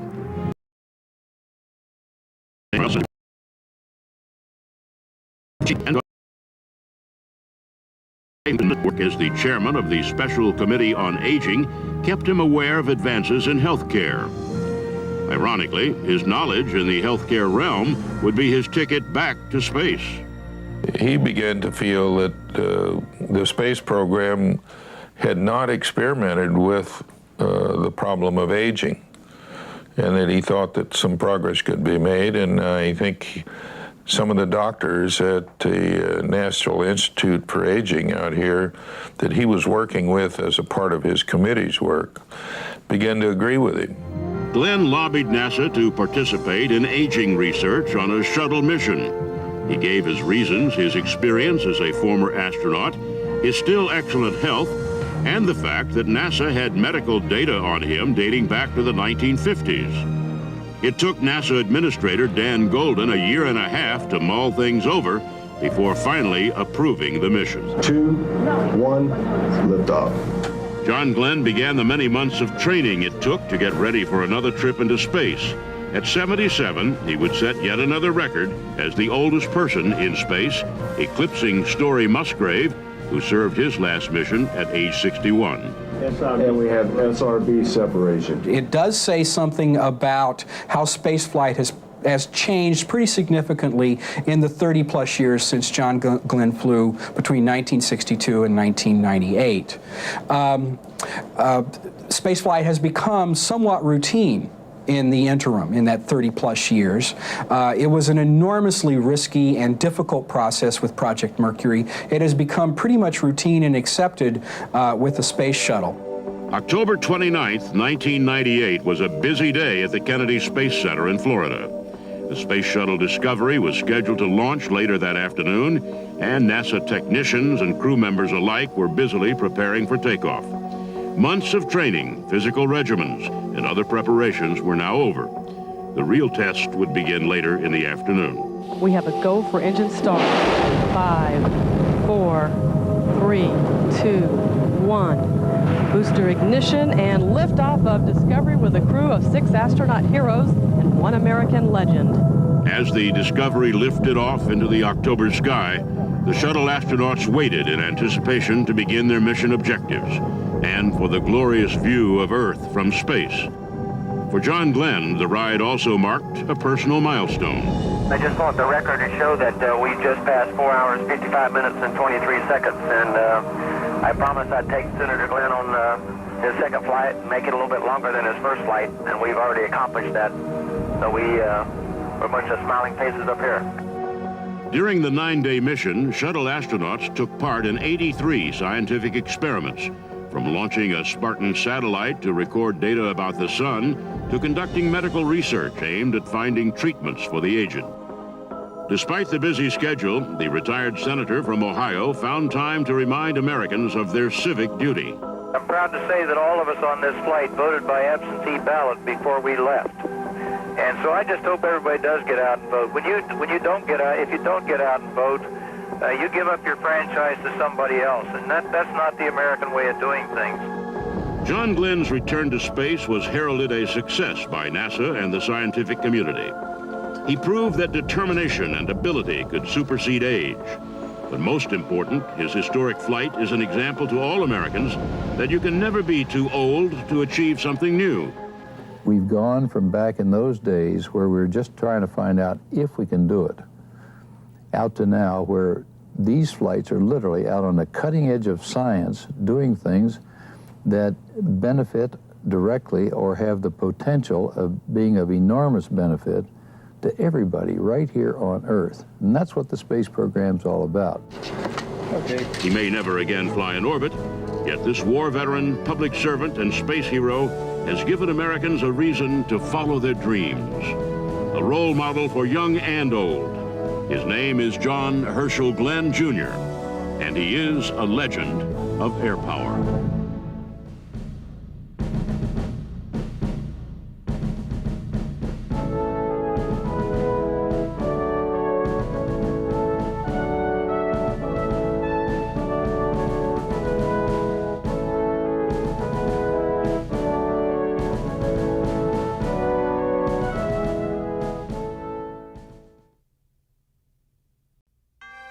He was the son and grandson of Navy admirals who served their country with distinction. Growing up, he had no doubt that his future lay in the Navy as well. He attended the Naval Academy, compiling a record memorable for its lack of academic distinction and for the trouble he caused. His career as a naval aviator got off to an inauspicious start when, sitting in the cockpit of his plane on the deck of the USS Forrestal, the plane exploded beneath him. He barely escaped with his life. Given the chance to come home, he instead requested assignment to another combat squadron. Only 3 months later, he was shot down over North Vietnam. He spent more than 5 years in a prisoner of war camp, where torture and years of solitary confinement did not break his spirit or his sense of duty. He returned an uncomfortable hero and struggled for another decade to find himself and his own way of serving his country. He is John McCain, and he is a legend of air power. John Sidney McCain III was born in the Panama Canal Zone on August 29, 1936. His grandfather was Admiral John Sidney McCain, a 1906 graduate of the Naval Academy and a stalwart of the coal-fired Navy of the early 20th century. Admiral McCain served on the battleship Connecticut in President Theodore Roosevelt's Great White Fleet, which circled the globe to show America's new ability to project its power globally. His dedication to the future of naval power was extreme, and at the age of 52, he qualified as an aircraft carrier pilot. He later served as a carrier commander during World War II and stood on the deck of the USS Missouri as the Japanese surrendered. McCain's father, John Sidney Jr., entered the Naval Academy at the ripe old age of 16 and received his commission in 1931. A heart murmur kept him out of flight training, so he entered the submarine service instead. During World War II, he commanded 3 different subs and sank several Japanese ships, including a destroyer. At the end of the war, he sailed his submarine triumphantly into Tokyo Bay. He rose to the rank of 4-star admiral, and in his last posting at the height of the Vietnam War, commanded all American military forces in the Pacific. John Sidney McCain III was raised in a succession of Navy billets, steeped in his father's dedication to naval service. He loved the Navy. He loved everything about it. He loved going to sea in ships. And he had a total commitment and dedication to the Navy. And I think deep down, his family came second because of his devotion to the Navy. But he was a very wonderful father, and we spent a lot of time together when he was at home, and we got along very well. From his earliest childhood, McCain's family assumed he would, like his father and grandfather, serve in the Navy. But through the 1950s, he seemed more James Dean than a naval hero in the making. He attended 20 schools as a youth, moving from place to place as the Navy shuffled his father to different assignments. Everywhere he went, he rebelled against all manner of authority. Classmates at the Virginia boarding school his parents enrolled him in nicknamed him McNasty. I think the fact that my future was mapped out for me from the time I could talk was probably what started it. You know, I went to a boys' boarding school, and the other guys I graduated with went to Ivy League schools or Southern schools, and I guess it's not that I didn't want to go to the Naval Academy. I just probably wished if I'd had the choice, I'm sure I would have chosen the Naval Academy. I just resented probably not having the choice. McCain arrived at Annapolis a kind of crowned prince of the Navy, and almost immediately established himself as a troublemaker. He ran up near record totals of demerits and was one of the leaders of a group of midshipmen who called themselves the Bad Bunch. Their behavior was innocent by modern standards, but shocking at the time in its scorn for the puffed-up self-importance of many of the upperclassmen and officers around him. John nearly failed out of the academy and just barely squeaked by. But his father also just barely squeaked by as well, so it was a tradition in the family to not invest too much of your time, effort, and treasure into try to get experience with the least amount of effort himself as much as possible. McCain graduated in 1958 and decided to be a pilot. Not so much out of any sense of calling, but because, as he often puts it, pilots were the guys with the new cars or the best-looking girlfriends. He went to flight school at Pensacola, and while his rebellious streak may have been a handicap at tradition-bound Annapolis, it proved to be an asset in the much more intense world of naval aviation. You have to be very cocky and self-assured to be a naval aviator, because especially during that time with the early jet technology, you really confronted death every day. Just the mere process of landing on a carrier was extremely risky. Though he continued to have disciplinary problems and was periodically confined to quarters for his diplomatic failures with superior officers, he was also an outstanding pilot. And he knew that, like his father and grandfather before him, he would have to prove himself in combat. After completing his training, he volunteered for action in the growing war in Vietnam. I was a professional naval aviator. I was out to do the job that I was told to do and trained to do. In 1967, the Navy shipped McCain's squadron of A-4 Skyhawks to the USS Forrestal, an aircraft carrier parked in the Gulf of Tonkin off the coast of North Vietnam.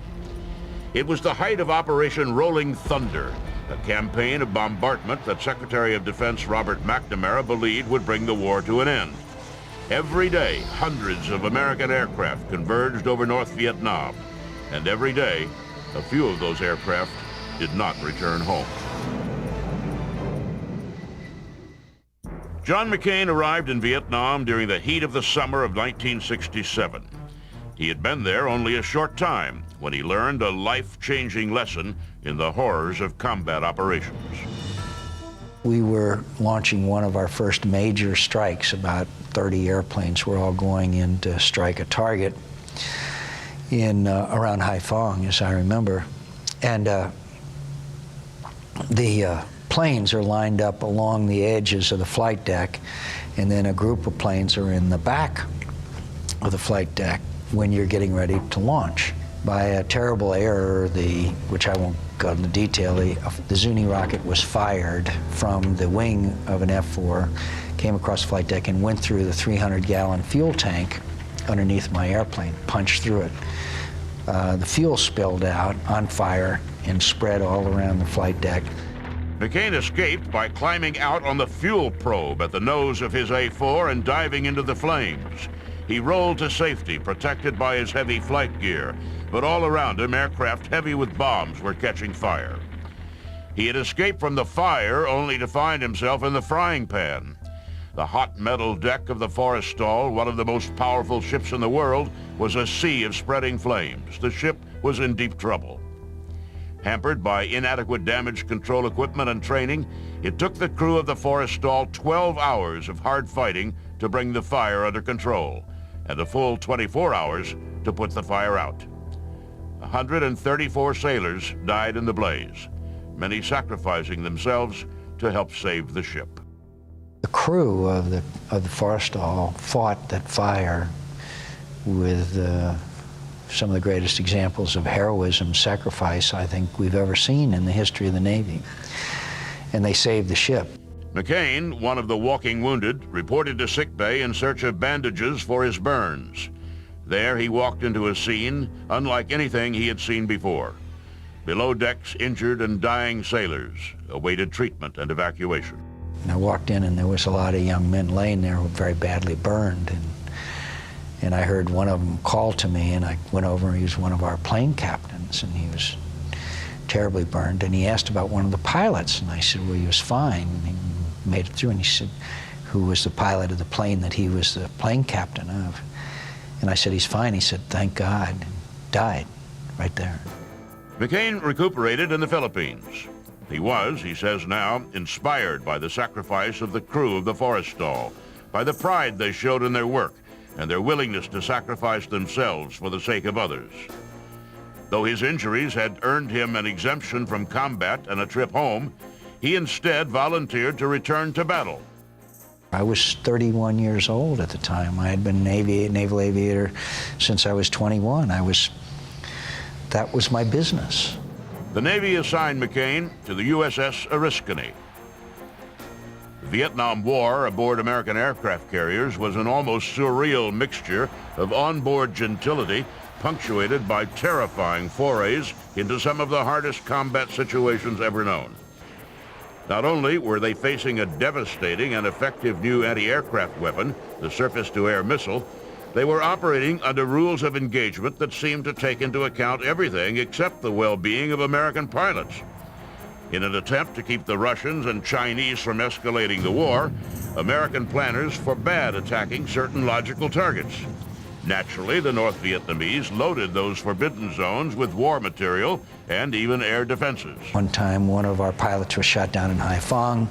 Another pilot bombed where he thought the anti-aircraft fire came from, and because we weren't supposed to bomb inside of Haiphong, he was in trouble. Well, that's not right. When McCain returned to combat, he returned to an increasingly difficult environment. New restrictions multiplied, even as the North Vietnamese increased the capabilities of their air defenses. Johnson and his advisors in the Joint Chiefs chose the targets on a day-to-day basis, not the operators, and it was a limited bombing campaign. His idea was not to strike the most valuable targets, but to hold back on the valuable targets, hoping that the Vietnamese would fear that those valuable targets would be destroyed unless they capitulate. The North Vietnamese, of course, fought on, protected at least in part by Lyndon Johnson's unwillingness to admit that limiting a war's scope does nothing to hasten its end. Less than 3 months after the fire on the USS Forrestal, John McCain suited up for his 23rd combat mission over enemy territory. He was, compared to many around him, a pilot of limited experience, who made up for his shortcomings with a drive and enthusiasm that seemed infectious. It was a major strike for the first time, on a target downtown Hanoi, the thermal power plant in Hanoi. And there was about 26 airplanes, and we took off and rendezvoused, and then we came in south of Hanoi and then turned and came back in so that when we pulled off the target, we'd be headed back towards the Gulf of Tonkin. 3 concentric rings of air defenses protected Hanoi, including both anti-aircraft artillery and surface-to-air missiles. As McCain came in over his target, his aircraft indicated it was being tracked by at least one SAM site. It's fairly easy to avoid one surface-to-air missile, or even 2, you can do it, but when you've got 7, 8, 10 in the air at once, it gets a little more interesting. McCain continued his attack, focused on the target and his mission. He had just dropped his bombs when a missile took one of the wings off his airplane. He ejected almost instantly, breaking an arm and knee on the way out of the cramped cockpit. He landed in a lake near the center of Hanoi. A large number of people pulled me out of the lake after having some difficulty inflating my life vest because my arm's being broken, and they dragged me up on the shore. They began beating me and bayoneted my foot in my groin and smashed my shoulder with a rifle butt. The North Vietnamese didn't know it yet, but they had captured a prize. John Sidney McCain III was not just any pilot. He was the son of the admiral in command of all American forces in the Pacific. McCain was about to feel the weight of his family's naval heritage in a way he could never have imagined before. The North Vietnamese did not think of captured American pilots as prisoners of war. Rather, in a justification that is as morally questionable as it is legally indefensible, they declared American flyers to be war criminals, which allowed them, in their own view, to handle flyers without regard for any of the Geneva Conventions.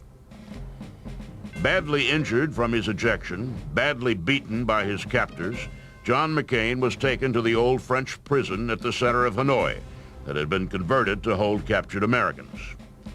Known as the Hanoi Hilton, the prison was infamous for its cruelty. The communists wanted information. In particular, they wanted confessions of war crimes against the North Vietnamese that could be used as propaganda both in the United States and the world. They took those confessions, and Hanoi Hilton were routinely tortured, sometimes to death. I think when you're in a situation like that, you don't wonder whether you're going to live or die. You sort of try to hang on. For several days after his arrival, the North Vietnamese kept McCain on a stretcher, denying him medical treatment. They attempted to interrogate him, but he was in such bad shape that his response to questions was to simply pass out. On the third or fourth day of his captivity, McCain's captors called in a doctor who took one look at the flyer and said that it was too late, that he was going to die. And then a few hours later, the cell opened, and the interrogator, a guy we knew of called the Bug, came in and said, your father is a big admiral, and we're going to take you to the hospital. So it really saved my life, the fact they found out who my father was. It also singled him out for particularly harsh treatment. The North Vietnamese knew that if they could get McCain against the war, they could reap the propaganda coup of all time. But McCain, who had long resisted even the minor exertion of authority at the Naval Academy, resisted even more fiercely the life and death power of his communist captors. The communists tried to get him to pose for pictures with actress Jane Fonda when she visited Hanoi. McCain refused. The only thing I resented about Ms. Fonda's behavior was when she sat in an anti-aircraft gun emplacement and said something like she wished that she could also shoot down an air pirate or something like that. We thought that was over the line. But frankly, it didn't bother us as much as you might think. I mean, after all, she's a movie actress. They offered to send him home early as a goodwill gesture to his father. Intensely aware of his family's heritage of honor and of his own duty to his fellow captives, McCain refused, saying he would accept no special treatment. Frustrated, the North Vietnamese locked McCain in solitary confinement. For 2.5 years, McCain was alone. Communications are the most important thing, tapping on the walls and keeping in contact. It really is the key to it. Because as long as you feel that we're all in it together, then you can survive and resist. That's why the Vietnamese kept us in those conditions for so long. I mean, solitary confinement or 2 or 3 to a room is so that they could wear people down. And in many ways, it's effective. Outside, the war raged on. Back home, the public will to fight broke before the spirit of the POWs did. Like many of the captives, McCain eventually signed a confession of the obvious, that he had flown missions against the North, that he had bombed, that he had been, in effect, at war. Though technically a violation of the military code of conduct, the confessions were not seen by the POWs themselves, including their ranking officer and Medal of Honor recipient James Stockdale, as anything but a way of saving your own life. I think the more important issue with the POWs is once you did sign that confession, how quickly did you bounce back? And again, assume a resistance posture. And according to Stockdale, that was the important thing. In 1973, the American involvement in the war ended, and the imprisoned pilots were released. Unlike most Vietnam veterans, they returned home amid much fanfare and celebration. Well, it took me about 45 minutes to put the prison experience behind me. I mean, I have fond memories of those I served with and the wonderful friendships I had. The rest of it, I just put behind me, and I think that that's what almost all of us did. McCain returned so badly damaged that he could not resume his career as a naval aviator. He studied at the War College, was a flight instructor, and in 1977 took the job as the Navy's liaison to the United States Senate, a job his father had held 20 years earlier. It was clear at that point that his Navy career had stalled. His war injuries precluded a sea command, and his tendency to buck authority didn't endear him to the Navy brass. Though both his father and grandfather had risen to 4-star admiral ranks, Captain McCain was passed over for promotion. He considered making politics his full-time job. He enjoyed Washington, and his gregarious personality seemed to suit the political world. He had formed close friendships with Barry Goldwater and Ronald Reagan, and had become a well-known and emotionally moving speaker on the Republican fundraising circuit. In 1981, his father died, freeing him, in a sense, from his naval legacy. On the day of his father's funeral, McCain signed his final discharge papers, resigning his commission in the Navy. A man who had known no real home but the Navy, he moved to his wife's home in the Arizona desert. There, far from the sea, he put down roots. John McCain's experiment with politics was, of course, successful. He was elected to the House of Representatives in 1982, and when Barry Goldwater retired, McCain ran for and won a seat in the United States Senate. His political career, like his time in the Navy, is marked by a distinct tendency to go his own way.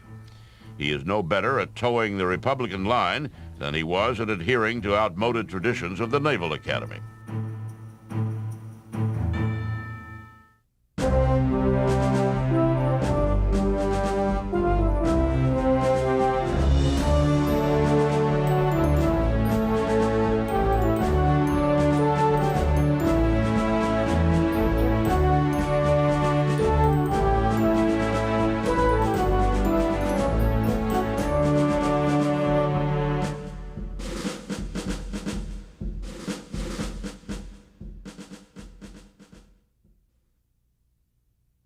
He was a modest man, the son of a preacher who believed that education was the key to equal opportunity for the races. He joined the Army Air Force at a time when its policies reflected the generally held belief that blacks were incapable of succeeding in technologically complicated jobs. Without fanfare, he proved the bigots wrong. He fought in 3 wars. He fought in World War II, in Korea, and in Vietnam. He held a number of positions of increasing responsibility in that time period, and his career is really a role model for anybody today who would see themselves serving the United States in the Air Force. Over the course of his 30-year career, he flew more combat missions than any other pilot and changed the way America thought of its largest minority. He is Charles McGee, and he is a legend of air power.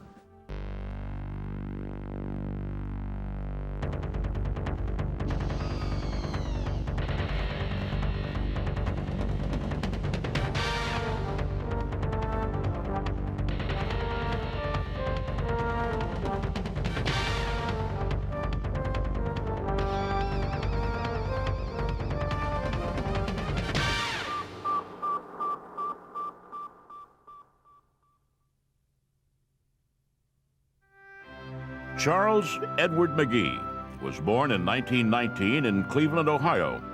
His father was a Methodist minister. His mother died when he was only a year old. His family moved around the Midwest, his father taking different jobs in and out of the African Methodist Episcopal Church. Though his geography might have changed regularly, the love and support of his family did not waver. His father, an educated man, emphasized the importance of learning in his children's lives.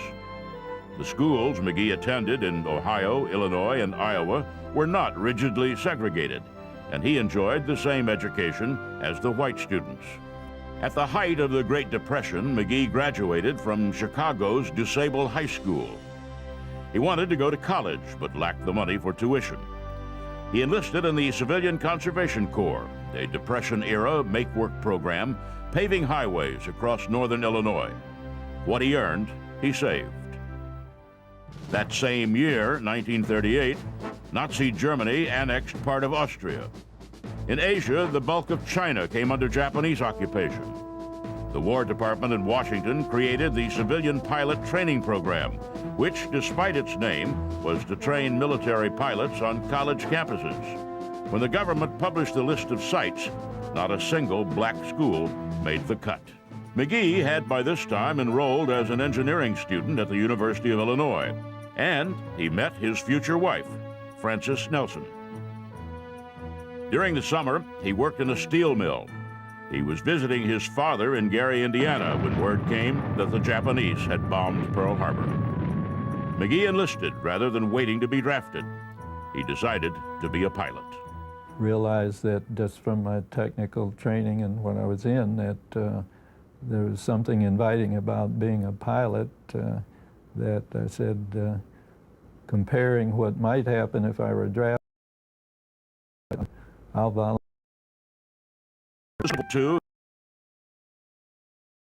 He went back to school and to Francis with no way of knowing whether his enlistment or his draft notice would be processed first.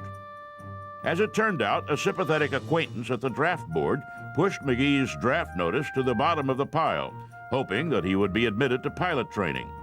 He was, and just after marrying Frances, he reported for training at the Tuskegee Institute in Alabama. His excitement was tempered by hard reality. Tuskegee, for all its promise, was deep in the hostile American South. I think the first big change came was when on the train you hit a certain point there in southern Illinois that you had to go to a certain section of the train and that would be your seat for the rest of the trip, which didn't include dining car and that type of thing because of the nature segregation. I guess they call that the Mason-Dixon line, and when you cross that line, the rules of the social activity in the South took over. Tuskegee was an experiment that few in the Army Air Force believed would succeed. That black flight cadets would be subject to the same standards as whites was not a measure of the Air Corps' respect. Many in the Army believed that blacks could not meet the same standard as whites, and that holding them to that standard would prove once and for all their racial inferiority. The young African Americans reporting to Tuskegee believed that to be treated equally, they would have to be better than their white counterparts. The standard for Tuskegee airmen was perfection. They were to fly by the book, behave as officers and gentlemen, and be above reproach in every aspect of their lives. McGee graduated, but unlike white flyers who went almost immediately overseas to join existing combat units, he and the other black pilots embarked on a seemingly endless round of additional training. Desperate though some units were for personnel, none wanted the black flyers. For months, the training grew more exacting. It was not, however, the white officers who held the black flyers to a higher standard. It was the blacks themselves. In January 1944, McGee boarded a Liberty ship, destination unknown. He landed in Taranto, Italy in February, and then went by truck convoy to a hastily assembled base near Naples. There, the 332nd Fighter Group assigned McGee and the other Tuskegee Airmen P-39 Air Cobras. They spent the next several months in a backwater of the war, flying uneventful coastal patrol. The group moved up to P-47s, a faster and higher flying craft, and transferred from the 12th Tactical Air Force to the 15th Strategic Air Force. The 15th was, in 1944, getting slaughtered over southern Europe. From the Balkan oil fields to the skies over Vienna, its bombers traversed some of the best protected airspace in the world. Desperate for fighter escort, the Army Air Force moved the 332nd North to fly bomber escort. In their aircraft with helmets and oxygen masks, the white bomber crews were at first unaware that the escort was made up of black pilots. But they did see the results of the rigorous training and discipline the Tuskegee flyers demanded of themselves. There's some very good descriptions of this where they were expecting for them to be late because this was supposed to be their first combat mission. On the second of the appointed time, they were there in mass. And he states that they were flying all over the place, above them, intermingling in the formation, flying below them, and then wagging their wings to show that they're there. And then in a second or two, they had taken their positions above and alongside. The 332nd got P-51 Mustangs after only 6 weeks escorting bombers. The P-51 was the best fighter the United States had to offer. On one of his first missions in a Mustang, flying escort over Vienna, McGee's flight commander dispatched him to ward off a German fighter. My flight was picked to ward them off, and in that chase, that's where what we call the rat racing begins. You're maneuvering, but you don't think about that then because somebody might be trying to, and is trying to get on your tail. In getting on this aircraft that we had gone from altitude in a dive down, and we're down almost over the aerodrome when I was able to get a burst into the aircraft and cause them to crash. Those few minutes pass pretty quickly, and it's over with. And we're fortunate to be on the surviving side. The Red Tails quickly built a reputation as what one historian called the best of shepherds.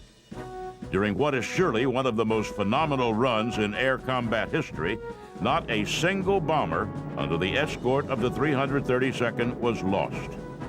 During that period, when a full tour for a fighter pilot was 50 missions, McGee flew 136. Despite the accomplishments of the Tuskegee Airmen, when the war ended, the Air Force remained segregated. Few assignments were open to African Americans. The inefficiency of segregation was obvious. Black officers with well-developed specialties were not assigned to white units in need of their expertise. That forced McGee, like many others, to learn new skills. Trained in single-engine fighters, he turned to multi-engine flight. The Air Force assigned him to Lockbourne Air Force Base in Ohio as base operations and training officer.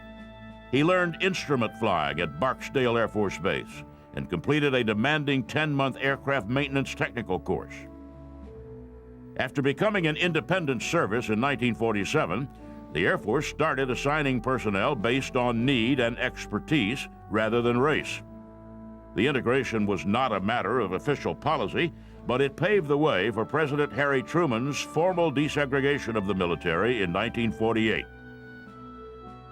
Trained as a maintenance officer, McGee moved through a series of assignments, each with greater and greater responsibility. In virtually every assignment, he was the first black officer to serve in that office. And in every assignment, he excelled, and the ironies of military life for blacks became more blatant. He was in charge of base shops for the 301st Bomber Wing, part of the elite Strategic Air Command. Though he commanded 60 technicians, white and black, his family could not join him because there was no housing for a black family in the nearby town of Salina, Kansas. That situation repeated itself through the late 40s, with McGee moving to a new assignment full of hope, only to confront the reality of segregated off-base housing. Still, McGee persevered. He kept his cockpit proficiency up, flying C-47s and other multi-engine transports. He succeeded at every job he held, getting all the right ticket punches on his way up the career ladder. In May 1950, the Air Force ordered McGee to Clark Air Force Base in the Philippines.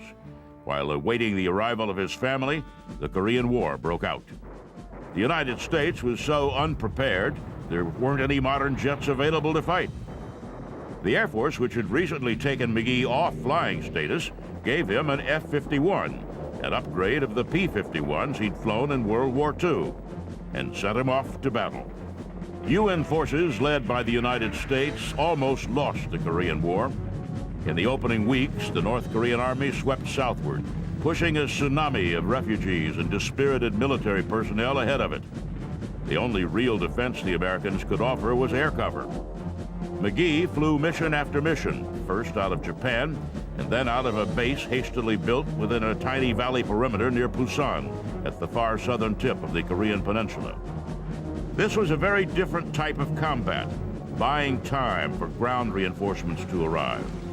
Instead of fighting above the clouds, McGee strafed and bombed enemy supply lines and troop concentrations.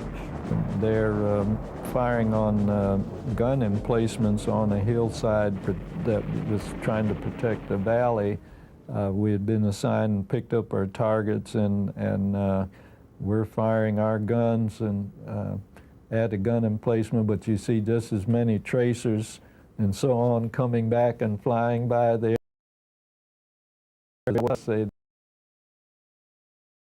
From Army targets as we were coming in, and took a hit out in the wing, and fortunately it was in the wing, because if it had been in the cockpit, I'm not sure I'd be here to talk about it. In November 1950, still early in the war, the Air Force promoted McGee to major.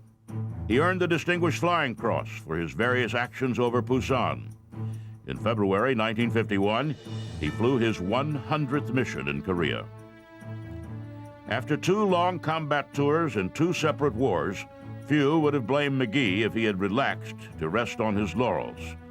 But after more than a decade flying propeller craft, McGee instead learned to fly jets. Reassigned to the Philippines, he flew symbolically important missions over Formosa, illustrating the American commitment to a free Taiwan.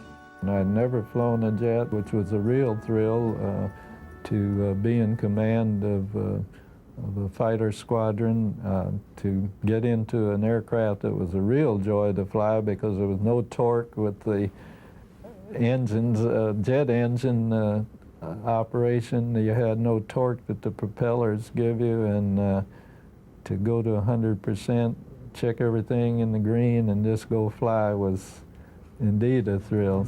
The war ended in 1953.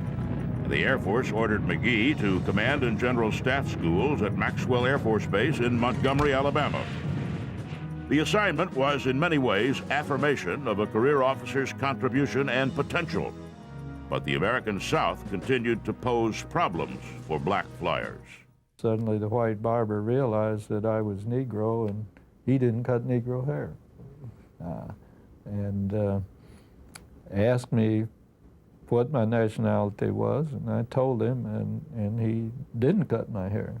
He had started, but he didn't finish, and we had to work with the base commander to get at least a barber shop on the base that would cut Negro hair. McGee considered leaving the Air Force. He thought of Francis and their children and the effect the relocations and reassignments had on them. All around him, experienced pilots were opting out, leaving the Air Force for higher-paying jobs, flying for the airlines. I was ready for the airlines, but they weren't ready because it wasn't until in the mid-'60s before, after a couple of lawsuits, that they began to hire. To keep flying, McGee had to stay in the Air Force. Things could not have worked out better if he had planned them. The prize for a career officer is command. Though blacks had made tremendous progress in the Air Force, command was not open to them. No black officer had ever commanded a domestic air wing. Still, compared to the rest of the country, the Air Force was a model of equal opportunity. In a situation where you are forced to be together, you learn to live with each other. You not only learn to live with each other, but you learn to respect the capabilities of each person there.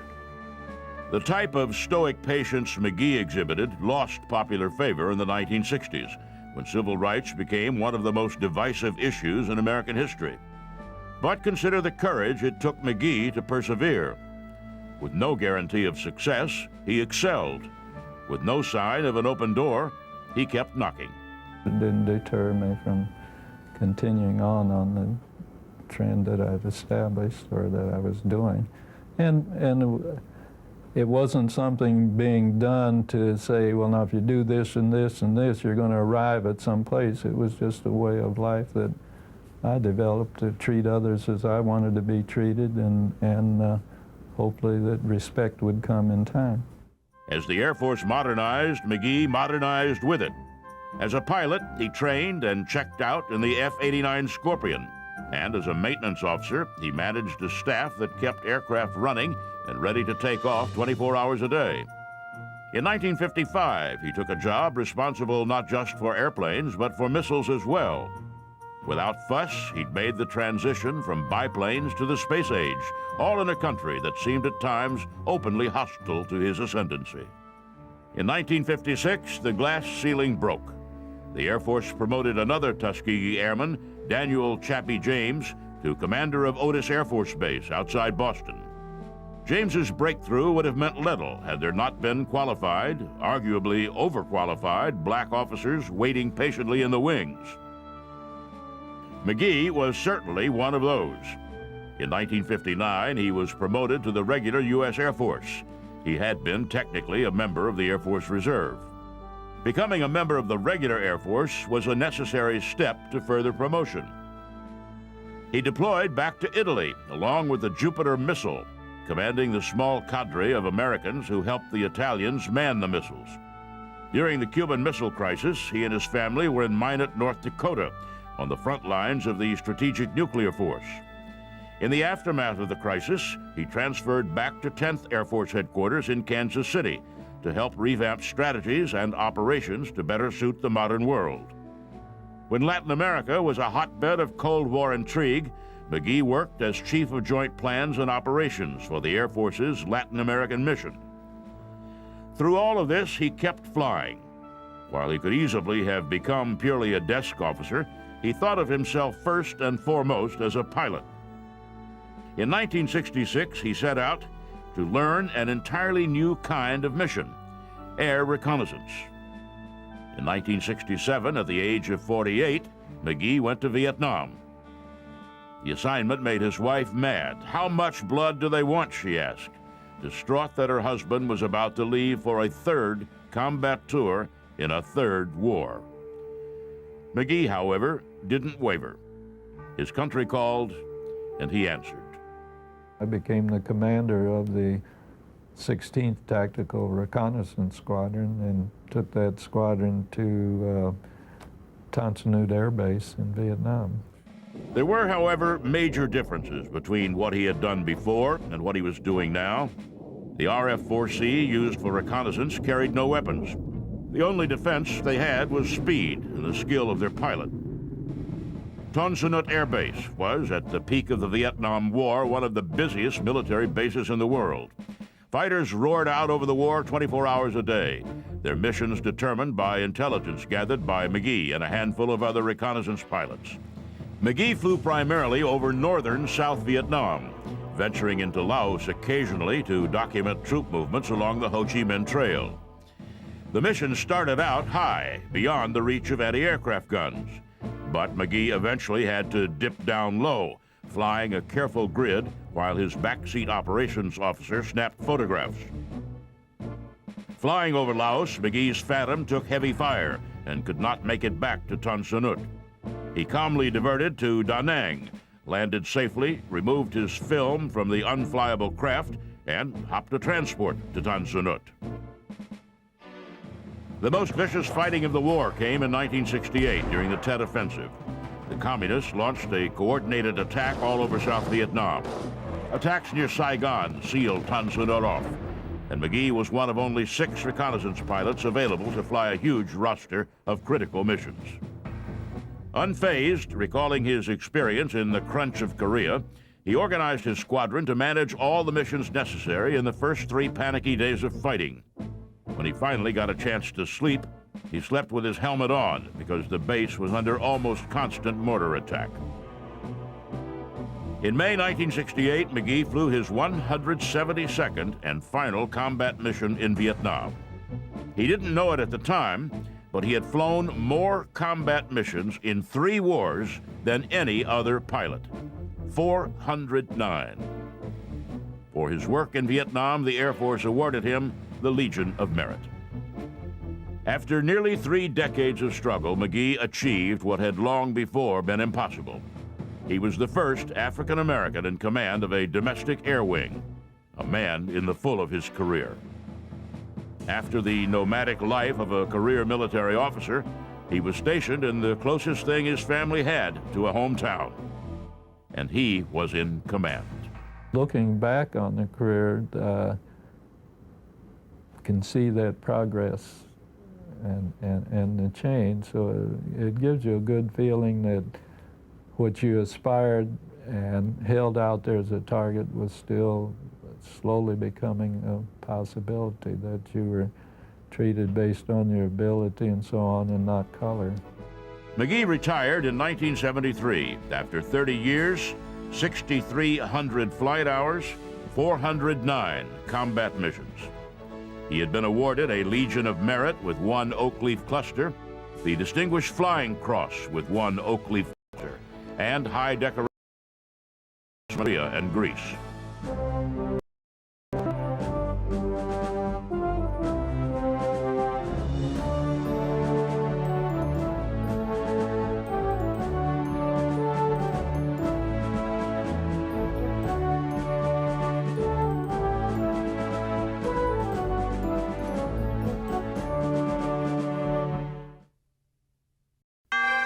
He grew up in Asheville, North Carolina, fishing and hunting on the grounds of Biltmore, the private estate of the Vanderbilts. In 1940, he volunteered for the Army Air Corps. He wanted to fly bombers and took command of a B-17 just in time for the beginning of the war. During training, he met a girl from Memphis and fell in love. He flew with her picture mounted on the dashboard of his B-17, which he named for her. He and his men became the first bomber crew to survive 25 missions. Hollywood made them famous, and with the war still raging, they returned to tour the United States, conquering heroes no longer required to fight. Offered a safe job as a training instructor, he volunteered instead for additional combat service in the Pacific. That decision cost him his fiancée in Memphis, ending what may have been the greatest love story of the war. He is Robert Morgan. His plane was the Memphis Belle, and they are both legends of air power.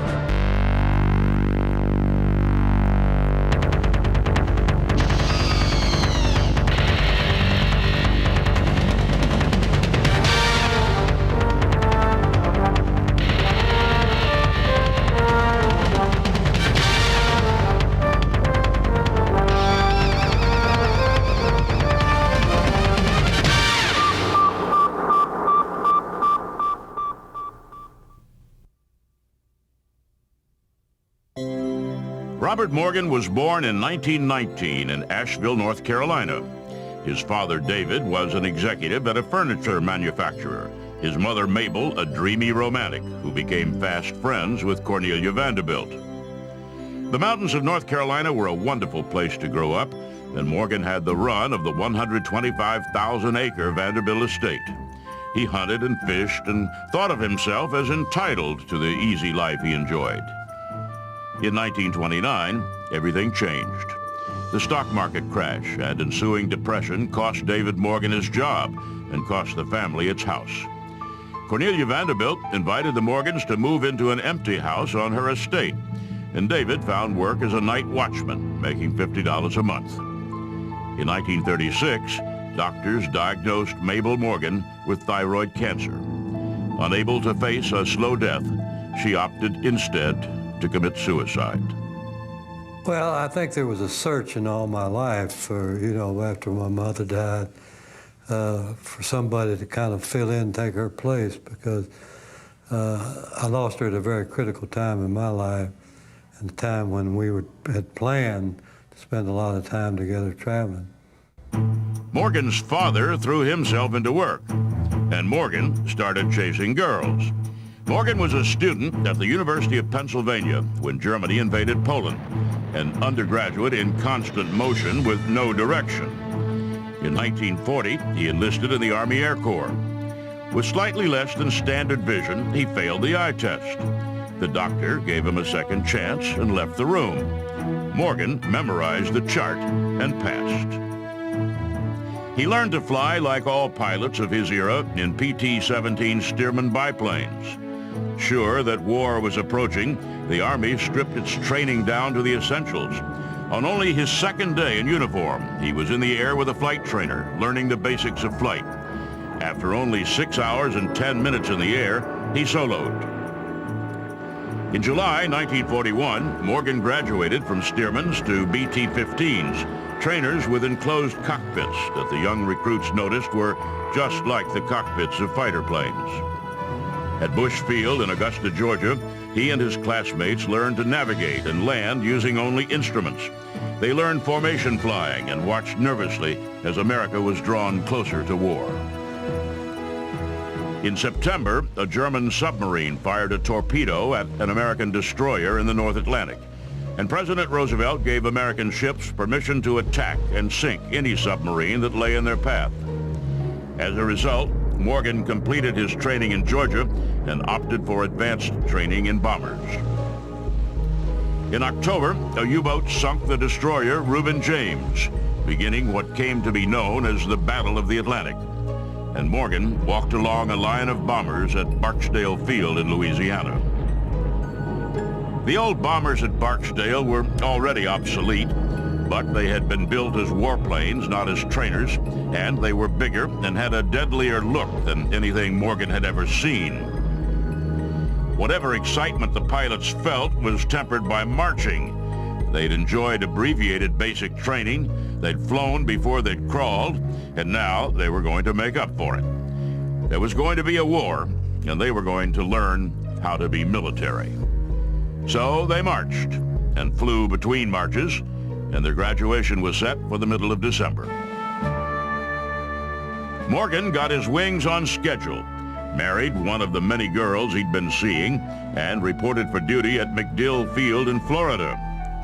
With America at last in the war, he flew submarine patrol in a Lockheed Hudson and checked out in a B-24 Liberator, the largest plane he had ever seen. In early 1942, Morgan and the other pilots at MacDill were introduced to the aircraft that they would actually fly into battle, the Boeing B-17 Flying Fortress. Because he was spending more time with his airplane than with his wife, she left him. Morgan almost didn't notice. He flew over 600 hours in the next few months and received orders to report, along with the rest of the 91st Bomber Group, to Walla Walla, Washington for final training. As punishment for an incident in which he made an unauthorized landing at the Asheville, North Carolina airport, however, he did not fly. He traveled on a troop train. In August, he met Margaret Polk from Memphis, who was visiting her sister in Walla Walla. As he often had before, Morgan fell in love. A month later, they parted. She returned to Memphis, and he went to Maine to await his overseas orders. There, he convinced his crew to name their airplane the Memphis Belle in Margaret's honor. On a training flight, he made an unauthorized stop in Memphis to show her the plane and the nose art a corporal had decorated it with. He wrote her a letter proposing marriage and mailed it from his last stop in the United States before flying to England. "I'll return," he wrote, "to make you happy forever." And then he went to war. Early in World War II, the United States and Great Britain had a significant disagreement about bombing strategy. The English, who had some experience with bombing, had decided to bomb at night, sacrificing accuracy to preserve their crews and craft. The newly arrived Americans, on the other hand, studied the English experience and decided that the problem wasn't bombing in the daylight so much as it was the way the English bombed. Generals Ira Eaker and Carl Spaatz believed that by flying higher and taking advantage of the super-secret Norden bomb site, Americans could bomb during the day without suffering the horrendous losses the English predicted. Nobody had written a book how to do this daylight strategic bombing. The generals didn't know any more than us second lieutenants, and we had to do it trial and error. The Memphis Belle and the 91st Bomber Group took up residence in a town called Bassingbourn in East Anglia. The town was as beautiful as a postcard, and from there the war hardly seemed real. They flew practice missions until November 7th, when they were assigned their first combat mission, a raid on German submarine pens in Brest on the English Channel. On the way in, they met little resistance. They saw only one German fighter far out of range, and the only enemy they met face to face was the frigid cold of high altitude. Several planes turned back, and those that continued, including the Belle, missed their target. They returned home, however, thrilled at the taste of combat and anxious for their second mission. 2 days later, the Belle took off again, this time for the sub-pens at Saint-Nazaire. Concerned that bombing from very high altitude might not be the answer, the Brest ordered a mixed altitude strategy, with some flights coming in high and others low, theoretically sneaking up on the German air defenses. They had it all figured out, and of course we thought it probably worked too. It didn't work. It looked like the Germans had a typewritten flight plan of what we were doing. We got the daylight shot out of us that day. I lost my squadron commander. We lost 2 other airplanes in our squadron. Morgan, with a photo of Margaret attached to his plane's control panel, Memphis Belle in low. At the coast, the German anti-aircraft fire lit up, chewing up the planes at nearly point-blank range. The planes attacking high didn't fare any better. Morgan's top turret gunner watched helplessly as the Luftwaffe swooped in to feast on the helpless bombers. Not a single plane escaped undamaged. Several were lost. The Belle returned with 63 holes in it, remnants of German fire. On the next mission, the bombers tried another strategy, flying in 3 levels. Morgan and the Memphis Belle flew in the middle level, supposedly safe from the flak below and the fighters above. Instead, they got it from all sides. More than 100 Focke-Wulf 190s set up on the formation, and flak blew a huge piece out of the Belle's left wing. But as Morgan fought to keep the plane under control, his tail gunner shot down a German fighter. Terrifying as the sortie had been, the Memphis Belle had scored. Living in the comfort of Basingbourn and flying what was clearly a lucky plane, the crew of the Memphis Belle felt privileged, almost blessed. They worked well together, enjoyed each other's company in the air and on the ground, and felt a growing affection for their plane. It's amazing how you can take 10 guys from 10 different parts of the country and put them together in a very small training period, which is not more than 3 months, and then go to combat. But we just happened to all fit together. All around them, flyers were dying and planes were going down. 36 B-17s crossed the Atlantic with the 91st Bomber Group. By Christmas 1942, only the Belle and 6 others were still flying. Major Curtis LeMay, newly arrived in England, took a look at the appalling casualties and the insignificant damage the B-17s were inflicting on the Germans and decided on a change of strategy. He advocated attacking straight and level instead of weaving evasively in toward the target. He believed that coming in straight increased the accuracy of the bombing, which would protect air crews by requiring them to fly fewer missions to destroy a given target. The bomber crews, of course, thought LeMay was crazy, and the British protested that attacking straight and level during daylight would only increase the horrendous toll the Germans were already taking. LeMay persisted and proved his point by leading his own mission against the Germans, and the fact that he brought his group back alive seemed to prove his point. So it was with all eyes on them that the 91st set out for the sub-pens at Saint-Nazaire. Using LeMay's tactics for the first time and returning to an oft-visited target, they knew they were in for a fight. The Germans had placed more than 60 anti-aircraft batteries around the pens and had moved in other mobile batteries as well. Morgan and the Memphis Belle flew in the lead. As they approached the target, Morgan turned control of the plane over to his bombardier. For 90 long seconds, with flak bursting and planes going down all around, he sat helplessly. Vince Evans, the bombardier, guided the plane calmly in, staring down through the Norden bomb sight. A hit in World War II meant getting bombs down within 1,000 feet of the center of the target. The Norden released the bombs automatically, and they came down within 15 feet of the target. The planes flying behind the Belle released at the same time with the same accuracy. The sub-pens were devastated. The mission had sunk or damaged several U-boats and badly damaged the base. 10 B-17s didn't return, but the Belle, with flak holes all over her wings and fuselage, made it back to Basingbourn. Still, as the number of missions and casualties rose, morale among the flyers dropped. The American and British commands settled the night or day bombing controversy by agreeing to disagree. The RAF continued to fly at night, and the Americans continued to fly by day. The Americans flew in straight and level and continued to take heavy losses, even as they inflicted heavier damage on the Nazis. And then General Acre announced that any bomber crew that successfully completed 25 combat missions would get to go home. Though it did nothing to change the crew's prospects for survival, it did wonders to improve morale. From that point on, every mission for every crew was part of a countdown.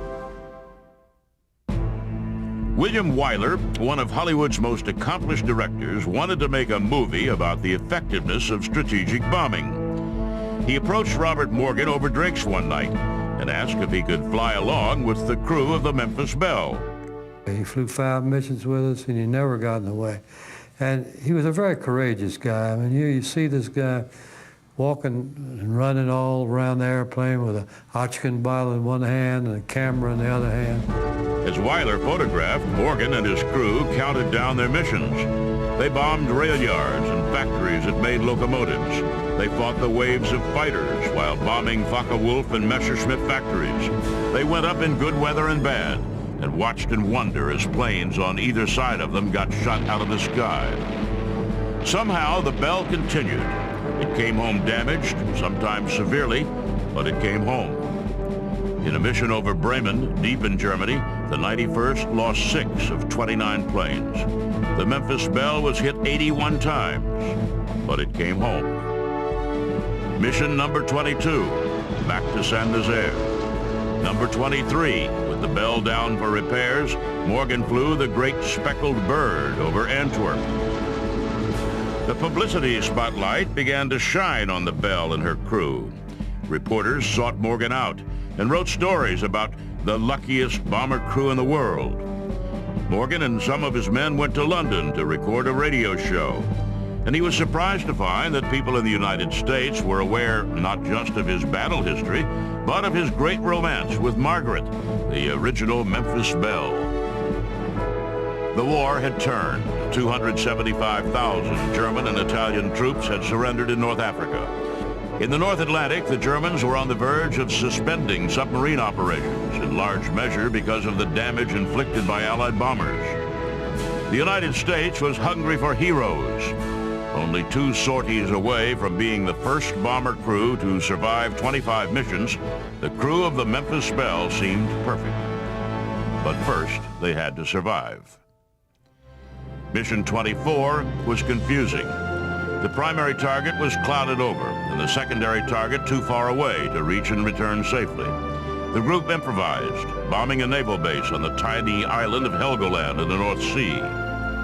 The public's attention was riveted on the plane, its pilot and crew. The 25th mission would be to the sub-pens at Lorient, France. They had been there before. They gathered on the runway beneath the Belle. We had this particular thing all through our mission. When we went out to get on an airplane to go on a mission, we kind of got in a huddle like a football team did just before we stepped on the plane. And we said, look, guys, if only one airplane comes back today, it's going to be us. Morgan wrote to Margaret saying he was preparing for his last mission. He said that he would have the ground crew remove the name Memphis Belle from the plane when he was done. William Weiler was there, camera in hand, ready to film history. Morgan felt as if the whole world was watching. You can't think, well, no, you know, this is 25th, and we got to make this one so we can go home. Bill Winchell, the waist gunner, shot down at FW-190. Leading the bomber group, Bombardier Vince Evans dropped the bomb so accurately that one actually hit exactly on the target, an amazing feat for the time. And then it was over. 25 missions, 20,000 miles in battle, 60 tons of bombs, 8 confirmed fighter kills. The ground crew had replaced 9 engines, both wings, the main landing gear, and 2 tails to keep the Memphis Belle flying. Among those who wanted to meet the first crew to survive 25 combat missions were the King and Queen of England. After the 25th mission, we brought the airplane back to the States, and we went on a 3.5-month tour around the public relations tour around the States, 31 cities. Morgan, his crew, and his B-17 were heroes. As they traveled, they grew increasingly uncomfortable with the adulation they received at every stop. The war, after all, was still going on. The hero status, we couldn't accept that because we all agreed we were just one bomber crew that did a job that we were given. My crew and I talked about this hero stuff. Heroes, as far as we were concerned, the real heroes were the ones that didn't come back. Wanted to marry. The department asked, forcefully, if they would wait until after the national tour. They agreed. On the tour, Morgan had a little too much fun. He called Margaret from every stop, And in the background, she heard too many women laughing, too many tinkling ice cubes. Margaret wanted to break up. Morgan wanted to elope. They haggled. And then Morgan met a new love. I was introduced to the B-29 bomber, and it just blew my mind when I saw that big bomber. I said, gee whiz, I want to fly this. Before they could patch things up, Morgan was training to go to the Pacific and bomb Japan. The great national love story was over. The breakup made the papers. He reported to Pratt Field in Kansas in October 1943 and got his first ride on a B-29. He started building his hours, learning the ins and outs of what was then the largest airplane ever built. He tried now and then to contact Margaret, but she made clear that if he was going back to the war, she wasn't interested. He married instead Dorothy Johnson, an unpretentious society girl from Asheville, North Carolina. They set up housekeeping in Kansas, and Morgan flew. On October 10, 1944, Morgan and the 497th Bomber Group took off for the Pacific. His new plane was named for his new love, Dauntless Dottie. He flew 26 missions against targets on Iwo Jima, Truk, and in Japan. He led the first strategic bombing mission against Japan from the island of Saipan, the first mission against the Japanese home islands since Jimmy Doolittle's raid in 1942. The raids against Japan were not like the raids on Germany. The B-29s dropped incendiary bombs designed to set cities afire. They were aimed not at military targets, but at civilians. He took off knowing that tens of thousands of people were going to die, and returned to base wanting more than ever just to go home. In April 1945, he got his orders. He arrived home once and for all the same day Adolf Hitler committed suicide. He, like the world around him, was tired of fighting. All he wanted to do was fly. I still fly. As long as I pass my physical, I will keep flying. And I still love to fly. I'd rather be up there than on the ground anytime.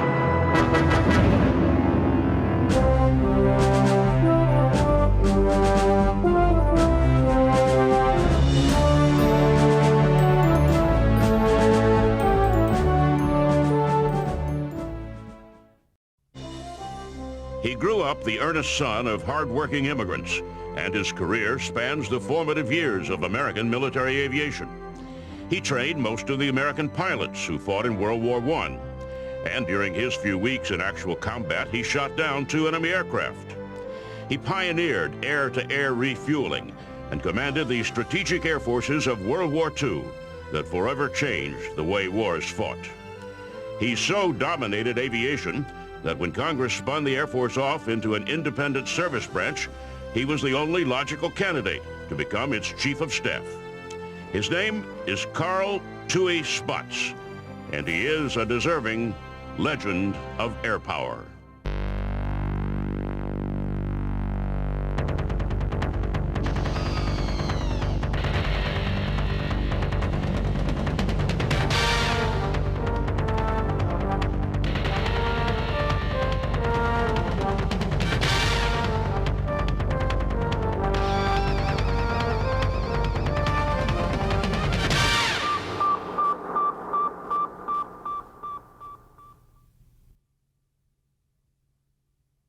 Carl Spaatz was born in Boyertown, Pennsylvania in 1891. He was one of 5 children, the son of Charles Spaatz, the gregarious publisher of a newspaper printed in both German and English. Spaatz attended the United States Military Academy at West Point. He did it not because he felt drawn to military service, but because it was a way to get a good education without straining his family's finances. The Army of that era was a league of gentlemen where form mattered far more than substance. Spaatz, on the other hand, openly disdained spit and polish. He failed inspections, spent his free time playing poker, and came close to expulsion for drinking beer in an off-limits bar. When asked, he admitted the infraction, risking reprimand but upholding the Academy's honor code. Still, tired of the constrictions of military life, he considered leaving the Academy to seek his destiny elsewhere. He was standing on the Hudson, and he standing on the backs there at West Point, the banks, and he saw this plane come down, and he knew he had to fly, and he stuck West Point for that reason.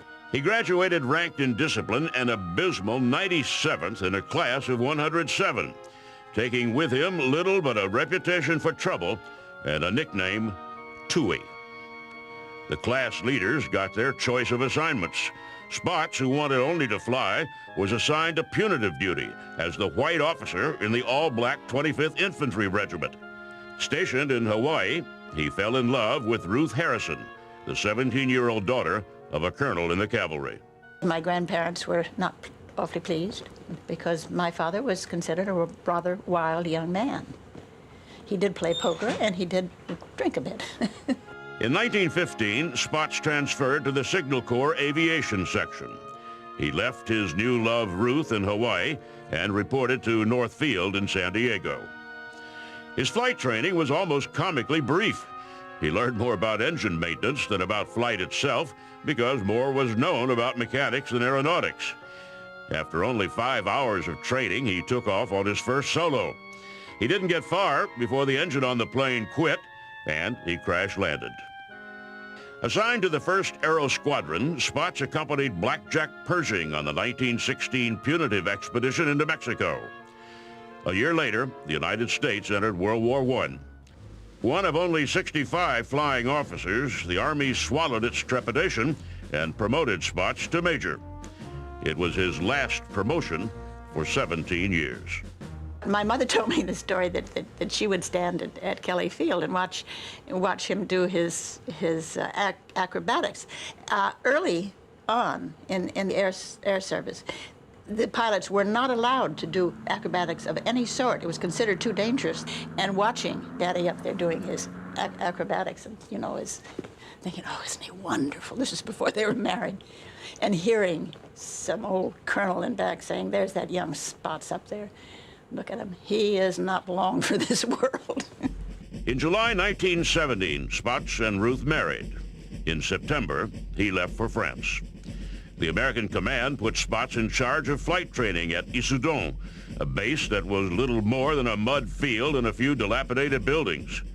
When he arrived, Spots found a small and dispirited corps of American volunteers. All these young guys who come to be flyers, the most glamorous thing you can be, are all standing around having to do crummy work, piling boulders to stop the mud. I mean, they're not training to be flyers. They're unhappy. Their officers are unhappy. Everybody is. And he gets there, he has to straighten the place out. By the time he leaves a year later, it's probably the biggest training field in the world. While his commanders fumed over his rough edges, his contemporaries came to think of him as an officer who could take a dirty job and get it done. Ordered back to the States, he asked his commanding officer, Billy Mitchell, if he could take a turn in combat. Mitchell gave him 2 weeks. Spots stayed 4. He tucked his major's insignia in his pocket and became just another second lieutenant. On his second mission, he shot down 2 German planes, but ran out of fuel over no man's land. An Army patrol saved his life. The New York Times ran a story on the incident without mentioning the pilot's name. When Ruth saw the article, she put down the paper and said, "That has to be Tooey." President Woodrow Wilson believed that national security was a matter of international law, not military power. When the war ended, the armed services withered. The flyers, however, had come to believe that the Air Forces needed to become a separate service, independent and equal to the Army and Navy. The top brass, of course, disagreed. Billy Mitchell, the most vocal of the flyers, accused the brass of sabotaging the emerging Air Force. Defending itself before Congress, the Army declared that it had hundreds of aircraft combat ready and charged Mitchell with insubordination. The message was clear. Disagree with the Army's official position, and your career will be over. Mitchell made his trial a test of the Army's readiness and called Spots as a witness. In front of the highest-ranking court-martial ever convened, Spots testified that the entire United States Army had 59 modern planes, only 15 of which were fighters. Mitchell's attorney asked if the War Department Airpower he had used at West Point and drinking in an off-limits bar. Yes, he said. There were those in the crowd who believed that Toohey Spots' career was as good as over. After the Mitchell trial, the Air Corps found itself in a period of neglect that ironically did much to preserve Spots' career. He was a bug not worth crushing. In 1935, Spots got his first promotion in 17 years to Lieutenant Colonel. The Army almost instantly regretted it. Assigned to the Army Command and General Staff School at Fort Leavenworth, Kansas, Spots complained openly about the curriculum, which made almost no mention of aviation.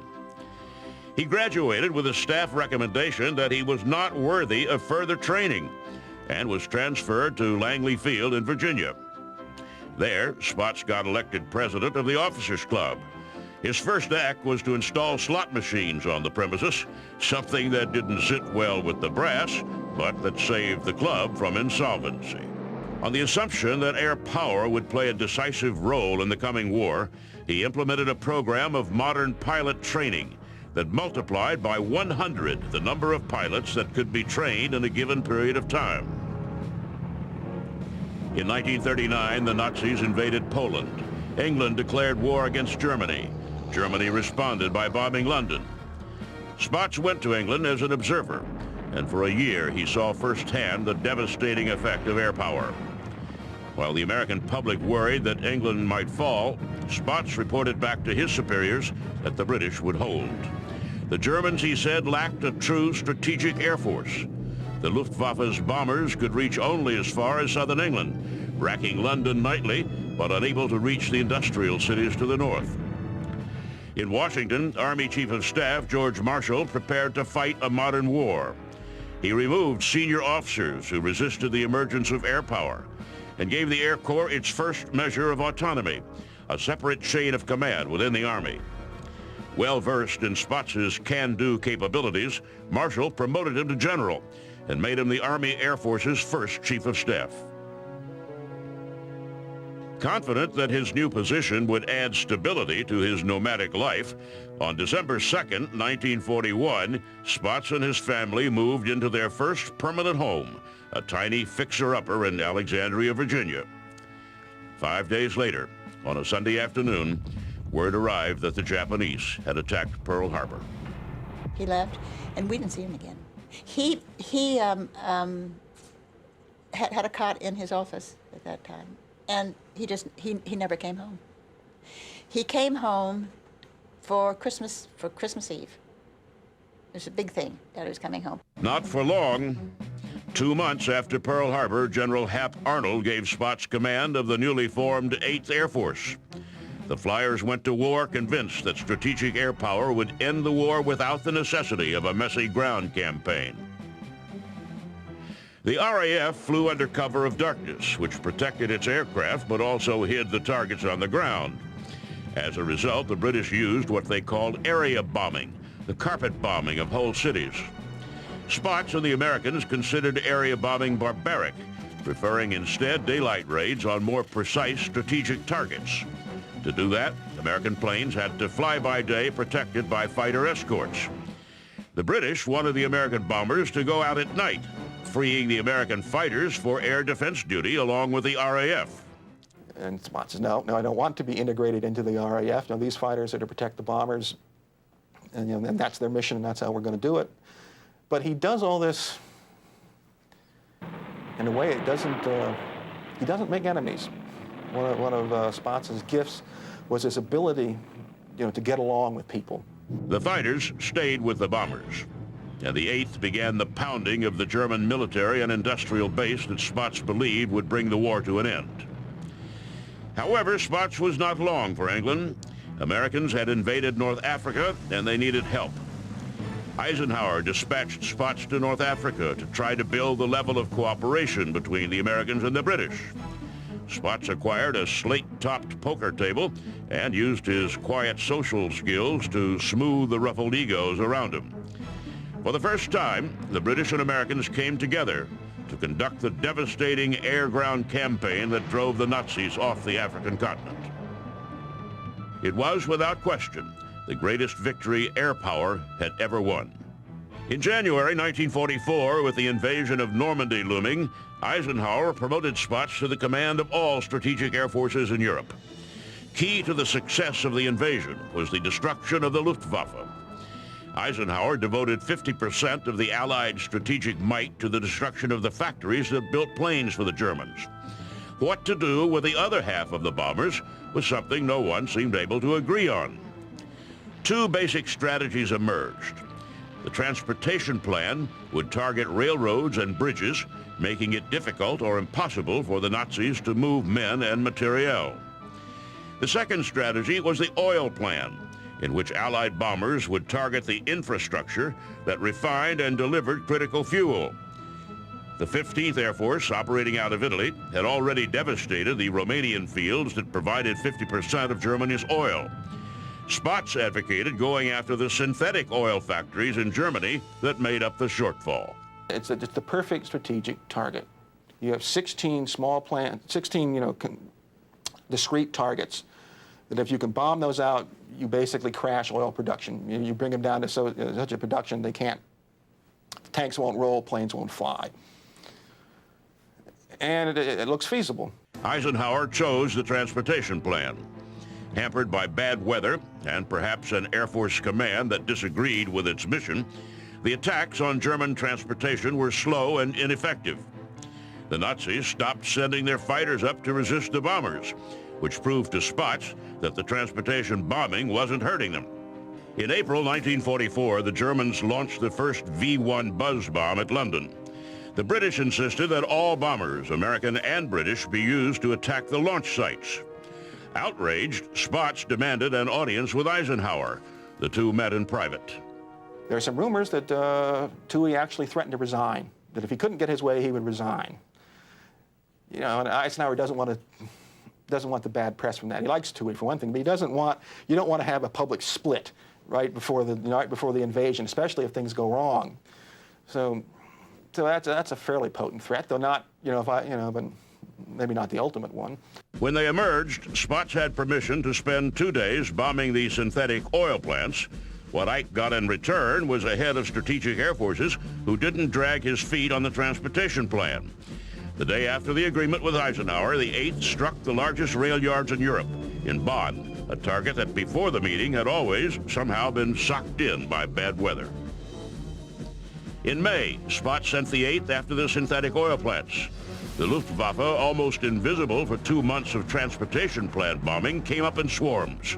Intelligence reports confirmed what Spaatz had suspected. The Germans wouldn't hold the Luftwaffe in reserve if it meant losing oil production. Spaatz's 2 days of oil plant bombing knocked out more than 60% of Germany's synthetic oil production. The chart on that is just straight down. It's a perfect strategic campaign. So, and everyone can see these ultra-intercepts. They get passed all around the headquarters, and everyone says, yep, you're right, Spaatz. Armed with new P-51 Mustangs, the Army Air Force knocked German fighters out of the sky as fast as the Luftwaffe could get them launched. In what had become a war of attrition, the Nazis couldn't train pilots as fast as Spaatz could shoot them down. Hermann Göring, the head of the Luftwaffe, had failed to modernize his training methods. Unlike Spaatz, Göring loved the formality of military life and emphasized it even when it interfered with battlefield operations. Like in 1942, they only trained 600 more pilots than they lost. They were still having skiing lessons and ballroom dancing lessons in their fighter instruction courses in 1942. I mean, they weren't really focused on the problem. So what this caught up with them, by 1943 and early 44, the Luftwaffe is desperately short of fighter pilots. On June 6, the Allies invaded Normandy. The Luftwaffe's resistance was negligible. The Germans, like the Italians before them, were reeling. Their industrial base lay in ruins, and the Allies had a free hand in the skies. On the ground, the Allies moved forward almost at a sprint. In December 1944, the Germans mounted one last desperate counterattack. After the Battle of the Bulge, Spaatz believed the time had come for the same sort of display of force that had inspired the Italians to surrender. He ordered devastating attacks on central Berlin. Looking for leverage, he sent bombers to Dresden, a largely unarmed city that had never been bombed. The bombing created a firestorm that incinerated tens of thousands of civilians. On the 20th of February, he ordered the 8th to execute Operation Part of the 8th and small rail yards in town centers, destroying scores of towns around Germany. People are saying, wait a minute, you know, the Air Force does not go out and kill people. We're not, why are we running these raids to kill all these Germans, you know? And then when Dresden happened a week before, said, what is the plan here? And Spaatz replies, no, the point of this is not to kill Germans. The point of this is to show Germans how helpless they are. What had worked in Italy failed in Germany. The Nazis didn't surrender until Russian tanks entered Berlin, and the American and British had captured both the industrial and agricultural heartlands of Germany. Spaatz attended the surrender ceremony amid the rubble that had been Germany. He was, like the rest of the Allied officers, both tired and exhilarated. One war had been won. Another remained. With the war in Europe ended, Hap Arnold ordered the 8th Air Force to Okinawa. He put Spaatz in command, and for good measure, gave him control of the 20th Air Force stationed in Guam. The goal, Arnold made clear, was to make sure that the Air Force played a key role in the victory. Spaatz stopped on his way to the Pacific for a short rest with his family in Miami. While there, bouncing his granddaughter on his knee, an orderly brought him a message. I'll never forget it. He picked Hattie up, put her on the floor. Hattie started crying. Not like Daddy. He put her on the floor, left the room, came back later dressed in uniform, and left. And he didn't come back for 2 days. And he came back just enough to pick up Mother and go back. That was the time, it had to have been the time, that he went up to Washington and was told by General Handy about the atomic bomb. It was Spaatz's job as the new head of strategic bombing in the Pacific to drop the bomb on Japan. Spaatz, having seen the devastation of Germany and suspecting what history would have to say about the use of this new bomb, insisted the order be put in writing. Arnold had the orders typed out before Spaatz left. On his way to Okinawa, Spaatz stopped in the Philippines. After viewing Douglas MacArthur's plans for the invasion of Japan, Spaatz told MacArthur about the bomb. The invasion they both knew would never happen. Spaatz said years later that the dropping of the atomic bomb was done by a military man under military orders. Japan surrendered on August 14th. For better or for worse, the war and the arrival of nuclear weapons proved once and for all the horrifying primacy of air power. By attending the surrender ceremony on the battleship Missouri, Spaatz became the only officer to attend the surrender of all three Axis powers, the Italians, the Germans, and the Japanese. I think if there's any hallmark of Toohey Spaatz, is that he got the job done. You give him something, you give him a crummy, rotten job, and he'll do it probably better and quicker than anyone else. With much of the world in ruins, Spaatz returned to Washington. Congress liberated the United States Air Force from Army Command in September 1947. Toohey Spaatz became its first Chief of Staff. He arranged the Air Force to reflect his personality, a service built on merit, not social pretension, with change of command based on critical functions, not politics. It was, he believed, the Air Force the country needed, the Air Force he and his fellow officers had talked about their whole lives. He just quietly, on July 1st, after he had been in a year, he quietly closed his door. There was no retirement ceremony, nothing of that sort. He just quietly closed his door and went fishing. Spaatz was not finished, however. In 1952, his friend, President Eisenhower, asked him to chair the committee that would choose the location of the new Air Force Academy. After sifting through more than 350 sites in 22 states, Spaatz and the committee recommended to the Secretary of the Air Force 3 sites. The Secretary chose a 17,000-acre site north of Colorado Springs. Toohey Spaatz died in 1974 at the age of 83. The flyer who had little use for military education, who had come close to being expelled from West Point, and who was openly critical of the Command and General Officer School at Fort Leavenworth, was buried on the grounds of the new Air Force Academy.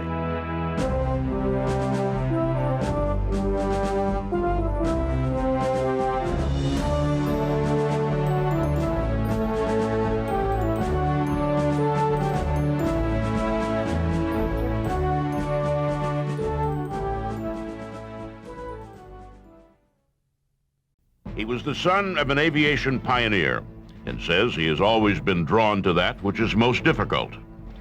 Attracted to the military's competitive structure, he learned to fly because that was where the competition was keenest. He flew an F-86 Saberjet in Korea and recorded 2 kills. He got his doctorate in space science from MIT. His dissertation laid out the basics of orbital rendezvous and made possible much of what man has accomplished in space. 15 years later, he used those same techniques to land on the moon and return safely to Earth. In the more than 30 years since his history-making flight, he has spent most of his time not looking back, but looking forward. And what he sees in the future may be every bit as important as what he accomplished in the past. He is Edward Eugene Buzz Aldrin, and he is a legend of air power.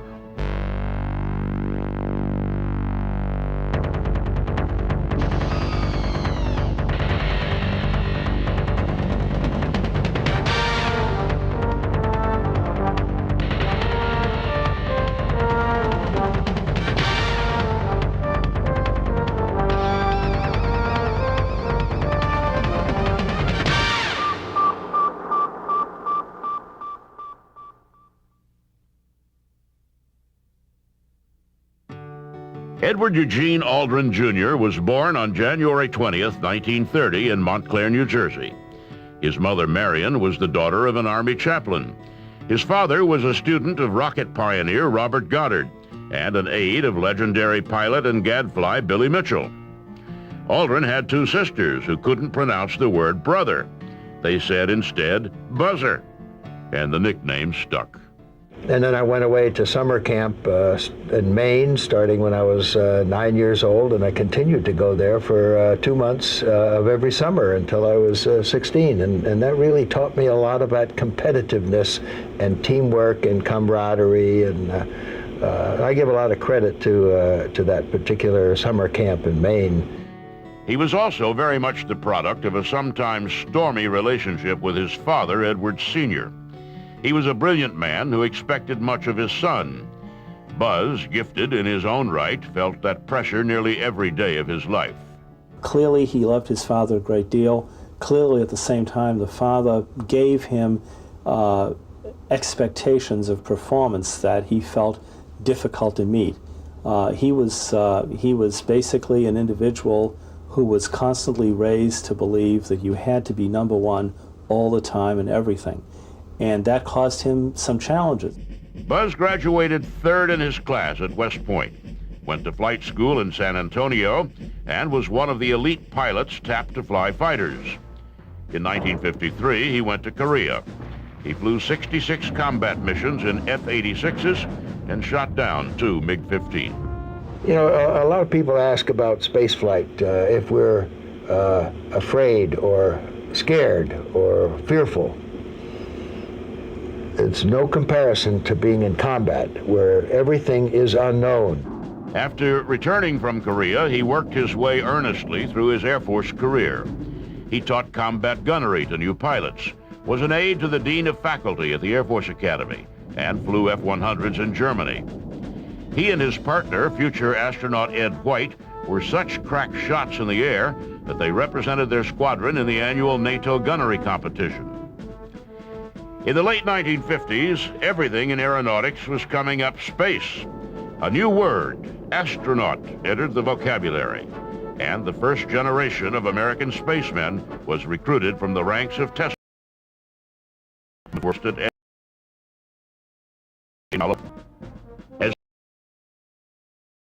night platforms. The Guggenheim Foundation, one of the leading charitable trusts in the world, endowed a series of academic chairs and programs designed to build scientific understanding of the basics of spaceflight. Aldrin, lacking a background in flight test, chose academics as his road to space. He applied for admission to MIT, his father's alma mater, and perhaps the most demanding engineering school in the world. He became one of the first students in the Guggenheim-created astronautics program and was hard at his calculus in 1961 when President Kennedy announced that the United States would put a man on the moon by the end of the decade. Now it is time to take longer strides. Time for a great new American enterprise. Time for this nation to take a clearly leading role in space achievement, which in many ways may hold the key to our future on Earth. A year later, as John Glenn orbited high above the Earth, Aldrin laid down the theoretical basis for orbital rendezvous. I chose a different career path. I put more emphasis on professional education. That's what my father had done, and that's what other people had done. Somehow, with the tour of combat in Korea and then the other assignments, it just didn't occur to me that I wanted my career to be dependent upon my coordinated skills as a pilot. I wanted it to be more relying on my professional knowledge and creativity. And fortunately, I chose the route that I think suited me fine, and the timing turned out to be just almost perfect. After graduating MIT, Aldrin went to work in the Air Force Space Office. He was doing work to support the second group of astronauts, the Project Gemini astronauts, when NASA decided that all astronauts did not have to be test pilots. With his sparkling combat record and his PhD in astronautics, it was no surprise to anyone when in late 1963, Aldrin became a member of NASA's third astronaut class. Aldrin soon discovered, however, that while the outside world now saw him as a member of an elite, inside NASA, he was one of many second-class citizens. The NASA Aldrin joined was dominated by Mercury astronauts, many of whom openly scorned the kind of academic credentials Aldrin wore with such pride. He could be an astronaut, yes, but because he wasn't a test pilot, he wasn't going to be allowed to command a mission. That was an honor reserved for the test pilots, and it was a distinction that changed Aldrin's life. The astronauts of Project Mercury sometimes felt as much like lab animals as they did pilots. Their training had as much to do with medical research as it did aviation. They were probed and poked in every conceivable way as researchers documented their physical and mental conditions before and after their brief space flights. Project Gemini, the second American space initiative, had less to do with basic medical understanding and more to do with actual operations in flight. Gemini tested the fundamentals that would be necessary to accomplish a mission to the moon and back: the ability of a spacecraft to rendezvous and dock with another, and the ability of astronauts to leave the capsule and walk in space. Buzz Aldrin entered NASA with the third astronaut class, recruited and trained specifically with the moon landings in mind. He was, arguably, the first of a new kind of astronaut. While his flight credentials were impressive, it was his background as a scientist and engineer that made him most interesting to NASA. The Mercury astronauts flew alone, clearly requiring each to be an accomplished pilot, comfortable with the unknown. Project Gemini, however, flew with a crew of 2, and Apollo would fly with 3 on board. The days of the dominance of test pilots in the astronaut corps, like it or not, were coming to an end. The days of the mission specialists, space-traveling scientists and engineers who might know little of flight, were dawning. Aldrin threw himself into training and planning. He passed his doctoral dissertation around among NASA scientists, and as a result, changes were made in the procedures for the first docking maneuver.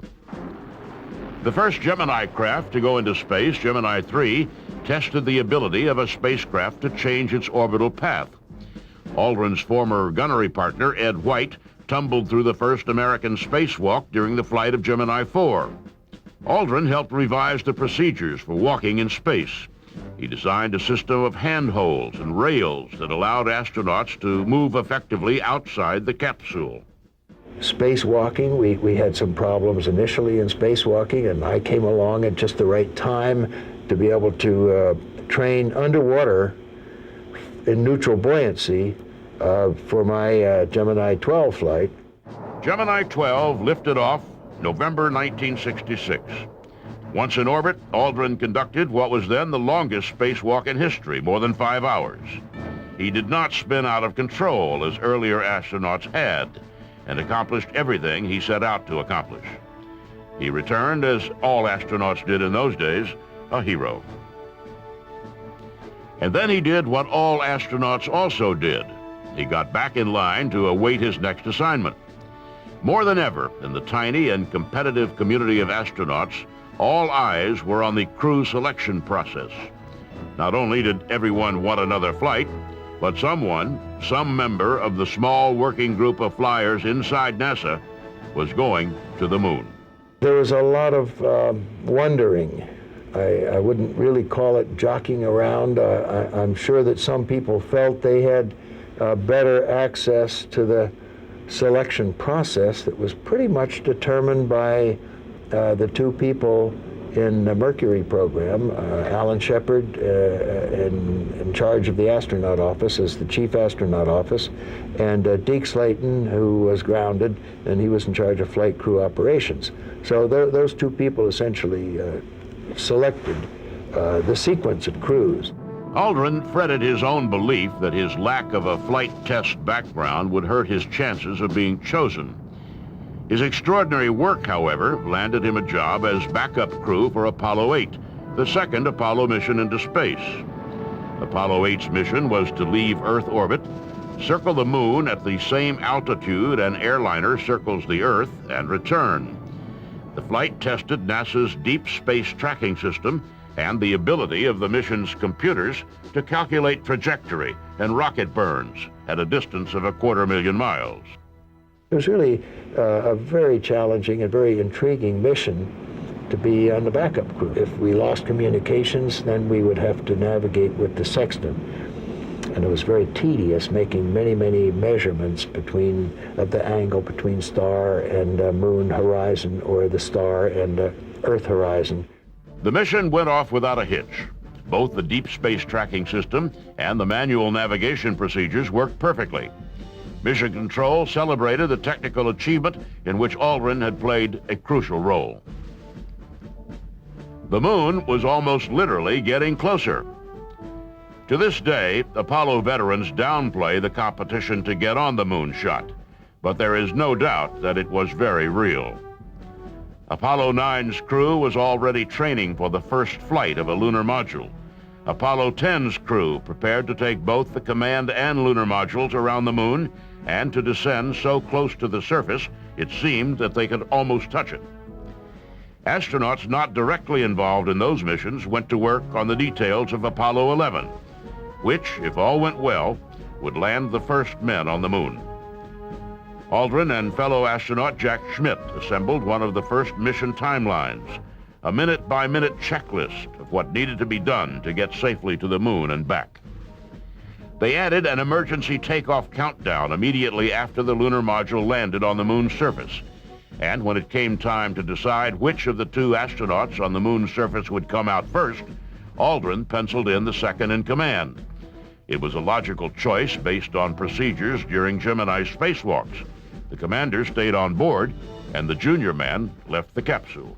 So there were precedents that would lead one to think that the very severe training workload required of the commander for the launch from the surface of the Earth, for the en route decisions, for the landing itself, and then the liftoff from the moon were all very intense requirements for training that only the commander went through in great detail. So to then have him be the person who was doing more activities on the surface, there was an argument that said it might be better to have the junior person do more of the activities out on the surface. Aldrin made that argument not entirely for a member of the backup crew knew that the standard was a member of the Apollo 11 crew. Privately, Aldrin also guessed that Mission Command would stay with one of the test pilot elite. by following Gemini precedent and designing the mission so that the junior man became the first man on the moon, he was in effect putting himself at the head of the line. 6 weeks before Apollo 11 took off, NASA made its decision. Neil Armstrong, the mission commander, would walk first on the moon. Aldrin would follow.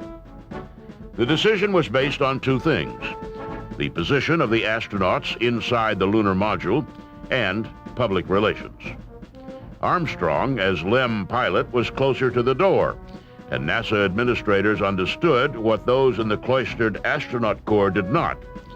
The first man on the moon would become the space age's Charles Lindbergh.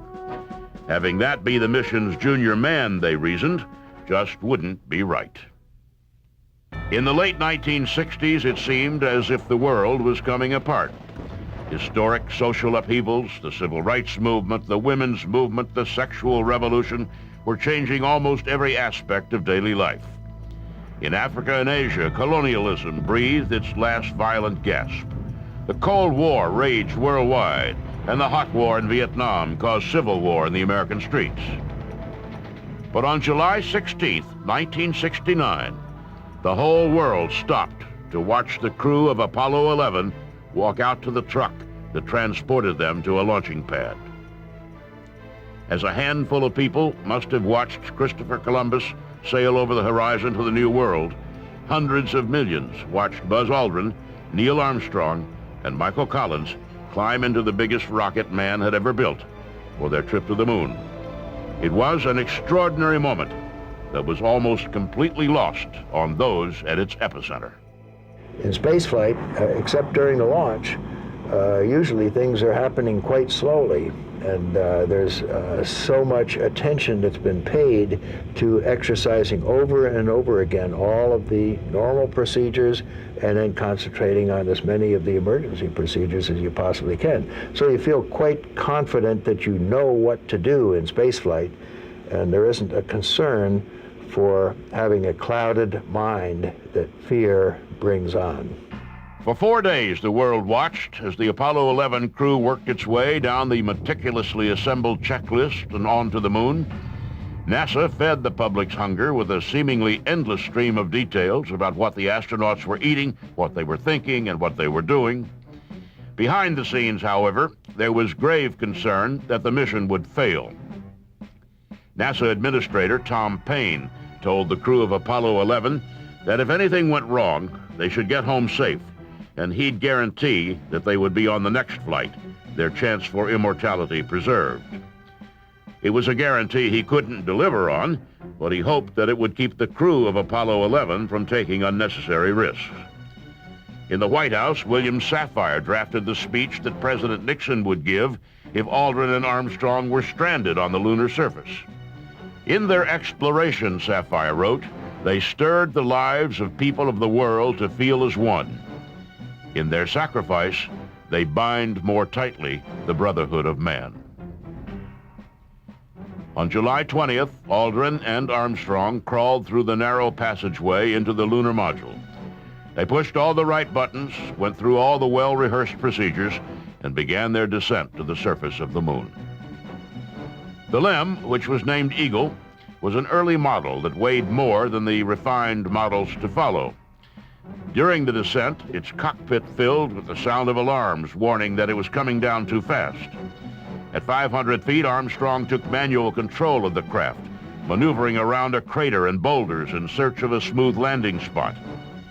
At 100 feet, Aldrin noted that they were down to only 60 seconds of fuel.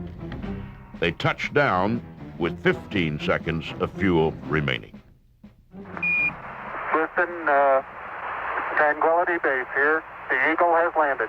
Roger, Tranquility. We copy you on the ground. You got a bunch of guys about to turn blue. We're breathing again. Thanks a lot. While the whole world breathed a sigh of relief, Aldrin and Armstrong continued their checklist. They prepared for an emergency launch. They checked their craft for damage. And Aldrin did something that NASA had approved ahead of time, but had asked that he keep to himself. He served himself communion on the surface of the moon. Some hours later, Aldrin watched as Armstrong descended the ladder to the lunar surface. A few minutes later, Aldrin stepped out into the glaring sunshine. And that's when the fun began. Operating in the 1/6 gravity of the moon, Aldrin bounced back and forth in front of the television camera. He bounced forward and back, jumped and hopped, and did everything a little kid might do. Though it looked to everyone in the world as if he was just playing, to this day, Aldrin insists he was demonstrating different mobility techniques for the scientists at NASA. Aldrin and Armstrong didn't stay long on the surface of the moon. 21 hours after the Eagle landed, it took off again. Aldrin and Armstrong rendezvoused with Michael Collins in the command module, discarded the Eagle, and headed home. By any standard, he was a deserving hero. He had fought and won in aerial combat. He had excelled academically at one of the most demanding institutions of higher learning in the world. He had become an astronaut, and from that outstanding corps was chosen to be on the first lunar mission. He and his fellow crew members executed their mission flawlessly, and upon their return, behaved with grace and dignity. But for Aldrin, always his most demanding critic, being the second man on the moon was somehow not enough. I think this came to a head in many ways in the early 1970s after he returned from the moon.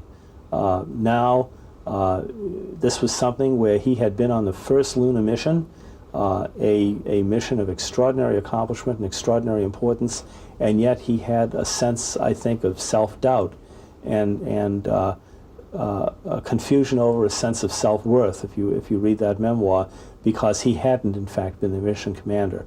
He had been the second man to land on the moon. And that was very unfortunate and very sad. Aldrin is, those who know him agree, still on a quest to prove his worth.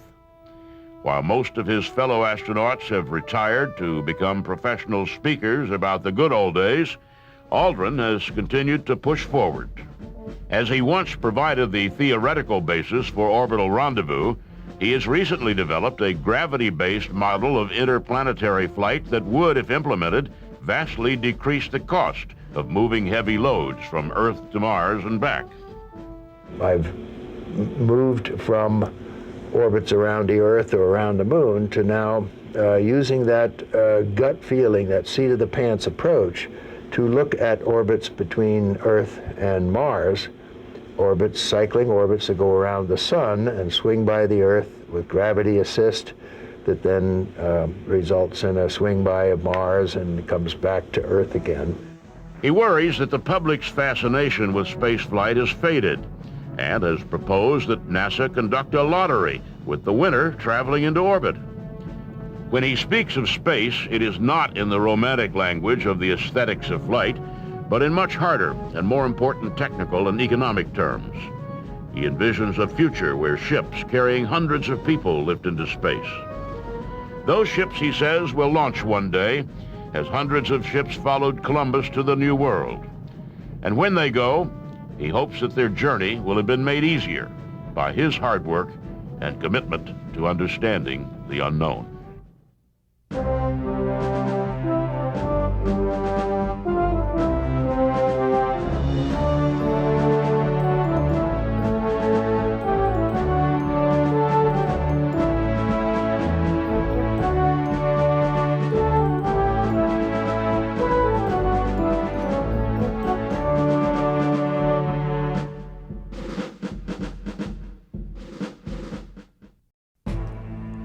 He decided he wanted to design aircraft when he was 12 years old after reading Tom Swift and his airplane. He designed his first plane before he'd ever seen one in person. When he first applied for a job at Lockheed, the company turned him down flat. He got his master's degree in aeronautical engineering and returned and was rewarded for his persistence with an $83 a month job as a tool designer. By the time his career at Lockheed ended 47 years later, he had built the most important aircraft research and design facility in the world. There, in Lockheed's legendary Skunk Works, he and the team he led revolutionized aviation. For 30 years, it was impossible to see a without without seeing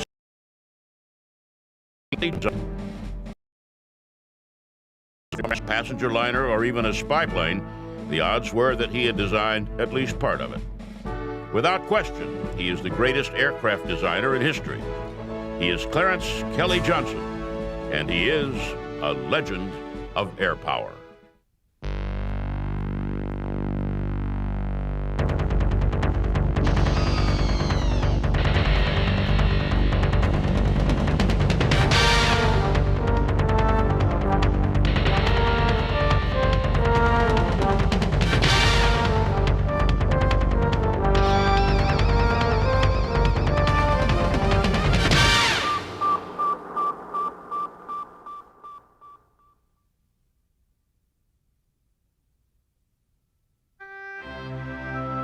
Clarence Kelly Johnson was born in the town of Ishpeming in Michigan's Upper Peninsula on February 27, 1910. The son of Swedish immigrants, he got his Irish nickname from schoolmates after he stood up to the school bully. He had been dealing with some of the kids at the school calling him Clara, since his first name was Clarence. And he finally had his fill of it and decided to take reprisals on one of the bullies. And after he was finished, the kids in the schoolyard decided that he could no longer be a Clara, and instead they were going to find some more appropriate name. And since Irishmen were known at that time for their pugilistic skill, they decided to dub him Kelly. He designed his first airplane, which he called the Merlin Battle Plane, as a 12-year-old, and it won him a prize at school. He knew then that was what he wanted to do with his life. He paid $5 for his first flight, a 3-minute trip in a biplane that ended badly when the plane's engine conked out at 700 feet. When he got older, he worked in construction and in the Buick factory and saved his money. He took his savings to a flight school and asked to be taught to fly. The flight instructor, a cash-strapped barnstormer, refused Johnson's money and told the young man to spend it on college. Johnson enrolled at the University of Michigan just before the stock market crash in 1929 and supported himself washing dishes in fraternity houses. As an assistant in the aeronautical engineering department, he worked with the school's wind tunnel. The school allowed him to rent the tunnel out when it wasn't in use. Johnson charged $35 an hour and helped design a new, streamlined Studebaker model. He graduated in 1932 and tried to enlist in the Army Air Corps, but was refused. He returned to Michigan for his master's degree and, among other things, used the Michigan Wind Tunnel to help design aerodynamic racing cars for the Indianapolis 500.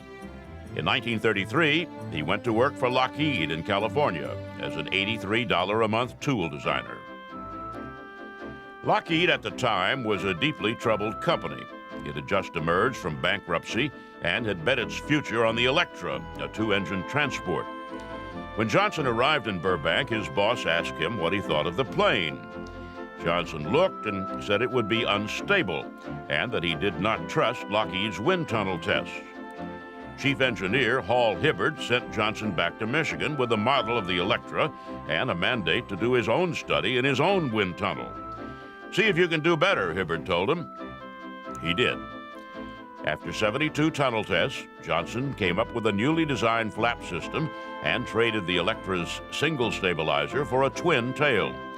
Those changes stabilized the Electra and helped make it one of the most successful airplanes of its time. Johnson returned to Lockheed a full engineer. Assigned as the Model 10 Electra's flight test engineer, he at last started flying on a regular basis. He befriended Amelia Earhart and advised her on several of her missions.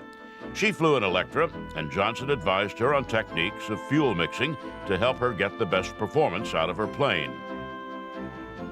He continued to work on updates to the Electra through Electra Model 14, and was soon attracting attention outside of Lockheed. In 1937, he won the Sperry Award for outstanding achievements in aeronautics by a young man. That same year, Congress passed the Neutrality Act. That law was designed to keep the United States out of World War II. At the same time, those in the military had become convinced that American involvement in the war was inevitable. They threw as many of their precious dollars as they could into the design of new equipment. Lockheed won the competition to build a new fighter with a plane designed by Johnson, the XP-38. With 2 engines and a double fuselage, it was an unconventional aircraft that had its share of problems. In particular, its high speed and tight maneuvering sometimes created forces so great that they shattered the plane in midair. Once again, Johnson went back to his wind tunnel, and after making a few changes to the plane's design, it passed Army Air Corps muster and was ordered into limited production. Johnson, the designer, was 27 years old. In the late 1930s, Lockheed came back from bankruptcy largely on the strength of its commercial aircraft. The Electra in particular had built a profitable customer base. But if Lockheed was going to grow, it was going to have to build a successful military aircraft business. The P-38 was a start, though when the Army Air Force first awarded the contract, no one knew how many thousands of planes would eventually be built. In 1938, with Europe on the brink of war, the British sent a purchasing commission to the United States in search of military aircraft, particularly a long-distance coastal patrol bomber that could be used to hunt submarines. The commission, scheduled to visit several aircraft manufacturers, did not originally intend to visit Lockheed. Their schedule changed at the last minute, and Lockheed was invited to make a presentation, with only 5 days to prepare. During the 5 days of preparation for the Brits, Johnson showed what he was destined to become famous for: the ability to make something entirely new out of existing components, and to manage a project to completion with a ruthless eye to the deadline. He himself lived by the credo, be quick, be quiet, be on time. He was somebody who believed very much in getting good people and giving them the ability to do what they do best. He also believed in minimizing the number of people working on any one project. In only 5 days, Johnson and his crew not only redesigned the Electra to fit the needs of the Royal Air Force, they also built from scratch a full-scale wooden model of the plane, a civilian transport converted into a medium bomber. The Brits were amazed. They were so impressed by Johnson and his crew, they invited Lockheed executives to England to confer with the Air Ministry. Johnson went along. At the meetings, the British changed the design specifications, necessitating a complete redesign of the aircraft. Johnson locked himself in a London hotel room and in only 72 hours completed the engineering drawings. The British were, once again, amazed, and Lockheed got the contract. But not before the British expressed their hesitancy about working with an engineer as young and inexperienced as the 28-year-old Johnson. Lockheed reassured the Air Minister, who ordered 200 of what became known as the Hudson bomber. It was the largest single order of aircraft ever received by an American manufacturer. And upon the party's return to the United States, Lockheed promoted Johnson to chief engineer. In 1939, the Congress significantly increased the defense budget, and P-38 started rolling off the line in record numbers. During this period, Johnson truly mastered the art of manufacturing, streamlining production processes, and developing an entirely new job, the program manager. Now a staple of manufacturing, the program manager is a person far down the chain of command who has working control of a project. If that all seems a bit heavy on the business administration in a discussion of aircraft, consider this. Johnson believed that outstanding aircraft designed and manufactured quickly were inevitably the product of a single visionary. That visionary was usually, of course, Johnson. He was not someone who believed in development via committee. He was also somebody who hated lengthy reports and normally limited any report that was sent to him to 20 pages. He believed in brevity, he believed in clarity, and he believed in giving people the tools necessary to get the job done. In 1943, Lockheed put Johnson in charge of advanced products research, setting him up on a plot of land on the outskirts of Burbank, California. Johnson called his new kingdom the Skunk Works, after the still in a cartoon strip, Little Abner, that was responsible for the making of a mysterious and powerful brew called Skunk Works. In the Little Abner cartoon, there was a potent, known as Kickapoo joy juice was made at Skunk Works, as it was called in the comic strip, through a variety of things that were thrown into a giant mixture, among them skunks, old shoes, and things like that. And the nickname was applied to the Lockheed operation because, indeed, it was a mystery elixir. Nobody was quite sure what was going on in there, but they knew that a lot of things were being thrown into it and that Kelly Johnson was pulling a lot of people from various locations in order to create something interesting. The job of the Skunk Works was to quickly, cheaply, and secretly develop advanced aircraft that could help win the war. Its first assignment was the P-80 Shooting Star, the first American jet. Intelligence had determined the Germans were far along in their development of jets, and the not-so-secret fear of the Army Air Force was that the Nazis would deploy their jets in large numbers before the war in Europe had ended. The effect on the Allied bombing campaign would have been horrendous. The Allies' propeller-driven fighters would have been almost useless against a jet-powered fighter. Kelly Johnson, in his efforts to oversee those operations, would pull people from other projects and would go about trying to get a minimum number of the very best people and put them on the project, give them minimal supervision, but let them trust them to be able to do the jobs that they're chosen to do. After setting up the Skunk Works and recruiting his team, Johnson went to work on the P-80. Lockheed's contract with the Army Air Force gave him an incredibly short schedule, 180 days. Johnson went on a binge of designing and set his team to work on various critical paths and had the prototype ready for testing 37 days ahead of schedule. In 5 months, Lockheed had designed and built the first American jet. They hauled it from Burbank to Muroc Air Base in the California desert for testing. Fearful that there might be spies in the surrounding hills, they disguised the jet during transport with a plywood propeller. Johnson said years later that when he rolled out a new plane for testing, there was only one thing he thought about: what have I forgotten? In the case of the P-80, despite the short design and construction cycle, he hadn't forgotten much. It was a beautiful aircraft, faster and more agile than anything in the American arsenal. The war ended before it saw combat, but it evolved into the T-33, one of the best and longest-lived jet trainers in history. When the war ended, however, there were those who questioned whether the Skunk Works had a role to fill. After World War I, the business of aviation had shrunk almost to non-existent. After World War II, many people expected that it would again. But there were two basic differences between the ends of the wars. First, the United States was engaged in the world after World War II in a way it wasn't after World War I. No one could reasonably expect the world's only nuclear power to go back into hibernation. And second, before the war ended, it became clear that the post-war world would require a strong and ready military. Because on the day the Japanese surrendered, the world separated into two groups of allies: those in the communist East under the control of Joseph Stalin, and those in the democratic West. World War II was over, but the Cold War was just beginning. Kelly Johnson and the Skunk Works were just about to become the most important aircraft developers in the world.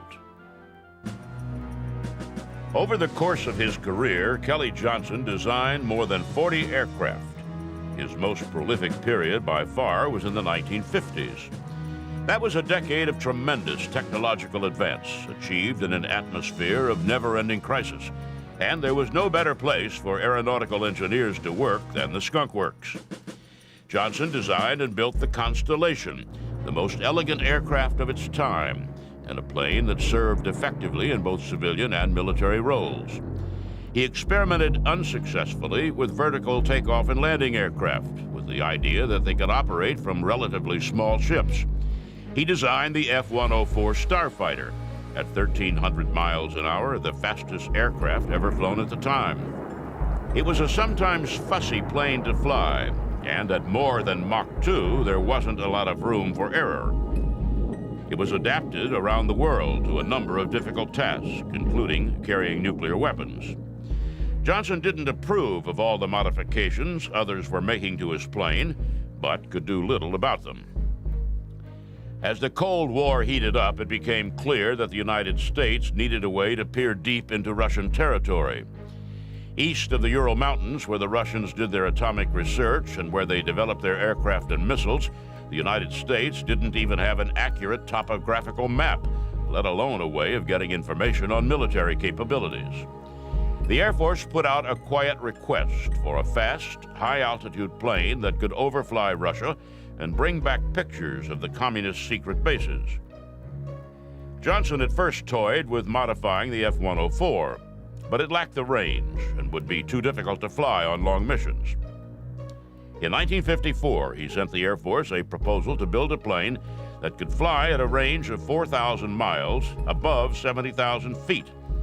It would be slower than the Air Force had hoped, but at that altitude would be high above Russian air defenses.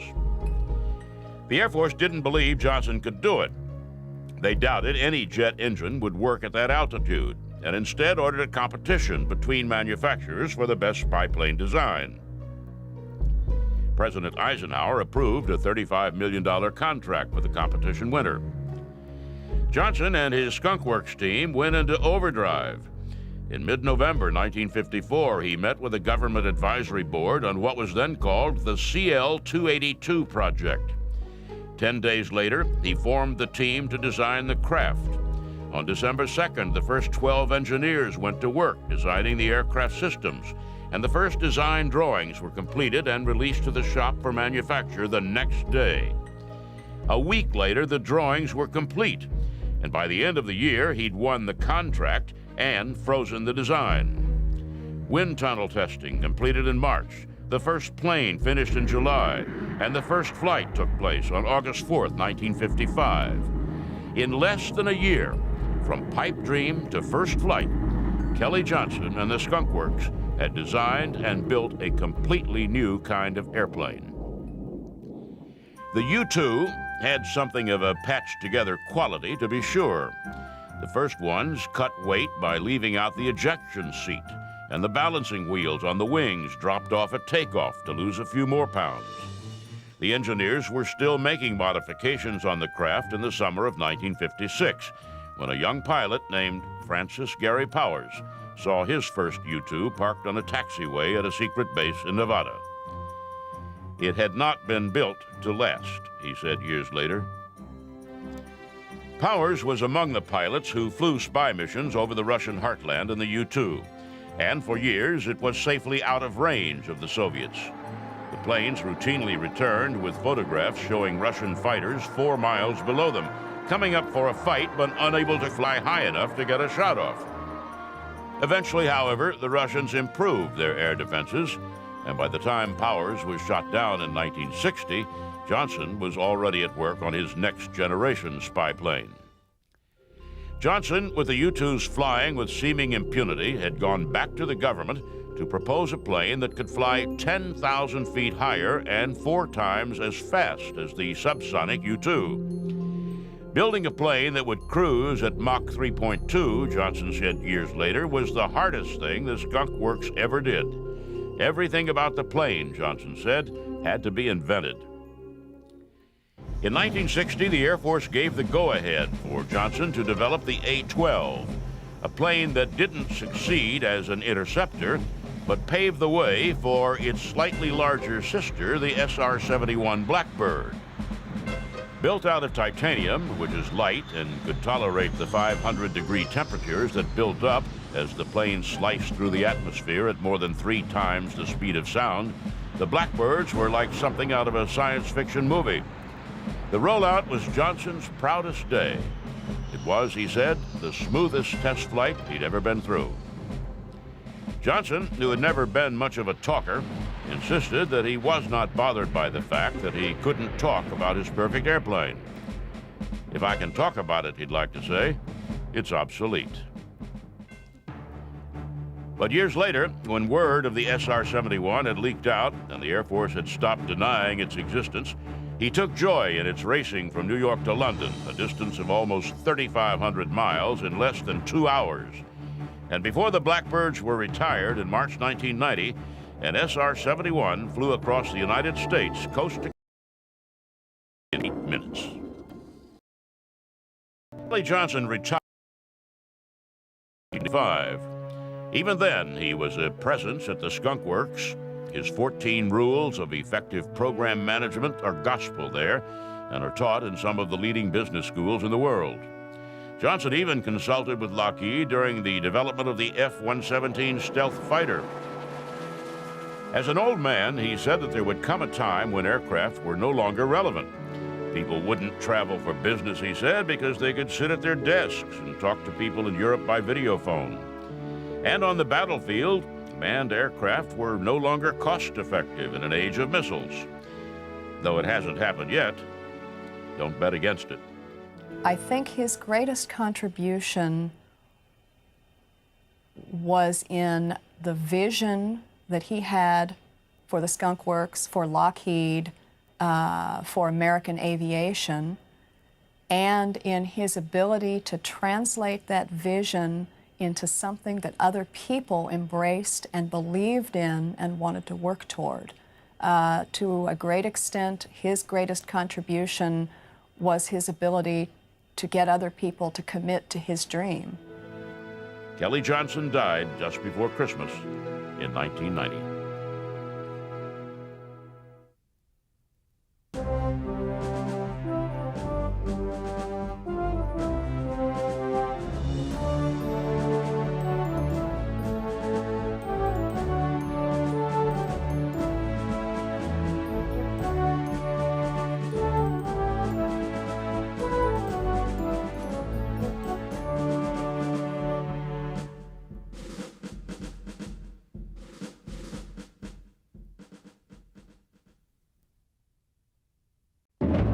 He was a kid from Central Florida who dreamed of becoming a pilot and grew up to be one of the best the United States ever produced. But he also traveled secretly with the highest level diplomats in the world, drove the getaway car when Americans fled the Nazi advance through Russia, and without orders, set up a critical Lend-Lease supply line in the Middle East. He took to the air to thwart the Japanese in China and helped invent a type of aircraft-based commando operation that changed the way war is fought. He is John Richardson Allison, and he is a legend of air power.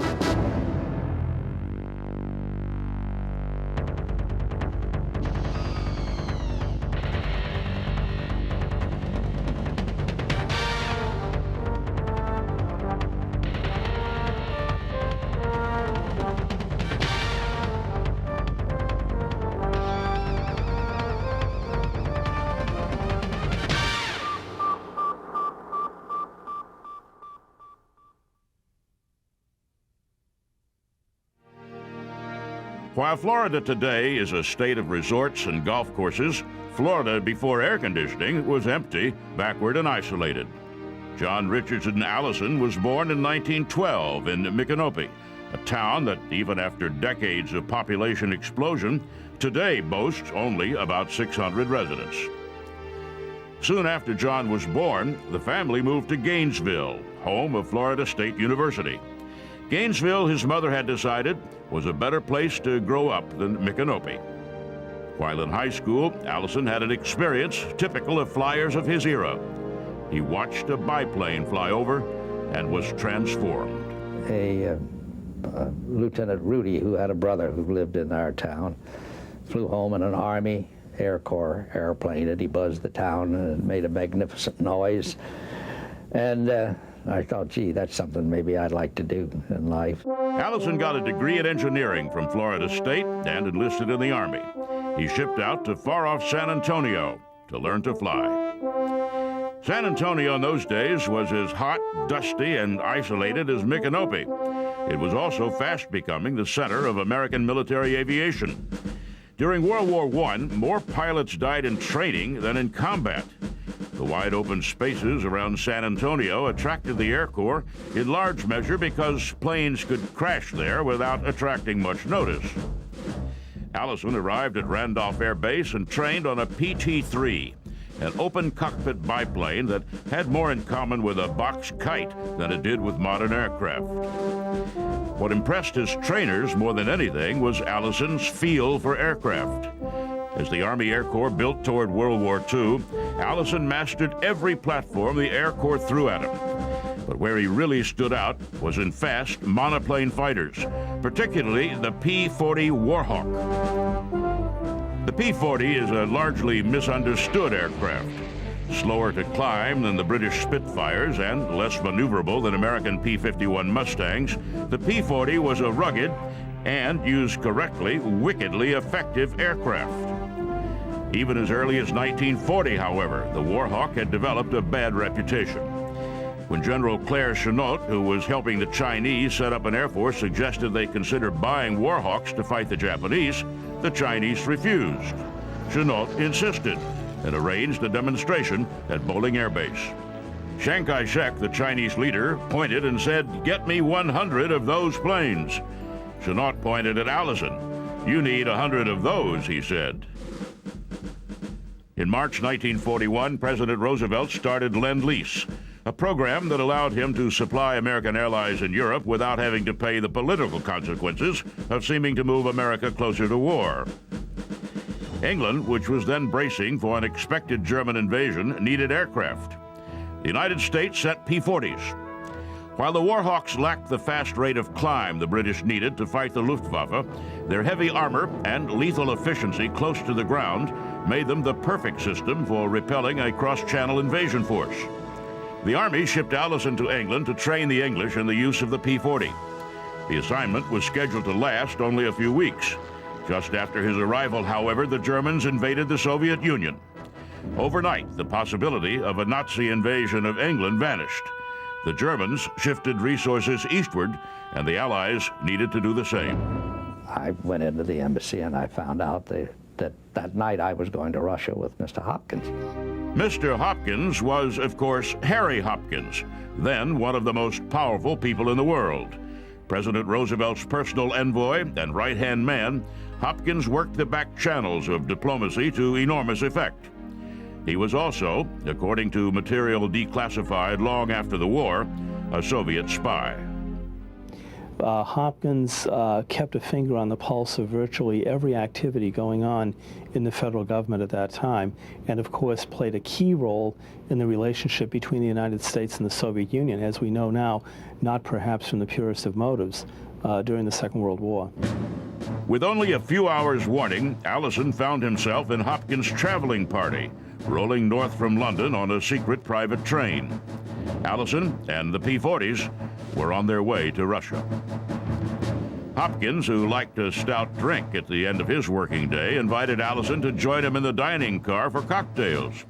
Allison, who did not drink, declined Hopkins' offer of whiskey, opting instead for a tall glass of lemonade.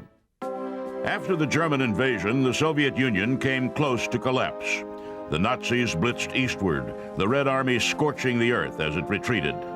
Russian agriculture and industry lay in ruins. The Soviets, if they were going to sustain the fight, needed help. Allison flew to Russia with envoy Harry Hopkins in a Catalina flying boat, a long journey that arced far north of the Arctic Circle to stay out of range of German fighters. The P-40s Allison had been minding in England followed close behind, traveling by ship. Hopkins left Allison in Moscow as an observer. Though the Russians fighting for their national life were glad to have the aircraft, they did not show their gratitude in the way they treated Allison. One of the few American military observers in Moscow, the Soviets allowed Allison to see precious little. When you look at that, you see that they recognized that they were going to have to work with us for the length of the war, but anything beyond that point, they definitely had a vision of us as a rival that they would have to subvert and undermine. And undermine they did.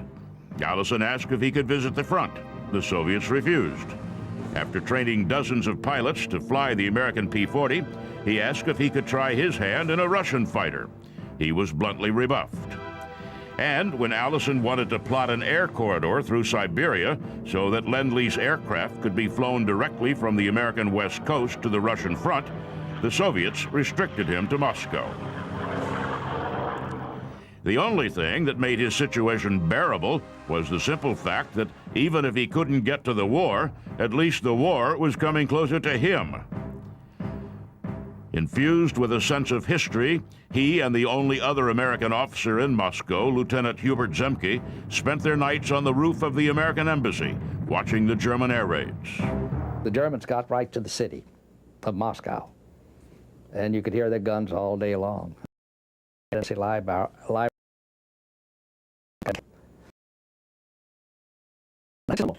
This man wrote it all down, and whose guns are those that I hear out there right now? They were Hitler's guns.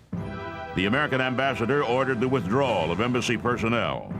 Allison drove a car full of terrified diplomats from the embassy to an isolated railhead. From there, the Americans moved east by train to the relative safety of Kubyshev on the Volga River. The Russians were also moving their factories and the workers. And if we were uncomfortable, it was just sad to see the discomfort that the factory workers had to put up with. They were being moved in boxcars, and their factory equipment was all on flat cars, and we'd sit there and watch the trains go by. Once again, remote from the war, Allison had no way of knowing what it was he was supposed to be doing. He could neither observe nor train, and heard only bits and pieces of news about what was going on around the world. It was in Kubyshev that he learned that Pearl Harbor had been bombed. Awakened by a diplomatic envoy, Allison and Zemke marveled at the fact that the United States was finally at war, and that they were farther away from it than just about anyone else on Earth. As their country mobilized, they went back to sleep. There was nothing they could do. So we were requesting to go home, and but the War Department insisted they had to have an observer there. And finally they said, well, one of the two could come home. Zemke was married. Allison was not. Zemke went home. Allison stayed on, trying to convince Stalin and the Soviets to let him do his job. The Russians were immovable. The Army dispatched Lieutenant Colonel Townsend Griffiths to sort things out, and after 10 days, he threw up his arms in frustration and announced basically that the Russians were crazy. With official sanction of the futility of his mission, Allison asked Griffiths to take him with him when he left the country. Griffiths agreed. He says, I'm here with General Marshall's authority. You can go with me. So I turned to my boss, Colonel Michaela, who's sitting there, and I look at him and I say, Mike, I said, I'm leaving my post in wartime. What about it? And he laughs and he says, John, I'll never prefer charges. Griffiths said he would get Allison to London, where the flyer could contact Washington and request a combat assignment. Their first stop along the way was in Baku, a town that made north-central Florida seem cosmopolitan. I never forget, Colonel Griffiths had a bottle, unopened bottle of Johnny Walker, red label, not black label, red label. And I was just shivering because I was so cold. He says, John, a drink will help you. And I said, well, I'm not a drinking man, but I turned that bottle up, and nothing, I hadn't tasted anything so good in a long time. The next day, the two men flew to Tehran. There, Griffiths had a change of heart. It would be easier, he said, if Allison waited in Tehran. Griffiths would go on to London alone, contact the War Department, and send word to Allison what he was to do. Allison was stranded again, without orders, money, or a uniform. The largest war in the history of mankind was breaking out all over, and no matter how hard Allison tried, the best P-40 pilot in the world couldn't get to it. Once again, however, the war was on its way to him. To avoid the treacherous waters of the North Atlantic, cargo destined for the Soviet Union shipped south to Africa, through the Mediterranean and the Suez Canal to the Persian Gulf. From there, supplies moved by land to the Russian front. The Russians took possession of supplies in Tehran, transporting them by rail and air northward. But there were, at the time, no American officials in the capital of Persia. The only American presence in the region was a battalion of engineers building a rail line from the Persian Gulf port of Basra to Tehran. Impatient, Allison went south to report for duty. I said, Colonel, I'm Captain Allison, and I'm going to be here probably for a week. Can you put me up? And I said, and I wasn't in uniform. I was in civilian clothes. And he said, "You're Captain?" I said, "Yes, Army Air Corps." And he says, "Are you really an Army Air Corps captain?" So I produced my identification. I showed it to him. Basra had little military significance. Aside from the engineers, the only military force there was an RAF unit shuttling British light bombers to the Russians. Allison volunteered to help, processing the bombers northward and handing them over to the Russians. One day, a lone American B-25 Mitchell flew overhead and landed at the airport. Convinced that his orders had arrived, Allison went out to meet it. There was a retired Pan Am captain standing there in front of it. And I drove up to him in my Jeep and I said, "Sir, is there anything I can do?" And by this I had on khakis, but I also had on my Air Force insignia. And I said, "Is there anything I can do to help you?" And he said, "Sign for this airplane." And I said, "What do you mean sign for the airplane?" He said, "I was told to deliver it to the Army Air Corps right here in Basra, Iraq." And I said, "There's no Army Air Corps here." And he said, "Well, you're an Army Air Corps officer, aren't you?" And I said, "Yes, sir, I am." Allison was, though there wasn't a soul in the Air Corps who seemed to have any idea where he was. After a few minutes of consideration, he signed for the plane. The retired Pan Am pilot took him up to show him how to fly it.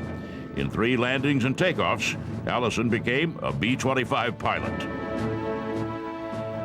The B-25 turned out to be the first of several hundred coming from the United States for shipment to the Soviets. Soon after the arrival of that first craft, others started landing. Allison, the only officer of the Army Air Force in Basra, shanghaied 2 sergeants, a couple of RAF mechanics, and a few willing locals, and started what amounted to an Air Force of his very own. Because he well understood the Soviets' desperation, he moved the bombers to Tehran and started handing them over. It must have been 6 weeks or more when a delegation from Washington was coming through, and they spent the night with us. And I asked them, I said they were high-ranking, they were on their way out on an inspection trip to India and China. And I asked them, I said, "Have any of you heard anything about Colonel Griffiths?" And they said, "Yeah, he's dead." Griffiths never made it to London. The British mistook his plane for the enemy and shot it down as it entered English airspace. And I said, "Well, there, but for the grace of God goes I, because I would have been on that airplane if he hadn't had second thoughts and said, in Tehran, said, 'Get off.'" No one in the Air Force had any idea where Allison was or what he was doing. There was, after all, a war going on, and the misplacement of a single officer was really no big deal. So, with no orders, no pay, and a borrowed uniform, Allison set up a logistics operation that got Russia the aid that it needed. His orders didn't come through until June 1942. Report, the order said, to China. Allison got in one of his bootleg B-25s and headed across India toward the war. The first American Air Force to see combat in World War II was the American Volunteer Group in China. Famed as the Flying Tigers, the AVG was an unofficially sanctioned group formed to keep the Japanese from taking over China. The members of the American Volunteer Group were drawn from all American services. There were American pilots there who were formerly with the Marine Corps or the U.S. Navy or the U.S. Army Air Corps. But they were all there for one purpose, and that was to help China fend off these tremendously destructive Japanese bombing raids that were taking thousands and thousands of lives of Chinese citizens. When the United States entered the war, the Army Air Force formally absorbed the American Volunteer Group. John Allison reported to the 75th Fighter Squadron, formed out of an AVG unit under the command of Claire Chennault. Like the RAF during the Battle of Britain, the badly outnumbered AVG depended heavily on a system of forward observers who reported the movement of enemy aircraft. To thwart the American fighters, the Japanese flew their bombing missions at night, arriving like clockwork each night to bomb the airbase. By day, the Chinese could fly their daylight mission. The British used to operate to shield the exhausts of their bombers. Just arrived in the combat zone, John Allison suggested that fighters flying at night might be able to see the pale blue flames spewing from the Japanese exhausts. He recruited a friend to go up with him to find out. Circling over the airport as the Japanese attackers came in, Allison, who had tried so hard and so long to get into combat, found himself finally in the thick of battle. In fact, he found himself right in the middle of a formation of Japanese bombers. And of course, they put their machine guns on me. And before I could pull the trigger, they started to hit me. They started right at the front of the airplane and came right down, rounds going through the cockpit. I'm sitting there, one goes through my parachute, one hits me in the left arm, and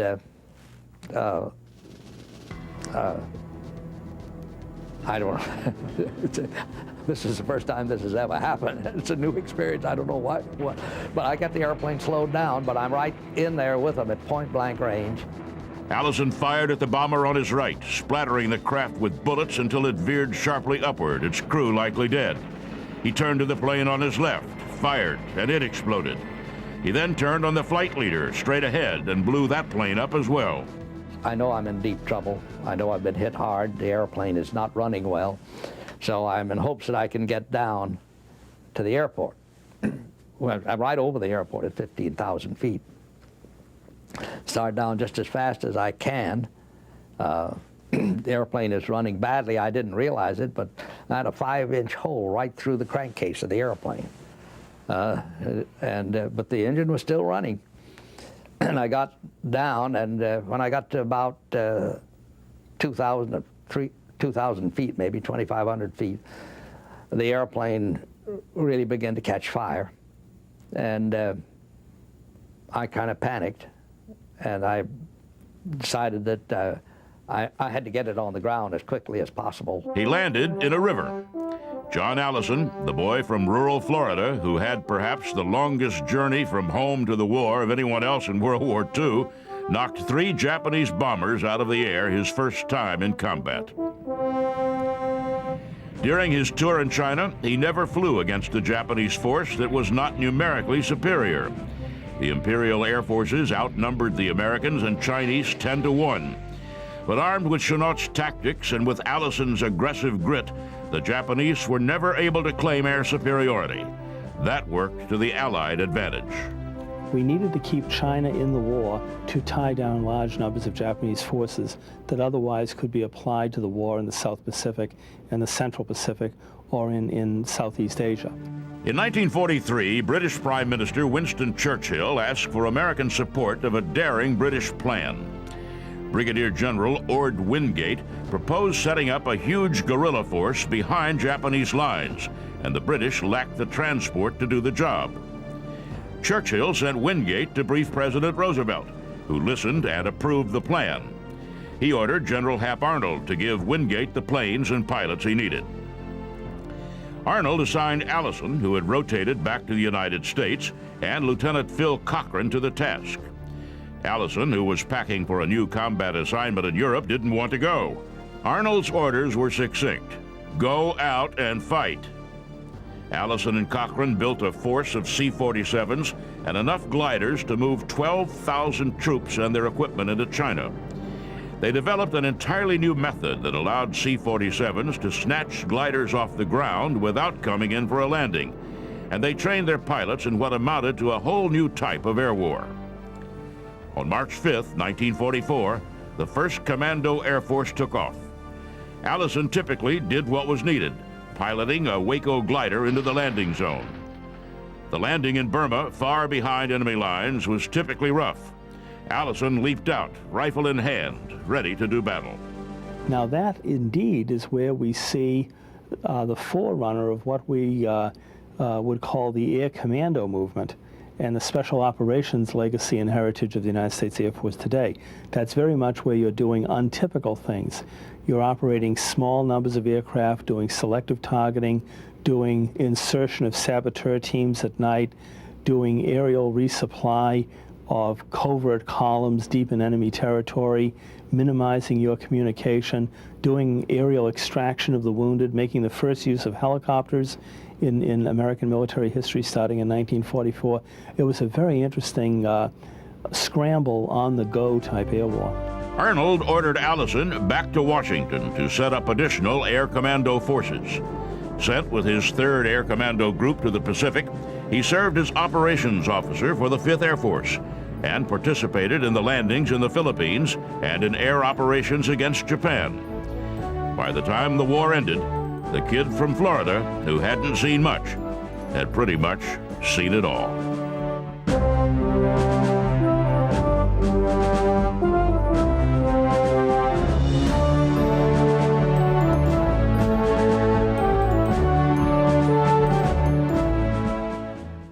He was a methodical and careful flyer who bristled at his own reputation for taking risks. By redefining the capabilities of aircraft, he became a celebrity on a scale never known before and had to go almost literally to the ends of the earth to get away from the paparazzi. He was a beloved symbol of American ingenuity and bravery, but during World War II was refused induction into the Army Air Corps at the direct order of the President of the United States. He was Charles Lindbergh, and he is a legend of air power.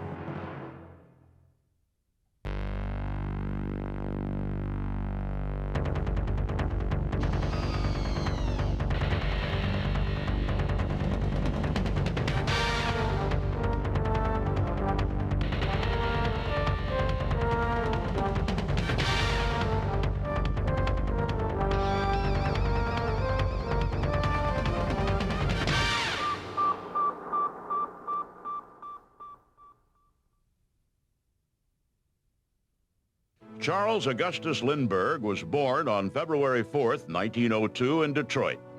He was the son of Evangeline Lodge and Charles Augustus Lindbergh Sr., a farmer who was elected to Congress in 1906. Lindbergh Sr. was an isolationist who believed staunchly that foreign entanglements served only the wealthy and powerful.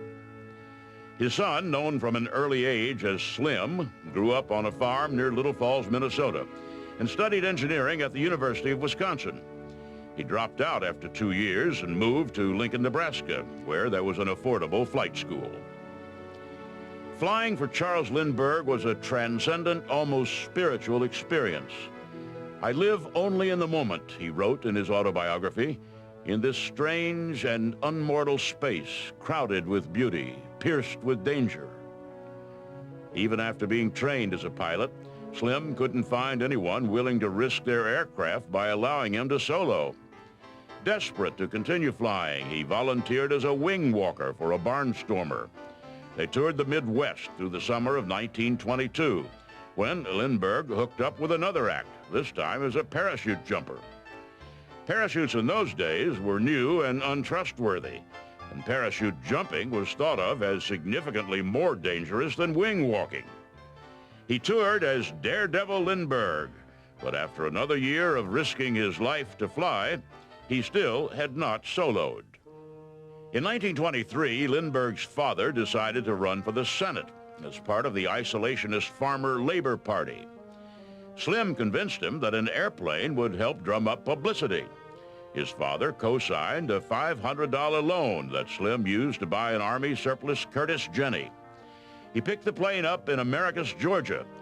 Taxiing around the airport, getting the feel of the controls, Slim gave the engine too much gas and accidentally took off.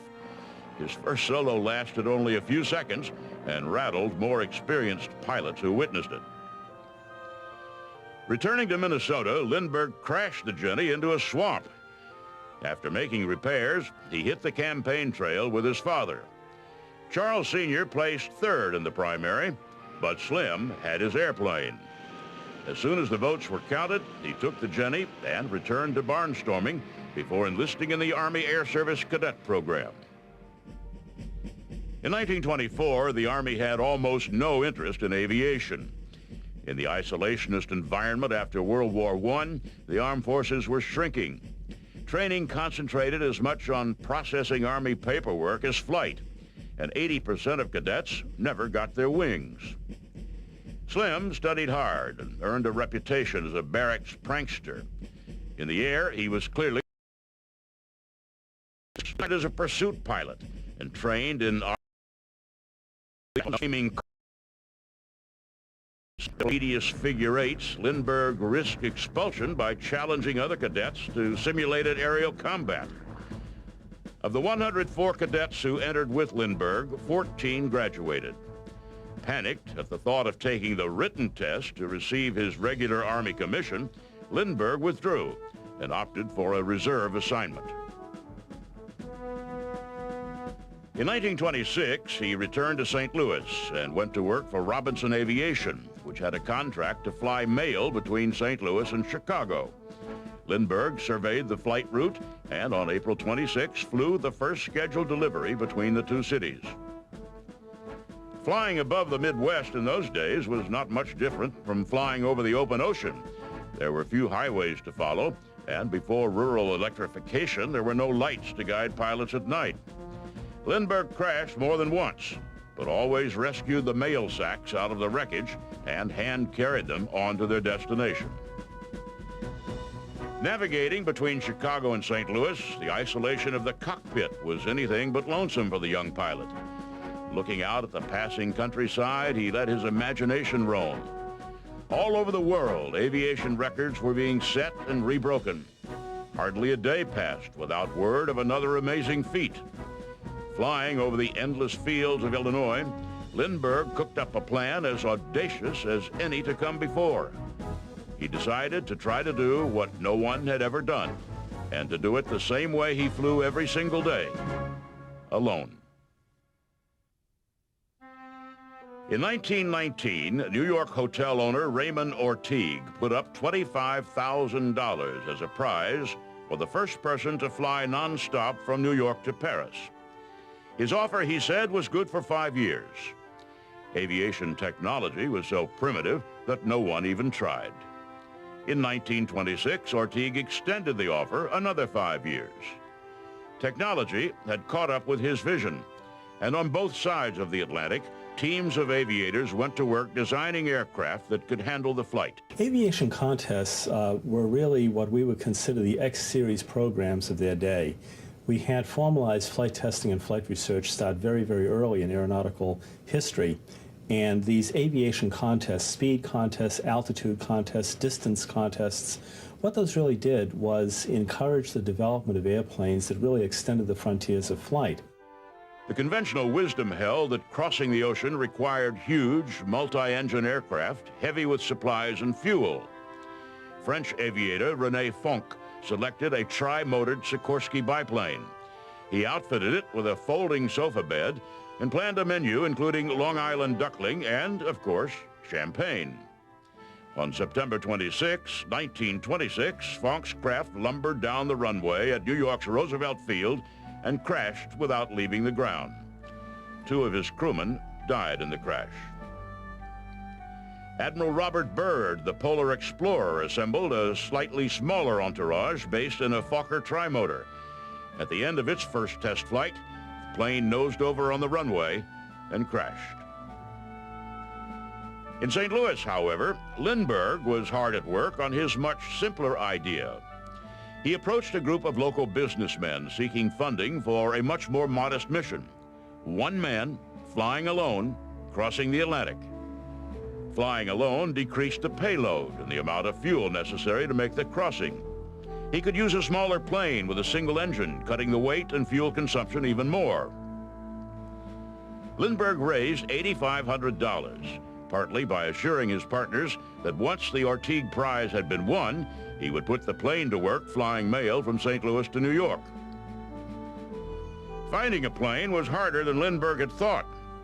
Manufacturers of suitable aircraft declined to bet their reputations on an unknown pilot with an apparent death wish. Fokker wouldn't even consider it. A negotiation with Belanca fell through when management demanded the right to name its own pilot. Lindbergh was about to give up when he received word that Ryan Aircraft was interested. Lindbergh, fully aware that others were planning their flights to Paris, gave Ryan 24 hours to design a plane that suited his needs. The Ryan Company, which was a very forward-thinking company, did a superb job integrating appropriate technology into that airplane. They took the radial piston engine, which was a major American development in the 1920s, the highly reliable radial piston engine. They took advanced structural techniques and construction. They took advanced instrumentation that was available. They adopted the streamlined monoplane configuration to get maximum range and reduce drag, and put this all together in a very nice package, and that, of course, was the Spirit of St. Louis. On April 28th, 60 days after Lindbergh placed the order with Ryan, the newly christened Spirit of St. Louis took off for its first test flight. It had a wingspan of 46 feet and weighed, when empty, 2,150 pounds. The engine was a Wright J5C Whirlaway, one of the most trustworthy power plants in the world. A huge fuel tank filled the space between the engine and the cockpit, blocking the pilot's view, but giving the plane a 4,000-mile range. Lindbergh flew from San Diego to New York following a Rand-McNally road atlas. In the process, he set a transcontinental speed record of 21 hours and 45 minutes. Though the press assumed that one of the bigger name flyers preparing to cross the ocean would win the Orteig Prize, the public latched on to Lindbergh as soon as he arrived in New York. He was thin and photogenic and single. The Wright Company, which had refused to supply him an aircraft, outfitted him instead with a publicist who kept the newspapers interested. Reporters inundated him with irrelevant questions about his favorite pie and his preference in women. The New York Times paid $5,000 for exclusive rights to his story. On the morning of May 20th, 1927, Lindbergh posed for a few pictures, looking distracted and impatient. He had not slept the night before. He climbed into the cockpit. His only provisions, a couple of canteens of water and 5 sandwiches he'd bought the night before at a diner. With 2,700 pounds of fuel in a 2,100-pound plane, it seemed a miracle the plane lifted off at all. At least one member of Lindbergh's crew sobbed that Slim would never be seen alive again. What's interesting about Lindbergh is that Lindbergh is far more than the popular image of him at the time. At the time, people called him Lucky Lindy, some called him the Lone Eagle, some even called him the Flying Fool. He was really none of those things. He made his own luck. He understood exactly what the requirements were for that mission. He plotted it, he planned it, he undertook it with tremendous deliberation and with a tremendous appreciation of his strengths, his weaknesses, and the strengths and weaknesses of the airplane and every other part of that system that came together. 33 and a half hours after he left New York, Lindbergh circled over Paris. Alerted when he passed over the Irish coast 6 hours earlier, the French thronged to the airport to see him arrive. More than 100,000 people waited on the floodlit field as the Spirit of St. Louis touched down. There are several versions of what Lindbergh first said when the crowd reached his plane. The newspapers variously reported his first words as, "I'm Charles Lindbergh," and "Is this Paris?" According to Lindbergh, his first words were, "Are there any mechanics here? And does anybody here speak English?" With the astronauts in the 1960s, you had at least a year or two of build-up to get used to the idea of one of these 7 individuals being the first American in space. Whereas in the case of Lindbergh, he blows in from the West Coast. 2 days later, he takes off across the North Atlantic, and 3 days after that, he's a world hero. You know, he was a man literally of about 2 weeks, from being a nothing to all of a sudden being an extraordinary celebrity at a level of public recognition and awareness that we really can't even imagine today. Lindbergh returned to the United States on the American warship Memphis. While at sea, he had no idea of the frenzy building around his arrival. Everyone wanted to meet him. There was a new dance craze, the Lindy Hop, named in his honor. The post office was issuing an airmail stamp with his image on it. Congress had created a new medal, Distinguished Flying Cross, so they could honor him in a way no one else had ever been honored. It was like nothing that had ever come before. There were new mass media, radio, and newsreels hungering for heroes and real-life cliffhangers, fighting fiercely to retain the public's attention. Aviators were natural subjects. Every year, airplanes farther. There were a real risk of sudden death. Into that highly charged atmosphere stepped Charles Lindbergh, a matinee cowboy of the sky. Tall, photogenic, modest, he was the real deal in a world of artifice, and everyone wanted a piece of him. I think the appeal is the appeal of anything that is new and radically different that is going to transform society. And if we really think about what aviation meant to people like Lindbergh, after the beginning of the 20th century, here we had a subject and a field of inquiry that was going to radically transform everything. He came home and was at the center of attention no matter where he went. People listened raptly to everything he said, despite the fact that the shy flyer had little profound to say.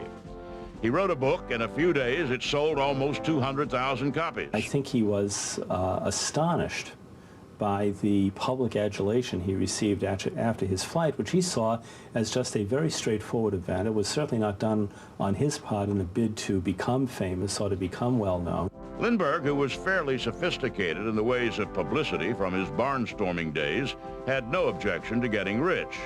He played the publicity game effectively, but what he really wanted was to return to flight. He considered attempting the Pacific, but no corporation would underwrite anything that put him at risk. So he took the spirit of St. Louis on a national tour, and everywhere he went, the crowds and the microphones awaited him. Sometimes there were so many people at the airport, there was no place for him to land. On a goodwill trip to Mexico, he met Anne Morrow, the daughter of the American ambassador and a student at Smith College. Though he said nothing at the time, he noted years later that he was smitten with her from the first.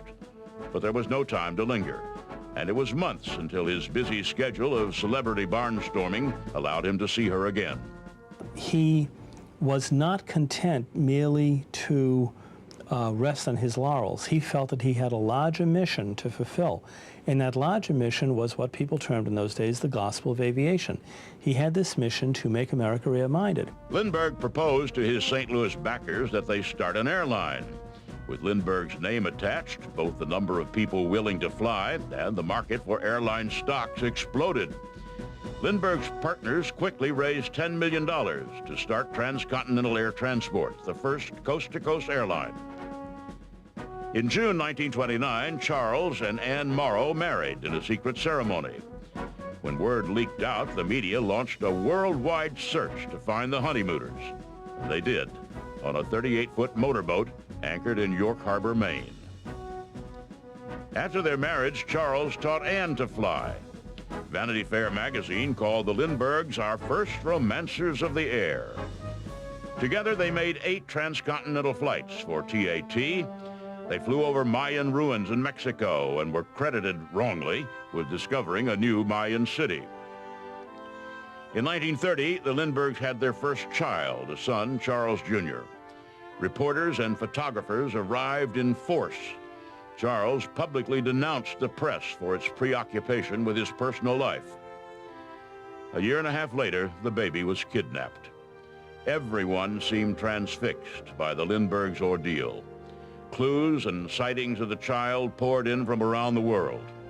When police found the child dead only a few miles from the Lindbergh home, press photographers bribed a mortician to allow them to take pictures of the badly decomposed body. From that point on, Charles Lindbergh and his wife draw increasingly into a shell, and it involves, understandably, some very great bitterness. Offended that their private grief had become a public spectacle, they moved to Europe. It is a measure of their disgust with the United States that Europe seemed to them a refuge. I think they were particularly upset by the way they had been treated by the media at that time, and that resulted in Lindbergh from that point on always having a very distant, cold relationship toward the media. They felt so exploited and abused that it was the cause, really, for them leaving the United States. In retrospect, it was a continent ready to explode. In the Soviet Union, Joseph Stalin set his sights on world domination. In Germany, the newly installed Nazi regime had abandoned the limits set by the armistice of World War I and was building the strongest military force in the world. In 1936, General Hermann Goering invited Lindbergh to inspect Germany's expanding air force.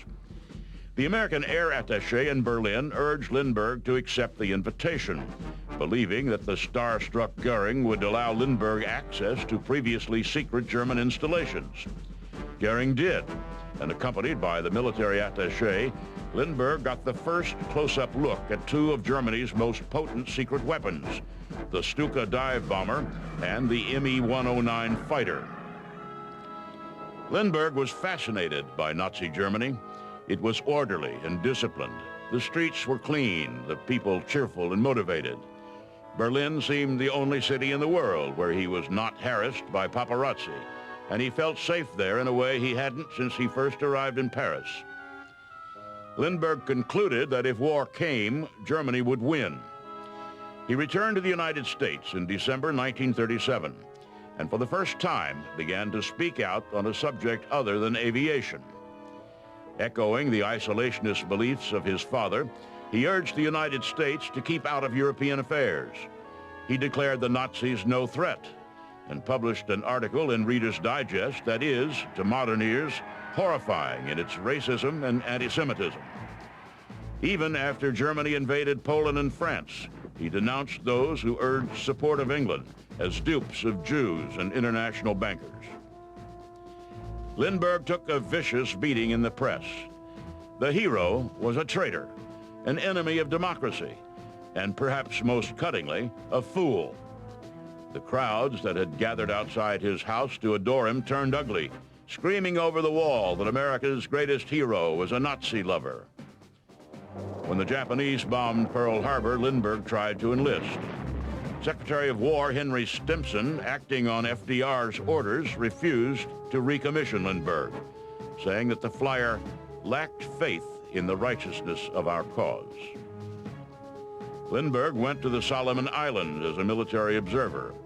He had a Corsair at his disposal and joined in combat patrols over Rabaul. The other pilots loved flying with a celebrity, and no one complained. He moved on to New Guinea and flew more missions, this time in a P-38. He taught the other pilots a few fuel-saving tricks he'd learned barnstorming, and he shot down a Japanese fighter. When word reached Washington that America's most famous pilot was dogfighting without authorization, the War Department grounded him. Imprisoned by his own fame, he receded from public view. After the war, President Eisenhower reinstated his commission in the Air Force Reserve. He traveled and wrote and spent time with his children. He consulted on aviation projects, including the development of the first civilian jets. The receding hairline and paunch of advancing age became a kind of disguise for him. He was no longer slim, instantly recognizable as the Lone Eagle. The world, thankfully, had passed him by.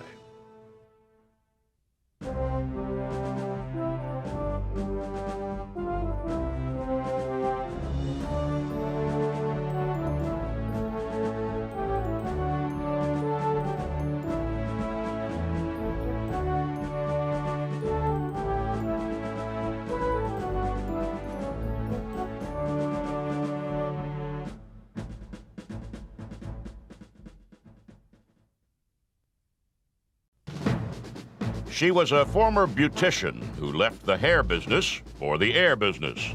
She was the first woman to win the Los Angeles to Cleveland Bendix race, and the first person, male or female, to fly the route nonstop. When the Germans invaded Poland, she asked First Lady Eleanor Roosevelt to help her get permission to train women to fly combat support.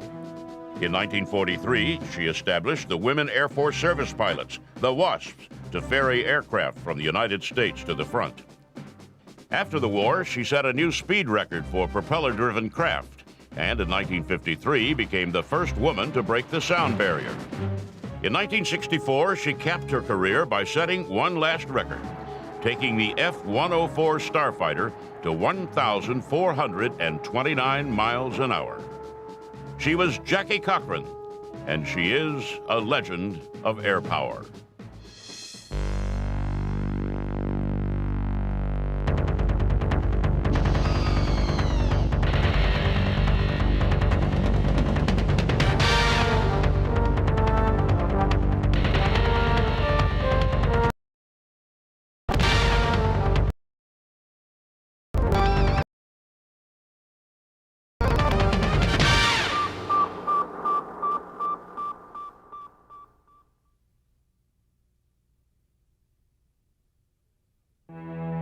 No one knows exactly when Jackie Cochran was born or even where. But in 1906, give or take a year, the woman who would become one of the greatest female aviators of the 20th century was born Bessie Mae Pittman somewhere in Florida. She was raised by foster parents, and though she didn't have shoes until she was 8 years old, she seemed instilled with a belief in her own destiny. She, in many ways during that time, invented a life for herself. She would spend a lot of time alone. She would spend a lot of time dreaming about what she was going to do.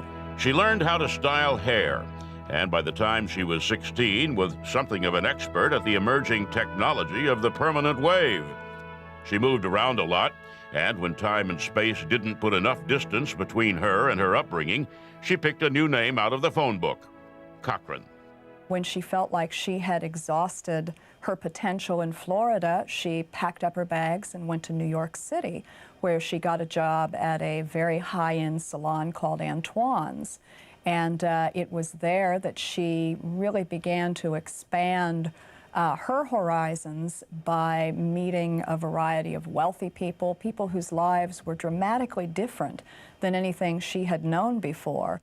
She arrived in New York in 1929, just in time for the stock market crash. No matter, it was the big city, and she was part of a world she had barely imagined. And the unemployed in the street did little to dampen her enthusiasm. She became such a favorite of many of the society ladies that they would ask her to travel with them to Miami when they wintered over. And so she would travel to Miami with them and do their hair down there, and frequently she was invited to dinners and parties. A real-life Cinderella, Cochran met her prince at one of those parties, Floyd Odlum.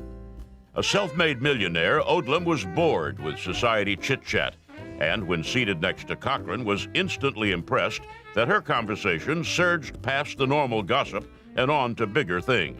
She opened up and told him all her hopes and dreams and ambitions and bubbled over with enthusiasm. Well, this caught Floyd's attention, and he was mesmerized by her. And it wasn't a case where this was an older man looking at a younger woman saying, "Oh, I'm going to make something of you." This was a fellow who said, "Wow, this is a gal that's going somewhere," and decided that he wanted to be a part of that and play a role in it. He was impressed with her, and what he did when they got married, he helped her out in every endeavor that she wanted to attend, whether it's flying or business or anything like that. And he sort of used Jackie as a hobby. Unaware of his wealth, she explained her plans of starting a cosmetics company. Odlum listened and suggested that the only way to oversee such a broad enterprise would be to get a pilot's license and fly from place to place. Within a few hours of meeting Jackie Cochran, Floyd Odlum had given her an idea that would change her life and the history of aviation. She learned to fly in 1932 in New York and then went west to learn more. She befriended a group of Navy pilots who taught her the Navy way. There's no such thing as a natural-born pilot. because all pilots start out with the same level of visual acuity, hand-eye coordination, things like that. And what happened is the guy with the most experience, or gal, is the best. That's simple. And she had a lot of experience flying airplanes as a WASP during World War II, ferrying them from the factory to the operational units. She thought of herself as a slow learner and struggled with basic flight maneuvers. But she persisted, and when she needed help, she didn't hesitate to track down the right person and ask. I think Jackie had that undefinable something that so many pilots seem to have. And it's a combination of wanderlust and determination and a need for a little bit of glory and to kind of set yourself ahead of the pack. And probably for Jackie, that came as a result of her childhood. In the 1930s, the place to be for an aviator who wanted to make her mark was in the private sector. The Navy and Army Air Force were starved for funding, flying outdated aircraft, confined to workaday missions like flying mail. But in the private sector, things were different. The 1930s were a time of excitement, of big money air racing and flying circuses. Jackie Cochran was part of that world. She barnstormed around the country, competing in air races and putting on exhibitions, always setting her sights on the next great challenge. She set dozens of world records, in the process befriending the elite of aviation, including Jack Northrop, Amelia Earhart, and Howard Hughes. In 1934, only 2 years after receiving her pilot's license, she became the first woman to compete in the Los Angeles to Cleveland race for the Bendix Trophy. In 1937, she came in third, and in 1938, she won what was then the biggest annual air race in the world. At the same time, she founded and operated Jackie Cochran Cosmetics. With her husband Floyd's help, but always under her own power, she kept tight control of her company. Now, certainly marrying a millionaire helps you to achieve probably more quickly than the old-fashioned way, but she had already established herself as a go-getter. And indeed, what attracted Floyd Odlum to her was the fact that she was a go-getter. He sponsored just about everything she wanted to do, and she was her own business lady when she set up Jacqueline Cochran Cosmetics and was an agent for Nina Ricci perfume, dresses, and things like that from Paris. Floyd let her run her own business, but he would help her, you know, like setting records required a great deal of support, both financially and, you know, business-wise. And so he was involved in them, and he helped her, I'd say, probably a great deal. She oversaw the lab that developed the products, flew from city to city, selling her line to upscale department stores. When she arrived somewhere, she always took time before getting out of the cockpit to spruce up her makeup. Nominated to the committee that annually awarded the Collier Trophy for the greatest contribution for aviation, she advocated giving the award to medical doctors researching the effects of high-altitude flight. The trophy had always gone to pilots or aircraft designers, but Cochran succeeded in getting scientific research recognized. She then lobbied President Roosevelt, who for the first time committed government money to the research that led to the development of G-suits, pressurized aircraft, and oxygen masks. By 1940, aviation had become a more serious business. The Germans had rearmed and taken Austria, Poland, Czechoslovakia, and France. The British were under fire. The head of the British Ferry Command asked Cochran if she would fly a Hudson bomber from Canada to England to draw attention to the company's resupply efforts. She jumped at the chance, and despite sabotage of her aircraft and enemy fire, got safely across the Atlantic. She arrived in time to witness the Blitz and to watch London burn under the Luftwaffe onslaught. She returned to the United States with a plan to develop female pilots to help ferry aircraft, freeing male pilots for combat duty. The British were doing just that, and the program was clearly successful. She met with President Roosevelt, who seemed interested, and appealed to his wife Eleanor for help. She worked her way down the chain of command, always with lukewarm endorsements that gave her hope, if not confidence, that the plan would be adopted.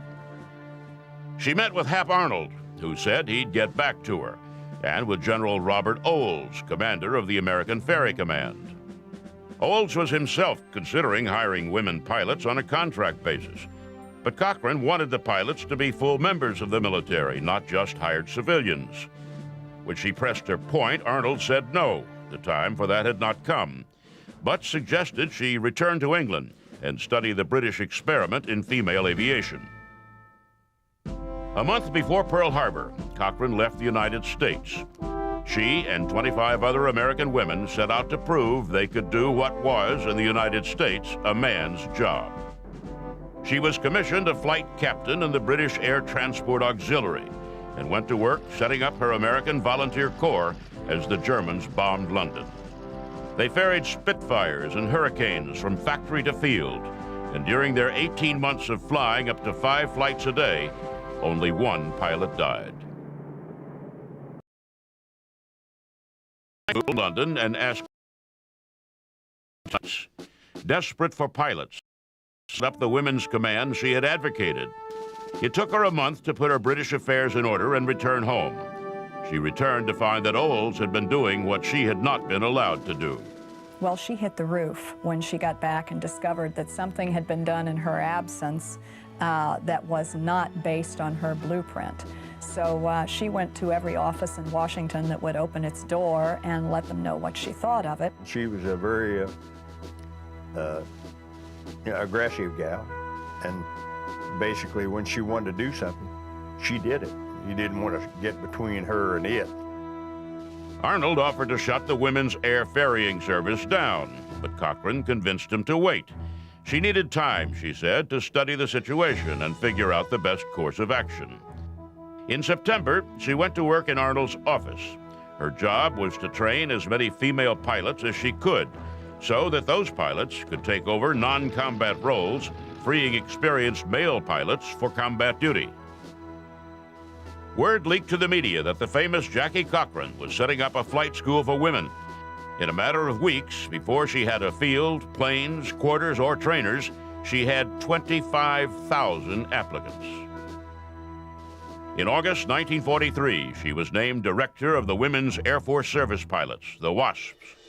Her embryonic training program merged with the existing Women's Ferry Pilots program, and while not technically a part of the military, it seemed as though Cochran was well on the way to getting women into the Army Air Force. She set up operations in Texas, eventually moving to an abandoned facility near Sweetwater. Before she left, Arnold called General Barton Yount, the commander of the Fort Worth Training Command. "Barton," Arnold shouted into the phone, "Jackie Cochran will be down there in a few days, and I want her to have everything she wants." Jackie Cochran arrived in Texas in late 1943 to start training her female pilots. Almost as soon as word of her program got out, she found herself in a fight for her political life. Several powerful members of Congress didn't think it right that women were training to fly military aircraft. They argued that Cochran's WASPs were taking jobs from men with families to feed.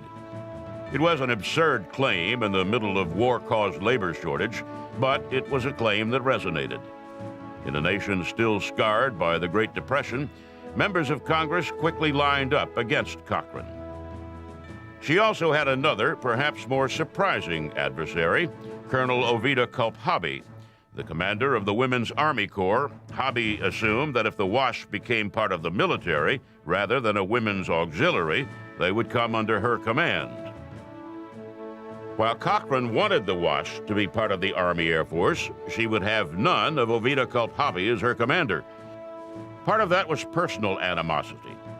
She referred to Hobby as the woman I love to hate.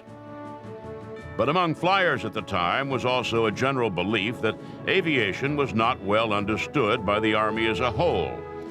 It was a given that the Army Air Force would, after the war, spin off into its own service. Why, Cochran reasoned, allow the WASP to be absorbed into the regular Army when they would just be made independent after the war? The result was an uncomfortable compromise. Cochran retained control, but the Wasp stayed civilian. Hobby made sure that the Wasp remained obviously non-military. They weren't issued uniforms, for example, and when Cochran complained, Hobby saw to it that they got only women's Army Corps coveralls. It was a not-so-subtle hint about who controlled women in the military, and a reminder that the Wasps were mere civilians. Jackie Cochran was not a mild, meek person. She had a steamroller personality. If she wanted something, she absolutely let everybody know she wanted it and how she expected to get it. Cochran, of course, was not without resources. She had a Wasp uniform designed at the exclusive Bergdorf Goodman department store in New York, and then convinced Arnold to pay to have them mass-produced. In terms of the Wasps, she was absolutely unwilling to let anybody play a role that was the opposite of what she had envisioned for this group. So she went in and fought her way into a position of authority and then kicked into the training and really conducted the entire organization as a military operation. Their performance record was magnificent. They shuttled thousands of aircraft around the country, freeing hundreds of male pilots for combat duty. They handled the most difficult planes, demonstrating that women could fly temperamental, physically demanding aircraft, and compiled accident records that compared favorably with men's. She believed wholeheartedly that she was making progress, and in December 1944, Congress gave her her reward.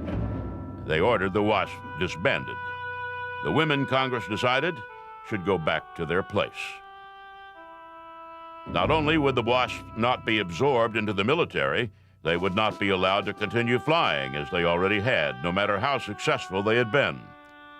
The more than 1,000 pilots the Wasps had trained in less than a year were given their walking papers. I was at the, I think, 25th anniversary of the disbandment of the Wasp, which occurred in 1944, and this is later. I'm up at Edwards, so I came down. She said, would you come down and give a talk to the Wasp about current, kind of flying in airplanes and technology? So I did, and I met probably there's about 400 of them down there, and they were really, really classy gals. I'd never met too many of them. But see, there were so few of them that were able to continue flying after they were disbanded, that very probably not over a half a dozen that I knew that kept on flying. Jackie was one of them. Jackie served out the remainder of the war as a consultant to Hap Arnold. Working as a magazine correspondent, she was the first American woman to enter Japan after the end of the war. At the end of 1945, the president signed an order awarding her the Distinguished Service Cross, the nation's second highest honor. The president, she was told, was looking forward to pinning the award on her. She said in response that the only person she'd accept it from would be Hap Arnold. If he couldn't do it, they could mail it to her. You don't refuse the president, Arnold told her aghast. Well, I did, Cochran answered. And in a Pentagon conference room, Arnold gave her the medal. Cochran went back to racing. She bought a surplus P-51 and entered the 1946 Bendix, and came in second after a harrowing cross-country run that left her bruised and bloody. She ran the cosmetics business she had started in the 1930s between races and became a leading agitator for a separate Air Force. She spent thousands of her own dollars on advertisements pushing for an independent Air Force and raised more than 100,000 more to lobby and campaign. She used her fame and her husband, Floyd Odlum's connections, to open doors that might otherwise have been closed. And when the National Security Act of 1947 created an independent Air Force, she deserved much of the credit. 3 years later, the Harmon Trophy Selection Committee named Cochran the most outstanding woman aviator of the 1940s. And then when she conned her way into Canadair, who her husband, Floyd Odlum, owned quite a bit, and they hired her as a test pilot. She said, I'm going to fly an F-86 and set some women's speed records, and men's too. Flying a Canadian-built F-86 in 1953, she became the first woman to fly faster than the speed of sound. She became the first woman to fly a jet across the Atlantic in 1962. And on a single stunning flight from New Orleans to Hanover, Germany, she set 69 intercity, intercapital, and straight-line speed records. In 1963, she capped her career by flying a Lockheed Starfighter faster than any woman had ever flown before. Funny thing was, when Lockheed had a press conference down at Los Angeles International Airport, we took a F-104 and I flew her wing down there. Well, when she landed, I went on a round, was going on back to Edwards. I didn't want to get involved in the press conference. And I went over to the ground control frequency. I heard her check in with the ground control at Los Angeles International Airport. And then they called her and she didn't answer. And they called her again, she didn't answer. I said, if you look through your binoculars, you see she got her helmet off, combing her hair. And because she never got out of that airplane, that she didn't look like she stepped out of Vogue magazine. Jackie and Chuck were extremely close. Jackie, in many ways, pushed and goaded Chuck to the point that he frequently threw his hands up and was going to walk away from her forever, but could never quite do it because she was a dynamic force, and he was a dynamic force. And I think they both understood the magic of flight, the competitiveness. They both had that you see in test pilots and fighter pilots. In 1971, Jackie Cochran was inducted into the National Aviation Hall of Fame. In 1977, Congress passed a resolution recognizing the WASP contribution to the American war effort in World War II. She set one heck of a lot of records in airplanes, and a lot of those records still stand. And I think she really made a big difference in women in aviation, which today there's thousands and thousands of gals that are flying in the military, airlines, private aviation, and she probably is largely responsible for their success. In 1979, the members of the WASP began receiving their military discharge papers. It had taken some time, but Cochran had succeeded. She and her WASPs had indeed become a part of the military.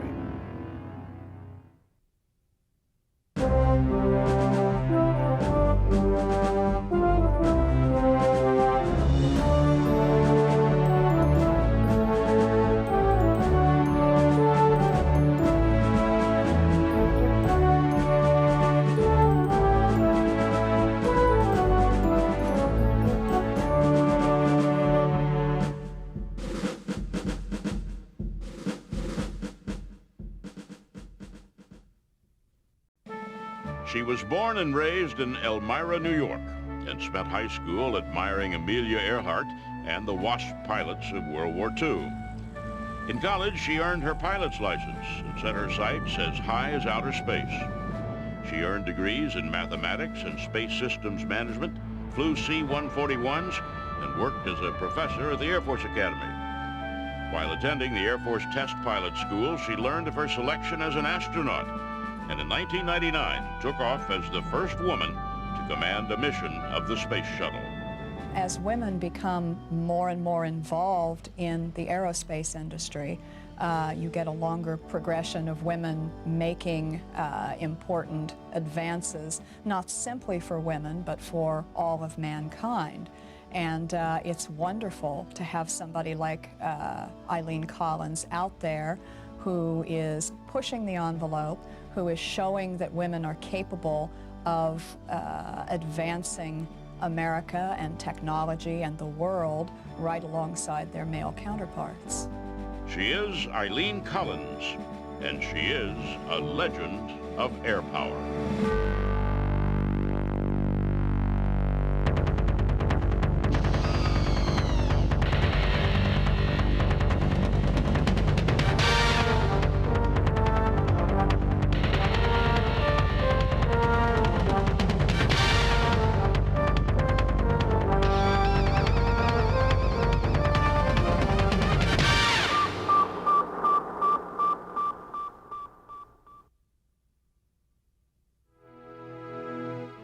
Eileen Marie Collins was born November 19, 1956 in Elmira, New York.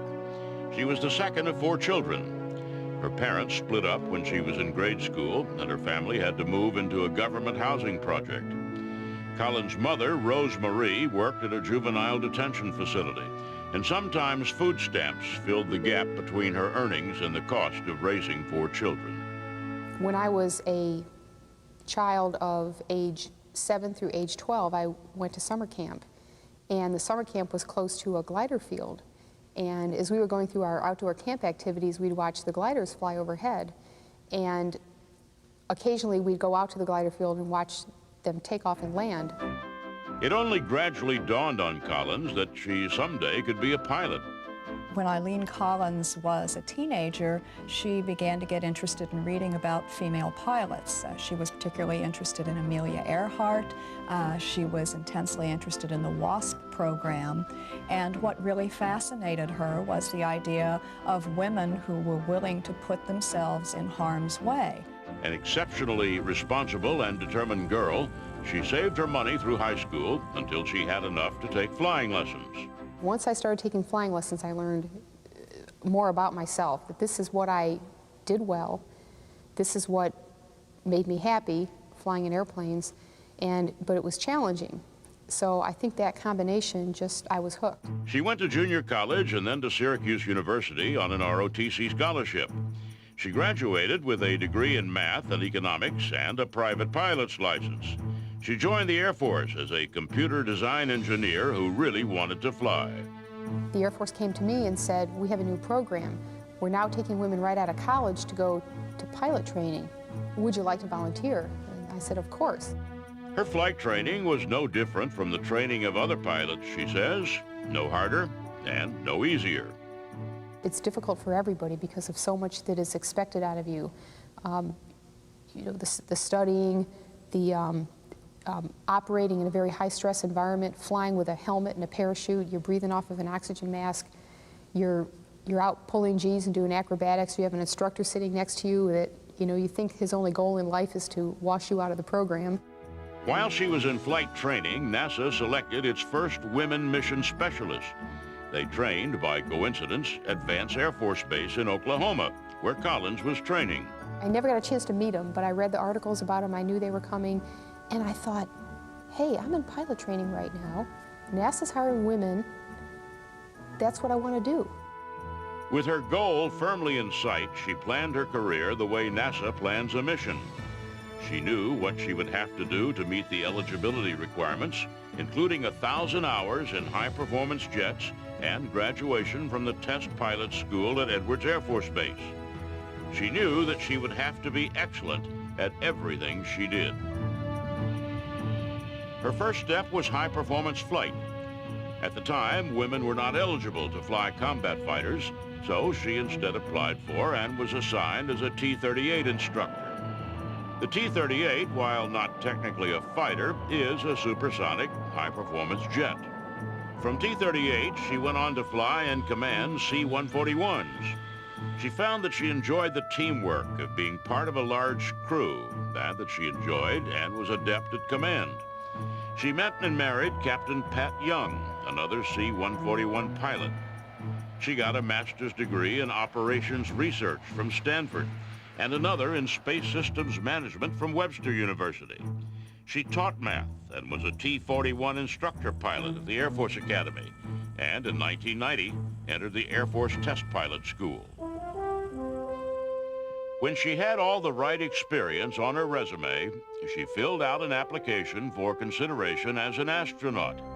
She did it quietly, telling few in the Air Force and no one in her family.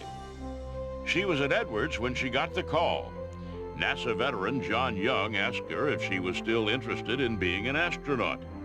She said yes, and he invited her to the Johnson Space Center for astronaut candidate training. Collins was momentarily confused. Was this another part of the application process, or did it mean she was an astronaut? Young must have been smiling on the other end of the phone. Collins was indeed an astronaut. It was just a really great day. But I didn't have that very happy, let's go out and celebrate feeling. It was more like, it's kind of hard to describe. It was more like, hey, I finally made it. And I feel like I'm in a position now where I can really make a contribution to the space program, which is what I've always wanted to do. The first thing that Eileen Collins learned when she reported for duty as an astronaut was, just because you're an astronaut, that doesn't mean you're going into space. Being an astronaut is like being at Disneyland. You spend a lot of time waiting in line or a relatively short ride. The crew flies. Everyone else pitches in. Collins served in a succession of roles, starting with orbiting engineering support. She helped get other astronauts in and out of the shuttle, communications between, and helped with the final inspection for flight.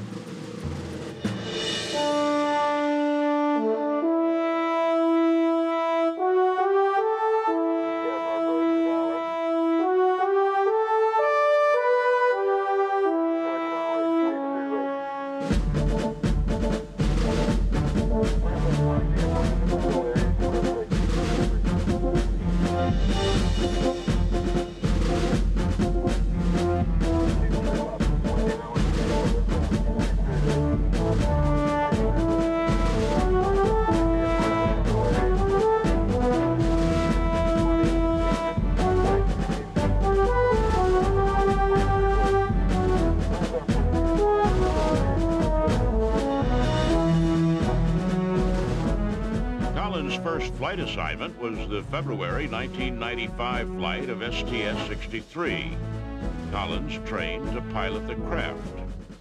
Flying a spacecraft is, of course, considerably different from flying a conventional airplane.